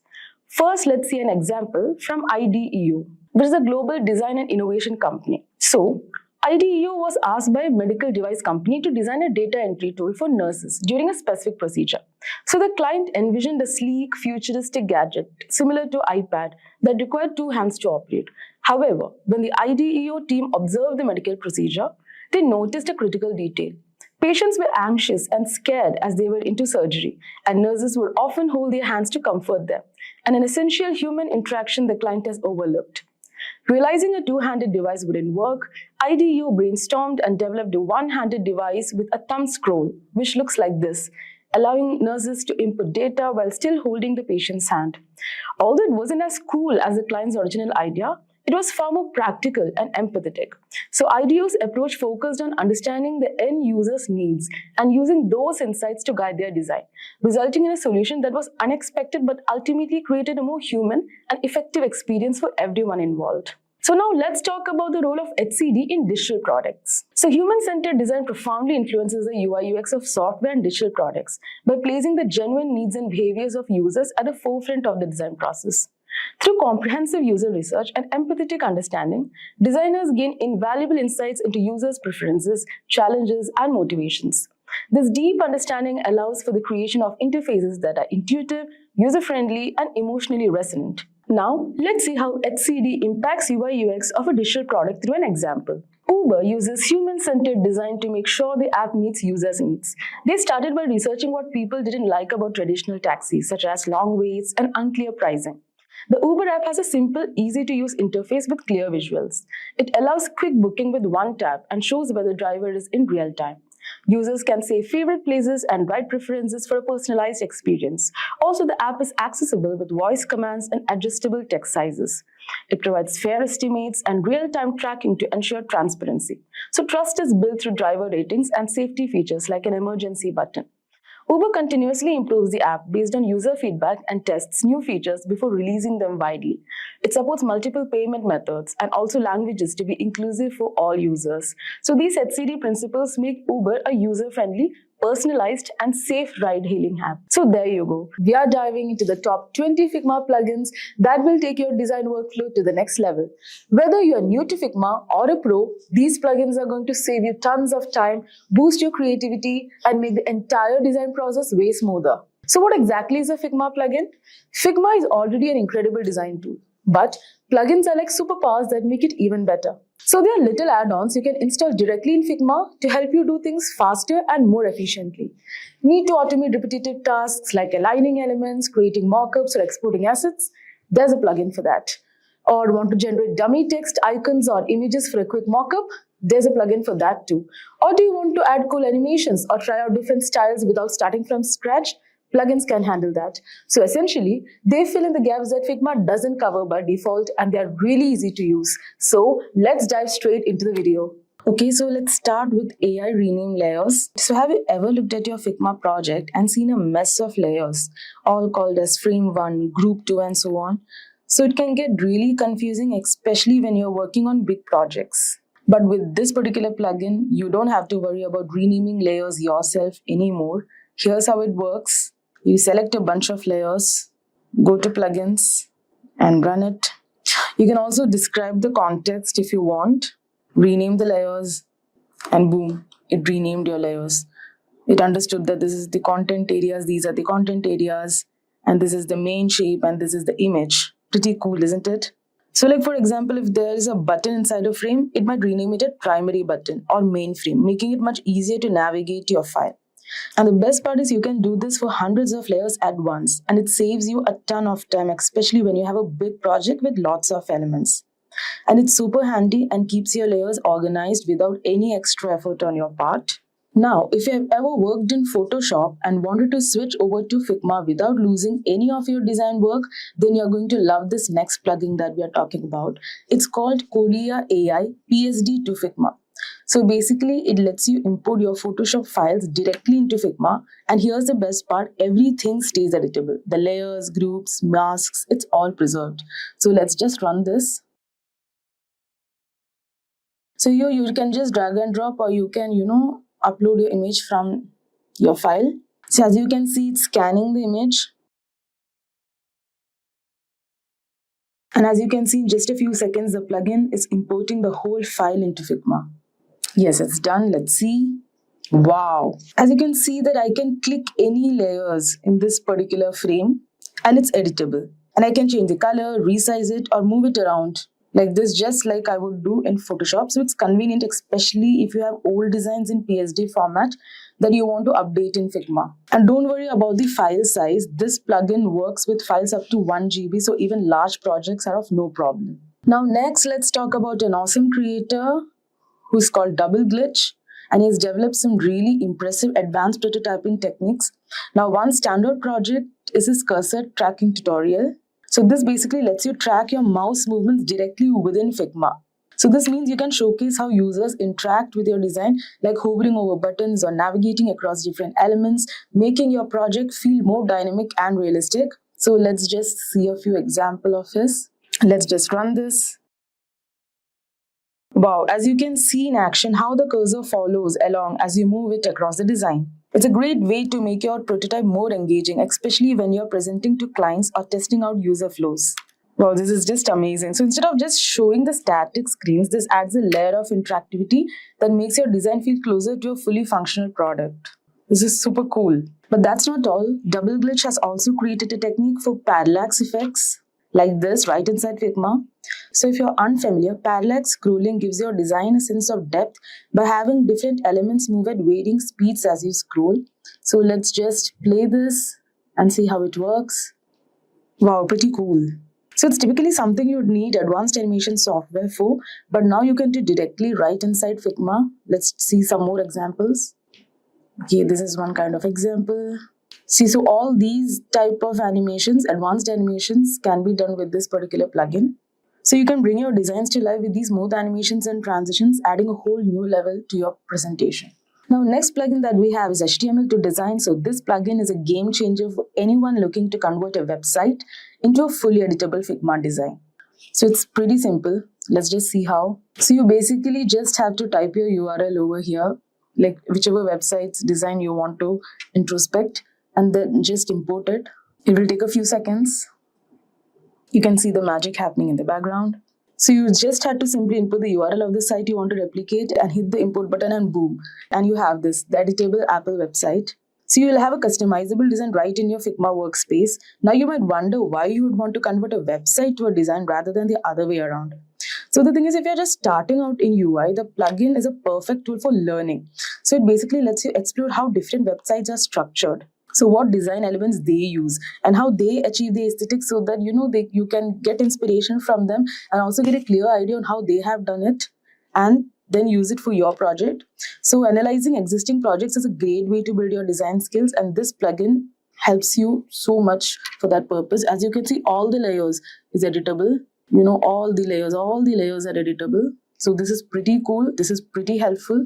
Now next up is a plugin that's going to be super useful for anyone who loves Google Fonts. So it's called Google Fonts Unofficial and gives you direct access to the full Google Fonts library right inside Figma. So here's how the trick works. Let's say I have a text block in my design that I want to style. So I can open the plugin, search for any Google font and apply it to my text instantly, just like this. How easy was that? Now you can also, filter the style or even find fonts that fit a certain vibe or look. Plus, if you want to download the font for use outside Figma, it gives you a link for that too. So you can save the font over here. You can preview the font. Now there are some super tools inside this itself.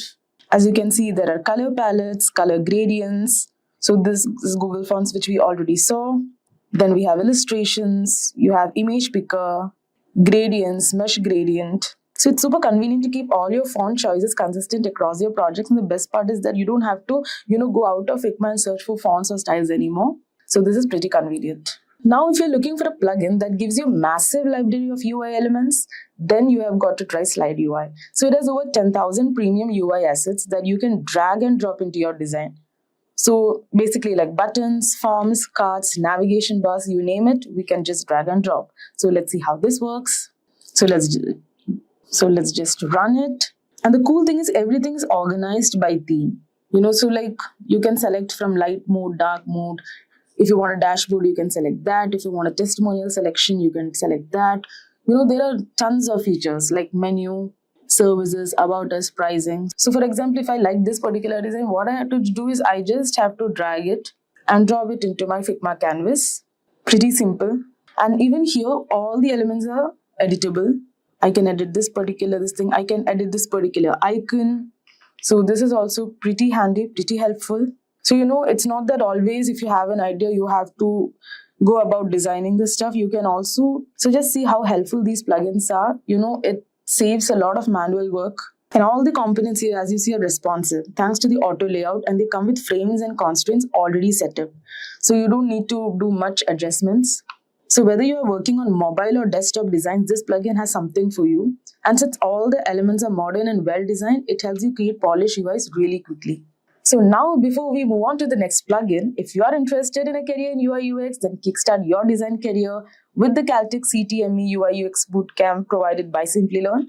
So it's an immersive Gen AI powered program designed to equip you with hands-on experience in cutting-edge design tools and techniques.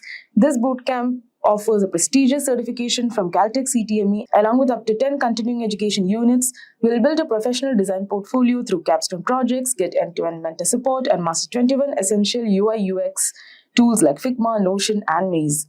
The program also includes masterclasses by Caltech instructors and industry experts. So with Simplilearn's Job Assist, gain visibility from top hiring companies and take your first step towards becoming a UI UX design expert. Enroll now to transform your career and showcase your expertise. You can find the course link in the description box and pinned comments.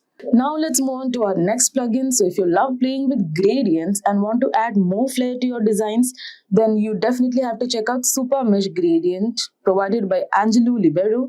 So this plugin lets you create super dynamic gradients with cool textured features. Let's just see how. Let's just run the plugin. So here's how it works. First of all, you have to select the color palette. So pink and green is already selected. Let's select more colors. We'll select a bit of gray. Okay, this is gray.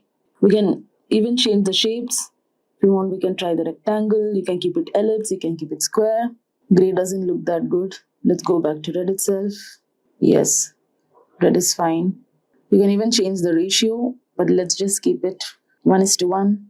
And as you can see, you can just drag around the points of gradients and adjust the gradient's direction and position. And you can even add grain for that extra bit of texture. For example, if you want to increase the grain, you can just increase the opacity. Let's just keep it here. Yeah. You can change the scale. You can blur it. So as you can see, as I adjust the settings here, you can see the gradient change in real time on my canvas. So you can use it for background buttons or any other design elements. So for example, also you can, save it in different resolutions and add it to your canvas. Here I'm adding to my canvas. Let's see. Yes. So here we got an image, and you can actually use this, for background effects or to design your element, which is pretty cool and pretty simple. So this was it about Super Mesh Gradient. So now next we are talking about Inima. So if you are into animations and want more control over them in Figma, then Inima lets you create super smooth transitions between frames. So here you can control the frame rate, tweak the timing, and even choose how the motion flows from one element to another. So let's see, we have two frames with two shapes. So first thing you have to do is to create flows between them and make sure that the flows stays in smart animation. Now after that, you just have to run the plugin. So here what you have to do is you just have to select the elements which has smart animation. You can change the frame per second, speed, size, anything, and you just have to render the animate. So this might take some time, so I'll just show you how this would particularly look like and in what circumstances you can use smart animation for. So these are some of the examples where you can use smart animation. You can use it for rotation, you can use it to fill the colors, you can use it for opacity, like this.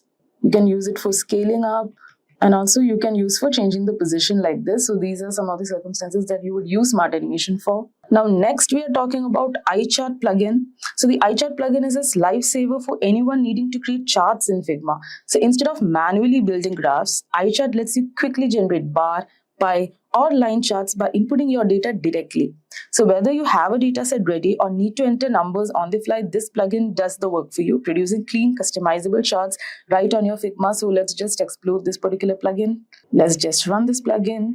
Wow, this is pretty cool. So you can actually, enter your data set over here, and you have a variety of charts like bar graph, line graph, pie charts. And you can also, easily tweak the colors, labels, and layout to match your design style.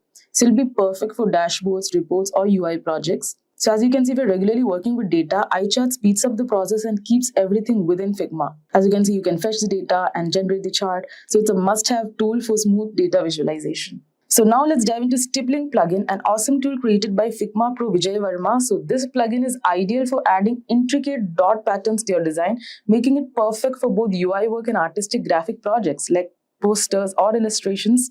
So it replaces a classic stippling art technique but entirely by Figma. So this is super simple. So for example, I have this image over here. So let's just work on this image. Let's go to plugin. Okay, let's run this. So as you can see, it actually created a dotted image for me. So you can increase the spacing. I think this is fine. You can increase the size. You can increase or decrease the brightness and just generate it. So you can customize everything. So the closer the dots, the more intricate the design is. Spreading them out creates a more minimalistic and artistic way. So this plugin is fantastic for giving your designs a textured, handmade look without needing to use any other software. So if you're looking for a vintage, artistic touch, or just something different for your UI elements, then Stippling makes it easy. So it's a great addition for any designer wanting to boost creativity right inside Figma.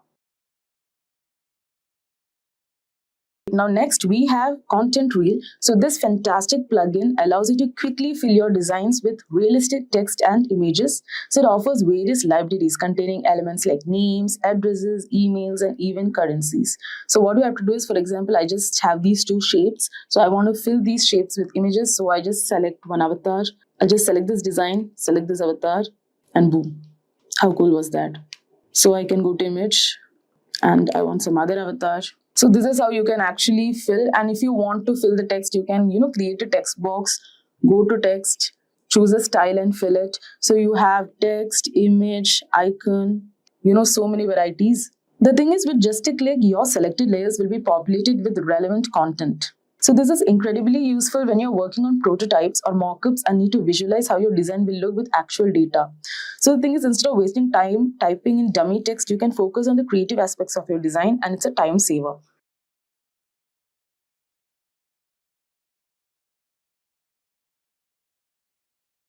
Now next is Fast Isometric. So if you have ever wanted to add some depth to your designs, this plugin is for you. It allows you to convert your 2D designs into isometric views effortlessly, just like this.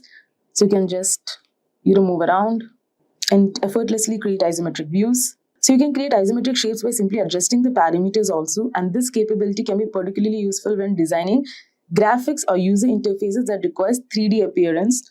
So with Fast Isometric, you can enhance your visual storytelling and make your design stand out by adding a unique perspective. Also, you can, explore the skew section where you can just rotate it by changing the angle. So this is a go-to plugin for isometric views. So moving on to Unsplash. Unsplash is a well-known platform offering a vast collection of high-quality, royalty-free images. So the Unsplash plugin for Figma makes it super easy to access this library. So let's just open. So you can search for any image directly within your Figma project and import it with a single click. So this is fantastic for those times when you need stunning visuals like these, but don't have the time or resources to create them from scratch. So whether you're looking for background images, illustrations, or any other type of graphics, Unsplash provides a seamless way to enhance your designs. So it's also a great resource for maintaining a professional look in your projects without any licensing concerns. Pretty handy, isn't it? So next on the list is Autoflow. So this plugin is all about efficiency when it comes to creating user flows. It allows you to draw connections between shapes and frames quickly. So let's just open this in Figma.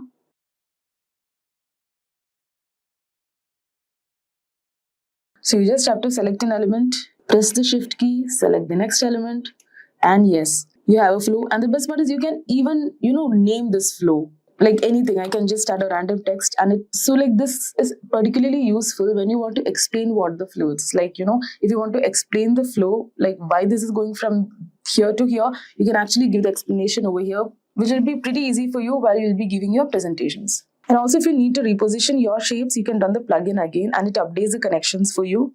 So this feature is especially handy for wireframing and prototyping user journeys, making it easy to visualize how users will navigate through your app or website. And it saves you from the tedious task of manually drawing lines from each elements and ensures the flows are neat and organized. So next we have Stark. It is used to check the accessibility of the designs. So Stark offers various tools. As you can see, the color contrast checker, the vision simulator, and typography analyzer all in one place. So with the color contrast checker, you can ensure the text is readable against its background, which is crucial for users with visual impairments. Now the vision simulator lets you see how your designs will look to people with different types of color blindness. And by using Stark, you can identify and fix accessibility issues before handing off your designs to developers. So ensuring that your end product is usable for a wider audience.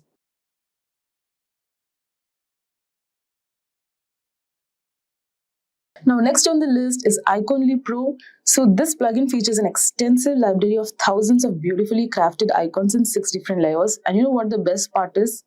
All these icons are of SVG format, which means you can scale them without losing quality. So let's just see.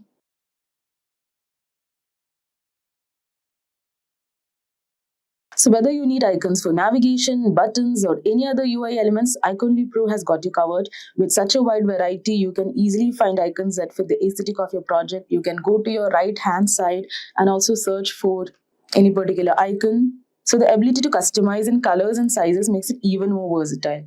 So having access to such a robust icon library at your fingertips can really speed up your design process and improve the quality of your designs. Now moving on to type scales, if you're ever in doubt about the hierarchy of your typography, for example, this plugin will simplify the process. So it allows you to create a proportional and consistent type scale within just a few clicks. So let's just see the options over here. So as you can see, you can start by specifying your base font, the base size, and choosing from various other scale factors which dictate how the other sizes relates to your base size. And once you hit the generate button, you receive a perfectly structured type scale that can be applied throughout your design. So this is especially useful for maintaining the visual consistency in your typography and ensuring that your text elements work together and have some type of consistency. Now next we have the mockup plugin. So it offers a vast collection of high quality mockups that make presenting your designs a breeze. So you simply have to select a design. As you can see, there are mockups for mobile separately, for iPads, for MacBook, even for Apple Watch. So you just have to select a mockup. For example, let's just select this, click the arrow, and select the layer. Crop it, and as you can see, your mockup is ready. So you can even customize the colors of the devices, giving you the flexibility to match your design's aesthetic. So having access to such a comprehensive library of mockups saves time and enhances the professionalism of your presentations. Now next is the contrast plugin. Now this is designed to help you evaluate the color contrast and text contrast in the background elements. So as you know, accessibility is a crucial part of design, especially for users with visual impairments. And contrast helps you ensure that your designs meet industry standards for readability. So using this plugin is very simple. You have to run the plugin, scan it, and here I don't have any issues. Like my design is okay. I don't have any issues. So you simply have to select the text and background layers you want to check and run the contrast plugin. So it instantly shows you the contrast ratio also and between the colors. Now according to the Web Content Accessibility Guidelines, your text should have a minimum contrast ratio of 4:5:1 for normal text and 3:1 for larger texts. And also if the contrast is too low, the plugin will notify you and you can experiment with different colors right inside the plugin. And now finally, we have breakpoints. So this plugin is crucial for creating responsive layers, as you can see here. So it allows your design to preview how your layouts will adapt to different screen sizes without keeping the plugin open. So you can set breakpoints for various devices, enabling you to see how your design will look on mobile, tablet, and desktop views. This feature is incredibly helpful for collaborating with developers as it provides them with clear guidance on how the design should behave across devices. So you can even share your prototypes with your team, making it easy for feedback and iterate quickly. So this was it about breakpoints. And there you have it. Those are some of the most powerful and time-saving Figma plugins. you can start using right now. So whether you're looking to streamline your workflow, add more creativity to your designs, or just make your life easier, these plugins have you covered. So I've tested over 1000 Figma plugins, and yes, you heard that right, 1000. And honestly, most of them didn't really add much to my workflow or were just plain confusing. But then I stumbled upon these amazing 10 Figma plugins that actually work and make your life so much easier. Today I'm going to break them down category wise and show you exactly why these plugins are a total game changer. Whether you want to speed up your design process, add killer visuals, or even turn your designs into real websites, I have got you covered.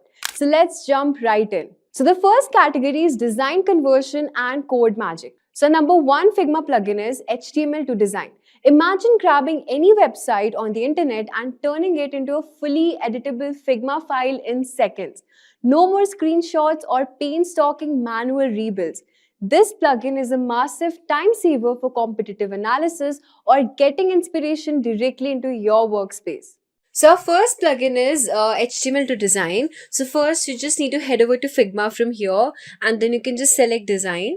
Now after you select design, you can just head over to the top left, the main menu section from here, and you can select plugin.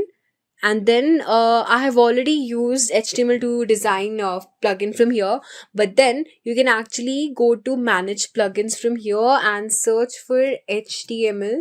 Okay, you'll get this HTML to design plugin here, right? So just click on that. So this will actually import your website to the Figma, and let's suppose you can just import any website, whatever you want to import. So let's suppose I want to import Netflix.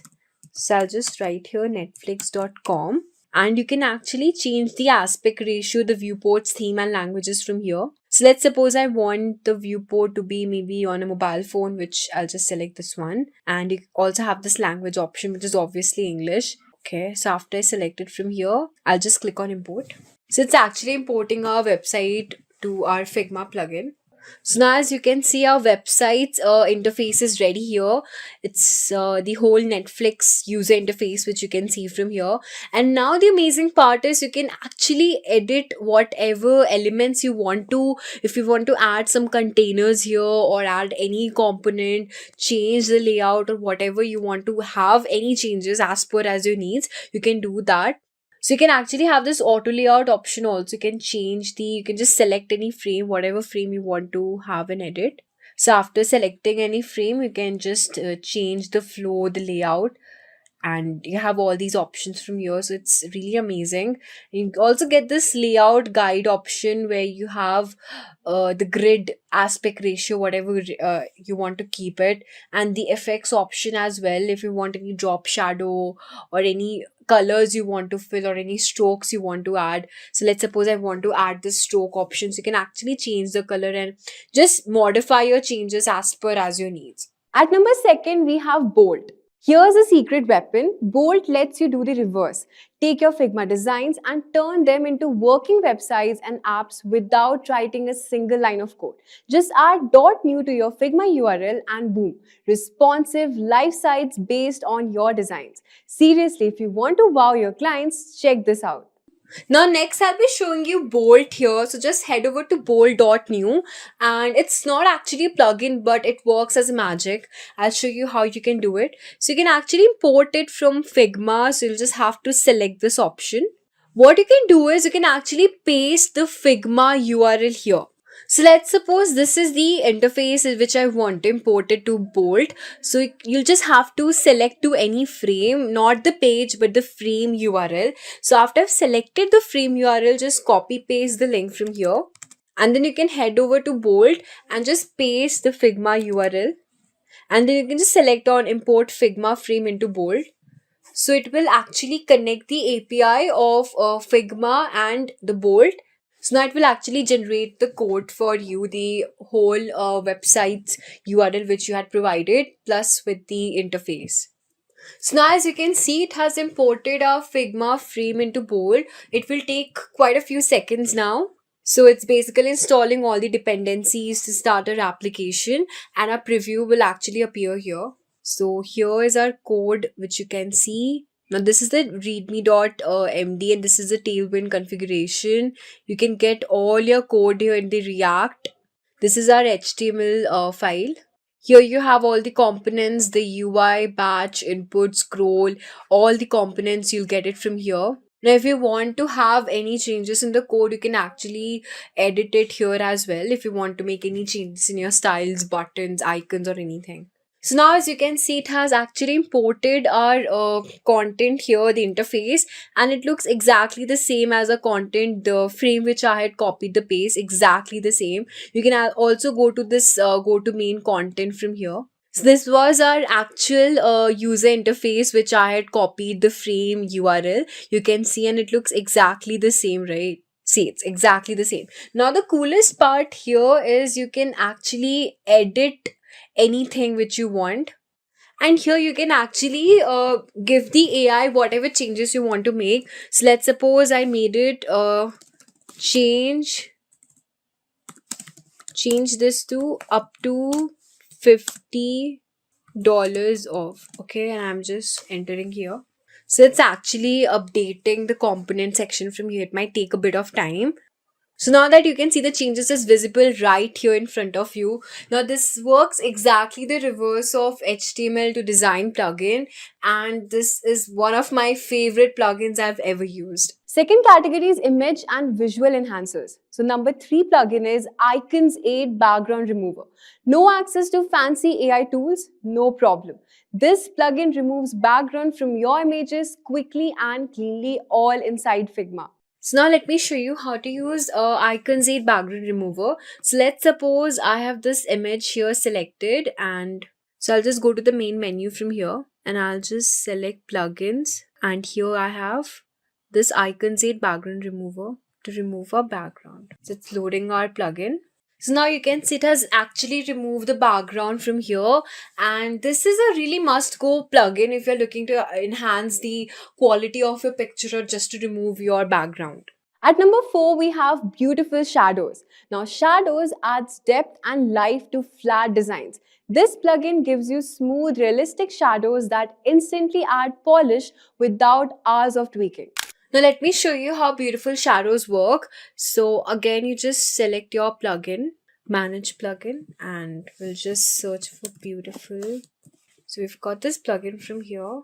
So it's basically you'll have to just rotate this icon from here to apply the shadow effects, which you can see from here. How am I applying it? So from here you have got this effect option. So let's suppose I want to make an inner shadow.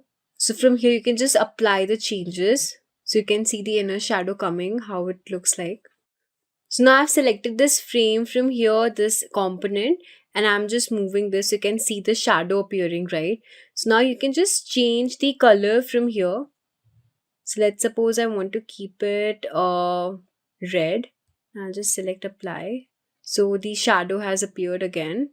So this is how you can add beautiful shadows using this plugin. At number 5, we have Pixels.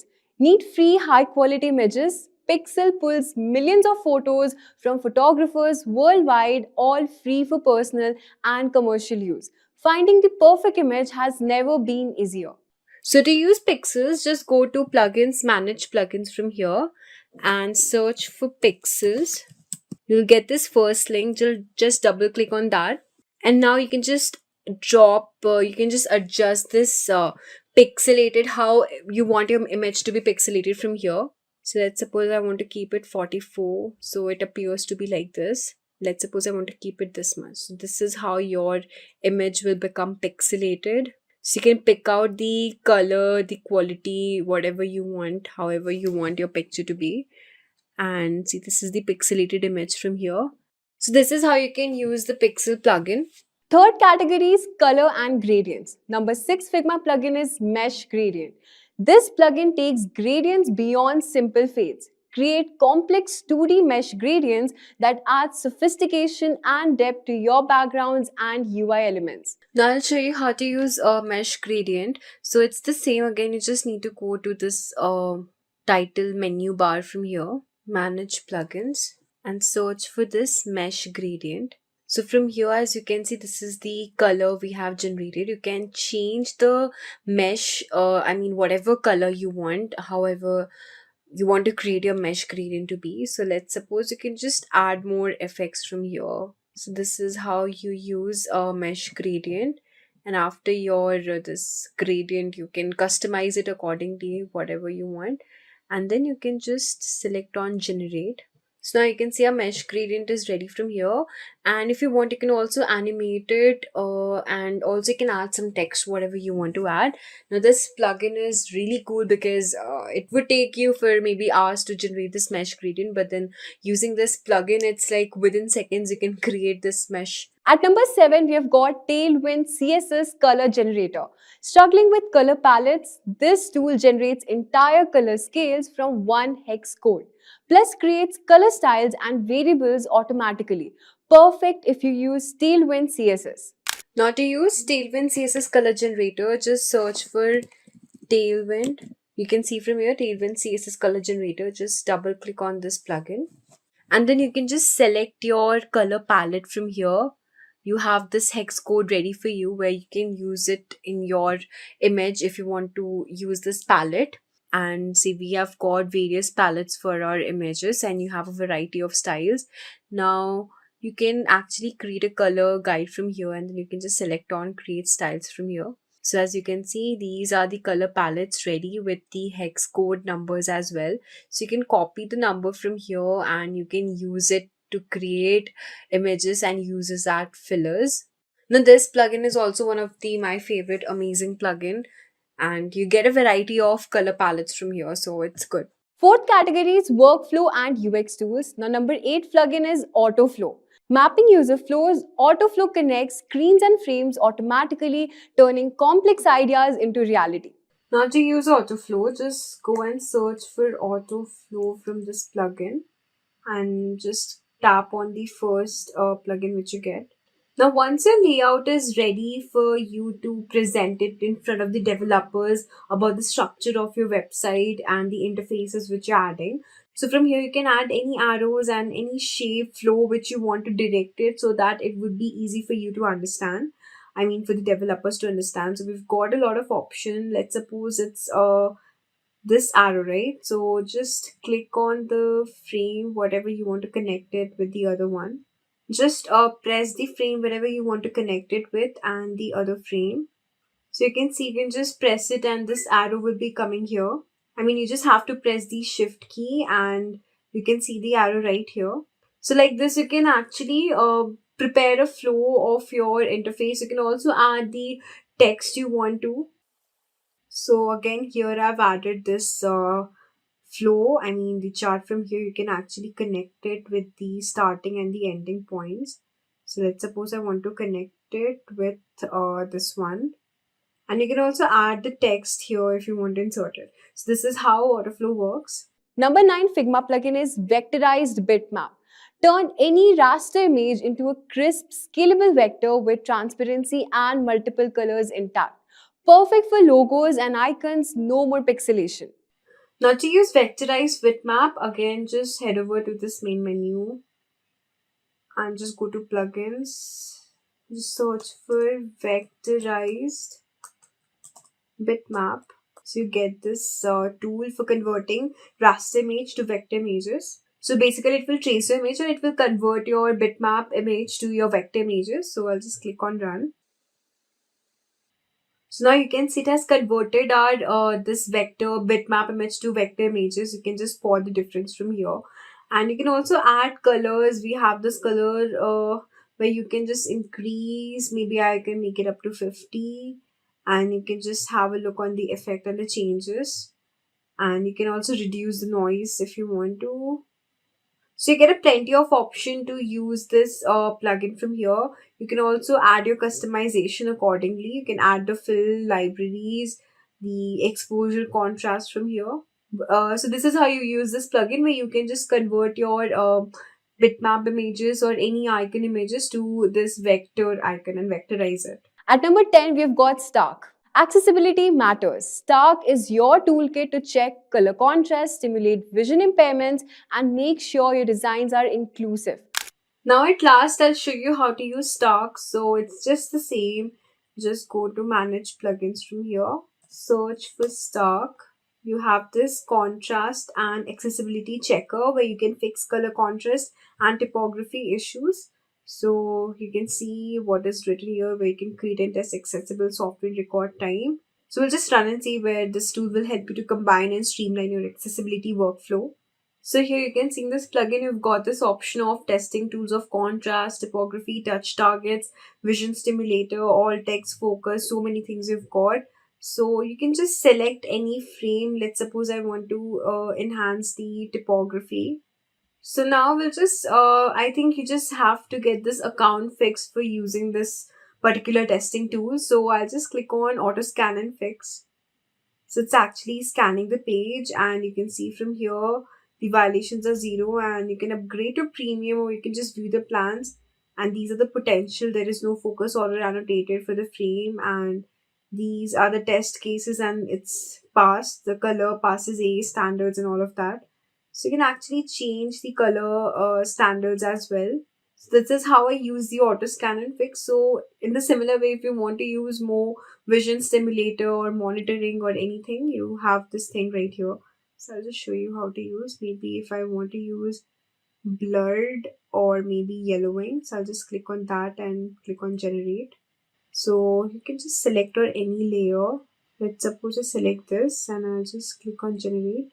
So you can see it has created this yellowing of this particular page, the layer which I used it. In the similar way, let's suppose if you want this ghosting thing or a lot of loss of contracts, bright light, you can again click on generate, and here we have it. So it will give you a lot of options to enhance the contrast and accessibility, to check how you can use different tools to create more stunning visual images and formats. You also have this touch targets from here. So you would need the premium version for this. So here you get a lot of option to actually use annotation tools to create more enhanced layers of your design, whatever you have created. A bonus plugin here is Mockup Studio. If you want to impress clients with stunning mockups directly in Figma, Mockup Studio got you covered with tons of templates and customization options. Now I'll show you how to use a Mockup Studio. So again, you have to just go to here, plugins, manage plugin, and search for Mockup Studio. So here you have it, Mockup Studios, where you can create mockup generators with. This is how you can just choose a frame and you can just create mockup studios. So I'll just click on run. So obviously in the free version you'll get some limited access, but then if you have the premium version, you'll get a lot of layouts and the features to use.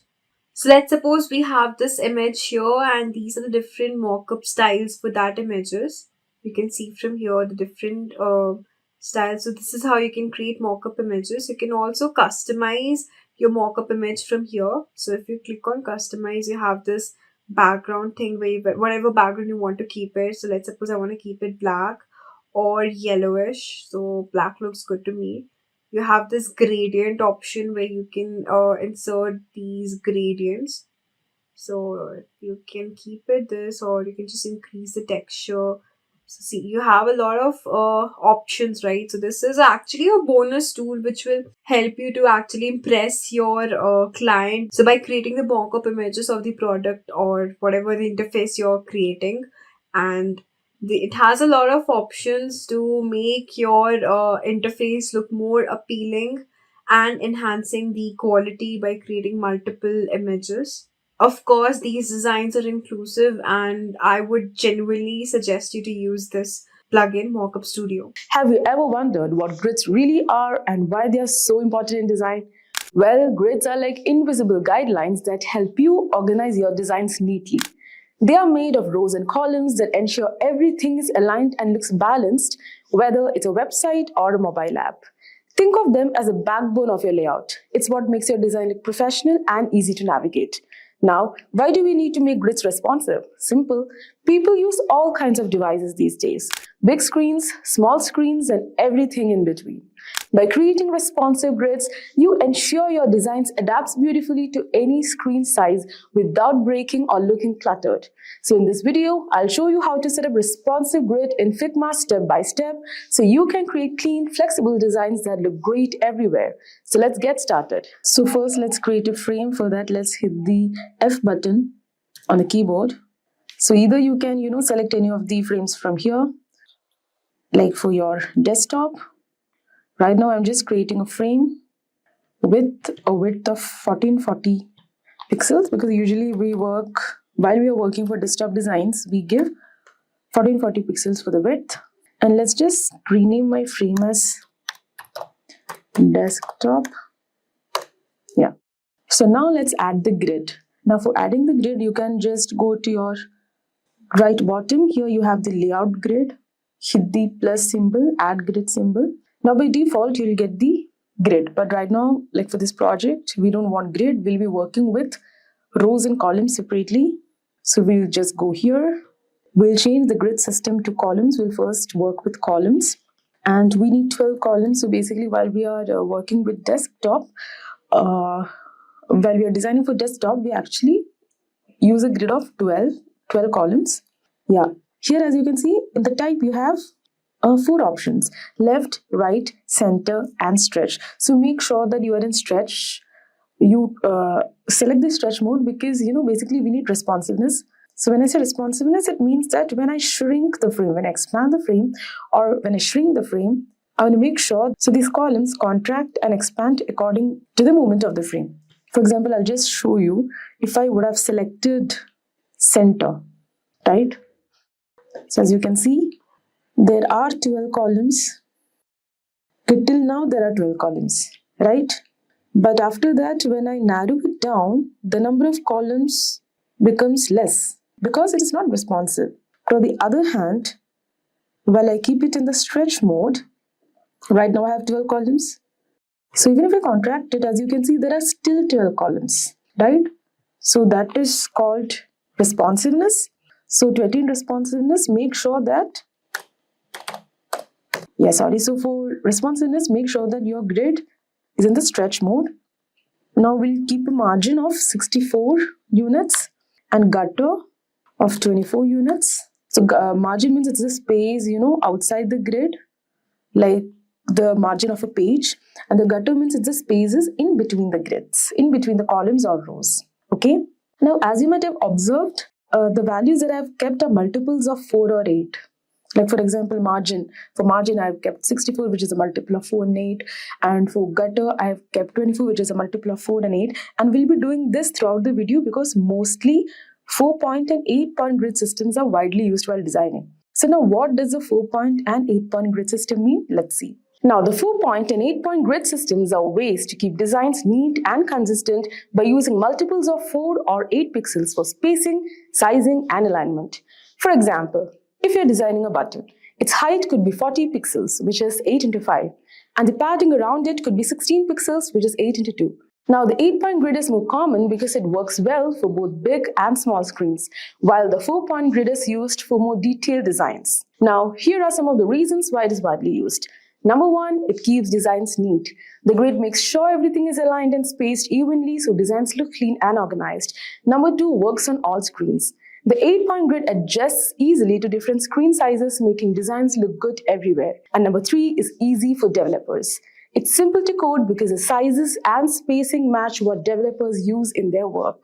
So now that you know what a 4-point and 8-point grid system is, now why are these values very important? Like for example, many people have a confusion with what value should I use, for the margin while designing.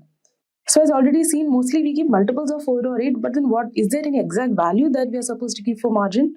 So the size of the margin that you keep totally is determined by the container size. So now what is a container? Let's take an example. So this is an example of a website that I have taken for explanation from the Figma community. So basically, container in Figma is a frame or shape used to group and organize design elements, providing structure and alignment in layouts. So basically, it helps maintain consistency by holding related items, like it can be text, images, or buttons within a defined space. So containers are crucial for responsive designs as they control how elements resize or reposition, across different screen sizes. So for example, if this is your frame, this is your frame. As you can see, this is one container. As you can see, this is one container and it has related elements. Basically, container means it's actually groups. Okay, so it's like this is a container where it has grouped the related elements. Now this is another container. As you can see, these are individual entities. This text, these texts, this image is an individual entity, but as it is for but then as it is a part of the hero section, it is under one container. So basically these are containers, and the margin that you select depends, like as you can see, these are the margins. So the margin size will totally depend on the container size that you decide while designing. Now the container size also varies along with the different device resolutions, which is very obvious. Like if I give you an example, if I want a container size of say maybe 1120, okay, for a desktop of width 1440. So what I would do is, this is a desktop with a 1440, and right now let me just draw a rectangle. Just consider that this is my container. Okay, so right now the container size is 1312, but then I want it as 1120. So for that, what I would do is I would go to my desktop and I would change my margin to something like 160. Now let me see what my container size would be. As you can see, the container size is 1120. So first I will decide what my container size should be, and then I'll decide the margin. So for now, let it be 64 itself. Yes. Let me just expand a bit. Now for designing, columns alone are not enough. We need horizontal rows too. So for that, again head over to the layout grid, hit the plus icon. Again you will get a grid, edit it, go to rows. Now in rows, we'll just change the type from stretch to top, because I basically need the rows from the top, from the very top. So I'll keep it as top, and we will give the number as 500. Okay, like we'll give a count of 500 or 1000 or anything, like we'll give a huge number. So basically why it is, even while I expand, like while designing, even while I expand, I don't want the rows to end suddenly. So that's why I give a pretty big number. Let's go back, and height I will set it as 8, because basically here I'm working with 8-point grid. So I'll keep the height as 8. The offset will be 0. The gutter will be 8 again. Okay, now again, what is offset? So offset is basically the margin, like you can call it as the top and bottom margin. Like for example, if I kept the offset as 50, it would actually give a margin on the top and bottom, but basically we don't need it now. So let's just keep it 0. Yes. So now let's just make a rough design just to show you the use of grids. So we already made video on how to make a responsive design. So please check it out. So here we'll draw a rectangle for the header. Let me just zoom in. Yeah, we'll make a rectangle for header. So this is how you make use of the horizontal grid. Horizontal rows and vertical columns. So if this is the header, I would now I want the content. So for the content, or for the hero section, let me just consider rectangles. I'll just duplicate it. Yep, and I just need a footer too. So I'll just duplicate this also. Now what I'll do is, as this is the content section, so what I would do is I'll just hold the shift key and I would group them. Now as you saw, this is the group and this is the container size that I would like to work in this design. And this was the container that we were talking about earlier in this video. As you can see, let me just zoom a bit. When I move this, so when I move the cursor, it actually snaps to the next point, right? As you remember, this is the 8-point grid system. So it snaps to the next point. Now let me just, it's always not easy to drag. So now let me just use the arrow button. I'll just zoom again. Yeah. So when I'm using the arrow button in the keyboard, it's just moving by 1 pixel. As you can see, it's just moving by 1 pixel. So working with arrow alone is not convenient. Like for example, I would want to shift 8 pixels at once, right? Okay, let me just adjust this. Yeah, 8 pixels at once. So for that, we use shift plus arrow in the keyboard. So let's just try that, shift plus arrow. But here is the problem. As you can see, I was here and this is the 8th pixel, right? But then while I use shift plus arrow, it moves almost 10 pixels and I don't want that. And that is because we haven't set the nudge value. Okay, now there is a thing called nudge value where it will be set by default minimum as 0 and maximum as 10. So minimum means with one arrow it will go 1 pixel, and maximum with shift and arrow it will go to the 10th pixel. Okay, now so we have to change, like let the minimum nudge value be 1, not 0, sorry, 1. But I want the maximum nudge value to be just 8. For that, you have an option over here. As you can see, there's a Figma icon. You can go to actions and here, I've just used it, or else you can search for nudge amount. So here you can find small nudges 1, but the big nudge, I want it to be just 8. Right? So now let me try. I kept the cursor here. I press shift plus the bottom arrow. As you can see, it moves exact 8 pixels. Now while working with responsiveness, we usually work on 3 devices. So let's create frames for tablet and mobile as well. So let's just delete all this for time being. Yeah. So again, let's create a frame. So I want my tablet frame to be of 770 pixels wide. Rename this as tablet. Now again, either you can manually, go and add the columns and rows like how we did for the desktop, or else what you can do is you can just go to this frame. Let me just zoom out a bit. Go to this frame. Select both. Just a second. Yeah, you'll find a hand symbol. Hold shift key. Select both of them. Hit Ctrl C or Command C. Go to your tablet and just paste it. So as you can see, we got the exact grid, but again, we don't need these many number of columns because we don't have much space in the tablet, right? So like as we move on to tablet and mobile, we have constraints with space. So for tablet, basically, see the the horizontal rows will remain the same, right? But then we need to change the values of the column grid. So let's just go to columns. So basically for tablet, we work with 8 columns. And also we don't need this much margin because there's a lot of space wastage. So let's keep the margin to something like 32, right? So this is tablet, and similarly it's done for mobile as well. You just have to duplicate, rename it as mobile. So for mobile, basically we normally keep a width of 480 pixels.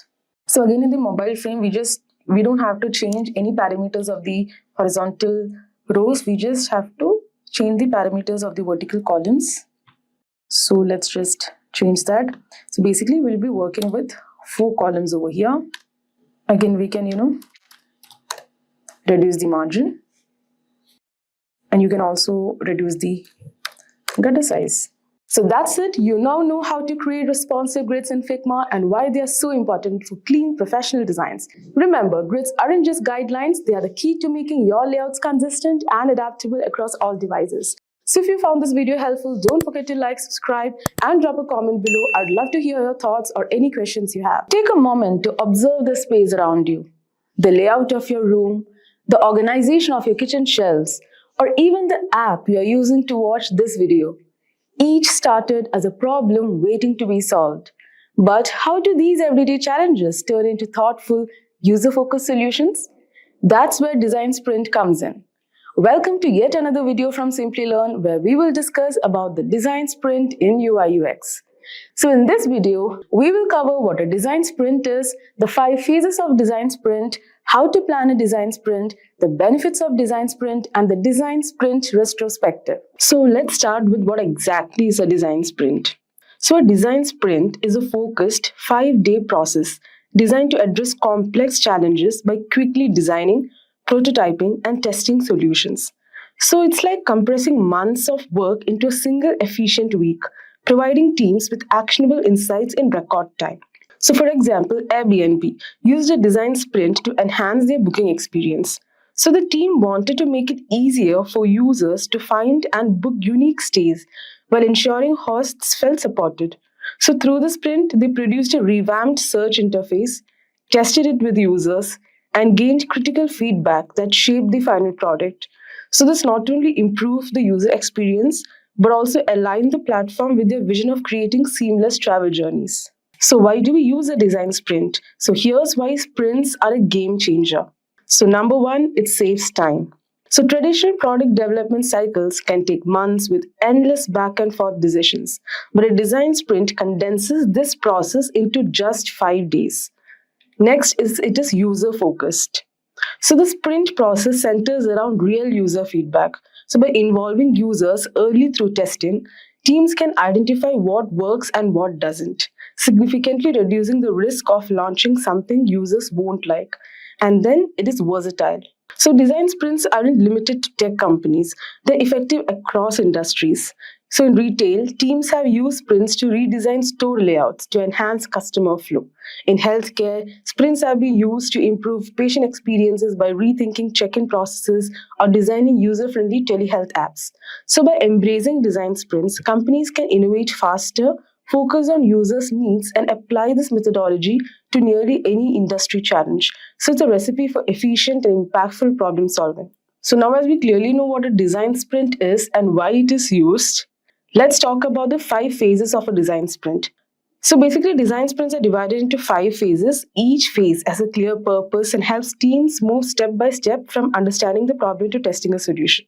So let's explore each phase now. So the first phase focuses on understanding the problem. So the team gathers to discuss the challenge, define goals, and collect insights about users. So this phase involves brainstorming, reviewing user feedback, and hearing from experts to ensure everyone is on the same page. So teams also create a map to visualize the problem and identify the areas they need to focus on. So for example, imagine a grocery delivery app that's losing customers because users find it hard to navigate. So in this phase, the team studies user reviews, talks to the customer support team, and maps out the current app flow. So they identify that users struggle to find specific products and often abandon their carts. So this phase ensures the team has a clear understanding of the problem they are trying to solve before diving into solution. Now the second phase is sketch. So in this phase, each team member works individually to come up with possible solutions. So instead of group brainstorming, everyone sketches their own ideas, which helps avoid groupthink and ensures creative variety. So these sketches don't need to be detailed, they are just quick drawings to share initial thoughts. So for example, in the grocery app, one team member might sketch an improved search bar with smart suggestions, and another might propose a category-based navigation system. So someone else could suggest a feature to save frequently bought items for easy reordering. So this phase allows the team to explore multiple creative approaches and generate a pool of ideas. Now the next phase is decide. So once all ideas are on the table, the team reviews them together to pick the most promising solution. So they discuss the pros and cons of each idea and use methods like voting or dot stickers to reach a decision. So this phase also includes creating a storyboard, which is a step-by-step plan of how the solution will work. So for example, the team evaluates the sketches and decides to focus on the smart search bar and category-based navigation. In the example of a grocery app. So they create a storyboard showing how a user will search for items, add them to cart, and complete the checkout process. So by the end of this phase, the team has a clear idea of the solution they will prototype. Now let's move on to the next phase, which is prototype. So the prototype phase is about bringing the chosen idea to life in a quick and realistic way.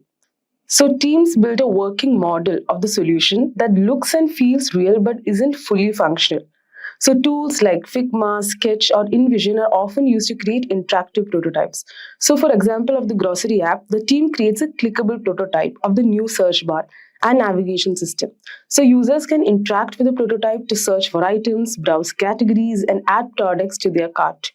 So the prototype acts as a testable version of the solution, helping teams gather user feedback without spending months on development. And the last phase is the testing phase. So the final phase is all about testing the prototype with real users. So the team observes how users interact with the solution, takes notes on their behavior, and collects feedback. So this phase helps identify what works well and what needs improvement. So for example, the team invites like 5 users to try the new grocery app prototype. And they notice that users love the smart search bar, but find the category navigation a bit confusing. So based on this feedback, the team tweaks the design before implementing it in the app. So by testing, it ensures that the solution is user-friendly and solves the problem effectively before it is fully developed. So by now, I hope you understood the importance of a design sprint and how it makes the development process easier. So now let's move on to how to plan a design sprint. So planning a design sprint is essential to ensure a smooth, productive, and focused process. So proper preparation helps the team tackle the problem effectively and make the most of the sprint week. So here's how to plan it step by step. Number one is research the problem. So before starting the sprint, conduct thorough research to understand the problem and identify user pain points. Collect data from user feedbacks, surveys, or usage analytics to ensure the problem being tackled is clear and meaningful. So this research acts as a guide for the team throughout the sprint. Next is call in experts. So during the sprint, especially in the understand phase, involve experts who can provide valuable insights. These could include stakeholders, team leads, or individuals with specific knowledge of the problem. So the input helps the team get a well-rounded perspective on the challenge, making it easier to define a clear solution. Next is set up the space. So a dedicated space for the sprint is crucial. Ensure the room is equipped with tools like whiteboards, markers, sticky notes, and other brainstorming essentials. So the environment should encourage creativity and collaboration. So keep the team comfortable with snacks, water, and a relaxed setup to maintain energy levels and focus. And the next step is to set clear rules. So establish rules to minimize distractions and ensure everyone remains engaged. So for example, prohibit the use of phones during work sessions to maintain focus and encourage respectful collaboration where all ideas are welcomed and ensure the team sticks to the schedule for each phase of the sprint. Clarity and discipline create an efficient and productive workflow. And finally, define teams and roles. So assign clear roles to each participant to streamline the process. So common roles include a facilitator to guide the team, a decision maker to resolve conflicts, and team members who bring in diverse perspectives. So having defined roles ensures accountability and smooth progress throughout the sprint. So as you can see, effective planning sets the tone for the entire sprint. It helps the team stay focused, aligned, and equipped to generate meaningful solutions. And a well-organized sprint ensures maximum productivity and increases the chances of achieving impactful results. So now before we move further, I have a quick quiz for you guys. So head over to the description box, try to answer the questions and come back. So now as you have seen how to plan a sprint, let's move on to some of the key benefits of design sprint. So number one is team collaboration. So design sprints bring together people from different departments, blending diverse perspectives. This collaboration ensures solutions are innovative, well-rounded, and aligned with business goals while fostering open communication and teamwork.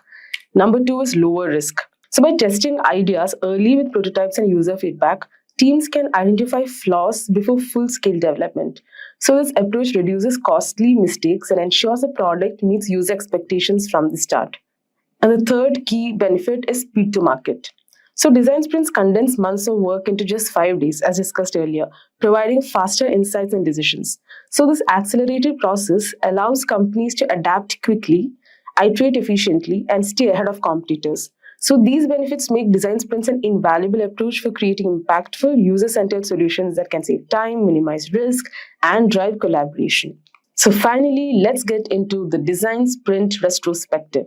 So a design sprint retrospective is a session held at the end of a sprint to reflect on the process, celebrate successes, address challenges, and identify ways to improve. So it encourages team members to share feedback on what worked well, what didn't, and what could be done differently next time. So by fostering open discussions in a supportive environment, the team can optimize workflows, enhance collaboration, and ensure smoother sprints in the future. So common frameworks like start, stop, continue, or MAT, SAT, GLAD help structure feedback, leading to actionable takeaways such as refining roles, improving communication, or adjusting tools and resources. So retrospectives ensure continuous learning and growth, helping teams deliver better outcomes in subsequent sprints. So that was it, guys, about the design sprints. Hope you got a clear idea about what a design sprint is, the 5 phases of design sprint, how to plan a design sprint and the key benefits of it. AI art and ChatGPT can be used to create unique and creative web design by combining the power of artificial intelligence and human input. With AI art, you can generate visually stunning graphics, patterns, and images, while ChatGPT can be used to generate text content and provide suggestions for website layouts and design elements. So hey everyone, you are already watching Simply Learn, and today we bring you this informative video on ChatGPT for UI and UX. Before we begin, if these are the videos you like to watch, then hit the subscribe button and the bell icon to get notified every time we upload a new video. Without any further delay, to get started, you can experiment with different AI art tools to generate graphics and use ChatGPT to write website copy, create a content strategy, and provide feedback on design elements. It's important to keep in mind that while AI can help to generate ideas and create stunning visuals, I'm going to show you exactly how you can generate these yourself. Websites are going to be built with AI art as well as tools like ChatGPT in future. So in this video, I'm going to explain the whole process, and we are going to have it write the entire website layout for us, all the content, the hero section, and feature section, and much more. This means that we can build an entire website from the ground up without writing a single line of code. And this will be a pretty damn cool. Alright, we will start with the mid journey. In Google search, we will write mid journey. This is an AI tool that allows you to create the AI art that we are now seeing all over the web. To go to this, you just go to the midjourney.com and join the beta. It's easy to get started because all you really have to do is join the Discord. When you do this, it will open up the Discord community, which you can accept the terms and conditions and start creating your own AI arts. Let's do this now.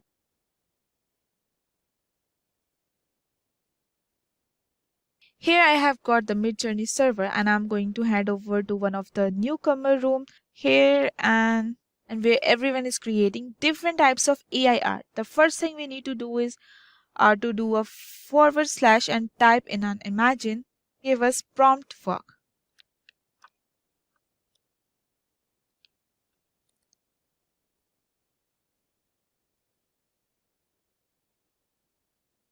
We can request the AI any type of art we are after. Here I'm going to type in a beautiful website for shoe. Then I'm going to pass in -- v4, which means the version 4 of the mid journey of AI art tool. Finally, I'm going to pass it in stylize. I'll do -- stylize. It's basically how random we want to be in it's in between 0 to 1000, and I'm just going to set it to about 500, which is average. So I will do the enter. It will take a little bit of time. Here this will start working in the background. It's going to generate a low fidelity version of the website and the design for this art. And this low fidelity version will be iteratively updated to be higher in resolution. These 4 examples then can be picked from, and then we can upscale them as well as let's have a look at what kind of results we get now. One thing to notice here is that we do get a bit of a loading percentage bar, and this is how long it takes for the actual AI to generate the image.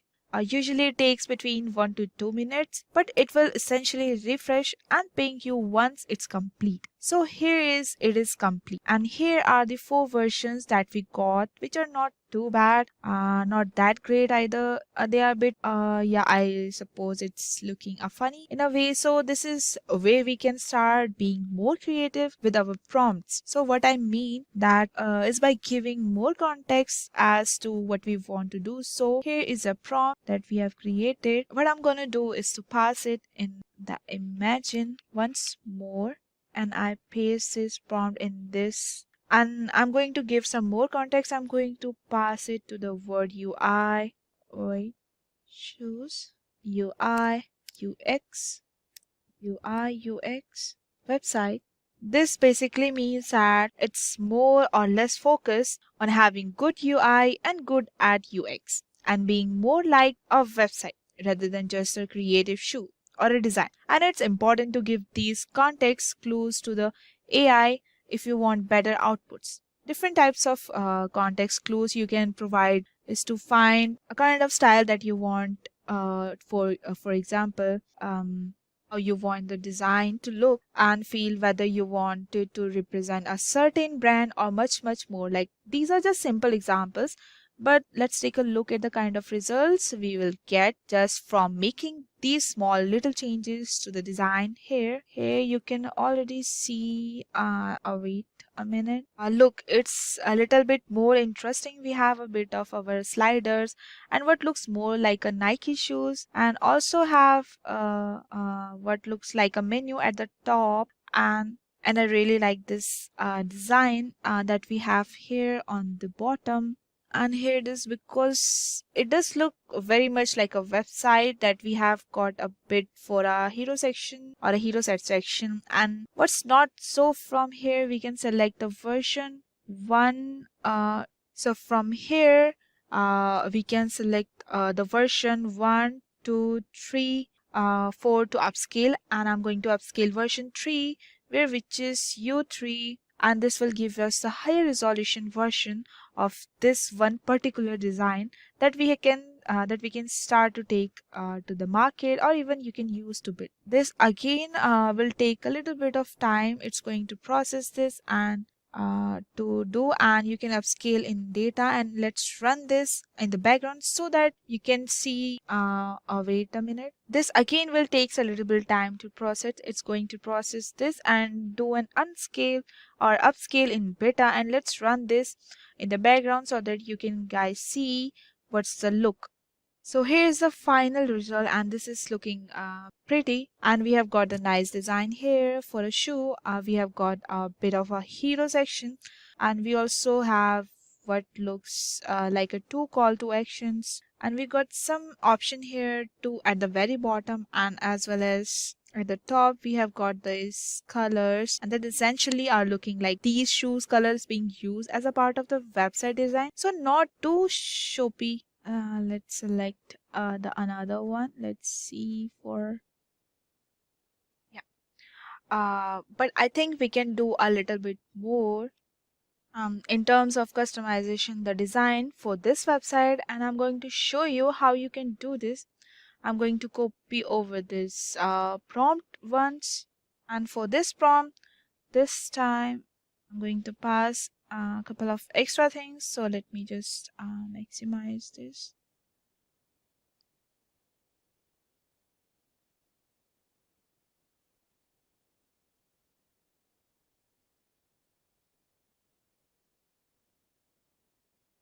We are going to type, as I have pasted that URL over here, so I'm gonna pass in the context clues of like clues of Nike, because Nike made obviously website shoes. So also so we'll write it here,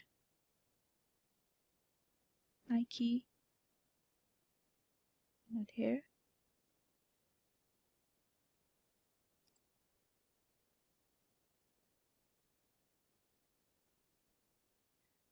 Repeat. And I also want it to be red,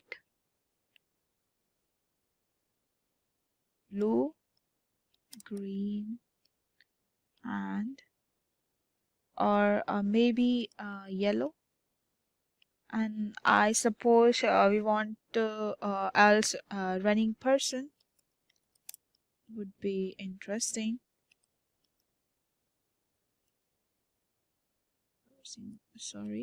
Person. It would be interesting to see how that gets designed, and I think that this should be enough. Let's actually improve the styling here. 1 minute.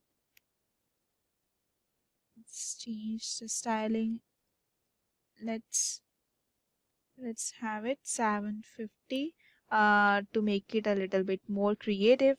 And here are the results. I don't have a running person, but I do have a website that has definitely started using the colors that I recommended with Journey's AI art systems to use. So these website designs look way more creative than we had previously. Still we have this slider design These website designs look way more creative than we had previously. We still have this slider design here at the bottom section where we can pick out different shoes, but even these shoes look damn cool.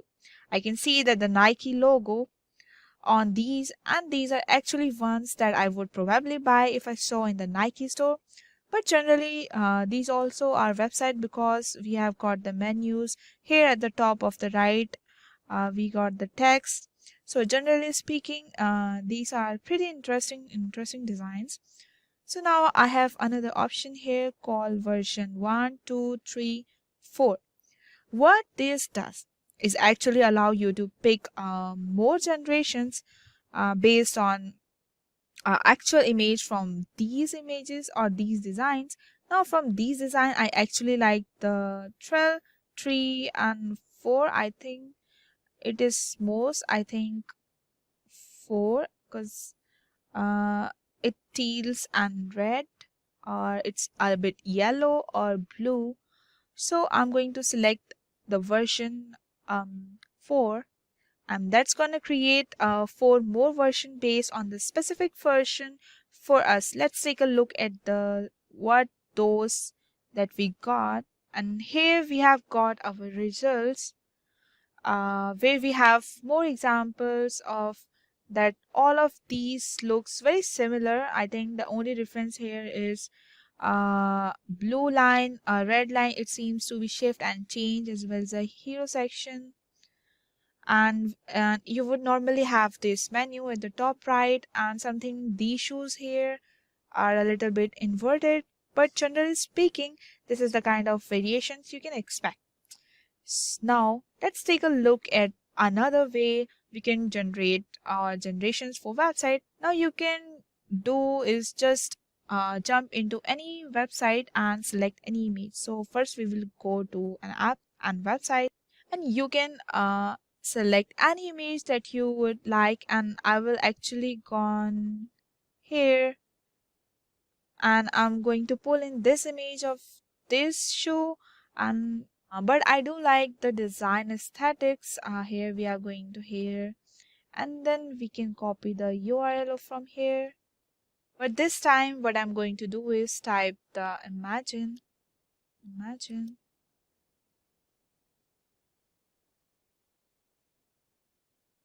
Then I'm going to pass in the URL what we have copied. We will paste it here. Again, I'm going to write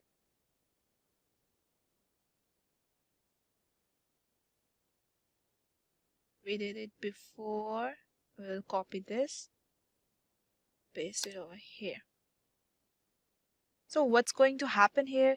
It's going to have a look at this image that we have defined in terms of the URL. It's going to use this as a reference point.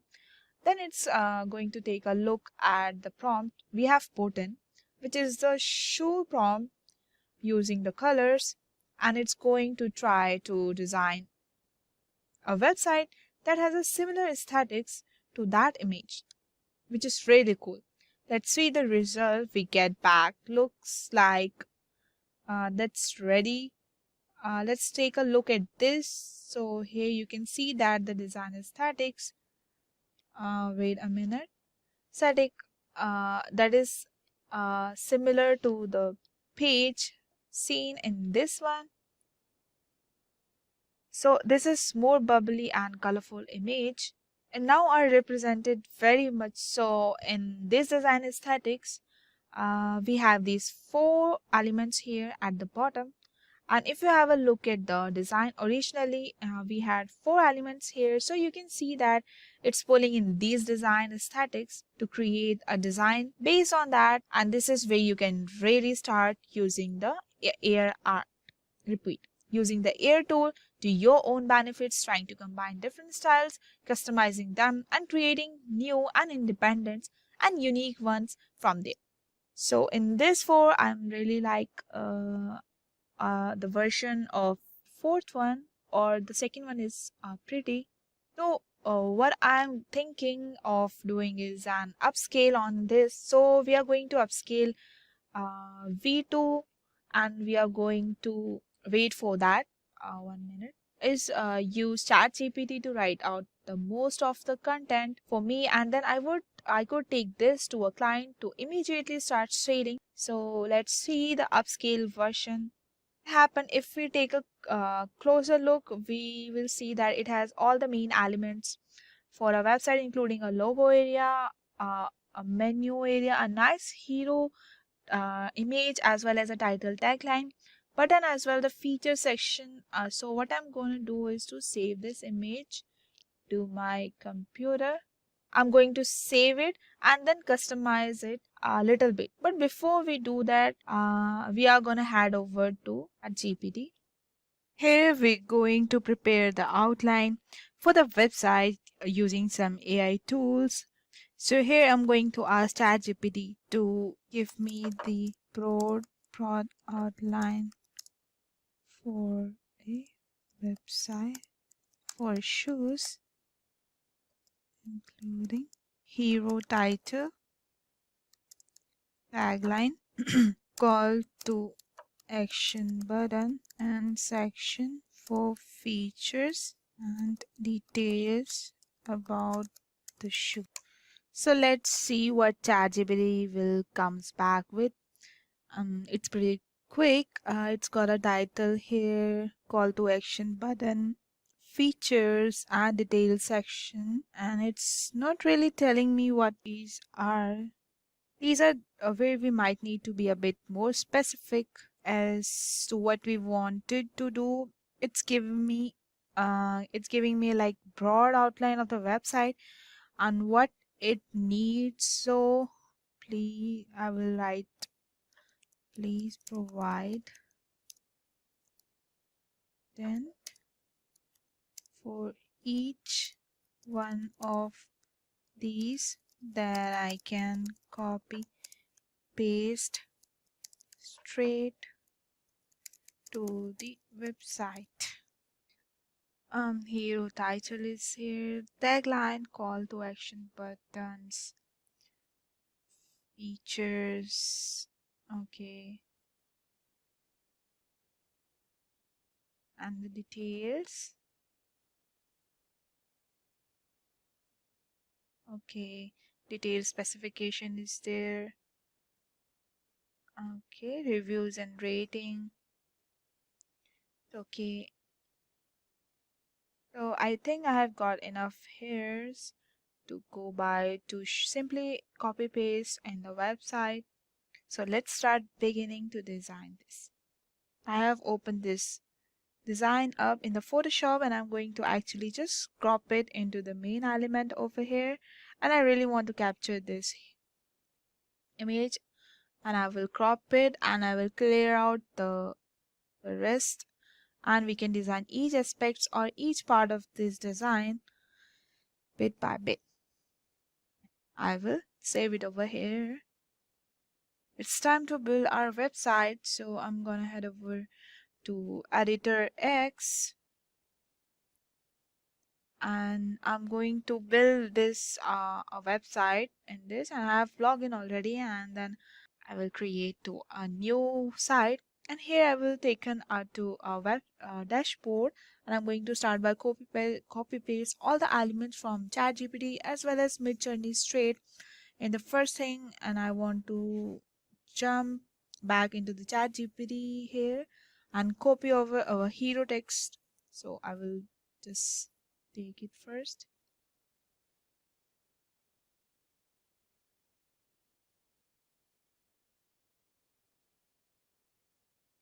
And I'm going to add title, and I'm going to paste it over here. And then I'm also going to grab the tagline, but before I will make it sure to keep it over here. But before that, I will put one image over here.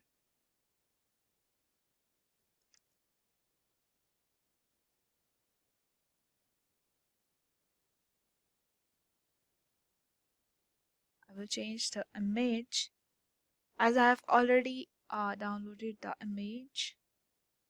let's upload that image. We'll open it. Let's wait to get uploaded. Yeah, it's uploaded, and now we will update it. And let's make it big in size. Okay, so we will change the size, but first I will remove this. I will change the size for this. I will make it little small. Next, I will add the icon for the company of the shoes that I am going to make a website for. I will add this and I will update it.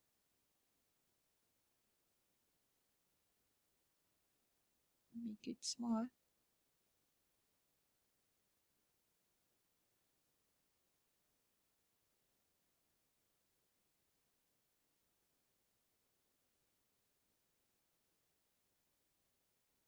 And this will be the taskbar, but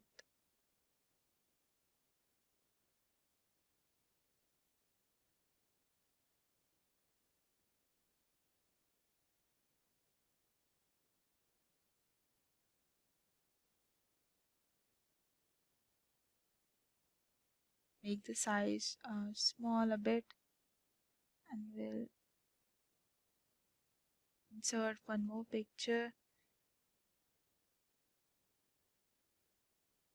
and it will be the logo of the company that we are going to put over here.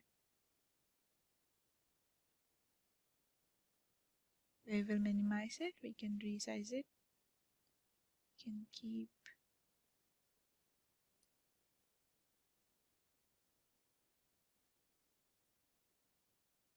the logo over here.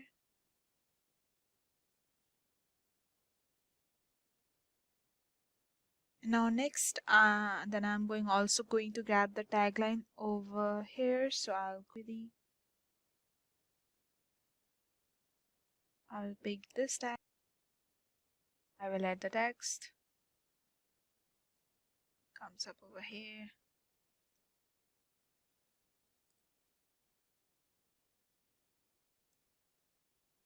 Okay, I'll make it small in size.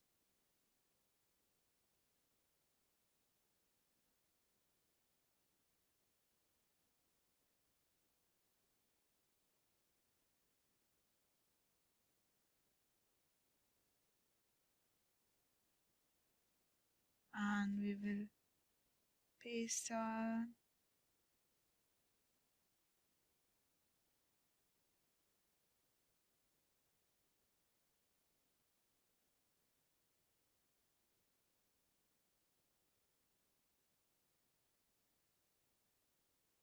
And finally, let's grab a call to action which says shop.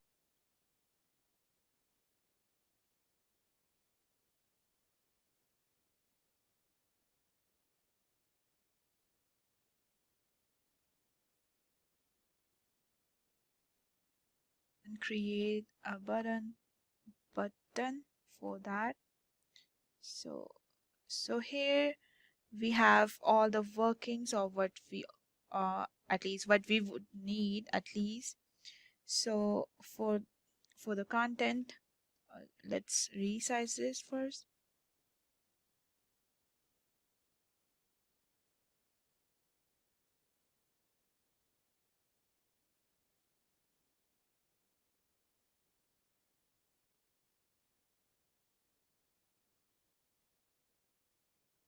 Now we will add we need to add the image itself. So instead of just having a browse to stock images or anything like that, we actually had our images either done inside of the photoshops that we have done before, as from the mid journey as well as. So I'm going to just drag the image and I'm going to change the image, and it should be here. I've already downloaded. No, I have to upload it.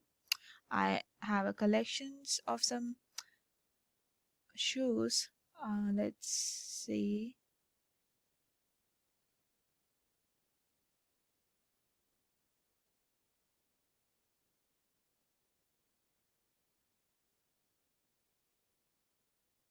and I will just install one. I'll upload this picture. It will take a bit of time. Let's wait for a while. And once it's uploaded, we will update it.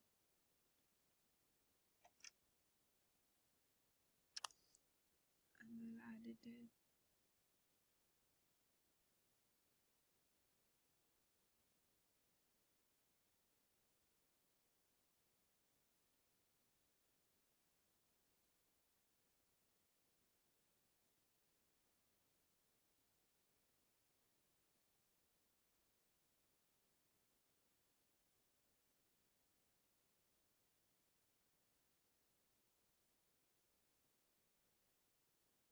Let's keep it like this, or we can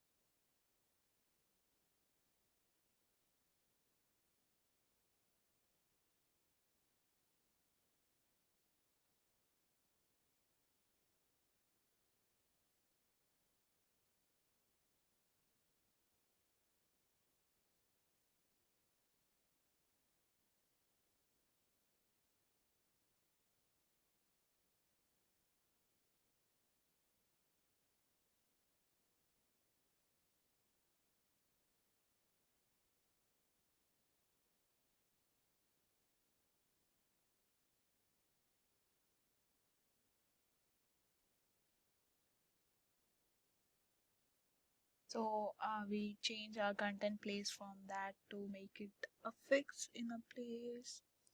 So here we can change this also pretty well.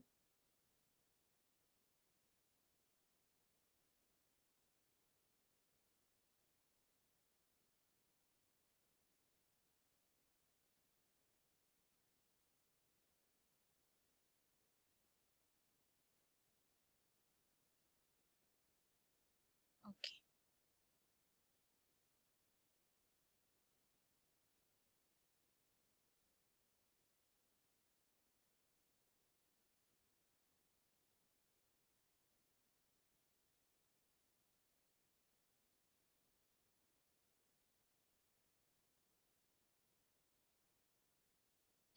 So basically have this text happening a little bit more everything here. We have seen how we can resize it from this scroll bar, and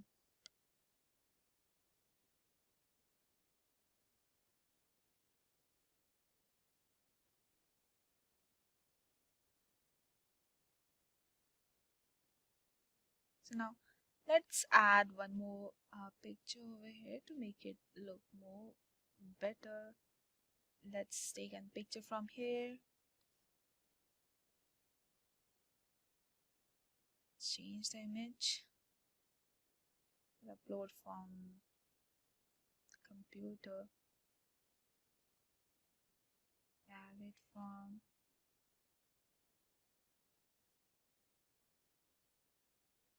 no. We will upload it again. Sorry.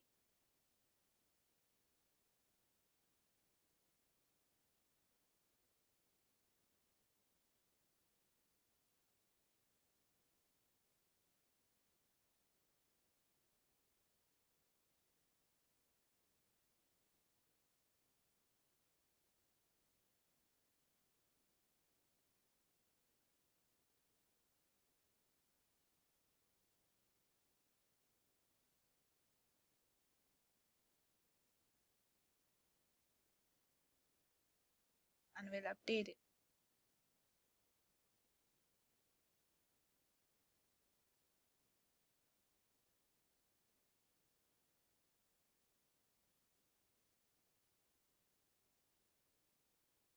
Let's resize it.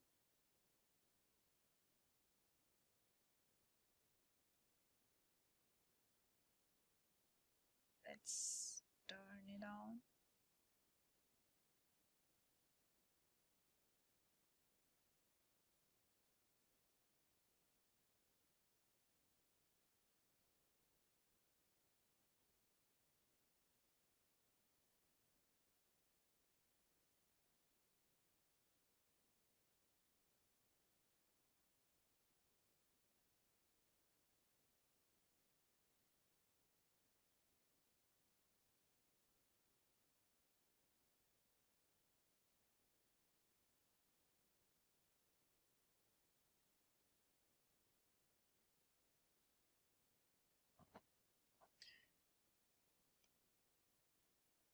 Let's make a taskbar for the topmost of the screen. We will have a home page, so we will write a text over here. That will be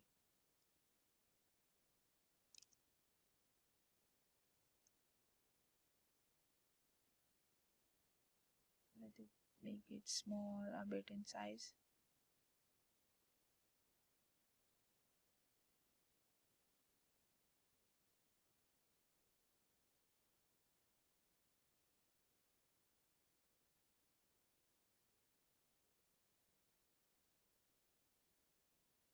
We'll add another text. It will show about us.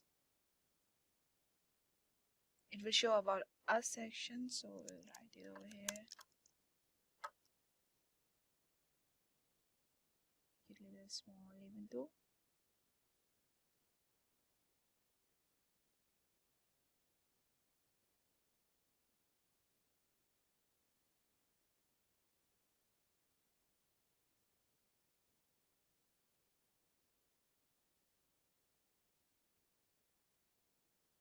Let's make same size.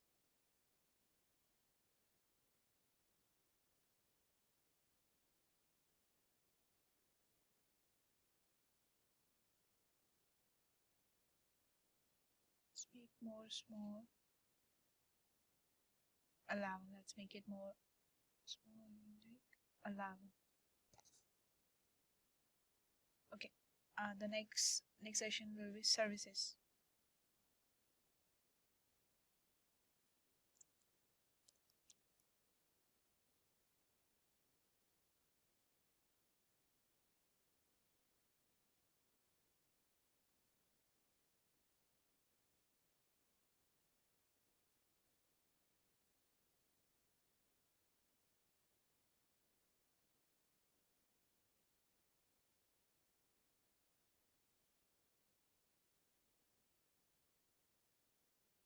And the last one is context one section.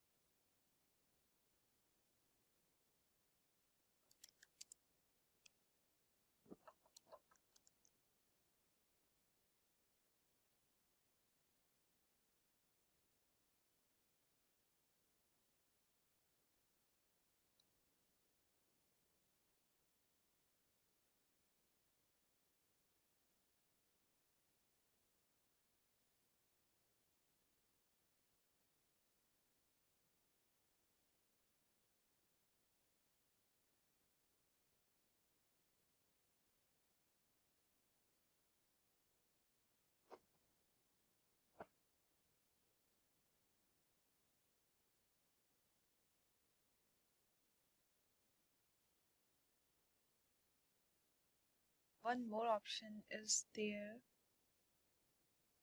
That is a start button. Like we are keeping the start button over here, so we are keeping this here. So let it be here.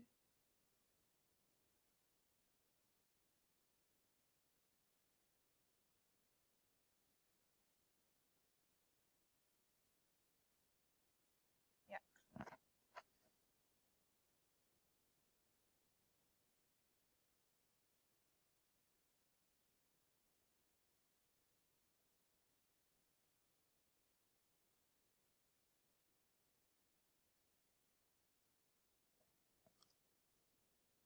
So next, what I'm going to do, I'm going to select add section, and I'm going to just have a blank section. Here I'm gonna do first, I will add a picture first as a background. Let's do it. I will add one picture. Let's see I have downloaded it or not. I haven't downloaded. Wait a minute.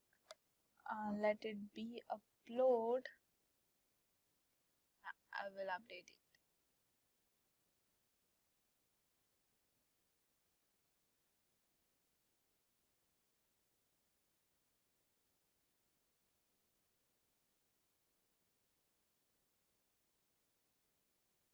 Let it be a whole for a whole page. So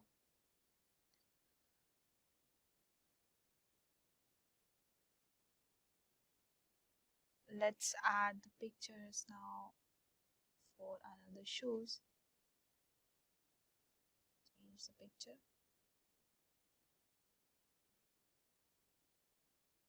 I'm going to reopen this. I'll put this.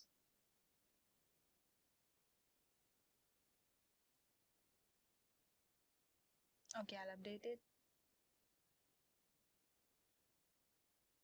to add it.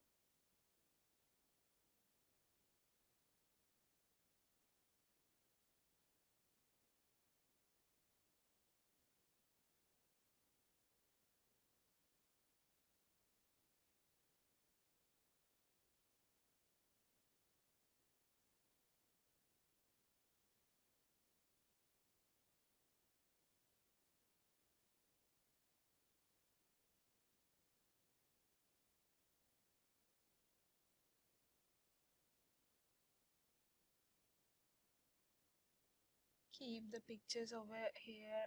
Like similarly, we will upload 3 pictures over here.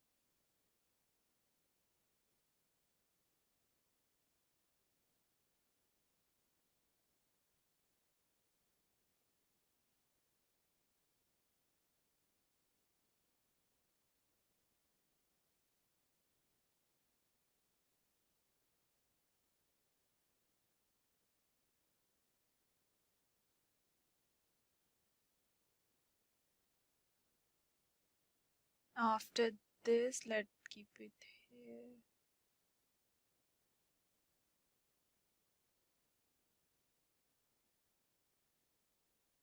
Let's keep this here.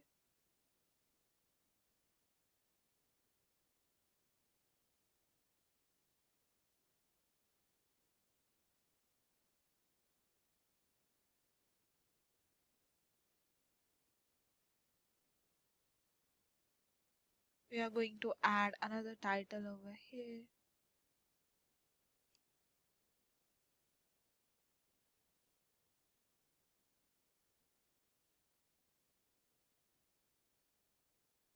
We need to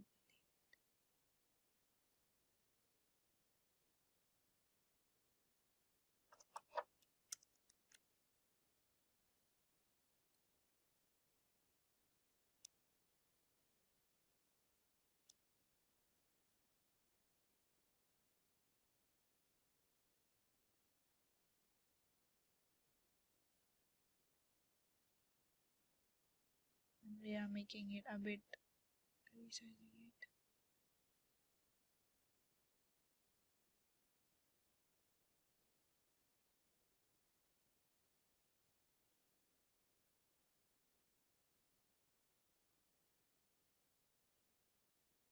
We will change the font for this. Let's make this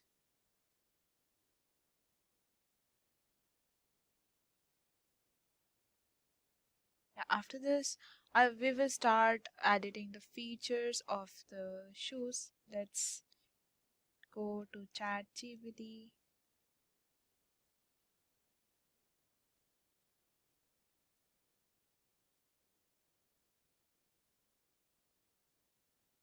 Let's take this first paragraph.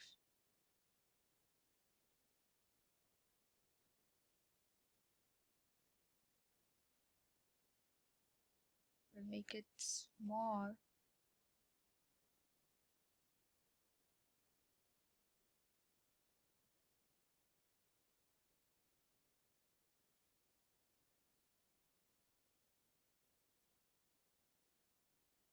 We make it bold.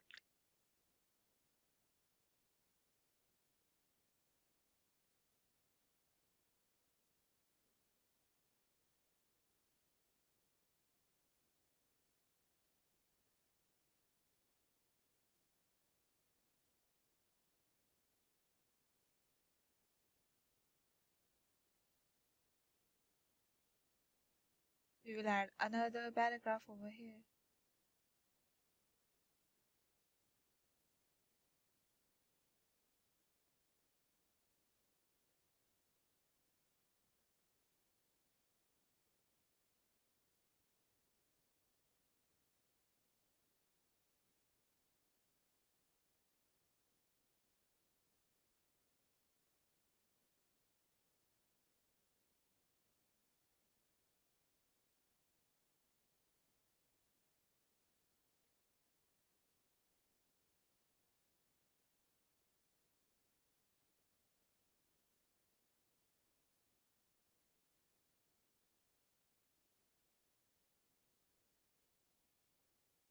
Similarly, we will make it for this also.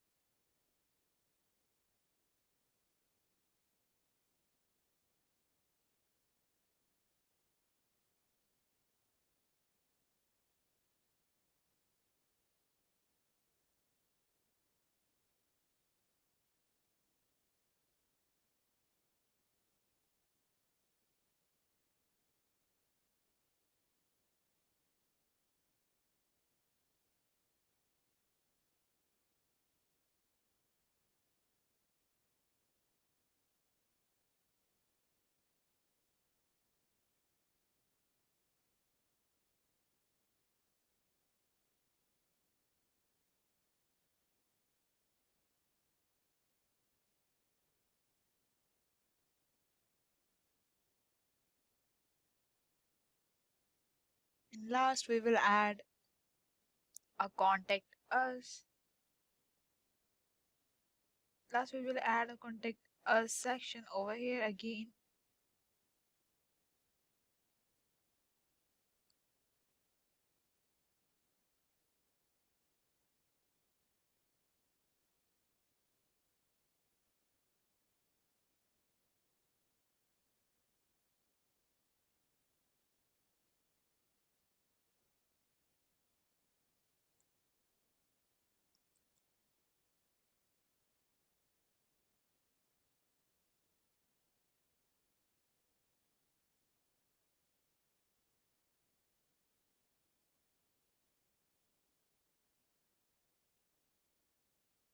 So this is the final output of ChatGPT, or how we use ChatGPT and AI art for our UI and UX design to create a website or a web page or the land page for the shows.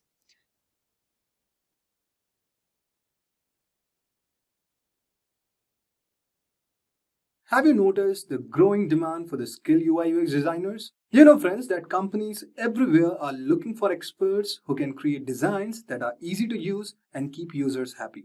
As a UI UX designer, you are at the center of making digital experiences that people love, whether it's a smooth app, a user friendly website, or a product that just works. Welcome back to our channel today, because we are going to help you get ready for UI UX interviews. We are going to cover the top 15 questions that employers are asking right now. These questions are designed to test your skills and how to solve problems and how well you understand what makes a great user experience. So we are going to cover these things. We are also going to walk you through the detailed answers, give you real-world examples, and explain why these answers work.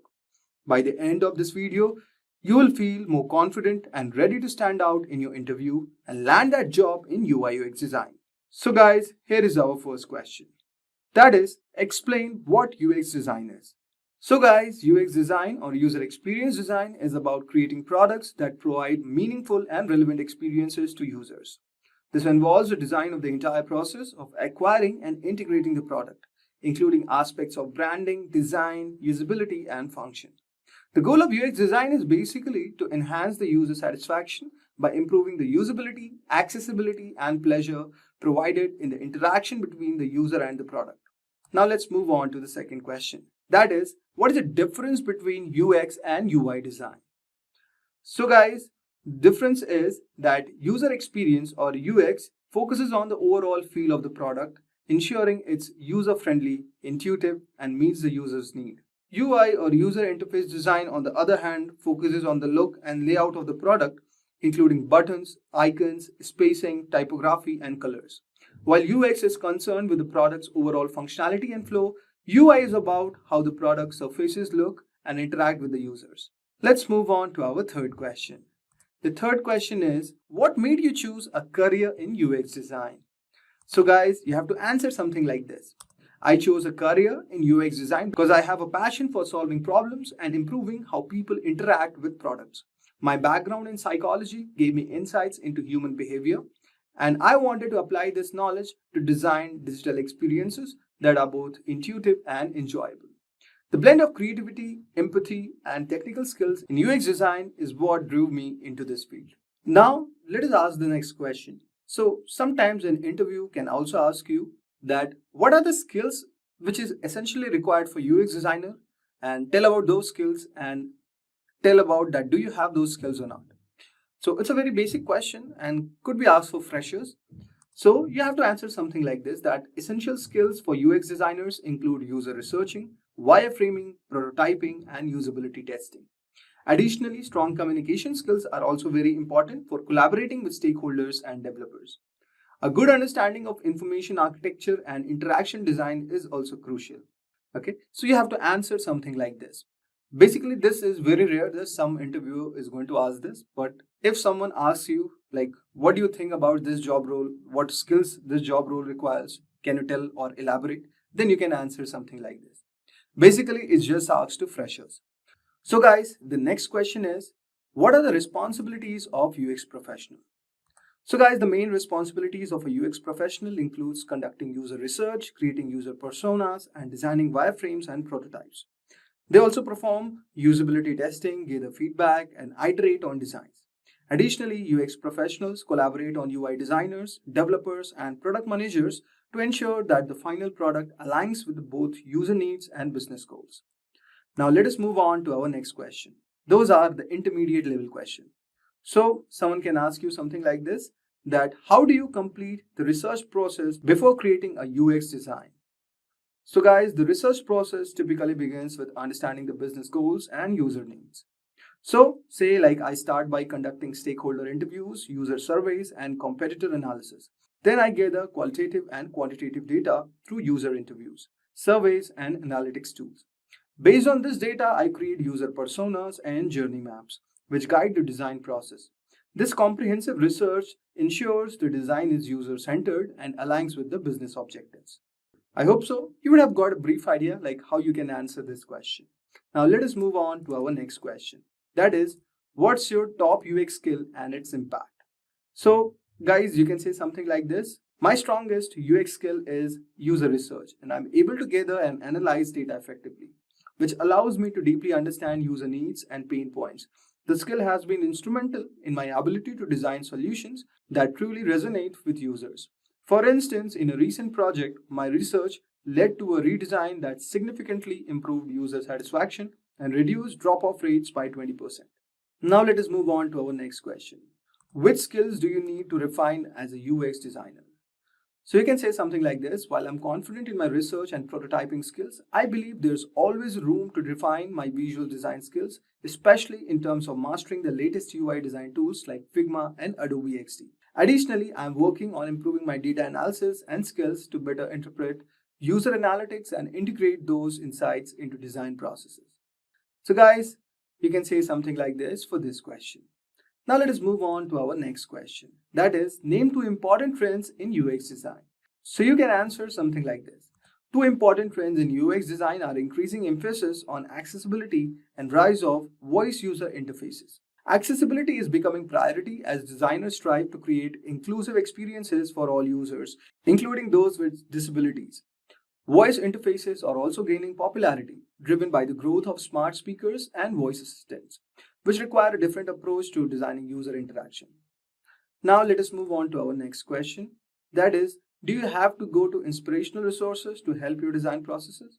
So you can say something like this. Yes, I regularly turn to design communities like Dribble and Behance for inspiration. I also read UX blogs such as Nelson Norman's Group's articles and Smashing Magazine to stay updated on best practices and emerging trends. Additionally, I follow thought leaders like Don Norman and Jared Spool, whose insights help shape my approach to user-centered design. Now let us move on to our advanced level interview question. So, your interviewer can ask something like this. So, tell me about a time that a project was more complicated than its first seemed. So you can say something like this. I once worked on a project to redesign a travel booking platform, which seemed straightforward initially. However, as I dug deeper, I discovered that the platform had a wider range of user personas with very different needs. This complexity required more segmented approach to user research and design. We had to create multiple user flows and test various prototypes with different user groups to ensure final design met everyone's need. The project took longer than anticipated, but the result was more personalized and effective platform. So you can describe a project something like this that turned out to be the complex, but how you tackled it. It also shows your problem solving skills. So guys, please be ready with this question because this is the most frequently asked question in the interviews. Now let us move on to our next question. That is, what is the biggest challenge in your UX career? So you can answer something like this. The biggest challenge that I faced was leading the redesign of legacy enterprise software that had a large established user base resistant to change. The challenge was to modernize the interface while maintaining the familiarity that long-time users depended on. I approached this by conducting extensive user research to understand what elements were most crucial to users. So we implemented the redesign in phases, providing training and support to ease the transition.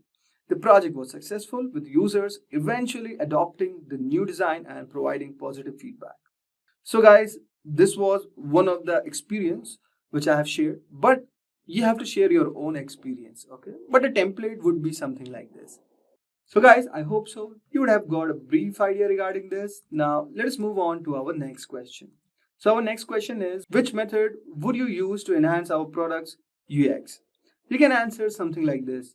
To enhance your product's UX, I would begin by conducting a comprehensive usability audit to identify any pain points in the current design. This would involve usability testing with real users, analyzing user feedback, and reviewing analytics data. Based on the findings, I would prioritize areas for improvement and develop design solutions that address these issues. Additionally, I would suggest implementing an iterative testing processes to continuously refine the design based on user feedback and performance metrics. Now let us move on to our next question. That is, what's your most significant success in your career as a UX designer? So you can answer something like this. My most significant success was leading a project that resulted in a 30% increase in user engagement for financial service app. The original design was confusing to users, leading to high abandonment rates. After conducting thorough user research, we identified key pain points and redesigned the app user flow. We implemented the changes gradually, incorporating user feedback at every stage. The final design was very well received, resulting in significantly higher user engagement and satisfaction. So guys, you can use certain templates like this, but it should be your own success if you have experience. So these questions basically are for those candidates who have 1 or 3 years of work experience, so they can share their work experience to the given client or to the interviewee. Now, let us move on to our final question. So our final question is, what do you hope to achieve in your UX design career in 5 years? So guys, this is a very important question because when you're going for an interview, your interviewer will definitely try to know your vision in your given career. So you can answer something like this. In 5 years, I aim to be in a leadership role where I can mentor and guide a team of UX designers. I also hope to have a strong portfolio of successful projects that have made a significant impact on user experience and business outcomes. Additionally, I want to continue refining my skills, particularly in areas like service design and UX strategy, to contribute to more holistic and user-centric product development. So guys, this is a template where you can use also to define your vision, or if you have a better template like which you have thought about because this is a very personal question, so you can answer something like this. But this is a very basic template which I have given you. Would you believe it if I said that this picture that you see here was generated by AI in just 30 seconds? Believe it or not, there are hundreds of AI tools popping up everywhere that can help you immensely in image generation, content creation, and many more. And the best part is, most of the tools are free. Whether you're a graphic design professional or someone with a social media presence striving to upload quality contents, you have come to the right place. In this video from Simplilearn, we will be talking about some of the top AI tools that you can use for your creative needs. We will take a walkthrough of each of these tools and will explore how each of these will help you enhance your creativity. Craving a career upgrade? Subscribe, like, and comment below.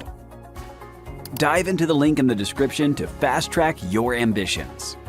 Whether you're making a switch or aiming higher, Simplilearn has your back. But before we begin, if you are interested in a career in UI UX, join our immersive UI UX certification program and become an expert in just 5 months. The course offers live online classes led by renowned faculty from IIIT Bangalore. Get hands-on with capstone projects, craft your portfolio on Dribbble, and receive personalized coaching on top designer tools. And the best part? Simplilearn's job assistance is here to support your journey every step of the way. Enroll now and unlock endless possibilities in the realm of UI UX design. The course link is in the description box and pinned comments. So, without further ado, let's get started. So first up, we have Chroma. So this AI-powered color tool helps designers find the perfect color combinations based on their preferences. By learning your color style, Chroma generates palettes, gradients, and even patterns that match your unique taste. It's a game changer for anyone looking to perfect their color scheme. Now let's see the Chroma's website. So this is the Chroma's website. So we will start with generate. So the first step is to select 50 colors that appeal to you. So you can select the 50 colors that you like. So this process allows Chroma to learn your color preferences and style. Here you can see a variety of colors. So simply click on the ones you like. Chroma uses these selections to generate personalized color palettes. and then start training. Now this step might take a few minutes, but it's essential for the AI to understand your taste. Now you'll see the main dashboard where Chroma presents different color combinations, gradients, and patterns. So first let's explore the palettes tab. Yeah, this is the palettes tab. Just a moment. So here Chroma shows various color palettes based on our selected preferences. So each palette includes a combination of colors that work well together. So for example, you can click here to see more details and even save your favorites for later use. Now in the gradients tab, you'll find beautiful gradient options. So these are perfect for creating visually appealing backgrounds or overlay effects in your designs. So again, these gradients are tailored to your color preferences. Now let's talk about font joy. Now choosing the right font pairing can be challenging, but font joy makes it a breeze. Using AI, it suggests font pairings that work harmoniously together, allowing you to create visually appealing typography effortlessly. Now let's see how font joy works. So to get started, click on Generate. Now Font Joy will present you with a random pairing of fonts. So this can be a great starting point for exploring different combinations. So if you find a font you like, you can lock it by clicking the lock icon. This tells Font Joy to keep this font while generating new pairings for the other text elements. For example, let's lock the header font. This is the header, so let's lock the header font. Yeah, it is locked. And generate new pairings for the body text. Yeah. So as you can see, locking a font allows you to experiment with different combinations until you find the perfect match. So you can continue this process until you're satisfied with both fonts. Now FontJoy also offers sliders to adjust the contrast and similarity between the fonts. So by moving these sliders, you can fine-tune the pairing to match your design needs, whether you want fonts that are very distinct or more similar.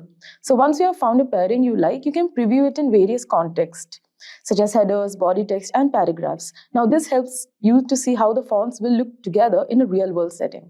Now next, we have Adobe Firefly. Now Adobe Firefly is another incredible tool, which is a part of Adobe's suite of AI-driven features. It uses AI to automate repetitive design tasks like content-aware fill, intelligent scaling, and even generating realistic textures and effects. It's designed to integrate seamlessly with your existing Adobe tools, making your workflow smoother and more efficient. So for that, first you have to log into Adobe Firefly with your Adobe ID. So once in, you'll see the dashboard with various AI-powered tools. So these are the various AI-powered tools. So first, let's look at the text-to-image tool. So this is the text-to-image tool. So the tool creates images from text descriptions. So simply type what you want and Firefly generates an image matching your descriptions. So you can type a chef cooking steak. So let's see what will come. Okay, you have to sign in. You can, if you don't have an Adobe ID, you can sign in through Google account also. So we gave a prompt which is a chef cooking steak and these are the results. So you can experiment with different texts to get varied results. Now next we have generative fill. So the generative fill lets you fill or replace parts of an image.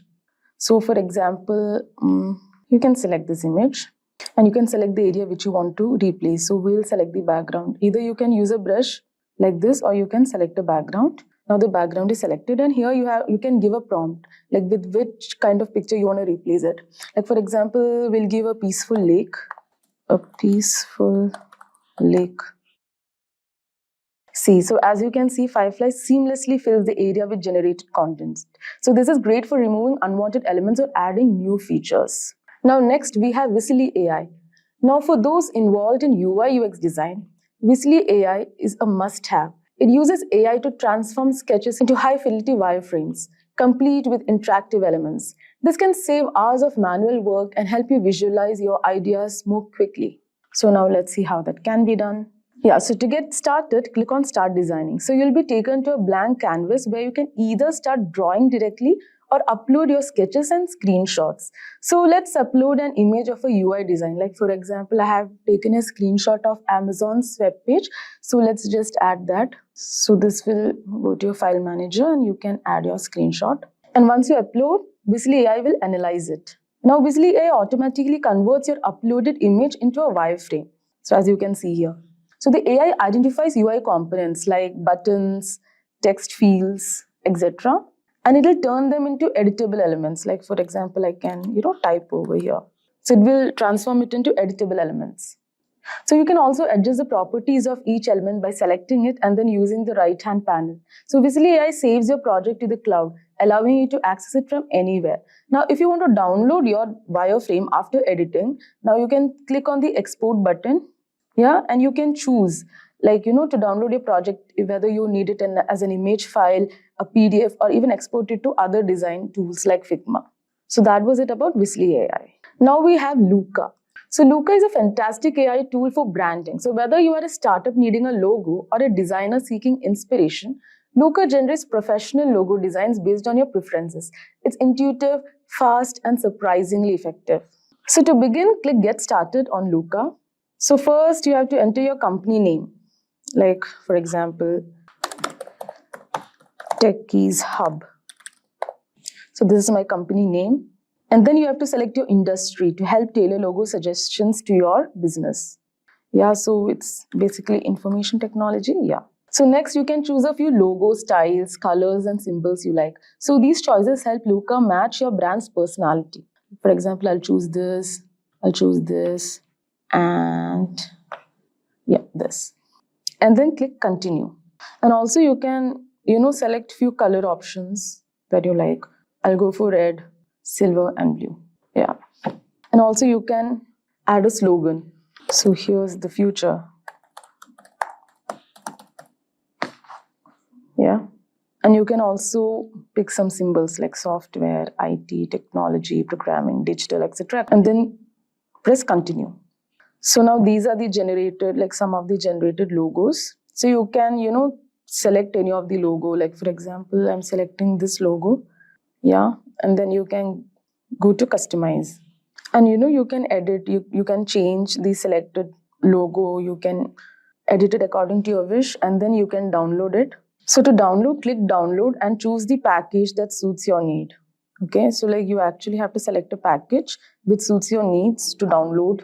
So Luca offers file formats like PNG, SVG, and PDF, ideal for both web and print use. Now next we have FigJam. Now FigJam AI, which is a part of Figma, is perfect for collaborative design work. It uses AI to enhance brainstorming sessions, generate design ideas, and streamline communication among team members. So it's like having a smart assistant that helps your team stay creative and productive. So now let's see how FigJam works. So log in or click Get Started to open a new FigJam board. So you can create a new board and start adding sticky notes. So for adding sticky notes, you just have to press S, and then here you have a sticky note. So you can use different colors to categorize your ideas for different sticky notes. Like for example, I will add 3 sticky notes over here. Sorry. Yeah, I'll just bring it here. 3 sticky notes. And for this note, I will give a different color, maybe a yellow color. And here I'll give a different color so that you can organize your thoughts, right? And also you can organize your thoughts with shapes and connectors. Like you can connect between sticky notes.